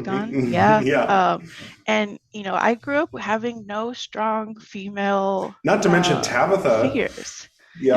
Tabitha. I mean, and a lot of those strong women at the temple and teachers that I had there, and it was really just, it hurts me to think about all the women out there who have the potential to be learning and understanding, so much, but don't have the opportunity to, because they don't have the role models. And like, that's become such a theme in recent times with all this Aquarian energy coming at us. But, I think it's important now. And I think it's, important for people to be doing this kind of thing that you're doing, the synthesis of all of these different paths. And it highlights the truth of the situation for me, which is that you're never going to find that in a group. You're only going to find it in yourself, and you have to follow your own path. One thought that occurred to me, I think it's not the first time that it's occurred to me, is that process of making the many into one is sort of like the processing that goes on in a CPU. Little double entendre there, a little bit. For those that don't know me, I also have a fondness for computers. Right. So. And CMU, CPU, anyway. Yep. Yeah, in fact, I think a lot of images that I've used in various ways for this podcast and for other things, I would not have if you had not saved my external hard drive or my internal hard drive at one time. Yeah, so. Oh, great. I'm glad for that. Put that on a DVD back in the day. And how many Sundays? How many Sundays did we go out with the Mother Teresa nuns? Because I know I did it for 10 years, so that's 120 Sundays. But I think you were there for at least 5 years, or how many years did you go every single time? Oh gosh, at least about 5 years. Not as long as you, so. For sure. Yeah. But I always so remember 60 Sundays, you and I, and usually a few other people, but sometimes just you and I, went out and for the first years I was driving the van, but then they changed the Mother Superior, and the new Mother Superior wasn't Sister Hema knew me, and she'd tell the nuns to do what I said, but then the new Mother Superior was like, "Who are you? You're not allowed to drive the van." And so then the sisters had to drive the van, and anyway, it was fun. It was an experience for sure. Also, yes, I very much remember those times very fondly. Yeah, I definitely would not have any memories of tent cities from up close, or any of those things. And some of those stories are forever memorable. Some of the people, just the actual experience of being face to face with someone who's going through something, we have to question whether we could handle. Right. Yeah. Wow. So. Good stuff. So very heart-opening activity. Yeah. You've been delving into tarot and astrology lately. I mean, as always, we come back around to old subjects again with new eyes, and I definitely feel like that's happening for me right now, which I'm enjoying very much. So a lot of people did a lot of interesting work during the pandemic. It was such a good time for internal focus. Yeah, that's true. So I'm seeing lots of interesting things coming out that people have produced since then. And so a couple of books on my radar about the minor arcana focused on the tree of life. I will, let's see, I feel like I should mention the author's name, but it's slipping my mind right now, and that's terrible. Oh, that's okay. Yeah. I'll send you links to them. But one of them in particular is called The 36 Degrees, and it is going into the astrological decadence and talking about the esoteric titles in depth, and some other information that I just find fascinating. It's a lot of information bouncing around in my brain, but it's really fun to see somebody have gone into such depth to go through each one of those and talk about their internal experience with it. I think that sort of thing is really it's really helpful for me to see. So I've been enjoying just seeing what others have been up to and adding to my own collection of knowledge about these different forces at play in our world. So how interesting. I've been working with. I feel like I used to have all those esoteric titles very memorized, but it's been a few years. I think those synaptic circuits are a little rusty. But someone asked me recently about them, and so I was kind of diving back into that and kind of how the energy influences on the paths in conjunction with the esoteric titles can be a nice key into the nature of the card. Yeah. I think it's something that I was always drawn to in previous work, but I just never quite got the pieces to fit together to where it was a really useful tool for me. So I'm starting to see that's like coming together in a way that I have been desiring for a long time now through some of these new sources of information that are kind of just helping me to piece together different areas of past knowledge that I've collected. So I'm having a great time with that.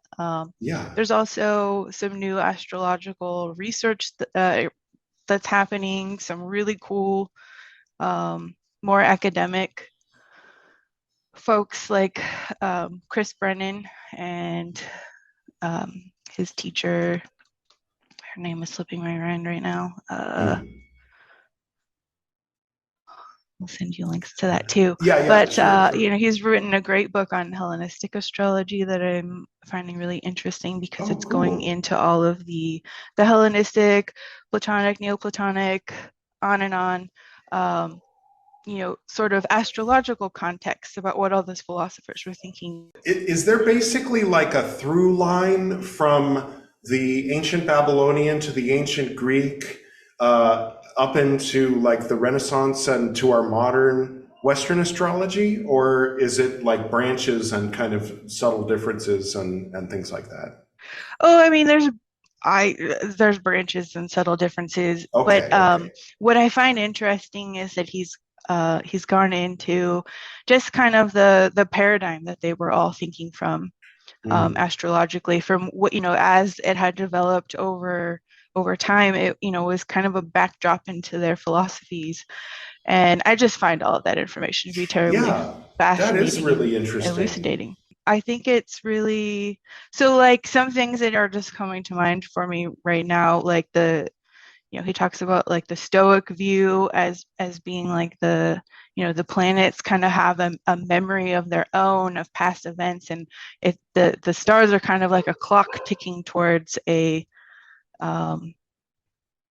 you know, maybe a Big Bang situation that just kind of happens over and over again, and the stars are just a clock about where we are in the process, versus like other schools of thought will think that, you know, the planets are shining their energies down on us, and that is, you know, what is causing a change, versus other schools of thought will look at it as, you know, this is just like, you know, looking at a clock. It's showing what's going to happen. It's showing what forces are in play right now. But, you know, so there's all these different ways that have occurred over history to think about astrology. And my brain is particularly fascinated to see all these different perspectives and backdrops to, you know, what was Plato thinking? What was his cosmology when he wrote the Timaeus? You know, things like that I think are so interesting to be coming out nowadays. So yeah, that does sound interesting. I'll pop those the book titles on the screen. I'll send them to you. Yeah, cool. I have a hard time getting myself to read fiction because my list of nonfiction interests is just like way too long. So, but every so often there is a fiction book that comes along that, you know, is Dion Fortune style, or you know, the Red Lion type of like the bull, written to contain the many winged truths. bull. That was pretty trippy. Yeah, the winged bull, the high priestess, all those good occult fiction books that you know, were meant to tell the secrets that could not be written otherwise. Yeah. How cool. So there's always a place in my heart for those, but I also have a stronger discernment nowadays as to what should take my interest. So yeah. My goal is to read all of the Buddhist books. I don't know if you've seen, I have another podcast called Edward Reed's Buddhist Books Podcast, which the next episode is episode 120, actually. Where are we? And so I'm starting at the very beginning, and I'm going to read all the Theravada scriptures, which there's a lot. So this bookshelf here, these books here, the maroon ones, are the three baskets of old school Buddhism, and then I've got some Mahayana scriptures here, and then fifth and sixth century commentaries on the Tipitaka. So the Tipitaka basically was written about probably 200s, 300s BC, something like that. And then these were written 1,000 years later in like Burma and Sri Lanka, and kind of analyzing it. So I'm reading them in order by century. So I have everything arranged in order by century. So sometimes it'll dip in and out of Theravada and Mahayana, and then it'll move on to Vajrayana on the bottom shelf. And then toward the right side is the Shingon and the Zen. And there's also extra books in here that don't fit in there. And I'm still collecting more books and realizing how many sutras there actually are, and going, oh dear God, what have I gotten myself into, and reading them in half an hour to an hour bites. And before that, I read some Jain sutras, because I don't know, I went to Bihar, where she's from, and went to where Buddha sat under the Bodhi tree, and then went to Rajgir, where Mahavir taught the king and where Jainism has been around forever. And I came to realize that you could easily walk from where Mahavir was teaching the king to where Buddha was sitting under the Bodhi tree at the same time, or after, or slightly after. And he, according to the story of Buddhism, was sitting with monks who were starving themselves. And that's what Mahavir did. That was like, he was the one who attained enlightenment by starving himself, and people who were following his footsteps were trying to do the same thing. And I realized, was Buddha a Jainist? And Priel was like, well, yeah, I mean, that's what they were when they, and I was like, do people know this? I'm like, nobody told me. Like, I mean, they taught me about, Jainism and Buddhism, they're around about the same time and basically said the same stuff. Anyway, moving along, but nobody ever said that Jainism had been around for thousands of years. And it was like, the heart of it was right there, and outside the city a ways is where the tree was that Buddha was sitting. And then he went his own way and said, you know what, I'm gonna eat rice. And he kind of like had his own, he made it more accessible. Like, the reason why all of East Asia isn't Jainist is because nobody wants to wear that little mask and say that same chant every morning at that one time and starve themselves. And so he made it much more, you're on your own path. Like, these are the rules, now go. Like, this is the way to enlightenment, go. And they're like, oh, what do I do at 9:30? And he's like, if you're hungry, eat something. Otherwise meditate, and so it was a much wider road, not an easy road. Like, you still have to give up every material things and stuff like that, but it wasn't such a strict thing. In Jainism, it's much more of a, if you're hardcore, you can try for enlightenment, but it's a very difficult path. You're better off just worshiping enlightened people. And they don't believe in imaginary gods like Shiva or Hanuman. I mean, I'm quoting them. I'm not saying they're imaginary, but they say that the real gods are the men, maybe women. I don't know. They didn't say, but they that attain enlightenment. And when they attain enlightenment, then they can teach others, and they can you can follow in there. So Tirthankara is the word they use for the Jainist enlightened masters, which means ford finders, or religious fords. And at first I was a little bit on the ignorant American side, and I was like, surely this is a typo.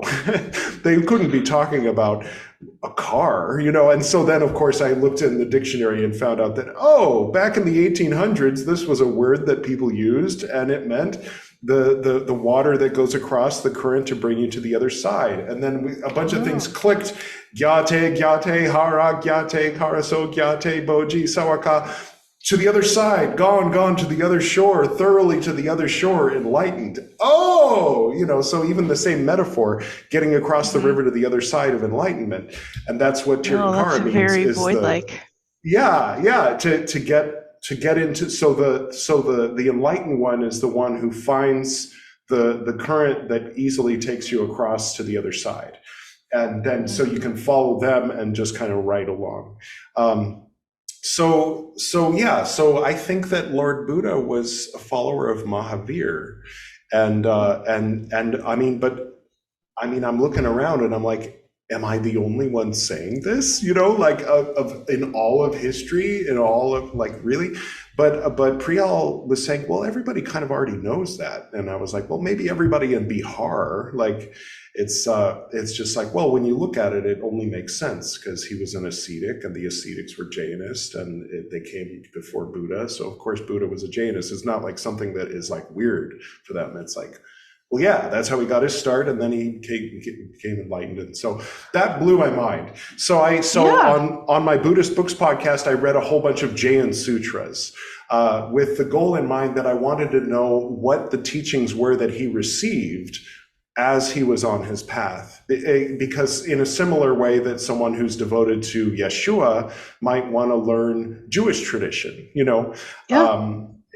Basically, that's kind of where I was coming from with it. So I read those, and but prior to that, I had started out just sort of innocently. I read Dhammapada. You know, it only took me 6 episodes, half an hour each to an hour, and then I started reading the Lotus Sutra. But something happened.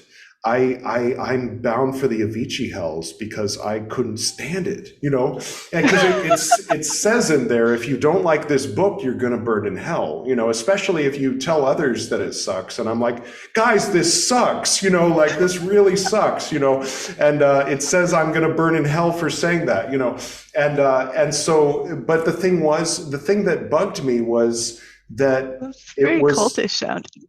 It was saying that Lord Buddha, there he appeared, and there was like, you know, all these goblins and dragons and snakes and humans, you know, and they were there to hear him speak. And he said, all that stuff that I said before, forget it.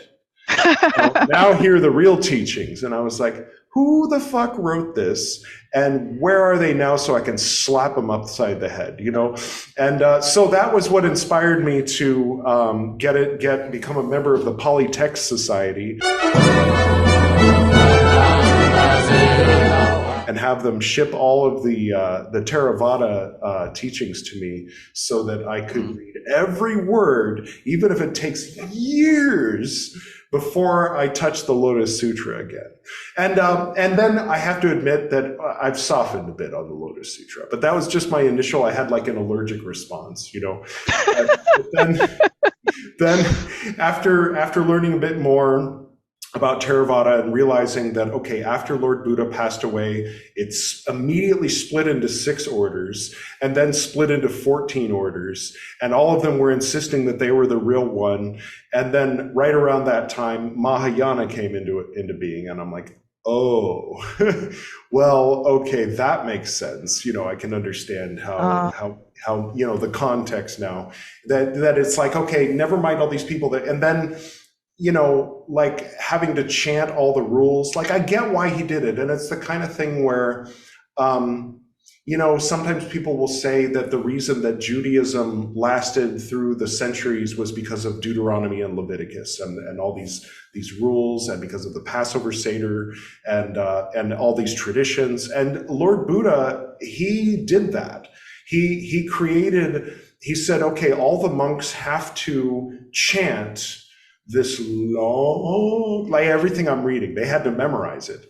And that, you know, it was things like, you know, a whole story with like you know, an interesting twist and everything about the first monk to have sex and how terrible the outcome was. And then that's why the rule, you know, and then there's this Uyadin. And as I tell the stories, each of the naughty monks get to have a little, you know, so this is Udayin. He's the what's his name, Quagmire, you know, from Family Guy. He's the pervert.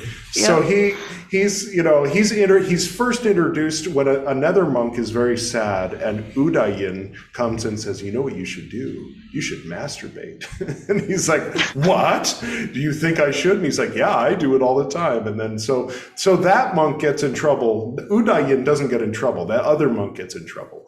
And then, but then Udayin keeps coming back, and he's you know, establishes the rule for sexual harassment and for touching women without, you know, permission, and, you know, or with permission for that matter, or sitting next to women in private places, and like he every rule that has to do with appropriately interacting, at the time, and I complain a little bit about, where I think it goes too far, at least by our modern standards. Like monks and nuns should be allowed to like talk, I think, and like ride in a boat together and like walk together. Like these things are ridiculous, by our standards now, but I can understand why the Lord Buddha made these rules, like, because that will lead toward, coupling. Like they'll start to develop crushes and stuff like that.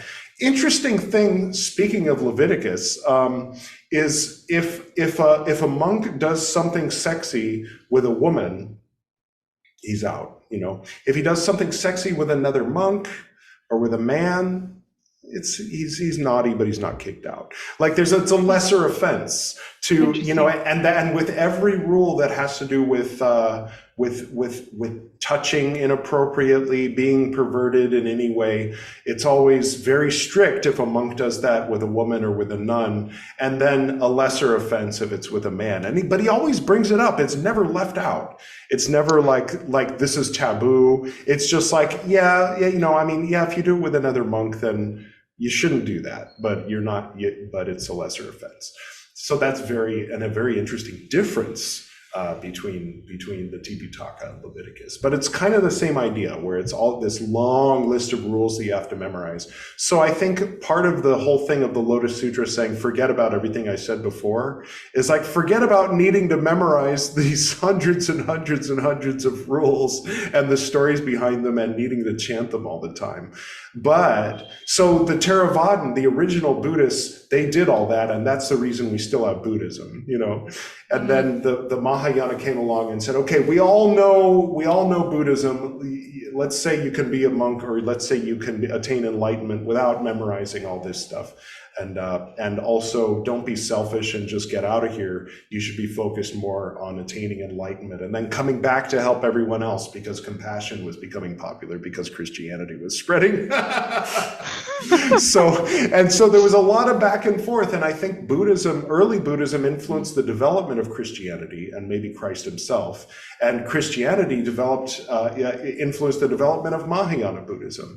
And not to mention ancient Greek philosophy and the interplay with, and people draw parallels between Stoicism and ancient Buddhist philosophy.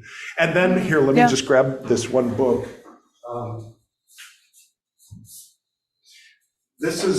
going to be reading this as soon as I finish the Tipitaka before I get to the Mahayana. Can you see that? It says the Melinda Pana. This is about a Greek king who, in the wake of Alexander the Great, he was ruling present-day Punjab, like present-day northwestern India, and he became a devout Buddhist. And so he was a Greek man who became a devout Buddhist, who was a respected elder of Buddhism. And so this was a conversation he had, allegedly, between him and a sage. Interesting. Is this book, and it was supposed to have taken place around 2nd century BCE, something like that. I don't know, before the Greeks were kicked out, basically, and written down later. So that's fun. I mean, just the idea, and apparently it was Greek statue makers that influenced the early Buddhist statues and stuff like that. So I mean, people think in terms of California when they think of, the West, and then they think of Japan, when they think of the East, and they think that these are two completely different, unrelated things, but what they developed right next to each other, and the people walked back and forth on the Silk Road all the time, and so I don't know. So yeah, I mean, as far as bringing the many into one is also kind of like finding the places where they are already one, and find, it's like finding the common ancestor. Definitely. And of course Ein and Shunya, the zero and the zero in the east, zero in the west, is definitely one place where you can, like the dot in the center of this, the rose is like the pinwheel point where it definitely, the mandala all unfolds from. So that's fun. Do you, let's see, do you remember a topic of pranic healing, which was very similar to another form of energetic healing that was popular years ago for us? That Grandmaster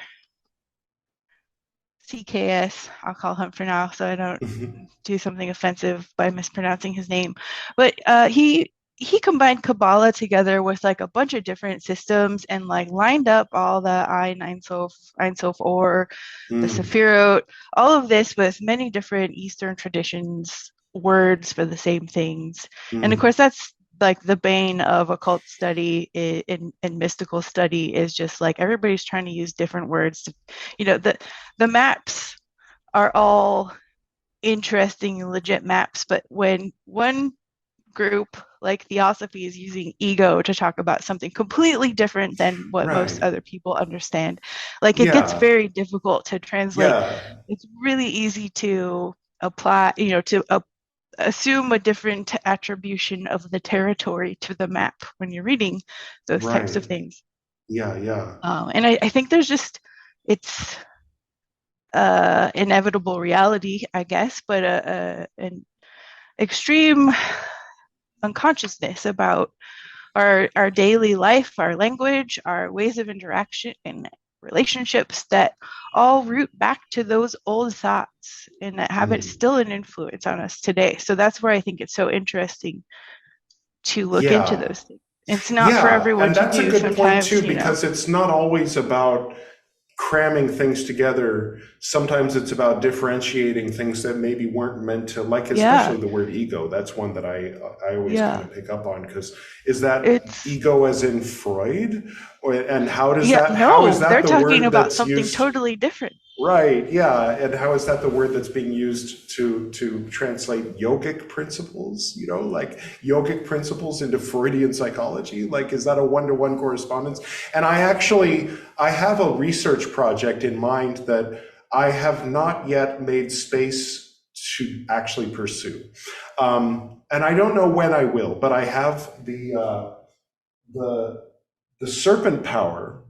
By Arthur Avalon, the Psychology of Kundalini by Carl Jung, the Black Books and the Red Book.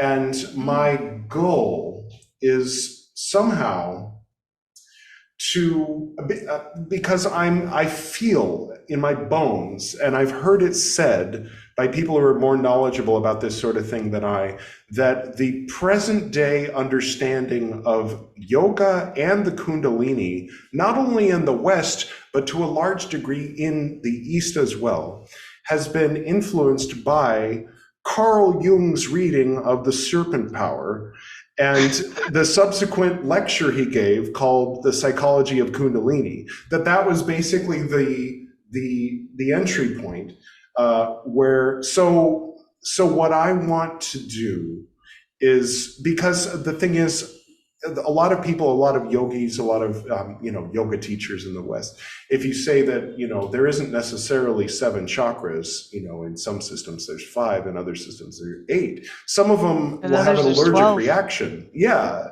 some will have an allergic reaction to that, and need to make those other systems wrong, because obviously there's 7.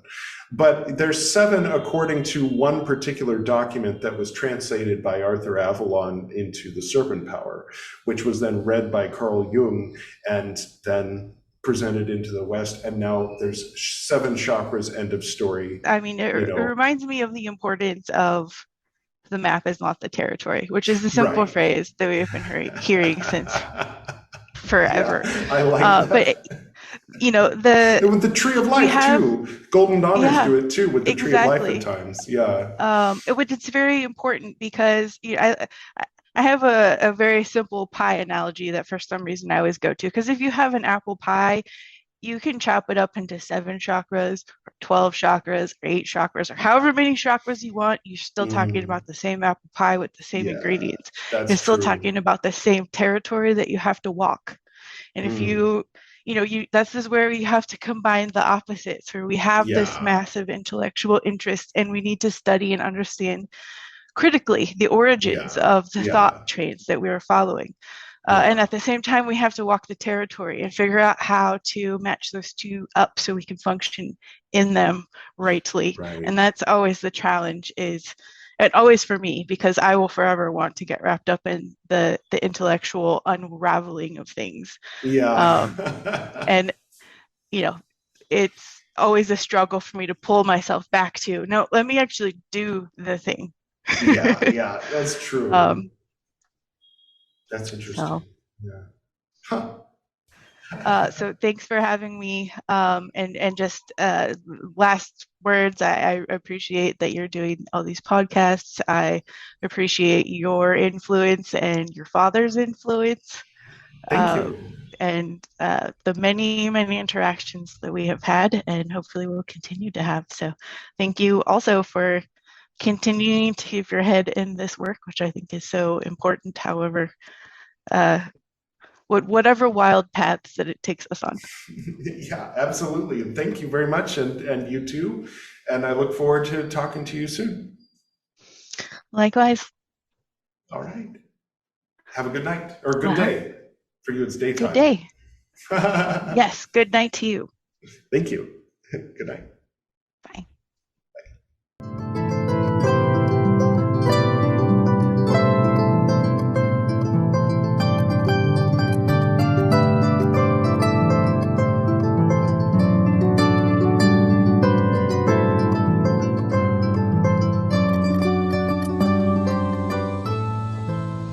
Yeah, it's always good to hear a positive.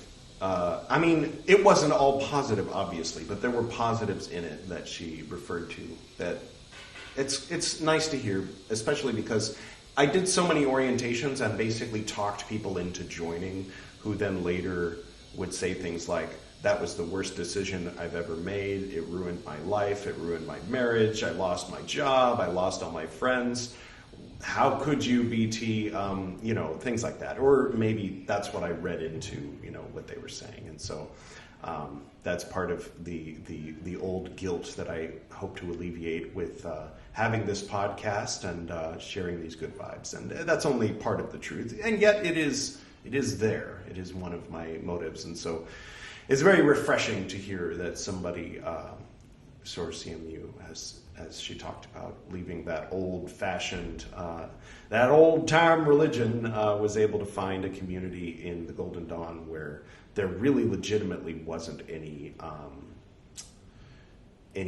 difference between being a frater and being a Soar, and in opportunities for roles in the temple or for how you were treated in the classroom and in social gatherings of fraters and Soars outside of the temple, or especially in ritual. So there's that. All right, so thank you, Soar CMU. And up next we have my good buddy Eli Cohen.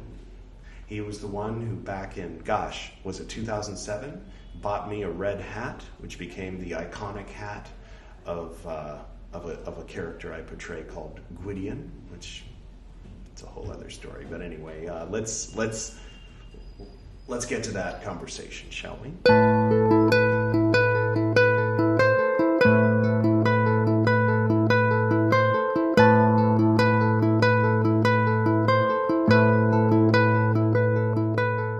Greetings, Frater. Welcome back.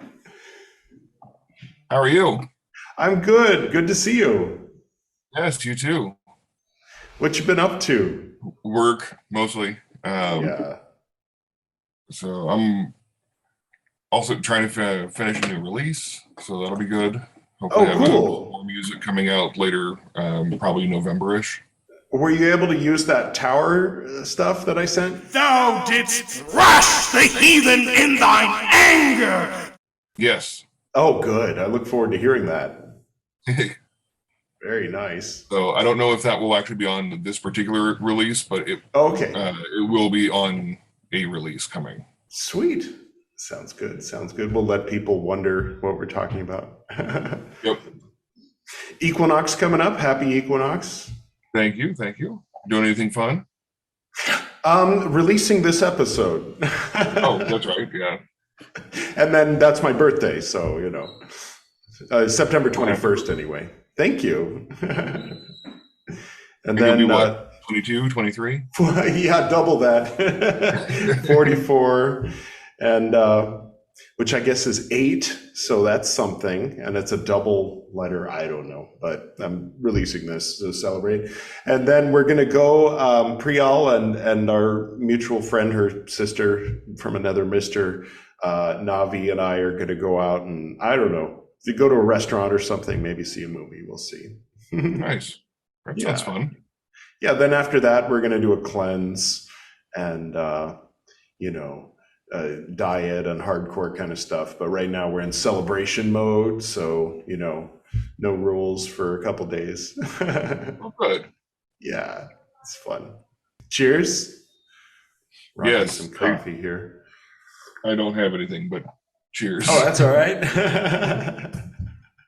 I've been reading the Tipitaka, and I thought of you when some monks were doing tricks to one of the rules was established that conning people and making them think that you have magical powers is one of the 4 cardinal sins in the Buddhist order. They're probably not going to like the show I'm working on. Nice. Any spoilers for that one, or? I'm working on a Halloween show for next year. Oh, cool. And tentatively, it's going to be sort of in the genre of evangelical necromancy. Interesting. What is evangelical necromancy?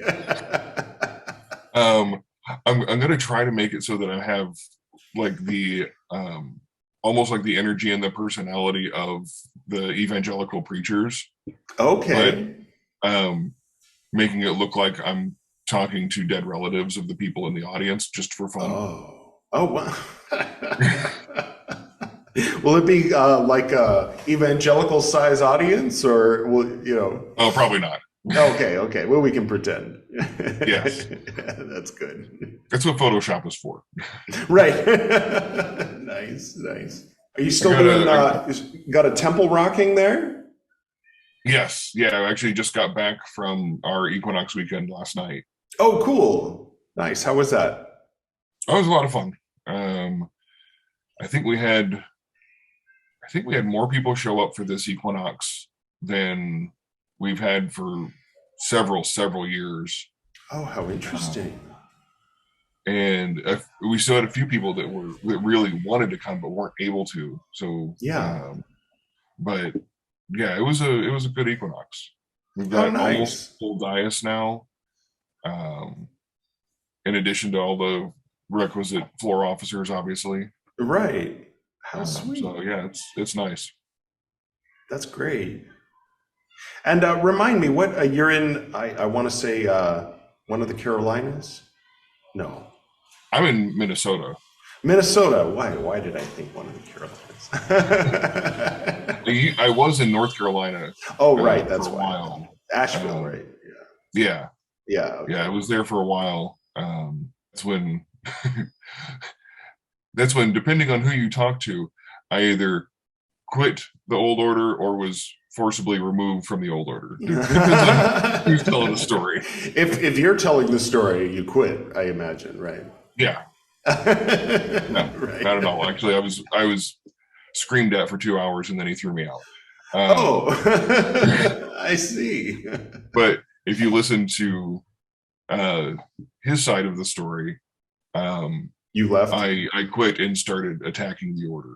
Oh, wow. So, is there a way to tell me who the heck that was without revealing it? If that makes sense. You mean?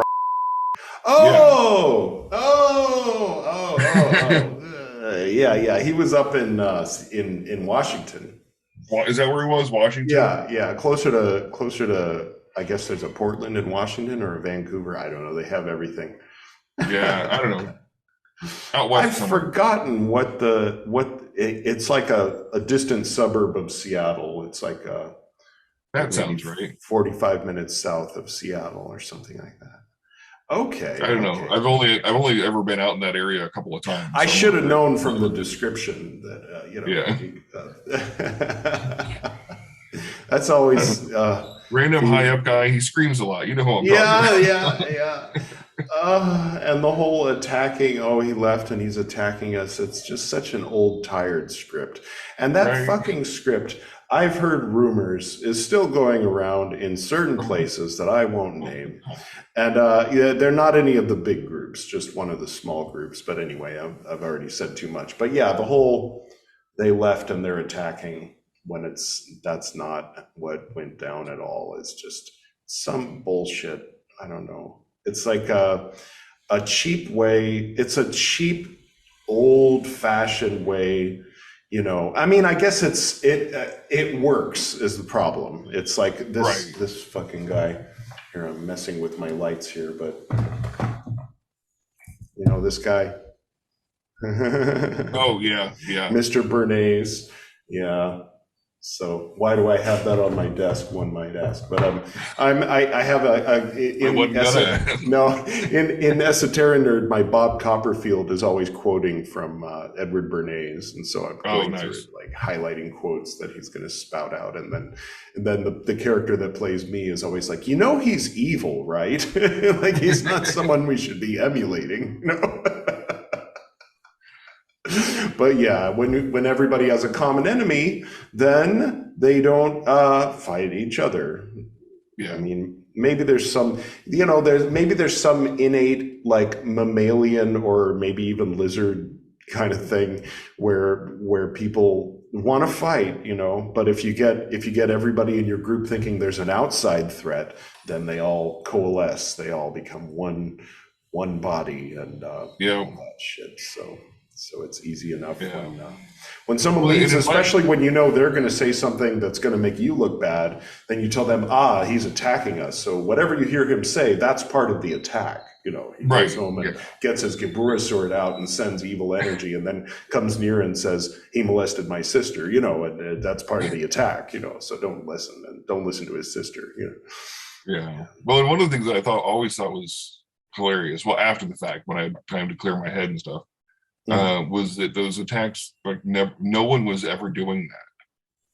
Right. Like there weren't attacks going on from anywhere. Well, we were doing it though. We were the only ones doing it. Right. It's like the George W. Bush or which one did the preemptive strike? Yeah, that was George W. Preemptive magical defense attack, attack defense or something. Yeah. A deadly and hostile stream of will from Jesus, of course, because he's famous for those. Yeah.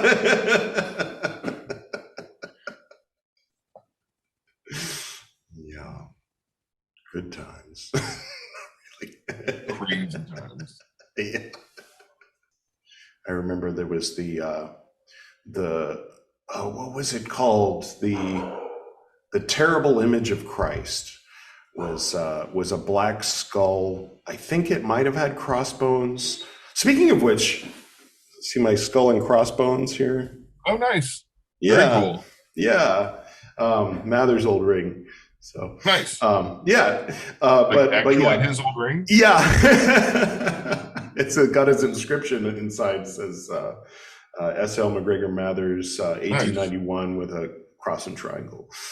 And very cool. Yeah, wild that I was able. RC hooked me up because he knew the guy that had it, hence it got referred to me. But anyhow, so yeah, then it spent 5 months in Indian customs, and then I had to pay through the nose to get it, and then I've been waiting actually 5 months to do episode 120 until I could do it wearing this because Oh, very cool. So the title of the episode is Mather's Ring, which is sort of a double entendre. And then the skull and crossbones, it's a double entendre because it's a poison ring and the Templars. So, but yeah, so we had the black skull and crossbones inside a yellow triangle, and then people would print up stickers and little things and then go leave them on people's cars, X-adepts and stuff like that. that was one of those interesting traumatizing memories that's going to be in my book, where we were all, brought into the temple and had to put our foreheads on the ground, and we weren't allowed to look because the intensity of this third order chief could destroy you. I think it was Black Mask, and it was, white gloves like Michael Jackson, and a black mask on, and some really intense, like, kind of voice coming in and saying, that we must use the terrible image of Christ to defend the order of Christ from the enemies of Christ. And, so then we did Ritual 5, and, it's just like, it's fucking ridiculous. Crazy times. It's like, I don't even know, like, yeah, it's just like, what the fuck, Yeah. I don't know. When you invest so much time and energy into it, yeah, I guess we did, yeah. And there's a lot of orders that seem to be all right, at least when I ask their impurators. Yeah. It may be a different story if you ask the Tao House, but who knows? But hey, the Tao houses and Stellistes and outer order members of the people whose temples I interviewed in this episode, feel free to contact me and tell your side of the story, and I can change your voice and change your name if you'd like, if your impurator won't let you come on here. Anyway, which, by the way, is not a good sign if he won't let you come on here, or she at times. But yeah, what was I talking about? If anyone from my group wants to, feel free. Sweet. Nice. No, but shoot, where was I going with that? I lost track of my thought. Yeah, just that. Well, I guess I didn't have a thought, but yeah, just how when you invest so much of your time and energy in something till you get to the point where you've defended it publicly with your name, attached to it, and people know that you, with that face and that name, defended this organization, and then all your friends leave, and they're all making really good points.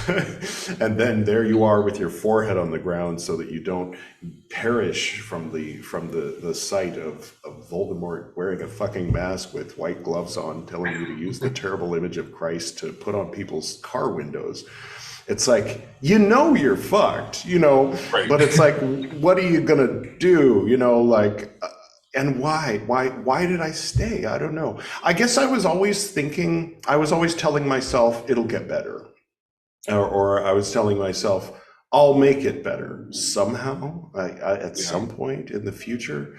But I think there was a little bit of like pride, attached, but in a bad way, like not wanting to admit that it was a cult after all, like everybody, my friends and family told me it was. And right.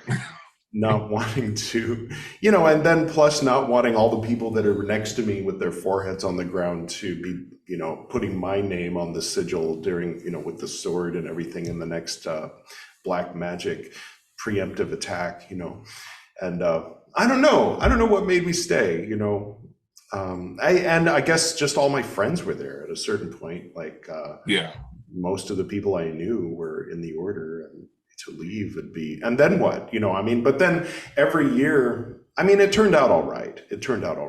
But every year that I stayed, it was like I was digging the hole a little deeper, but it was already too deep when it was 3 years in, but I stayed for 18, and so then it's like you're a statistic at that point. Like when I was entering into the yoga community and they're like, what's your story? And I was like, oh, I'm a cult survivor. Like, I don't know, trying to just be honest and, like put it in terms they'll understand. And they're like, what, which cult, well,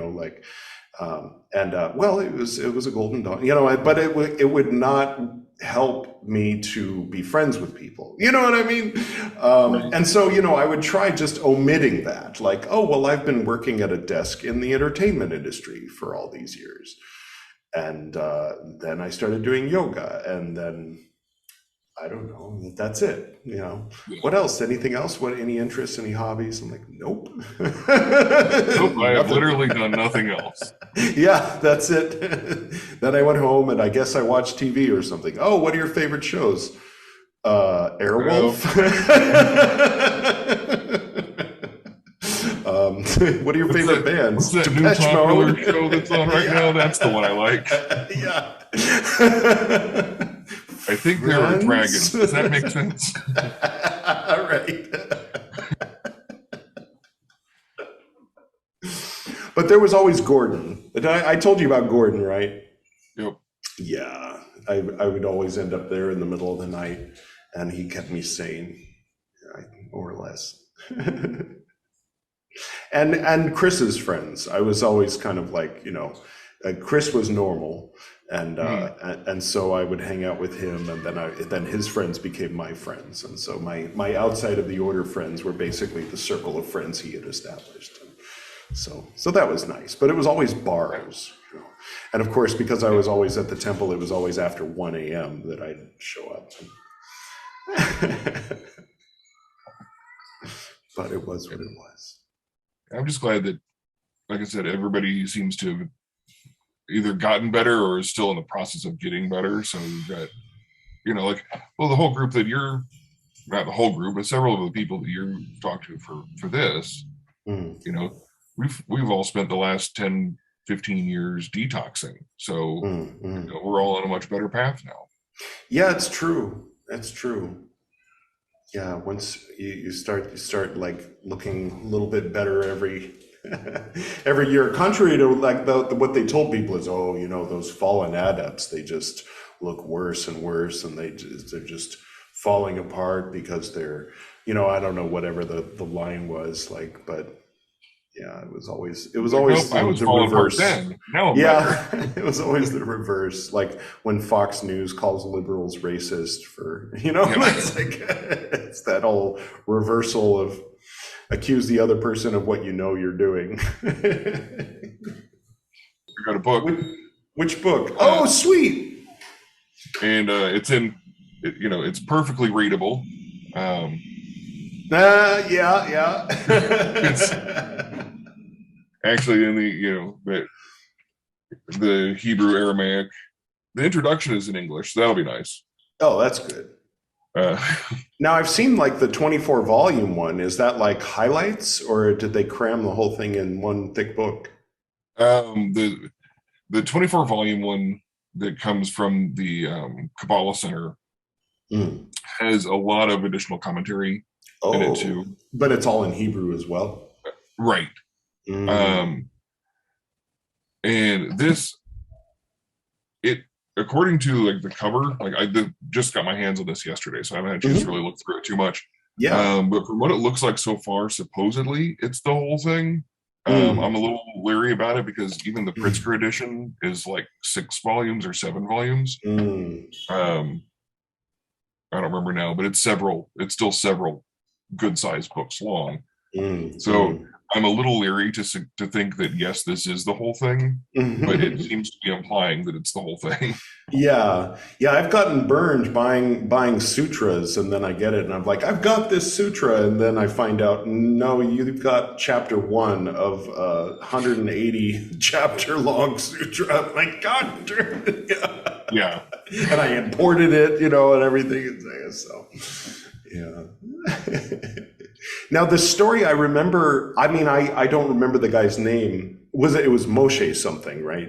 But yeah, I remember the story, at least as I remember it, was that he had meditated or prayed, and he had been isolated for a long time and reached this level of illumination. And when he came out, he saw someone like tilling soil, and he was so appalled that this person was just tilling soil and not down on his knees adoring the Almighty, that he destroyed him with his mind. And then the angels told him, okay, you need to go back in the cave for a few more years. You're not ready to come out. Yeah, there's a whole bunch of really bizarre stories surrounding the Zohar and other like mystical Jewish texts and yeah, the holy men that were doing all of these things, and some of them are really bizarre. Well, of course, even in the Bible, you've got Elisha calling forth bears to kill a bunch of kids because they called him bald. You know, I don't remember that part.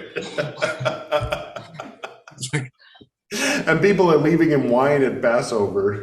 Yeah, he's just out murdering children. Different guy. Elisha is Elijah's student. Oh, so the one okay. who took on Elijah's mantle. Oh, right. Okay. Yeah, he was coming into a town, and as he was coming into the town, there were some kids playing, and they were making fun of him, calling him bald, and so he called out bears from the wilderness to come and slaughter all the kids. Oh no! It's like, well, that probably wasn't the best idea in the world. Yeah, did he get punished for it, or was there a moral, or it's just like, he's the guy that did that? My understanding is it was more of that he's the guy that did that kind of thing. But characterization. Yeah. But I always took stories like that, at least from from a biblical perspective, as a good indication to remember that one, these people are people. They're not these high up things that you should be putting on pedestals and stuff. But also remembering that in some of these stories, the main character isn't always the good guy. Oh, that's interesting. You shouldn't necessarily be looking to emulate the actions of the main character. Right. And even if you go back to Moses, you've got the story in Exodus where Moses sends the Israelites into Medea to slaughter the Midianites. And it's like, well, they didn't do anything. Like, why are we doing this? Yeah. And the one people always like 10,000 of them were killed, and he said, "Keep slaughter the men, women, and boys, and keep the girls for yourselves." Right. And it's like, okay, well, clearly he's not the good guy of this story. Right. Yeah. Yeah. But then people point to that, and people do even today, like in evangelical churches and other churches and elsewhere. I think someone like a rabbi would probably be able to differentiate and say, yes, that was not good, or someone might say, well, the Lord works in mysterious ways or something, right. Or, God is a God of both good and evil, or at least that Old Testament demiurge God. But sorry, throw that in there. But when evangelicals get a hold of it, then it's scary, because then they liken, the actions of someone like Trump or Bush to the actions of King David or Moses or Solomon or something, and then justify it and say, well, he's just as righteous as any of the prophets. Yeah. The prophets weren't necessarily righteous. It's the thing. That's the whole point of some of these stories, is that they're not necessarily righteous. Yeah, David, before a certain point, was pretty heroic as a young man. Yeah, well, but that thing's changed. A video I saw the other day, it was on one. I think it might have been on YouTube or something, but it was this guy talking about the point of the video is that God can work through anybody. And he starts listing off all of these people from the Bible, and is like, okay, well, Moses had anxiety, and this person cheated on his wife, and then cheated on the person he was cheating on, and this person over here, slaughtered all of these people. It was like going through these, all of these major players in the Bible: David, Solomon, Moses, and it's like, look, all of these people had major problems. Right. Yeah. If God could use them, he can probably use you. It's like, well, I guess that's one way to look at it. Yeah, that's interesting. Yeah, but then there is definitely a difference between that and be perfect as your Father in heaven is perfect. Yeah.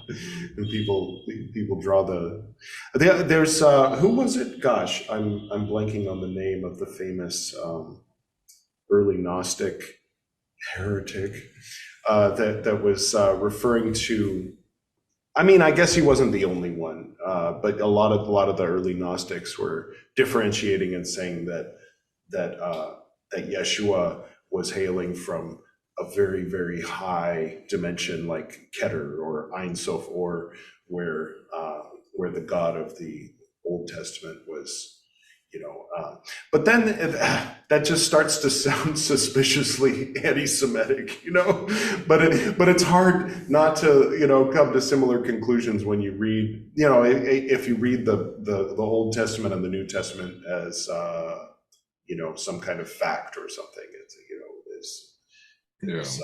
I was talking with Mercurio about that. It's that the way that the Bible is written, anti-Semitism is sort of inevitable, unavoidable, and unfortunately, and I think part of it is like the way that things are worded, like rather than saying the Pharisees, the authorities at the time, they would say the Jews, right? Making it like all of these people when it's actually one guy. Like you can say Rupert Murdoch is fucked and also happens to be Jewish, but that does not mean he's not like the representative, and similar. Mess if he was. Or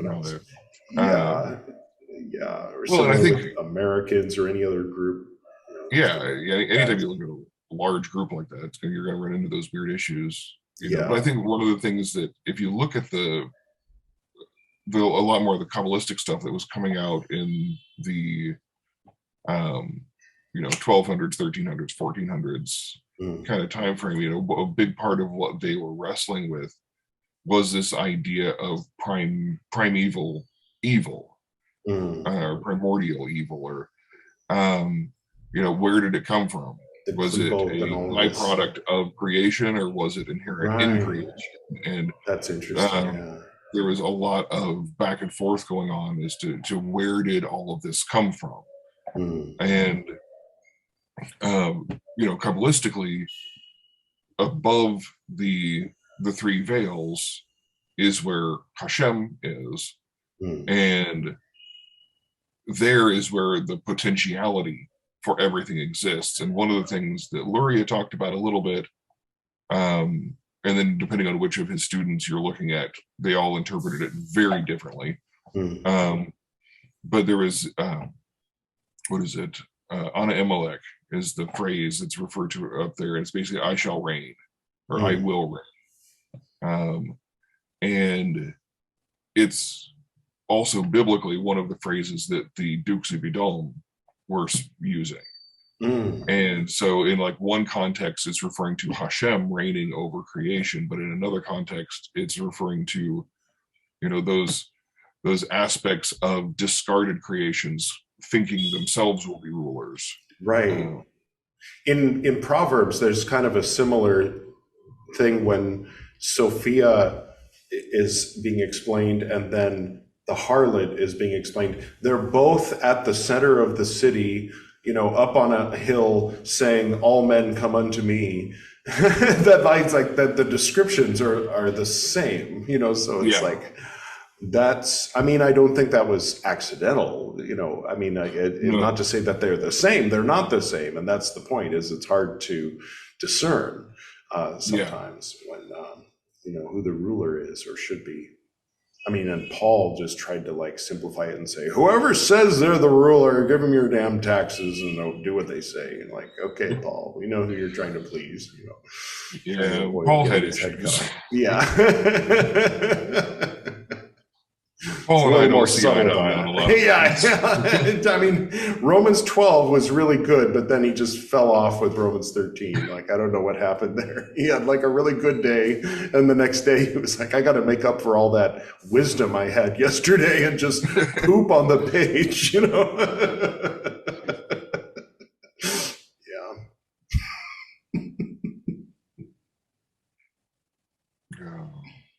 But it's interesting, because a lot of that stuff was going on in present day Spain in a time when it was very multicultural at the time. There were Christians and Jewish and Muslim all kind of hanging out, having hookahs together, in that region. And then just north of them was the Catholics in France. And then just south of them, across the Straits of Gibraltar, where was Morocco. And then, you know, a little bit further east, it was more strict. You know, as you got closer to Mecca, there was like stricter and stricter caliphates. So it's interesting to kind of like time travel into the time and place that all of these discussions were taking place about the nature of evil and what that was like, what that felt like. You know. Well, and I really like looking at the places where there were convergences of groups. So like if you're looking at, like you're saying, Spain at that time. And if you're looking at, you know, going back way further, looking at Alexandria, where you had a lot of the pagans coming in, the Hellenistic pagans coming in. You had a lot of people coming in from the Judaic regions. You had the early onsets of variations of Christians all coming together and having these interesting conversations as philosophers. And so you end up with an entirely different view of how things came about. And that's why, you know, start looking at like some of the Gnostic Gospels and things like that. A lot of those came out of those like Alexandrian discussions. You know, or like the Secret Gospel of John. You know, you can see influences in that from a lot of these different aspects all coming together. And I think that's where you start getting into the really interesting stuff. I mean, and even looking at the root of a lot of these things, like, in Yeshua's day, Alexandria was going on, you know, when it was contemporary with so he grew up in Egypt, and I have a book I want to write, you know, historical fan fiction about Jesus in Alexandria, you know, growing up and who his friends were, and maybe he had a soldier friend in the Roman army that would later become a centurion, you know, and things like that. And maybe they were in the catacombs doing the rites of Isis, you know, and things like that. And so he of course would have had a very, very different perspective on spirituality and God and the gods when he came back to Jerusalem and overheard the rabbis debating about scripture.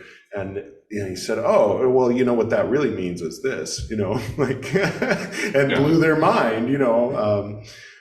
So that's another one. And then in in Tibet in around the 7th and 8th centuries, you know, you had the Mahayana, the Bon, the Vajrayana, the Taoist, the Chinese medicine, the yoga, and you had this sort of intense convergence of different schools of thought and philosophies that came together and laid the foundation for what later kind of became more of a dogmatic, you know, like a well-established school of thought. But at the time, I mean, I would love to time travel back then with a little chip that allowed me to speak a language, you know, and a little TARDIS thing that made me not look like too much of a foreigner, although maybe they wouldn't have cared, and kind of experience what that was like at the time, you know.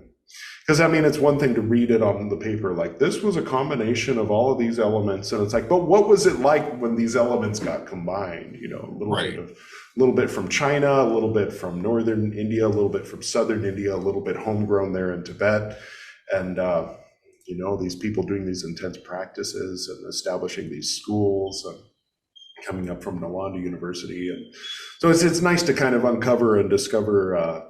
You know, these spots, you know. I like to think that we're in one of those now, that the internet is somehow one of those beautiful convergences of cultures and schools of thought. But there's so much ugliness that it's hard to see the beauty, you know. Yeah. I don't know, there's a lot of stuff out there that on the internet that is, you know, people are trying to do good. People are trying to, you know, use it as a means of sharing ideas. But yeah, you know, you find in just about any one of those areas, there's still going to be something that's, you know, like corrupting it from the inside. I mean, And it happens faster than it used to. Like, I mean, it's an old human thing that as soon as something becomes popular, some asshole comes along and imitates it or tries to co-opt it and make money off it or get fame or power or something like that. But now it happens like that, like an algorithm does it. Like, you know, oh, someone likes that subject, quick, make this, and, you know, the algorithm says you got to do this, you know, like, it's so weird. Sorry, you were saying? Oh, no, that's basically it. It's you know, I agree. We're in that.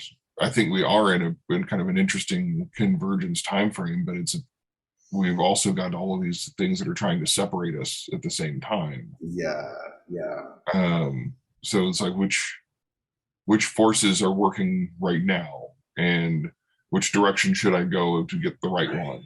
It's hard to see, and it's hard to tell. It's at once easy to become completely faithless, and it's easy to become completely spaced out on like seeing it all as sort of like a Chaldean oracle interplay of you know, dog-faced demons versus aspiration and stuff like that. Yeah. Well, and I think actually that's one of the things that we've got to be careful of, is not going to either extreme, because it's you know, I think that's going back to some of what we were talking about earlier. I think that was one of the problems. It was that some of the groups that we've all been involved with were pushing so hard to get us to that one extreme rather than the other. Right. And that was kind of where a lot of the problems started. But on the flip side, like you said, the other is, you know, becoming completely faithless. Yeah. But you don't want to go that direction either. Yeah. You know, it's but it was often presented as that middle ground. Yeah, it was usually presented as the alternative. Like, well, if you're not a true believer drinking our Kool-Aid, you know, then that means you're an atheist and you have no soul, you know. Yeah, it's almost like there's a false dichotomy there. Yeah, almost. Yeah, a little bit.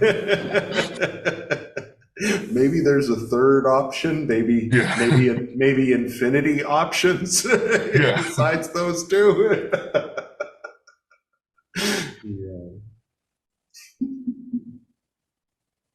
Crazy. But yeah, life's an interesting school. Yeah.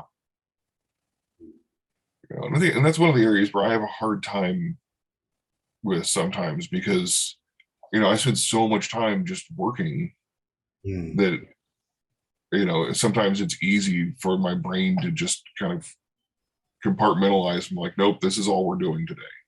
Right. And, you know, sometimes like, okay, well, I just have to step out of that. You know, for me, that's why, you know, things like music are so important, because if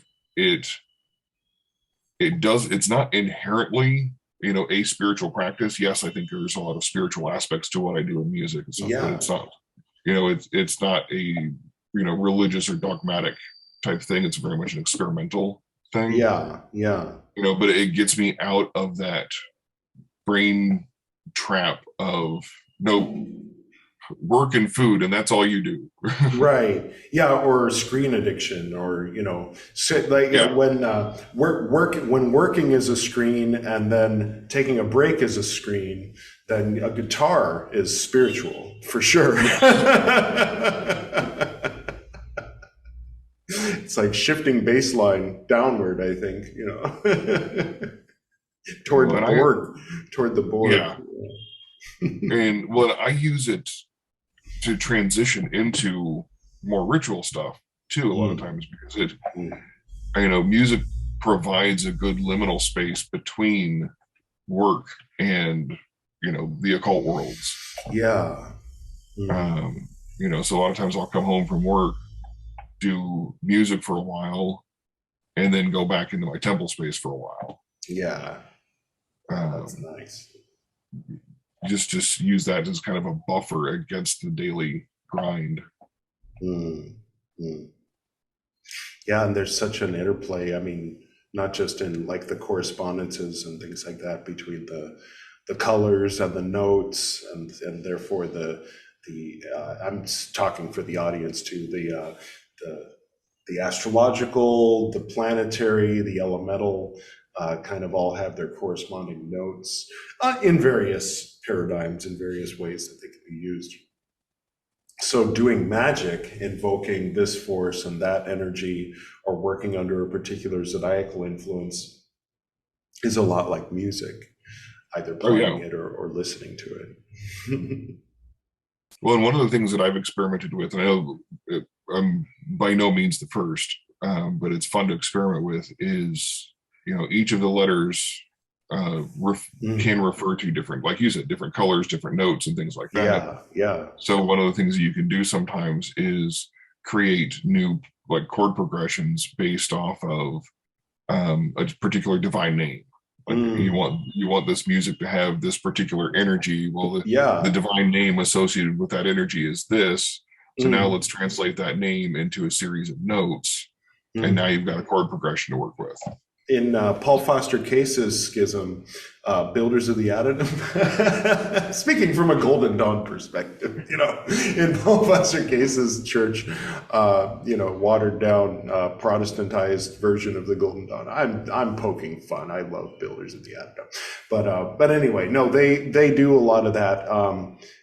So when they do the divine names, every time they do it, so they'll say Yod He Vav He, and so whenever the sign changes, Robbie got into that with the permutations, and then once you know the permutations, and then once you kind of fix those sounds in your head, then it's easy enough to say He Vav He Yod Vav He Yod He, and yeah, that's fun, and it's a good way to welcome when the sun transitions into the new sign. So he'll go out to his rainbow altar. And supposedly they got that from the Alpha and Omega, because the Alpha and Omega had a paper on the 7-branch candlestick that dealt with that I've heard rumors might be published. Actually, legitimate copy of it might be published sometime soon. How nice. I think Tony was working on that, maybe. But and then from the stuff that I've heard, so Lord knows how accurate this might be, they may have gotten it from Asiatic Brethren prior to the Golden Dawn. Asiatic Brethren? Oh, how interesting. And that then goes off into some really weird, potentially Frankist, Shabbatian kind of lineages. Wow. Which is also part of where the really weird sides of OTO kind of have similar lineages. Okay. The weird sides, as opposed to the more milquetoast, everyday OTO. I mean, if you've got jism in your cakes and topless women and black and white tile, it's a little weird. Details, really. Any way you slice it, it's little unusual. Let's just say. I guess what I'm more meaning is prior to Crowley getting a hold of it, there still was the OTO. Oh, that's it was true. Also less right. Weird. Crowley weirded it up a little more. Yeah, he did. Oh, that guy.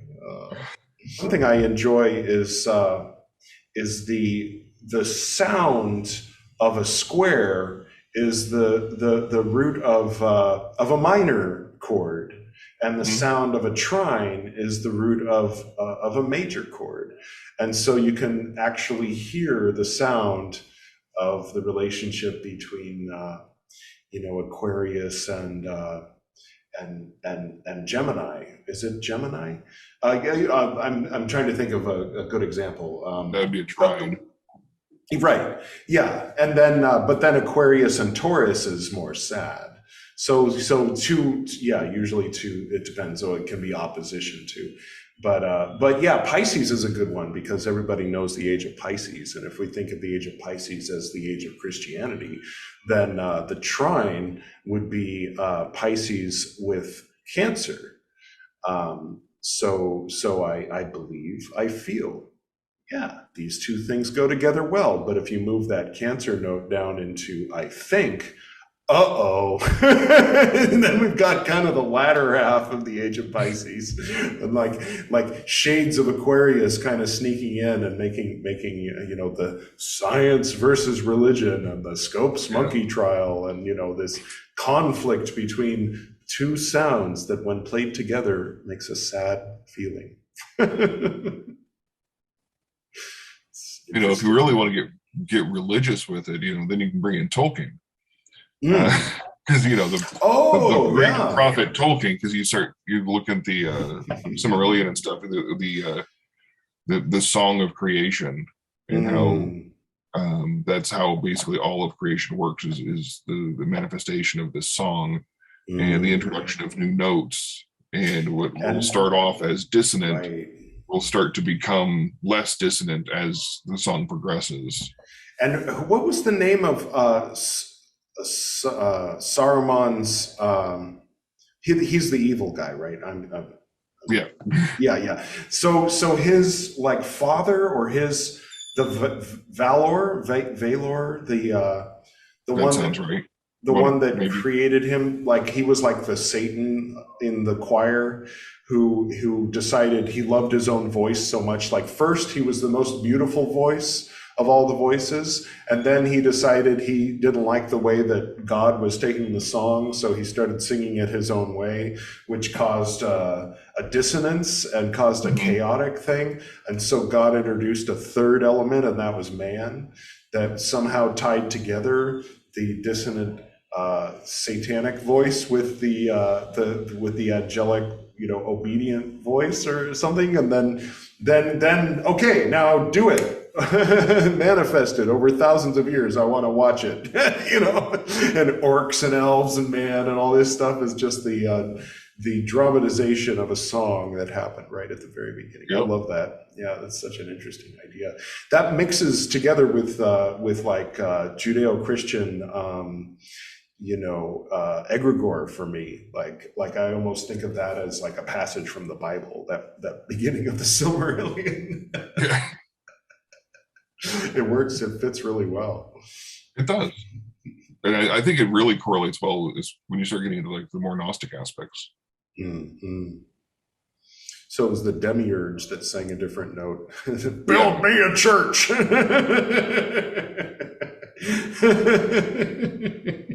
Yeah, it is interesting to see it through those other eyes. Have you seen, there's a show on Netflix that's about Gnostics in Spain or Chile, and the Gnostics are the bad guys or something. I forget the name of it. That's weird. I'll have to find it. It's bizarre. It's really bizarre. And it turns out they're trying to invoke the demiurge, but the Catholics are trying to save everybody, and it's what are you doing? What?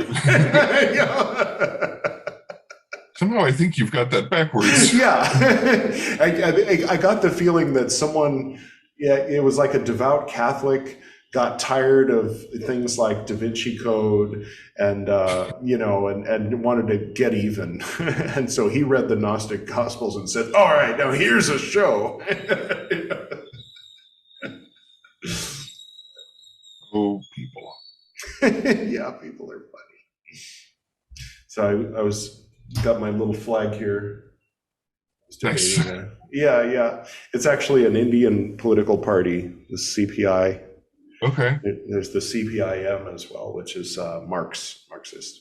So they have their drama and their divisions and stuff, but they never had a McCarthy here. That's the only thing. But that's the only reason that this is a normal thing in India. Is it's not like in China or North Korea where it took over the whole government. It's just one of the 30 some odd, 50 some odd political parties that there are, and they're very popular in Kerala these days. And they arranged that largest strike in history a few months back, or maybe it was a year ago. I think it was 250 million people didn't go to work Like, wow, that's a big strike. That's a good general strike. Yeah. I mean, they weren't alone in organizing it, but like all of the labor-oriented parties were working together, and it's like, gosh, I like seeing this stuff. You know, I mean, it's not like India is perfect, but it'd be nice to see similar things going on in a place like America. But they just quenched out their communist party as soon as they had an excuse to. But, and they're still actively claiming anything they don't like is communist, of course. Right. So. Yeah, or socialist, which is the same thing. Yeah. It's like, okay. Would you rather work on weekends and have no lunch break? You know, what's the deal? You want 3-year-olds getting their hands cut off by machines? Yeah, it's crazy. A lot of these people, it's like, okay, I know Christmas is really big for you, so for Christmas, I'm buying you a dictionary. Words have meaning, and you should use them correctly. Yeah. Yeah, I hope that people read the book that Robbie's writing right now, because some of the characters are like, you know, the guy who had a duel with Marx because they had a common love interest, and he was one of the generals that fought for the North in the Civil War, and, you know, things like that. Except Robbie made him a German Rosicrucian who knew the cipher manuscripts and stuff. So it's like it's going to be a really interesting book when it's finished. Yeah, there's a lot of weird things. And I think a lot of people don't realize that the weird timelines, you know, because like Abraham Lincoln, for example, had fan mail from Karl Marx. And he quoted him, apparently. Yeah. And so it's like it's one of those pieces of information. It's like, I know this is true. I know this happened. Yeah. But in my head, those are 2 entirely different time periods. Yeah. And it's yeah. like, okay, but or clearly they're not. 2 different dimensions or something. Yeah. Or you remember the first time someone laid it all out, how the American Revolution triggered the French Revolution, which resulted in Napoleon, which resulted in the spreading of all these like socialist sort of labor-oriented and these ideas that then set the stage for Karl Marx to come along. And so basically this whole communism versus the US is just the same thing versus the same thing, you know. Yeah. The Declaration of Independence is just proto-communism, basically. Still had God. The right would love to hear that. Yeah. Well, they don't read past the first line of the Declaration of Independence, because isn't it the second line that says when the government no longer? Oh no, they read that part. That was the problem on January 6th, wasn't it? Yeah, that's where they stopped, though.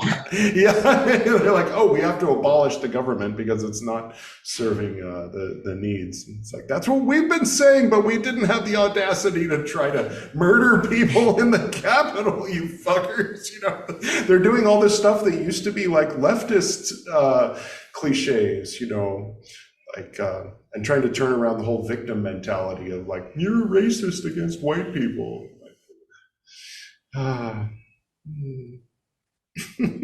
They saw that HBO Watchmen and got too into it.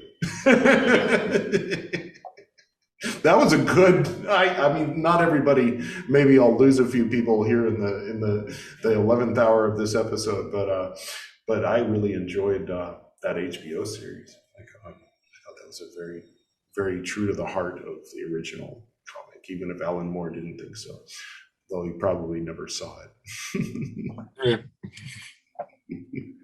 His loss.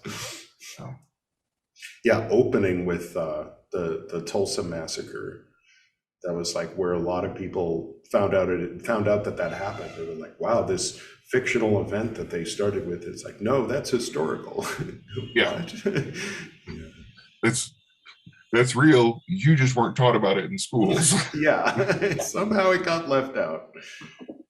Yeah, or when the conflicts, you know, the race riots and conflicts were spun in a particular way. It was like, well, these people were unhappy, and so then they started rioting and looting, and you know how they are with their crime. Like, okay, no, that's not how it went. It's not at all. You left out the Ku Klux Klan and a lot of other things, you know. The cops that, you know. The military actually coming in and slaughtering people. Yeah. Not to mention the red lines and everything that leads to things like that. Not to mention people coming back and after the GI Bill, everybody getting the same amount of money and saying, you know, hey, here's enough money to buy a house. Anybody can buy a house anywhere except for you guys aren't allowed to buy a house in any of these places. You have to go over there. You know, it's just, Well, and for that, some of they would actually put into the sales contracts that if that person sold the house again, they couldn't sell to groups of people. Yeah. And it's like, okay, wait a minute. Now, not only are you preventing people from getting stuff now, you're preventing it from the next getting group it in the future. Coming through too. Yeah, no. Yeah. And then they finally made that illegal, but then they kept doing it. And then I think that was when they started calling it redlining, because they would have the red line there. I mean, I don't know all the details, but yeah, they kept it going. Oh, that's still very active. And the damage was still done. Yeah. Oh yeah. Even if they stopped doing it today, the damage is already done. Yeah. Oh yeah. But my first introductions, when I was in school, we didn't talk about any of that stuff. It was never a part of the curriculum. Yeah. My first introduction to it was one of my early jobs. I was working for Pizza Hut. And there were neighborhoods that internally Pizza Hut would say, no, that neighborhood's redlined. Oh. And because I was a delivery driver, I'm like, what do you mean? Like, you can't deliver there. It's 4 blocks over. Why can't I deliver there? Right. Wrong side of the tracks, so to speak. Yeah. And they would always use excuses of, well, the crime is higher there. Well, no, it's not.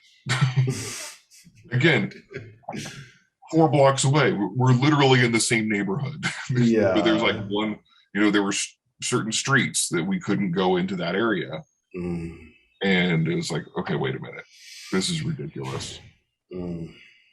Yeah, it's easy to fall into a feeling of apathy and hopelessness, but we can't let that happen. That's why one thing, Robbie inspires me with his activism and stuff like that. Like, he's going out to a Black Panther rally in Chicago next week, and he's like doing all this stuff, and I kind of vicariously through him, I'm like, yeah, just then kind of the antidote for that feeling of, God, it's fucked. But then he falls into that too at times, and then I have to help him come out, Yeah. Because it's an uphill battle, to say the least. Yeah. One of the more leftist type people that I follow, one of his big thoughts is that, you still have to be able to take breaks because burnout is real. Yeah. And so if you're constantly pushing and pushing and pushing and pushing, you'll burn out and get tired and apathetic because you realize that you really haven't made a whole lot of progress because oftentimes one person doesn't make a whole lot of progress. Yeah. But he's saying that the key is to, do what you can. When you start feeling like you're getting close to that burnout area, take a break, focus on other things. And then once you've kind of rejuvenated, get back into it.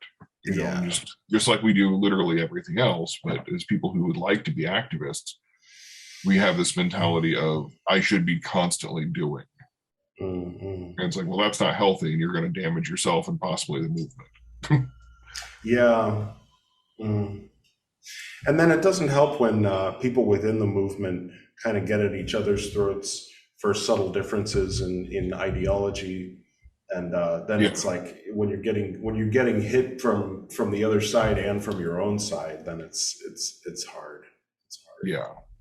And that's one thing, the other side, that they don't have that issue as much, the Nazis will welcome anyone, who's willing to stand next to them with a fucking MAGA hat, Yeah. Well, they'll pick 1 or 2 main issues that they know basically everybody over there agrees with. Right. Yeah. And focus on these 2 things, and everybody coalesces, And we're really big on the idea of open thought and open communication and dialogue. And unfortunately, that becomes part of our problem. Yeah, and honest dialogue, not being a squirrely fuck like Jordan Peterson or something, right. Trying to pretend to be neutral and then actually have everything go toward. Therefore, that the right is, correct. And then, but occasionally give a little bit of like token credit to the left, like so people say, oh well, you're just divided, or whatever, you're putting people in boxes, and it's like. It's not honest, it's like you can't have a real conversation with somebody who is like a tactical, you know what I mean? Like they're doing some kind of weird idea kung fu, like anything you say that if it's a good point, then they see that as a punch coming toward them that they need to redirect and block and move out of the way and then punch you back with something else that, like they think you're not. It's completely irrelevant, but that's not a conversation, It's not even a debate. It's just, I don't know. But that's like what people like lawyers get trained to do, I guess, or that style of I don't know, lobbyist, debater, pundit. I was so annoyed. I watched a thing on YouTube it was on the channel Some More News, I think. Mm-hmm. Yeah, I like it. And it was about Jordan Peterson. Mm-hmm. And it was so annoying because it was 2.5 hours long. Right? Well, there's that. Yeah. Yes. But then for like the next week and a half, 2 weeks, Jordan Peterson stuff kept popping up on my phone. I'm like, oh no, stop. Yeah. Oh, that's the worst. Yeah, YouTube does not understand. It's like, no. The reason I don't watch his things and I watched this about him is because I didn't want this exact thing to happen. Yeah. I run into a weird thing where the YouTube channel that I pay for is Gwydion. Like that's my secretly, that's my most important and precious of myself is Gwydion. And that's the one nobody watches. and so, but that's the one where I pay money so I don't get ads. So that's the one I'm always logged into. So the algorithm knows me best there. Right. But then I keep my Buddhist books, of course, on my Edward Reeve one.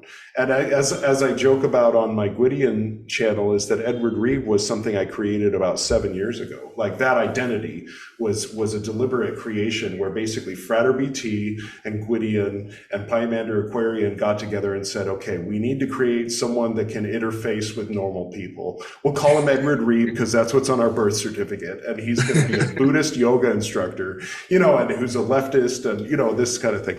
And so my Buddhist books channel is on there and I just use it to upload Buddhist books. But every once in a while, I'll forget that I'm logged in as Edward Reeve and I'll go to look at the home screen and it thinks that I'm a right winger. I'm like, where did you get this idea? Why do you think that I'm interested in all this like anti-woke crap and Jordan Peterson and Ben Shapiro? I'm like, who do you think I am? Like, because I upload Buddhist things? Like, because where is it drawing the information? Did YouTube pull like what high school I went to? And like, what is going on? It's the weirdest thing. Bizarre. It's really weird. I mean, I know there's a lot of people into Vajrayana that are right-wingers, which always struck me as really weird. I didn't understand that. I mean, I still don't really understand that. I mean, other than like they need something that's complex and colorful enough so that they can escape from reality, so that they don't actually like question things, or something. Or they just want to be like super powerful. I don't know. But that's not my interest in Vajrayana Buddhism. Although my dad was the one who got me into it, and he was into Reagan, so I don't know. I'm a bit of an anomaly. My parents died when I was a teenager, and then I got influenced by my peers and by my liberal high school. And when my dad and I went to the same high school, and it was a right-wing high school when he went there, and it had turned left-wing by the time I went there. And and all my friends were left-wing, and I had diverse friends and stuff like that, and gay friends, and like they had come around to acceptance of homosexuality as not some unnatural thing, by the time I was in my developmental years. But but yeah, them leaving the world when they did had an interesting effect on me. So I'm kind of an odd bird, you know, because I've got things I inherited from them, but things that I definitely didn't. So I'm like, not exactly them, but definitely from them. But then like people that my dad's students, they're like, oh, you're little Edward. I'm like, well, yeah, but I'm not as little anymore. And they're like, well, you know, the Rothschilds, and by the way, the Earth is flat. And I'm like, you know, that makes sense that you would say that. But anyway, it was nice to see you again. Like, I don't know what to say, you know. And my dad's old guru, all of the other students are all like full on Trumpers, and I'm like, God, it's so weird. It's been an interesting journey, you know. Like after leaving the Golden Dawn, I went through this like soul searching, like, okay, well, what is my spiritual origins? And it's like, well, there was the things my dad taught me when I was young. Let's find his teacher. Oh, he died. Okay, well, let's find the other students of his teacher. Like, I don't really want to hang out with any of these people. Okay, yeah. All right. I think I'll do Zen for a while. You know, like I kind of like, it's just sort of on my own, you know, which is a good way to go, I think. Sometimes it's a soul path. Sometimes it's appropriate to have a group. That's a good way to detox, is you know, finding stuff on your own that actually appeal to you individually. Yeah, just Alan Watts lectures did it for a while. You know, had about 13 hours of Alan Watts on repeat. That helped during the big schism in 2011. Alan Watts was keeping me sane, and then he recommended Shobogenzo, and then Dogen was keeping me sane, but he kept talking about how the lotus position is the Buddha mind. And I'm like, well, fuck, I've got to do yoga so I can do lotus position. And then that was how I became a yoga teacher. So there you go. Yeah, it all kind of led me here. So thank God for that schism, I guess.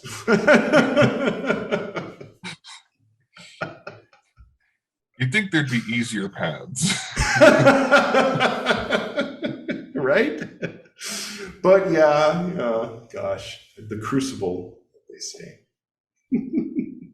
Well, and it seems like divinity has never been really good at drawing straight lines. Yeah, that's true. You know, Tree of Life, for instance. Yeah.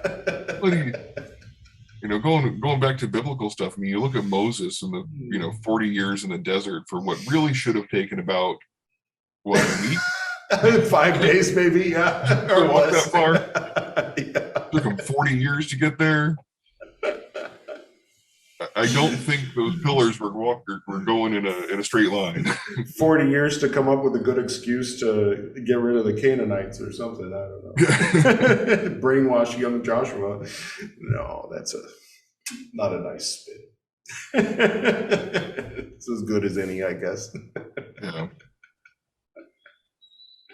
Yeah, that whole Jericho thing is definitely questionable as well. Was that was a different time than you were talking about, or was that the same time? No, that was Joshua. No, Jericho's later. Yeah. So it's a bad habit, but then again, it was a different time. You know, like when I read, you know, the Buddha talking about nuns are inferior to monks, and it's very disappointing. But then I'm like, well, this was before 1960s. You know, like by a lot. So. Still, though, you know, it's sometimes it's good to have your heroes fall. It's almost like when they fall, they make room for you to rise a little bit. Yeah. And if forgiveness is important, and I think if I can, you know, like forgive the Buddha for being how he was, you know, then I can forgive some of the people in my own past for being how they were. Yeah. On a long enough timeline, everything deviates left. Yeah, you know, it becomes more progressive over time. Yeah, but then there's always backlashes, and then the scale of a human lifetime can create the illusion that things move to the right.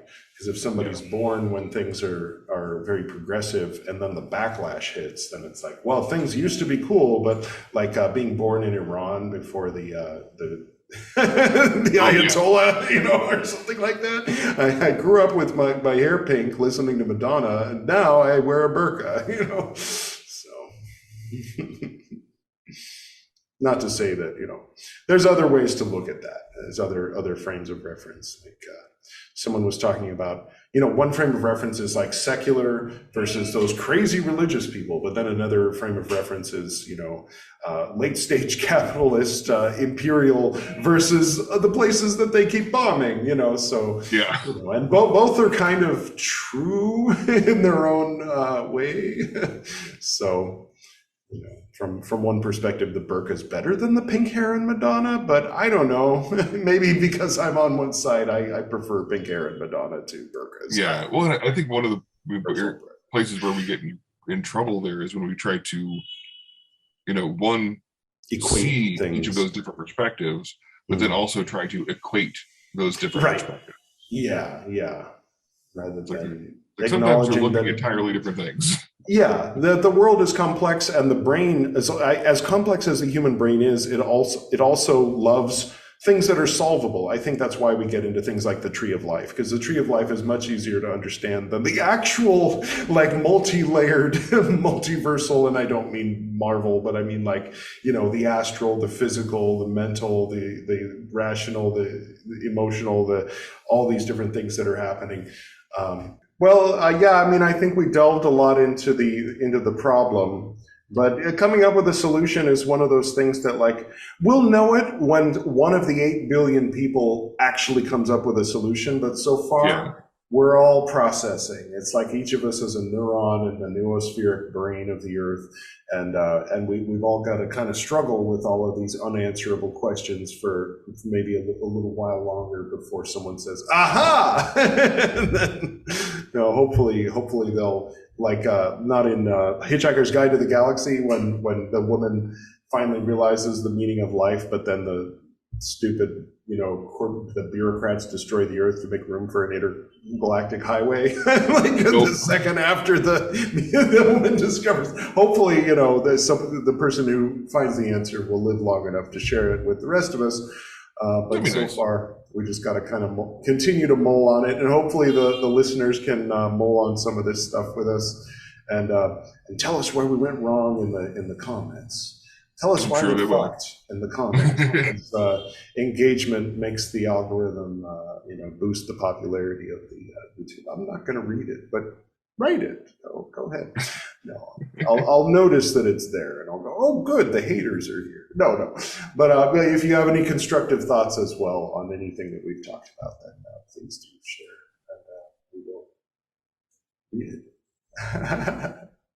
And thank you very much, brother, and happy equinox. Yes, you too. Good to see you as always. Yes. You too. Hope you had fun. We're kind of wearing the same color. It's nice. Similar, yeah. Yeah, a little bit.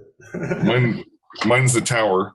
Oh, sweet. I've got the tower in here somewhere, right there. Yeah. Cool. All right, brother. Well, we'll talk soon. And all right. Have fun. All right, you too. Bye. Bye. Namaste.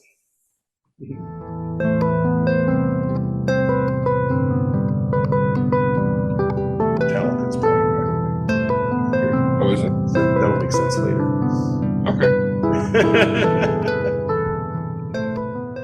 Thank you, Eli Cohen. Always a pleasure. And thank you again for that hat.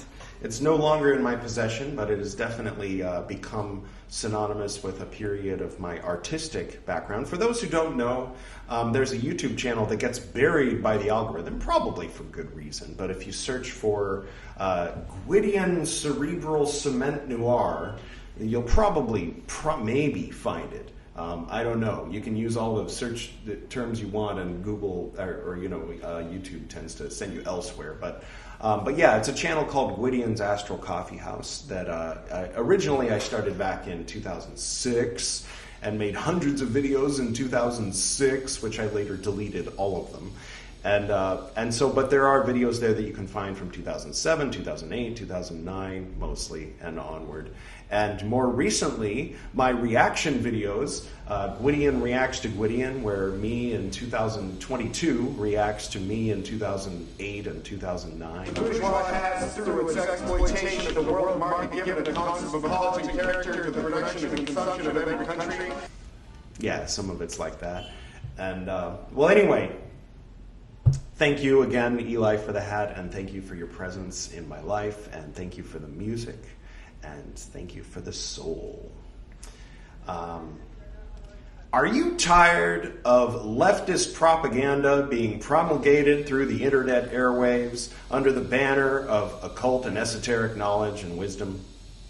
Well, I've got good news for you. This next episode won't bug you quite as much, not because it's politically different from the, some of the previous episodes, but because it doesn't focus on politics. And I know that a lot of esoteric podcasts will tend toward that zone so that they can appeal to everybody by just ignoring the actual world and focusing on the imaginary one. No, I'm only kidding. No, but this next guest, not only is he a dear friend, a mercurial, and a delight energy-wise and intellectually and conversationally, but he, since the last time I saw him, has crossed the veil of life and death and returned to tell the tale. So that's something that I think most people who are interested in metaphysical subjects would be interested in hearing about or hearing from somebody who's been on such a journey, as was I, and it was a delight. And so I am glad to be sharing with you, last but certainly not least, my conversation with Frater I was blind, but now I see.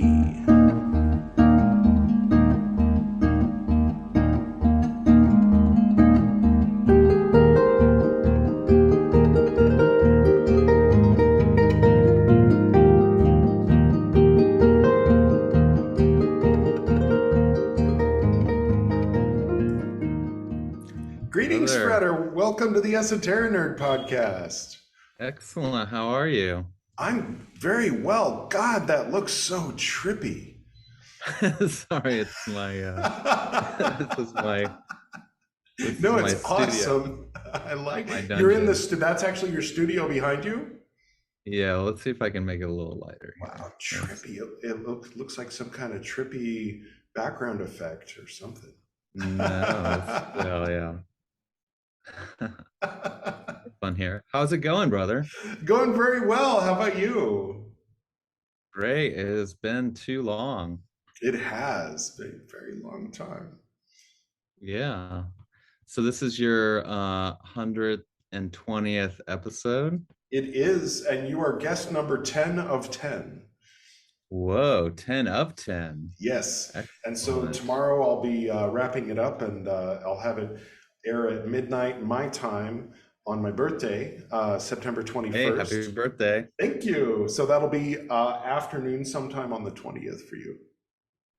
Excellent. Well, sorry I'm not in full regalia. Oh, no, it's all good. No, only out in London put on the full course. Regalia. Well, not full regalia, because, he's got his oath, but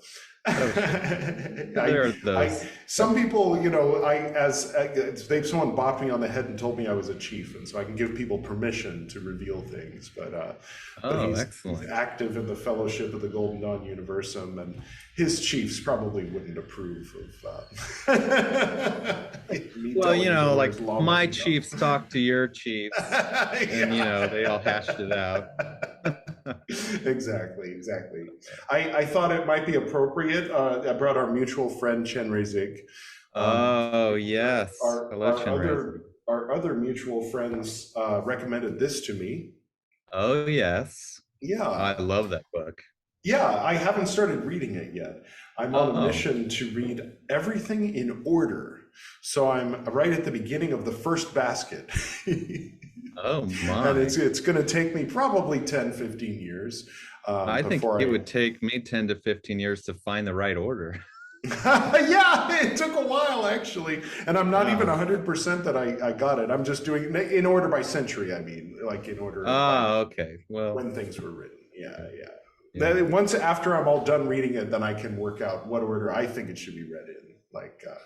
Like the Star Wars, people have different philosophies about whether you should watch the prequels first or just kind of thing. Yeah. Well, so I can definitely see there's definitely two views on order, right? So if you believe in time, and this linearity, man. Nice. Which I don't, but I understand people do. Yeah. They believe that the earliest things come first, and therefore you should start at the earliest. Right. Whereas I believe like the center of my mandala is the present, and so whatever is the most recent must be the closest thing to me. So I'll read it backwards and see how that makes sense. That's interesting. Yeah, well, what happened to me was my dad was doing some kind of, he had a guru that was teaching like Nyingma style, chanting and shooting out of your third eye and with the dorja and all this stuff. So he taught that to me when I was very, very young. And he told me that it was yoga. This is, you're learning to be a yogi.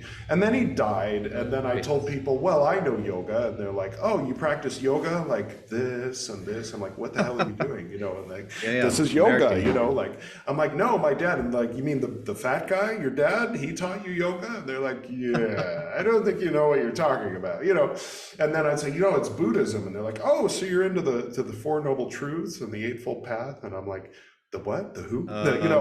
And so for me, it makes sense to go back to the basics and start out with Theravada and work my way up to Mahayana. Actually, what happened was I tried to read a bit of Mahayana and I was allergic to it, and it made me. But I already told. I'll do the short version.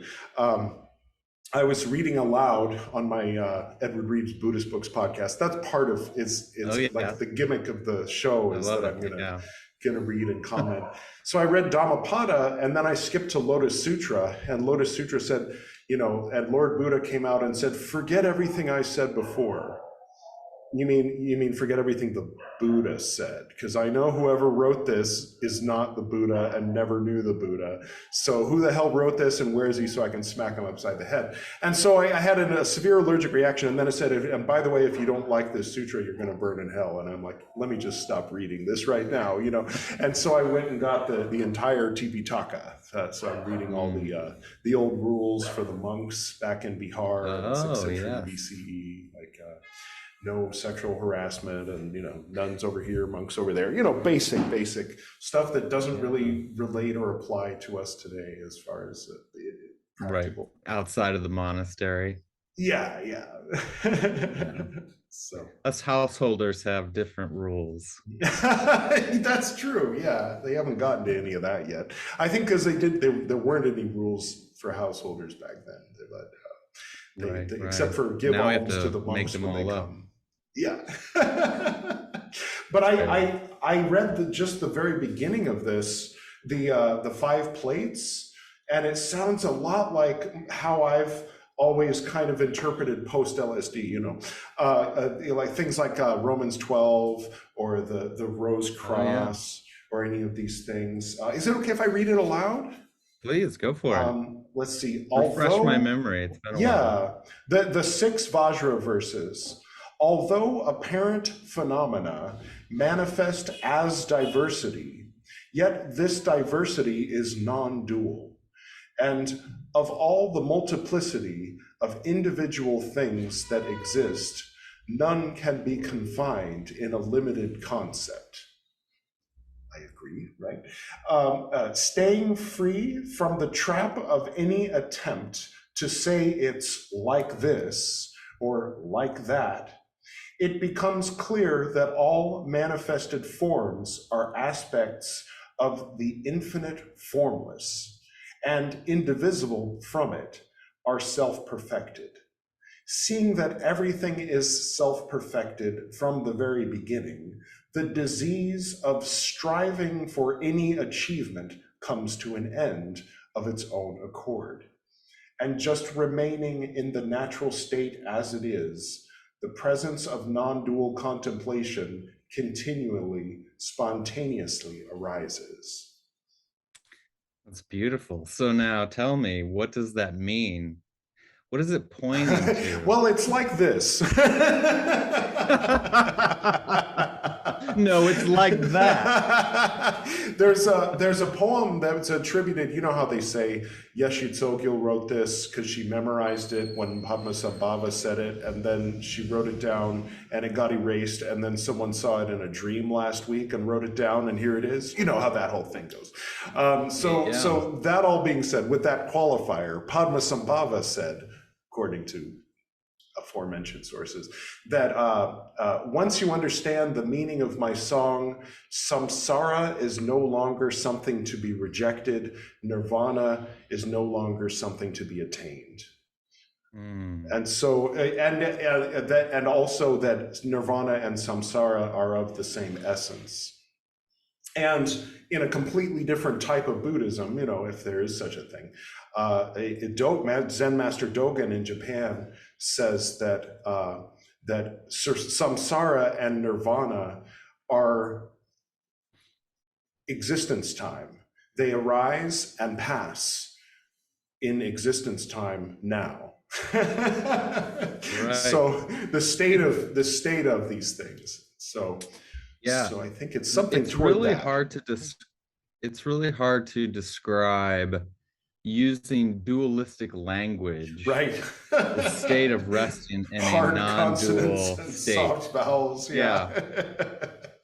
Checkered floors and funny, black you and know, white tile, and, right? black that's and white sort pillars. of the, you know, in your 120th episode here, I think it'd be interesting, you know, how do people go from the Western mentality, you know, let's say the Golden Dawn system or any of these Western magical systems, which are highly dualistic in a celebratory sort of sense, yet hint with these seeds of the non-dual, right? It's like my experience, which may differ from many people that are listening to this, or from your experience, is that having gone through that system to what I believe was its summit, which took me to this experience that I didn't have the language for. Like, I wish I would have met, you know, this book and like read all this stuff, but I was a pure Golden Dawn practitioner and never even heard the word non-dual. I heard not, you know, eventually you would merge the binary and, you know, reconcile the opposites. And so the seeds were there, but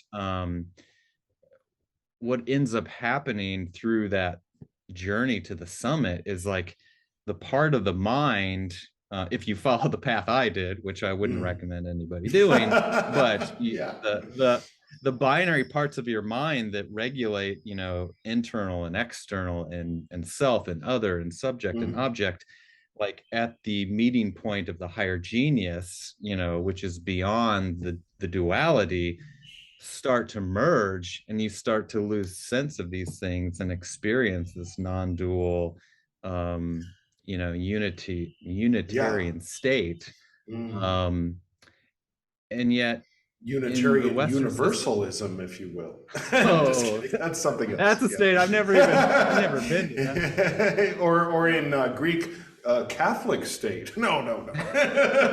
Well, I mean, the Carmelites, I do think like the Carmelite mystics were probably the ones who are describing, you know, Saint Teresa of Avila was probably one who was experiencing this, but like everybody else, didn't have the framework or the knowledge to describe it in you know, other terms. And then you have to ask yourself, once you've experienced that, where do you go? And you go to the people who are talking about it, apparently. I guess. That's interesting. Gosh, that's a lot of interesting questions, a lot of interesting ideas. And I think that, I mean, so a few thoughts on that. My initial thought was that going from dualistic Western to non-dualistic Eastern, just to simplify, as if it were that simple, because you can find the dot in both sides of the yin yang. You can find the non-dual in the West, and you can find the dual in the East. Oh, yeah. Certainly.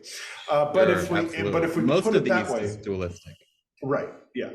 But if we put it that way, then it's sort of like the rubber band that if you take the rubber band and you pull it this way and you say you're either with God or you're with Satan, you're either spiritual or you're material, you can't choose God, you have to choose God or Mammon, or however, not that there's truth in those statements, but then you let go of the rubber band, and then someone can get into a very yogic oneness path. And never mind soul. I am the physical universe's soul.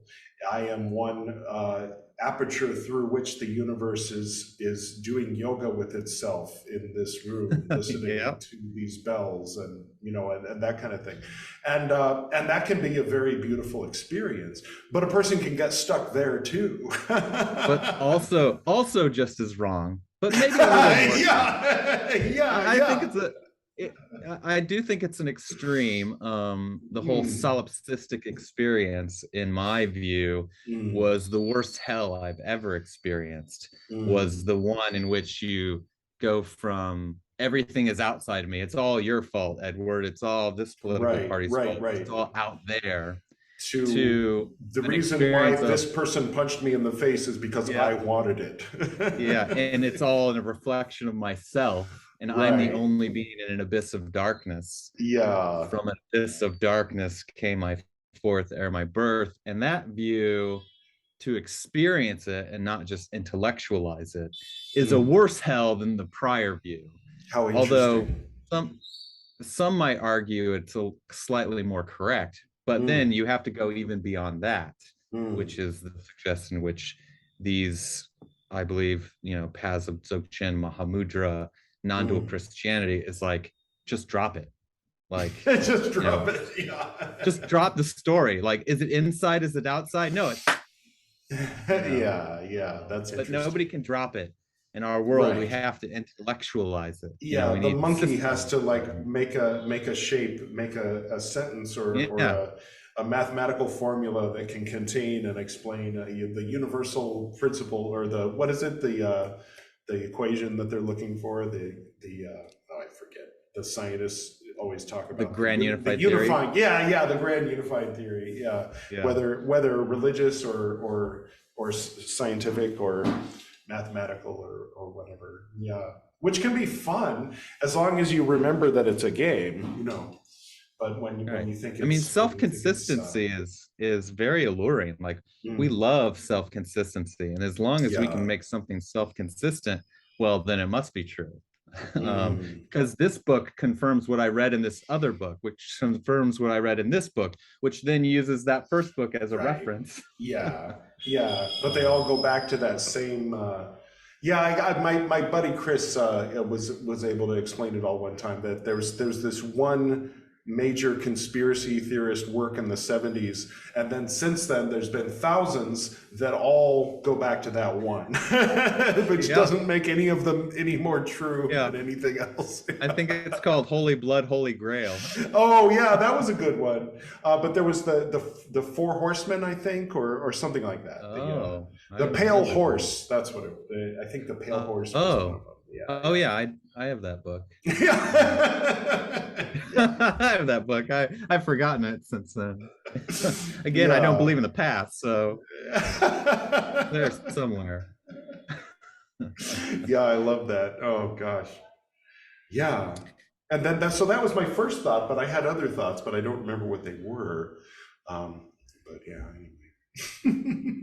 I think all these systems, all of us who have been, seeking our spiritual pursuits since childhood, we all build ourselves these castles made of symbols, which are beautiful, but sometimes we, at least in my experience, we can often get trapped in the maps and lose touch of the territory, that we're trying to go to. And I feel like whether you're practicing an Eastern system or a Western system, all of these systems have traps where if you confuse the map, the symbol, the glyph, with what it's pointing to. I love the analogy of you know, it's a very Dzogchen analogy of, you know, the finger that points to the moon. And it's like, don't look at the finger, you know, like look to where it's pointing. And all of these systems, and this is what I think you were alluding to in the Heart Sutra,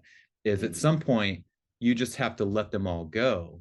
It doesn't matter what you are tethering yourself to. It's all a means, it's all a finger pointing to a certain direction. And depending on where you are, depends on where that finger will point. Like if you're in the south of your destination, if you have a good compass, it should point up, you know, north. If you want to go north. But if you're north, it'll point south if that's the destination. So, and not everybody's path is going to look the same. And then, but people who attain some kind of awareness may feel compelled to want to share it with others by drawing a map of how they got it. And, you know, for me, it'd be, you know, like start out with this as a young kid and then get into that and then take LSD and then have it all, you know, come together one night, you know, while you're staring at Orion, and then, you know, end up in an abusive cult, you know, and then leave and then go to India, you know, but it's like, okay, that's not useful for anyone but me, you know, and all that is my biography. It's not even a good map, you know, like it's not. Yeah, and my story would just like be sandwiched right in the middle of yours, where it says, okay, make a deal with your higher genius to teach you the value of life and death, get cancer, almost die, get a couple of brain surgeries, see God, and then come back to tell the tale. Now that's a journey. It's a very hard path to follow. Oh my God. That is quite a journey. What was that like? I mean, is there anything you'd like to share from that experience that would be interesting or useful? It's again like it's such a, I guess, a transitionary point. Like I became someone completely different after, and so it's almost as though I'm talking about a former life, which kind of seems silly to talk about. Well, in this past life, makes I was sense. Another person. But that's what it feels like. You know, my experience, like I said, was experiencing this non-dual state, and then realizing, well, the only way to integrate that was I needed to relinquish my fear of death of self. Because, you know, my attachment to the ego, to identity, to masks was preventing me from going further. And so some the deal again was struck. No, all different. Not it looked a lot like this one. Right. It looked a lot like this one, but more hair. Right. More hair. I remember. It had a wig attached. And then you know, the deal was struck, and then facing death, and but it was really, you know, the freeing thing when you know, quote, you know you're going to die, because that's sort of how it worked. You just have to face certain things and realize certain things, and then ask yourself, what am I going to do now? What is my life going to mean? Well, I must make this part meaningful, because again, clinging to an identity of of the wise helper. I'll help other people die, I'll show them. But fortunately, I met someone who introduced me to an individual who was of this lineage that you mentioned, and this person I felt was going to give me another lease on life. And what happened was just a complete revealing of my mind, and some of it was not what I was prepared for. It was almost like this karmic puking out of all karma coming to fruition, you know, and seeing the nature of mind, yet all still clinging to self, identity, and ego. And so even though I thought I had overcome it because I was willing to die, I was still telling myself all kinds of stories. You know, we love to tell ourselves stories about how grand we are, and many times a day. All these stories. So these stories are just like bubbling up, and I mean, the old adage, I might get this wrong, but it's like 3 rabbis are studying the Kabbalah and eventually see God, and like the only 3 options is one of them dies, the other becomes immediately enlightened, and then the other becomes completely insane and mad. Well, I chose the 3rd route. Nice. If you're still clinging to identity and you see the nature of mind, which is infinite, expansive, you only have the choice of, okay, which masks can fit this perception of infinity and boundlessness and open luminosity. It's like, Thoth, Ra, Osiris, God, Jesus, you name it. Like, someone in this state must put on all those masks to find out who he or she is. But thankfully that all kind of faded away, and over the last 5 years I finally understood what happened there. And then the final thing to do is to then eventually come to a place of rest in this non-dual state, while also playing within duality, because it's so fun to play. Wow, I love that. That's inspiring. And it's better than drugs, man. Gosh, I mean, and I kind of picked up on, like, I mean, it reminded me of certain psychedelic states, like trying to give form. That it once you stop trying to give form, once you stop trying to grasp. I mean, I think that's like the essence of the wisdom of Buddhist teachings is once you stop trying to grasp it, once you stop trying to give it form, give it a name, put it in a box. And then the whole thing can just wash over you and wash through you, and it's everywhere, it's nowhere, it's all at once, it's all right now, and it doesn't need to be anything else. And usually, in the case of psychedelic states, usually it's like, okay, eventually it'll go back to normal. Eventually, I'll wake up and go to work 3 afterwards. months go by. You're right. Then 3 months go by, you're like, man, this trip is just never ending. I guess this is just who I am. So I've adapted. So I'm pretty much on LSD all day long. Right. Everything dreamlike. I mean, it even shows in the way that you appear on the screen. I'm just a dream, man. But who's the dreamer and who's the dreamer? I was actually earlier, as I was using the restroom, I'll just put it that way. I don't know why I decided to include that detail in the description, but it just seemed like part of it. It's important. I was thinking of the order in which the interviews are going, and putting it on the Tree of Life. And of course, Mark Williams, Temple Oriel with Mel Coote. That's step one. And then at the top, by the way, should I address you as Frater IC in the or do you want to use your IC name? IC is fine. I still go by IC. Yeah. Okay. Do you want me to crop out your name from the corner of this? Or is that okay? Oh, I don't really care. I mean, okay. It's James. Also, James is fine. Okay, James Frater IC. Yeah. So Frater IC will be in Keter, Yeah. Hopefully someday, like, beyond it. Why stop there? Right. Just, let it go. What is that? The final destination? Yeah. Yeah. No, I love that. Go beyond this and that. Beyond the Ein. Even Ein Sof, and Ein Sof are just labels. Right. It's like, even that's labeled. You got to get rid of all the symbol. Like, I do think I heard it said once. I can't remember who said it.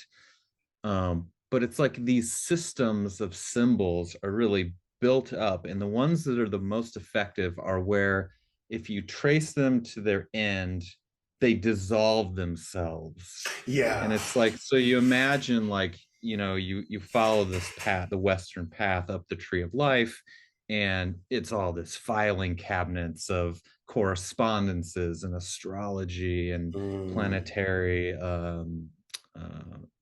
elements and correspondences, and you know, each way you're experiencing new parts of the self, and then you start experiencing the parts of the self beyond the veil that dissolve the self and dissolve the duality, you know, within Heter and Chokmah.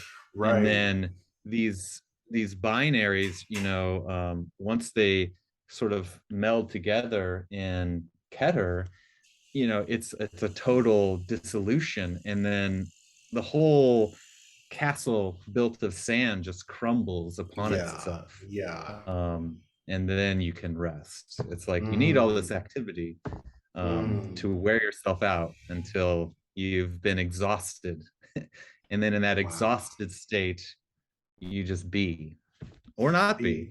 The identification with like self with capital S or lowercase s, the identification of the temporary Edward as I, or you know, or like with clothes on or without clothes on. But then like once you get to that purest beingness, isness, there's this one guru that I know here in India that when I say beingness, he's like, no, isness. I'm like, okay, I mean that, you know, like it's like, it's not beingness. Fingers. It's not even beingness. It's isness. Get it right. I'm like, okay, you're correct. As always, I'm wrong, you know. But where's the is notness? Is notness. Maybe that's what you can change my motto. Say the is notness. That's my motto. Oh boy. Oh, I love it. Cool. Very, very affirming, very kind of comforting. Gosh. Yeah, obliteration. People think I'm being morbid when I write poetry that's kind of like a love letter to nothingness and oblivion. But yeah, I know that you get it. I mean, sure, but there's another aspect to that. It's like once you realize that, how do I want to phrase this without scaring too many people? Once you realize that there's nothing to do on purpose, right? That nothing manifests, nothing truly manifests causally. Anything that appears can be traced to an acausal appearance out of the nothingness, and nothing has to be. Once you realize that nothing has to be, then you can appreciate what is, because it's so miraculous. You know, it's like when you see, you know, if you have a creation story where a creator God is like, well, I've been sitting around for a quadrillion countless eons, but today I'm bored. So let's create something. And it's like, you know, he creates the earth, and here's this garden with the flowers, and okay, but I want somebody to talk to. So he creates a person. It's like now there is a reason why things had to be. God's boredom. And so, but when you remove even that story, and then you're like, okay, but how do I explain that this delicious beverage exists and that I can experience it? It's later in your time frame. I can experience it. Then when you do experience it, it's much more miraculous without the story. And the appreciation that then can be experienced is that bliss. The bliss of recognition, not the bliss of sensation. It's because you're blissed out on recognizing that this shouldn't be, or at least there's no reason, yet it is. And you know, but to develop a mind, I guess, to let go of the need for explanation, that's a hard thing because trying to not do is still a doing, and like, you know, that resting into that is it's hard to just stumble upon. Like the art of the koan. I mean, different people have different ways, but like to rather than feeling compelled to answer the question, to be able to sit and appreciate the question and appreciate the unanswerableness of it, or the I mean, I'm putting it into words that don't that even the words I'm putting it into is too many words. But I was thinking when people say, why is there something rather than nothing?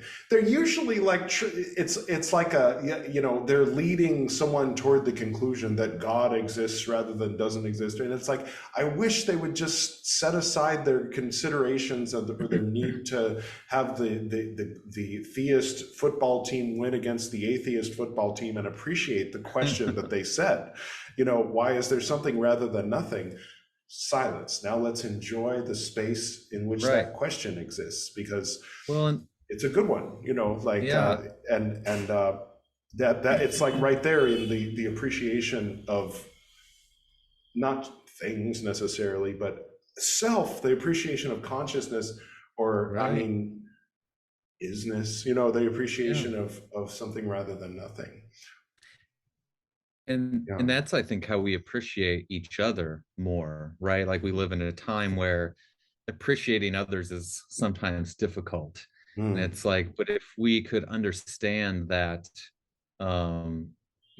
each one of us has a particular flavor, that as long as we're not being pulled to one extreme where we are, just creations from this divine being, yet we have no divine essence, or the other extreme in which, oh no, everybody is God or is nothingness or everythingness. Like, in either of these extremes, you're creating a story which basically removes the mystery of sentience and personality and existence. It's like, but if you can rest in the middle, where it doesn't matter what the story is, we just can appreciate one another as individual emergences from mind.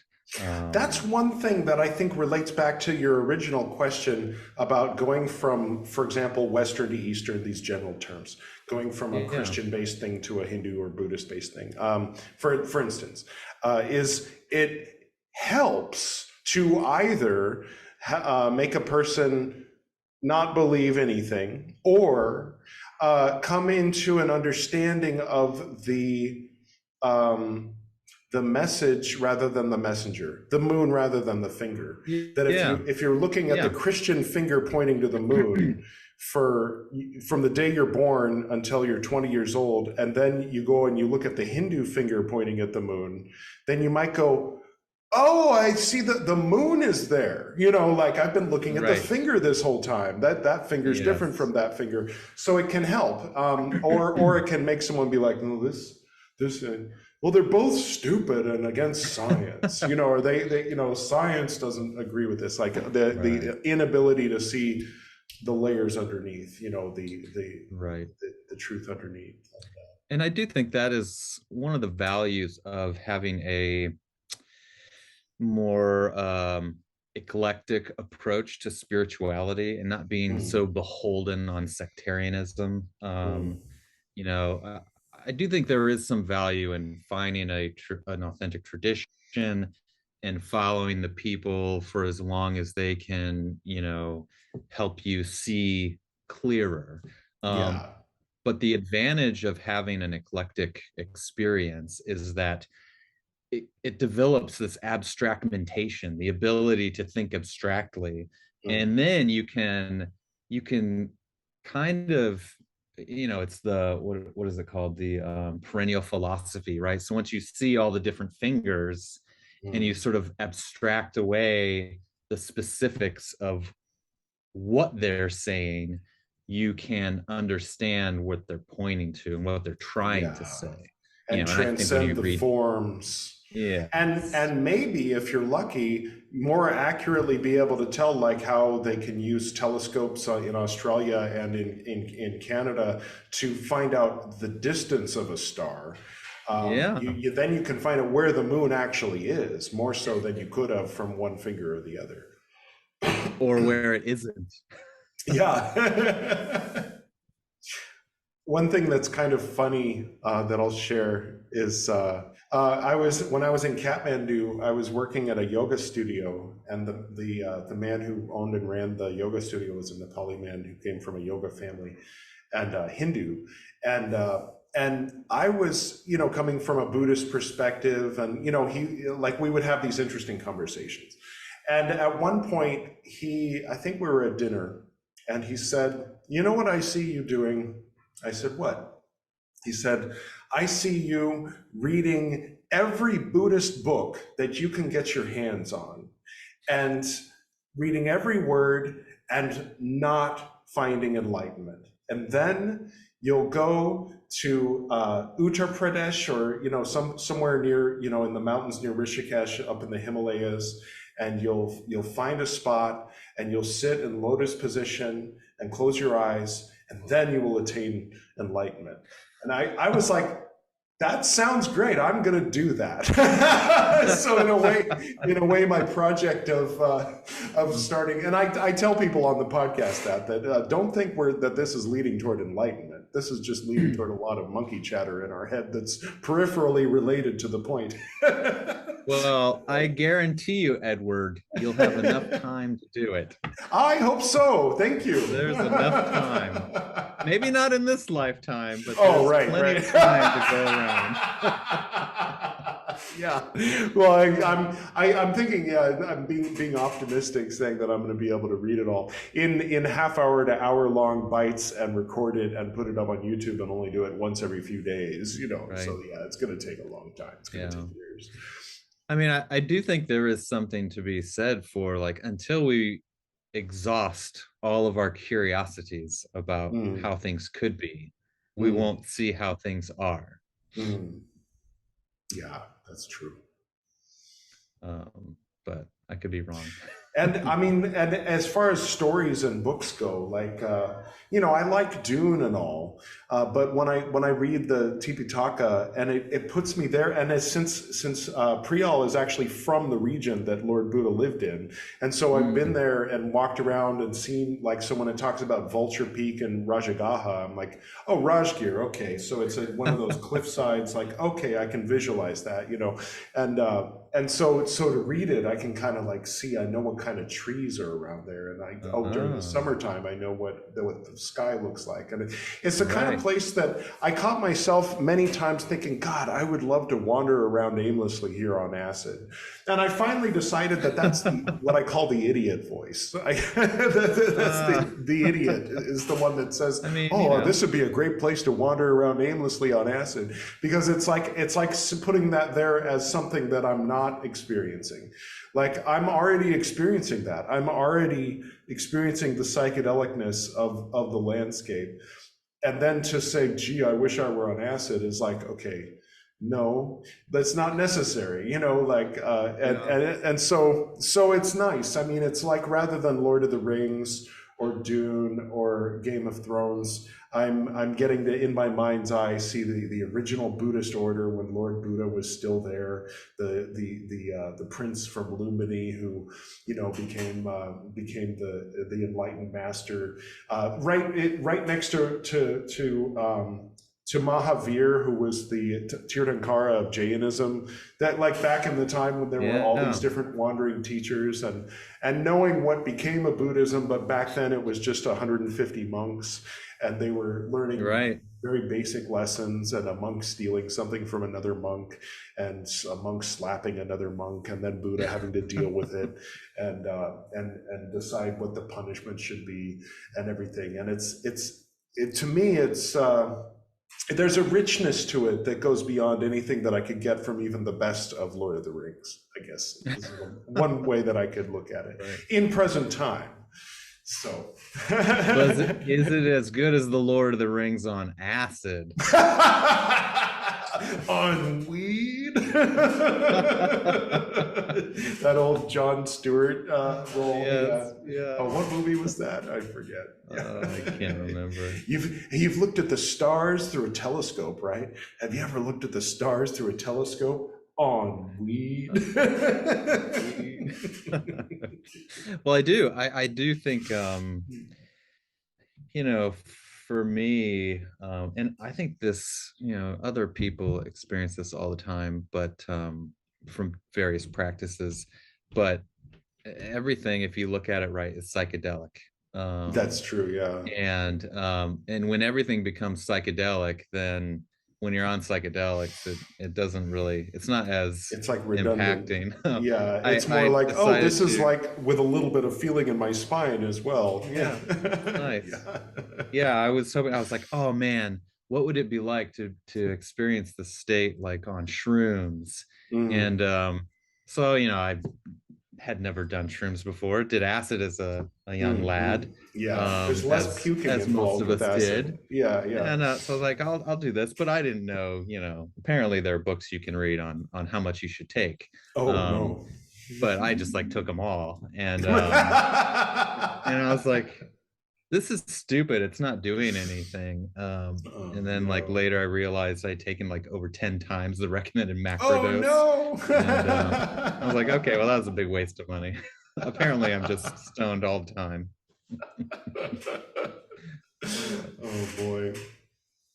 Yeah, the one exciting thing for me was the first time I took DMT, and I realized, and I mean, I knew before I did the research that it was something produced in the brain, that awakens when you have religious experiences. I didn't need, like, once I read that, once I had the experience and then read about it, I'm like, yep.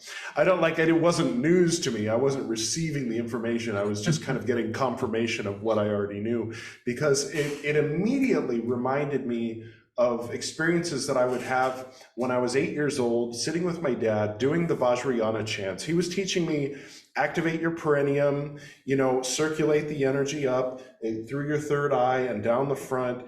And then, with the inhale, flex the perineum, with the exhale, let go, or vice versa. And, chanting for each of the chakras.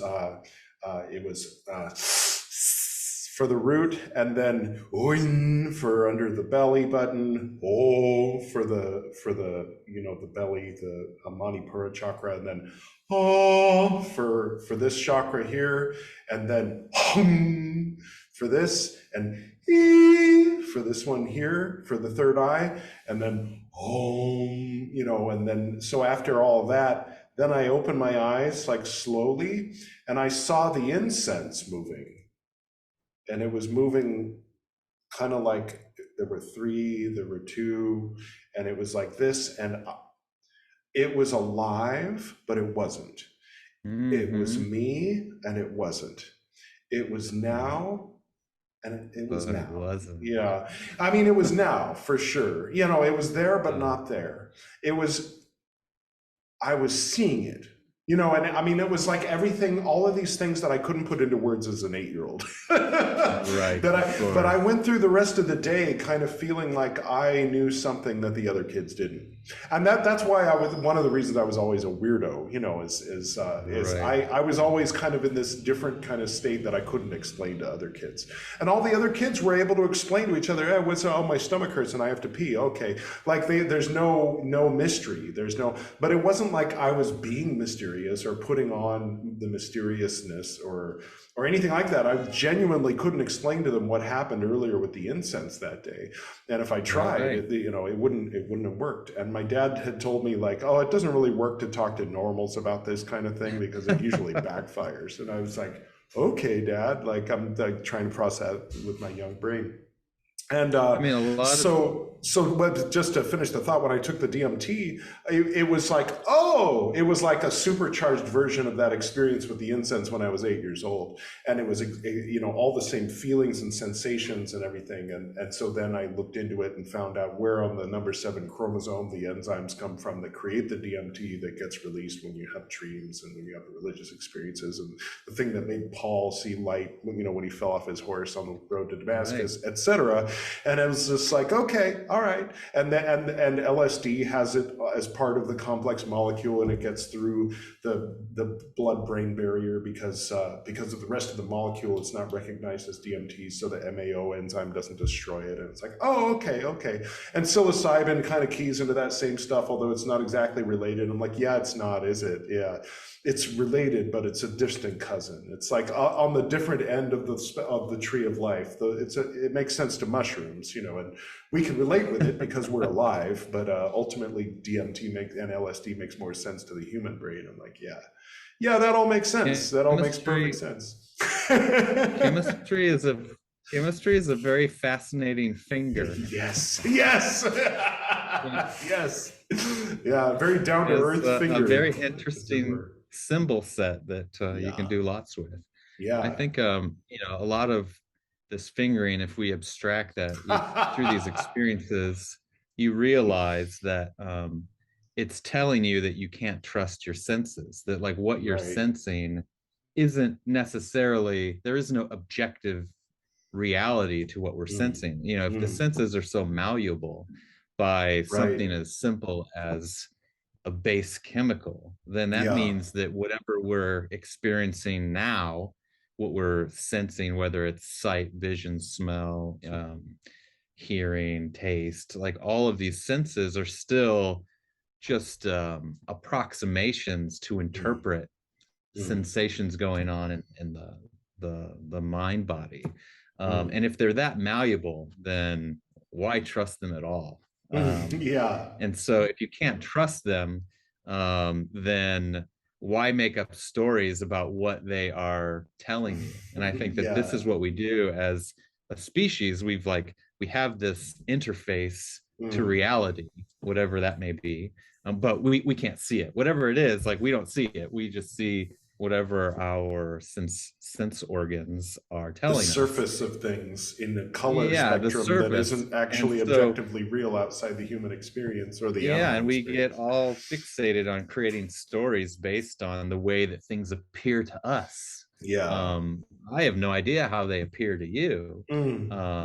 And so why should I trust my story over your story? You know, it's like you were talking earlier about people's paths based on where they start, and your unique path to what led you up the tree. But it would be absurd for me to make a book and tell other people they have to walk exactly the same path. Yet people have done that very thing, as absurd as it is, and even initiatory systems could be seen as something like sort of similar to that. It may be useful, especially I do think the longer a tradition exists, the more, I think, in order to survive, it must be applicable to more and more people. However, you know, we live in a time it helps where, to kiss the emperor's ass too. Well, of course. That's the only way to get through that game.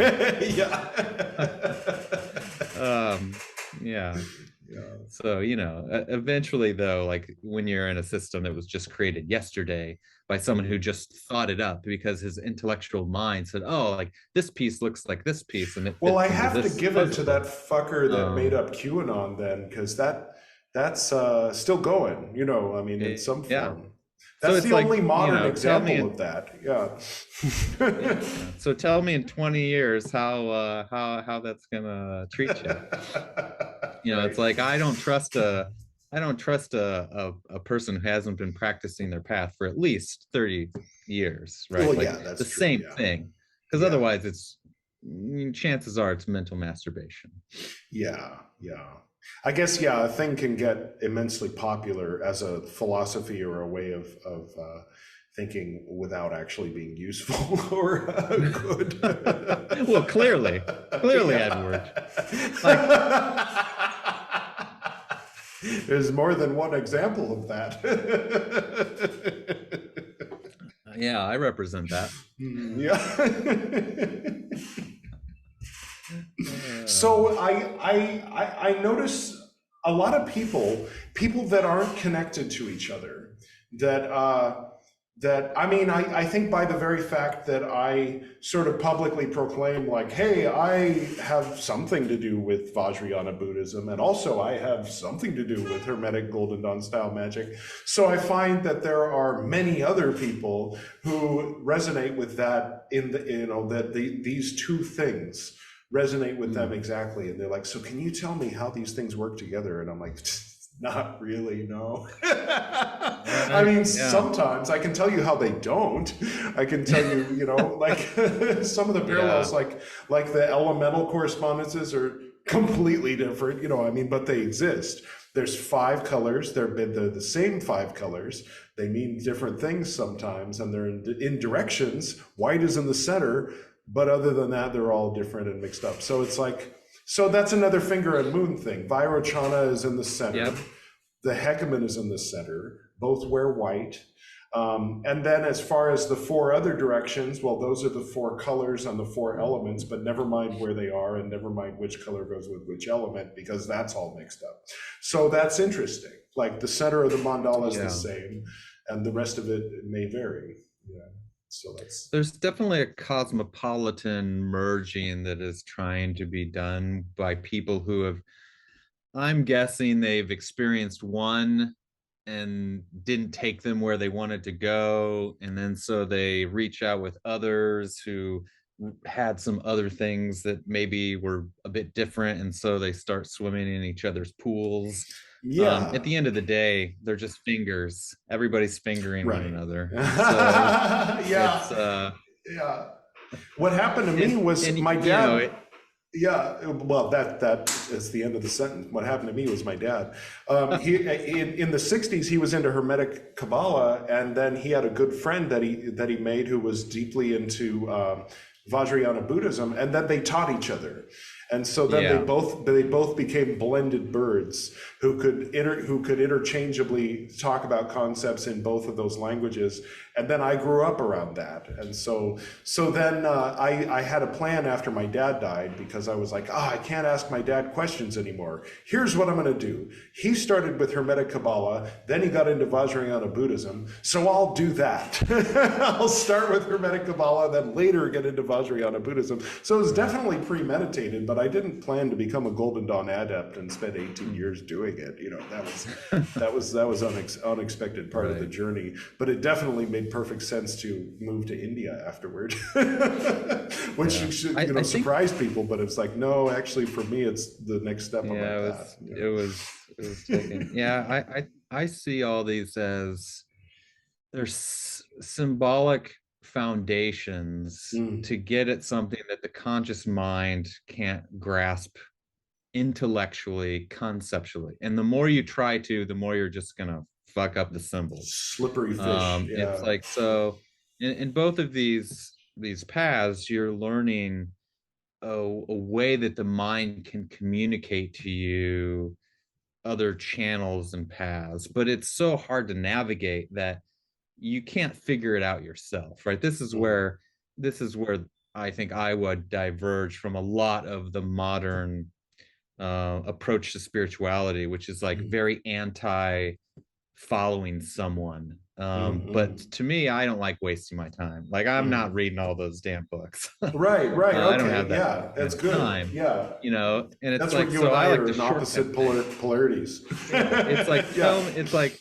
show me somebody that has something I want, and I'll follow them for a while until, you know, either A, I don't want what they have anymore, or B, I've gotten everything that I thought I wanted from them, and I need to move on and acquire somebody else. But like, I do find that the people who are the best teachers, because again, it's not like we need to worship anybody, but the people who are the best teachers are those who they know where the finger's pointing, and they know the language of the symbols. And so if someone were an adept of the Western symbols and knew where they were pointing, and then learned the language of the Vajrayana symbols, like you talked about, then you could communicate across two people who know where the finger was pointing.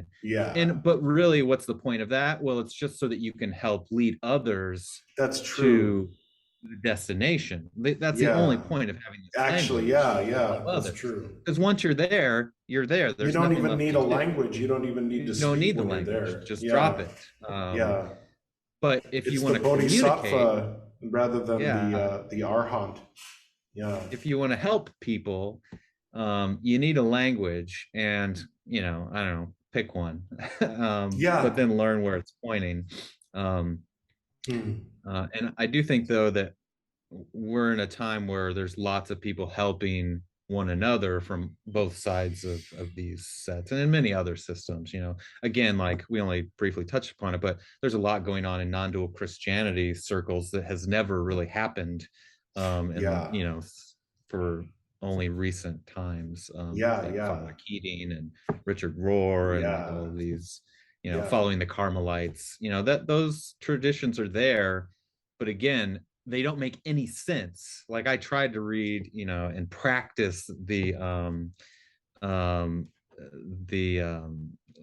path of Saint Teresa of Avila, and it's like, if you haven't been where she is, like it doesn't make any sense. You just have to crawl your way through. But to somebody who's been there, then they can teach that system.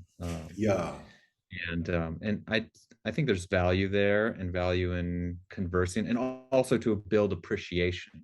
Like once you realize that ultimately, hopefully, if followed to their conclusion, any authentic spiritual path is pointing to the same realization of who you are in relationship to other beings around you, and to all of creation and all of what's not in creation.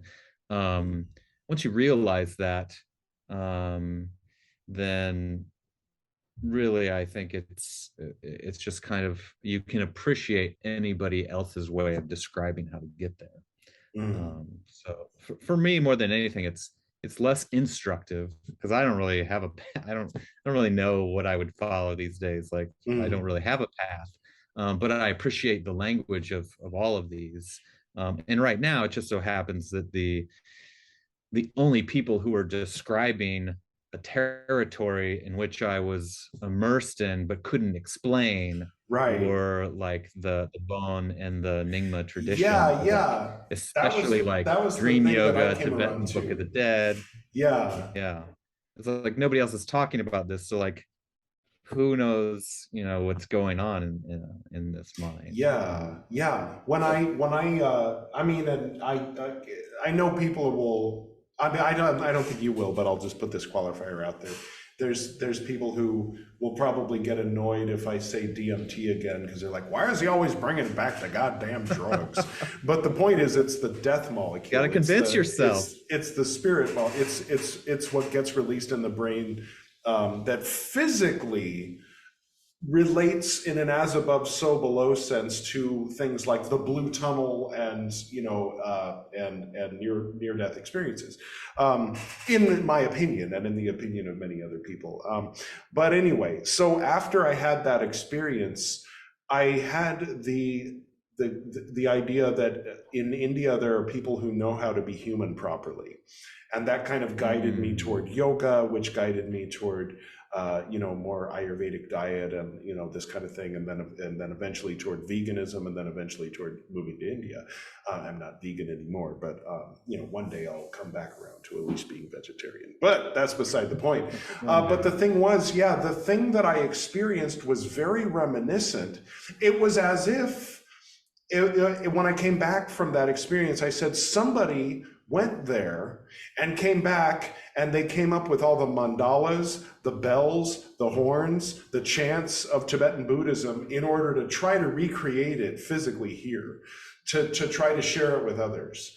Like someone went to the other side, they went to the Bardo, and they came back to tell of it.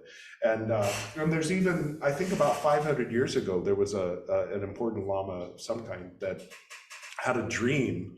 And when he woke up, he was like, wow, how could I ever make the sound that those voices in the dream were making? And he started practicing, and then eventually developed the throat chanting that they all do now, and so and that's one level on which, just on a purely aesthetic level, on and you know, then I had to go through heroes falling as I like started to learn more and more and more, and then kind of like, okay, well, I don't like this aspect of this particular part of Vajrayana Buddhism in Tibet, but I like what I read in here, you know, the beginning of it anyway, and of course, yeah, there's wherever there's hundreds and millions of humans, century after century practicing something, like case in point, the Catholic Church, or anywhere else, you know, you're going to find things that are less than, you know, good and pure and right. Every light casts a shadow. Yeah. And egos love to dress up like this, like you know, the high priest of whatever, and have people, you know, think that they're God incarnate. Well, I think one of the things you said that I found quite interesting, and maybe much more important these days than how do I seek to be more than human. Let's like back up a step. How about we try what it is to be human? Like, let's try to be fully human first. And I think there's too much of a rush to be more than human when we're not even being especially human. It's like you're like a tick above the animal world. So like maybe let's try being human for a while. That's what I'm trying to focus on. How do I be human? And it's funny because she knows all of these stories, and so sometimes, I mean, I won't say in arguments, but sometimes to like convince me to do something, you know, she's like, okay, so when I tell you that you should be drinking this, you know, when I tell you that you need to wake up early and drink apple cider vinegar, when I tell you you need to splash water on your face, you remember how you came to India because you wanted to learn how to be human properly? Yeah, that's what we do here. You know, like this, don't forget why you came here. I'm like, okay, splash water on my face first thing in the morning. Yes, do it. Be human. So, she's my, I told her she was my guru a long time ago, you know, when we were first dating. Maybe. Well, excellent. Well, maybe seek to be human might be a good place to good place to close this whole, you know, 120 is supposed to be the complete human lifespan. So after 120 years I shall open is what was up there in Latin at the beginning of this whole thing 12 hours ago. And yeah, so to be human properly, come to India. No. The path is your own. It might involve Hermetic Kabbalah and Golden Dawn. It might involve Vajrayana, and it might involve something else. Comment below. And don't trust your senses, and don't trust your thoughts. The worst mistake you can make is believing what's going on in your head. But for practical purposes, that bus is really there. Don't step out in the street. Bus just like okay. Let me end on one. Let me end on one little story. Qualifier. It is how I try to live my life now. Yeah. So I had a grandmother, and she developed schizophrenia or dementia later on in life, and so. But she was lucid of this fact. And so she would say while in the kitchen, I know that those two children playing on the floor aren't real because there was nothing there. But I'm going to walk around them anyways. Wow, how nice. So this is wisdom, like it, you know, whether it is or it isn't, let's just behave as though the bus is there and get out of its way. That reminds me of A Beautiful Mind. Otherwise you'll be exited out of this reality and into another. Yeah, exactly. You gotta play by the rules, man. Yeah.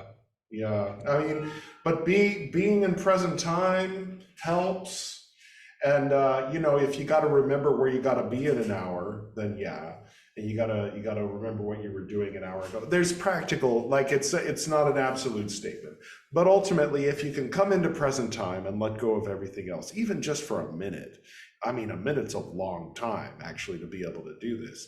If you can, for a fraction of a second, really be here now and be aware of your awareness, then welcome. And then, maybe do it once a day, and maybe do it once an hour. And then finally, one day, you'll be just like Frater RC. Fully human. Wide awake. To be fully human. Too awake.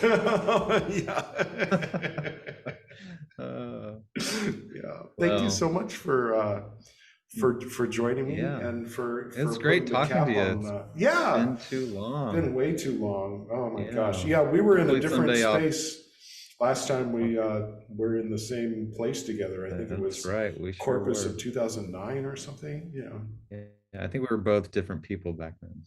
For sure. Oh my gosh. But you and I had some things in common. I think we were the last idiots that were defending Voldemort. And we were both young. Yeah. Whoops. So we all make mistakes. Yeah. So it's good to see you. Gotta love your shadow, but don't let it rule your life. Yeah. But definitely, I think hesmodai is the Greek word for the love shared between brothers in arms. And that's on the list of forms of love that I have for you, brother. Likewise, brother. I love you, bro. Love you too, and I look forward to talking to you next time, and I look forward to delving more into this. And I'm going to start to splice. I'm going to start to weave in a little bit more Vajrayana, and not just be strictly Theravada. I'm gonna keep going with the Theravada, but every 10 or 20 episodes of Buddhist Books Podcast, I'm going to dive into some Vajrayana. Ooh, interesting. Yeah, so I don't have to wait till I'm 55 years old to actually get to something useful. Yes, and good luck in finishing the entire collection of everything. Oh, thank you. Yeah. Oh, yeah. Beyond Buddhism, I've got the Vedas here. I've got to get the Upanishads. I have a lot of work to do, especially given how slowly I'm going. Well, let me know when you're done with all that. We'll go meet on that mountain somewhere. Yeah. Oh, definitely. That sounds good. For sure. Awesome. All right, brother. Well, you take care. It was great talking to you. Yeah, and then don't forget, someone in India if you ever have the opportunity to come visit, and I'll show you. I would love that. I would love that. We'll Absolutely. see you soon. See you soon. Bye. Okay. Bye-bye. Good night.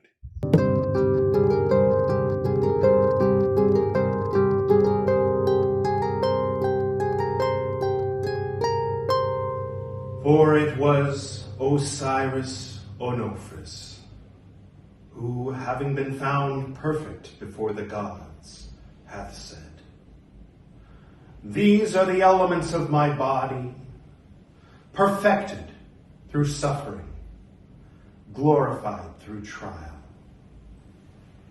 For the scent of this dying rose is as the repressed sigh of my suffering.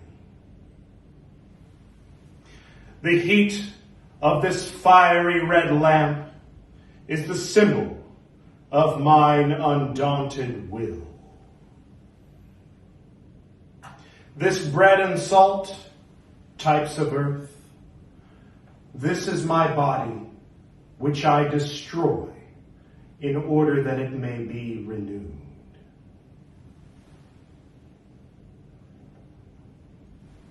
This cup of wine, this is the pouring forth of the blood of mine own heart, sacrificed unto regeneration, unto the newer life.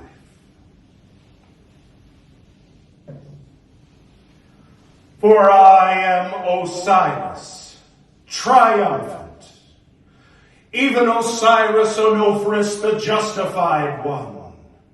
I am he who is clothed in a body of flesh, yet in whom flames the spirit of the vast and unknowable one. I am the Lord of life, triumphant over death, and whosoever partaketh with me shall arise with me. I am the manifester in matter of those whose abode is in the invisible. I am the perfecter of matter, and I stand upon the universe. And without me, the universe is not.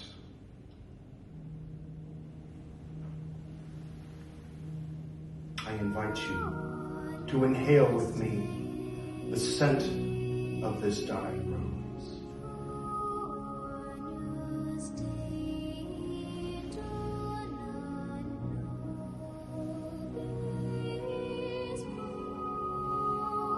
To feel with me the heat of this fiery red lamp.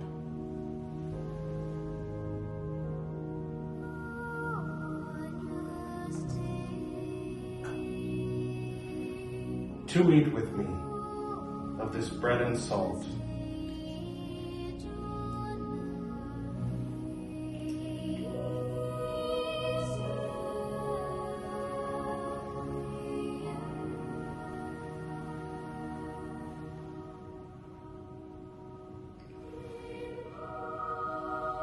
To drink with me of this consecrated cup of wine.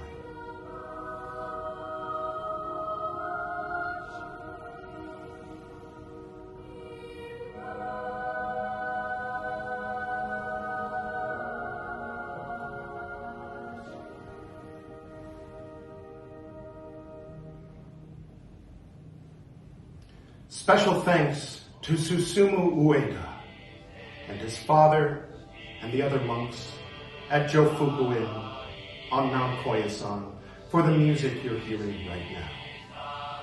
Special thanks to Camille and Cameron for the harp transitions into and out of the interviews.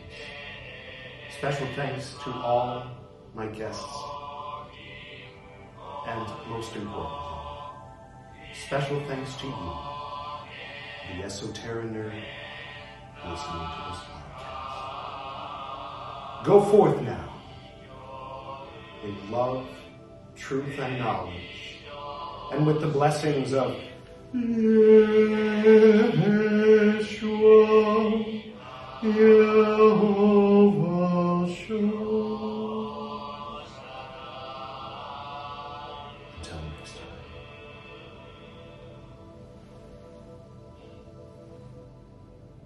What the fuck?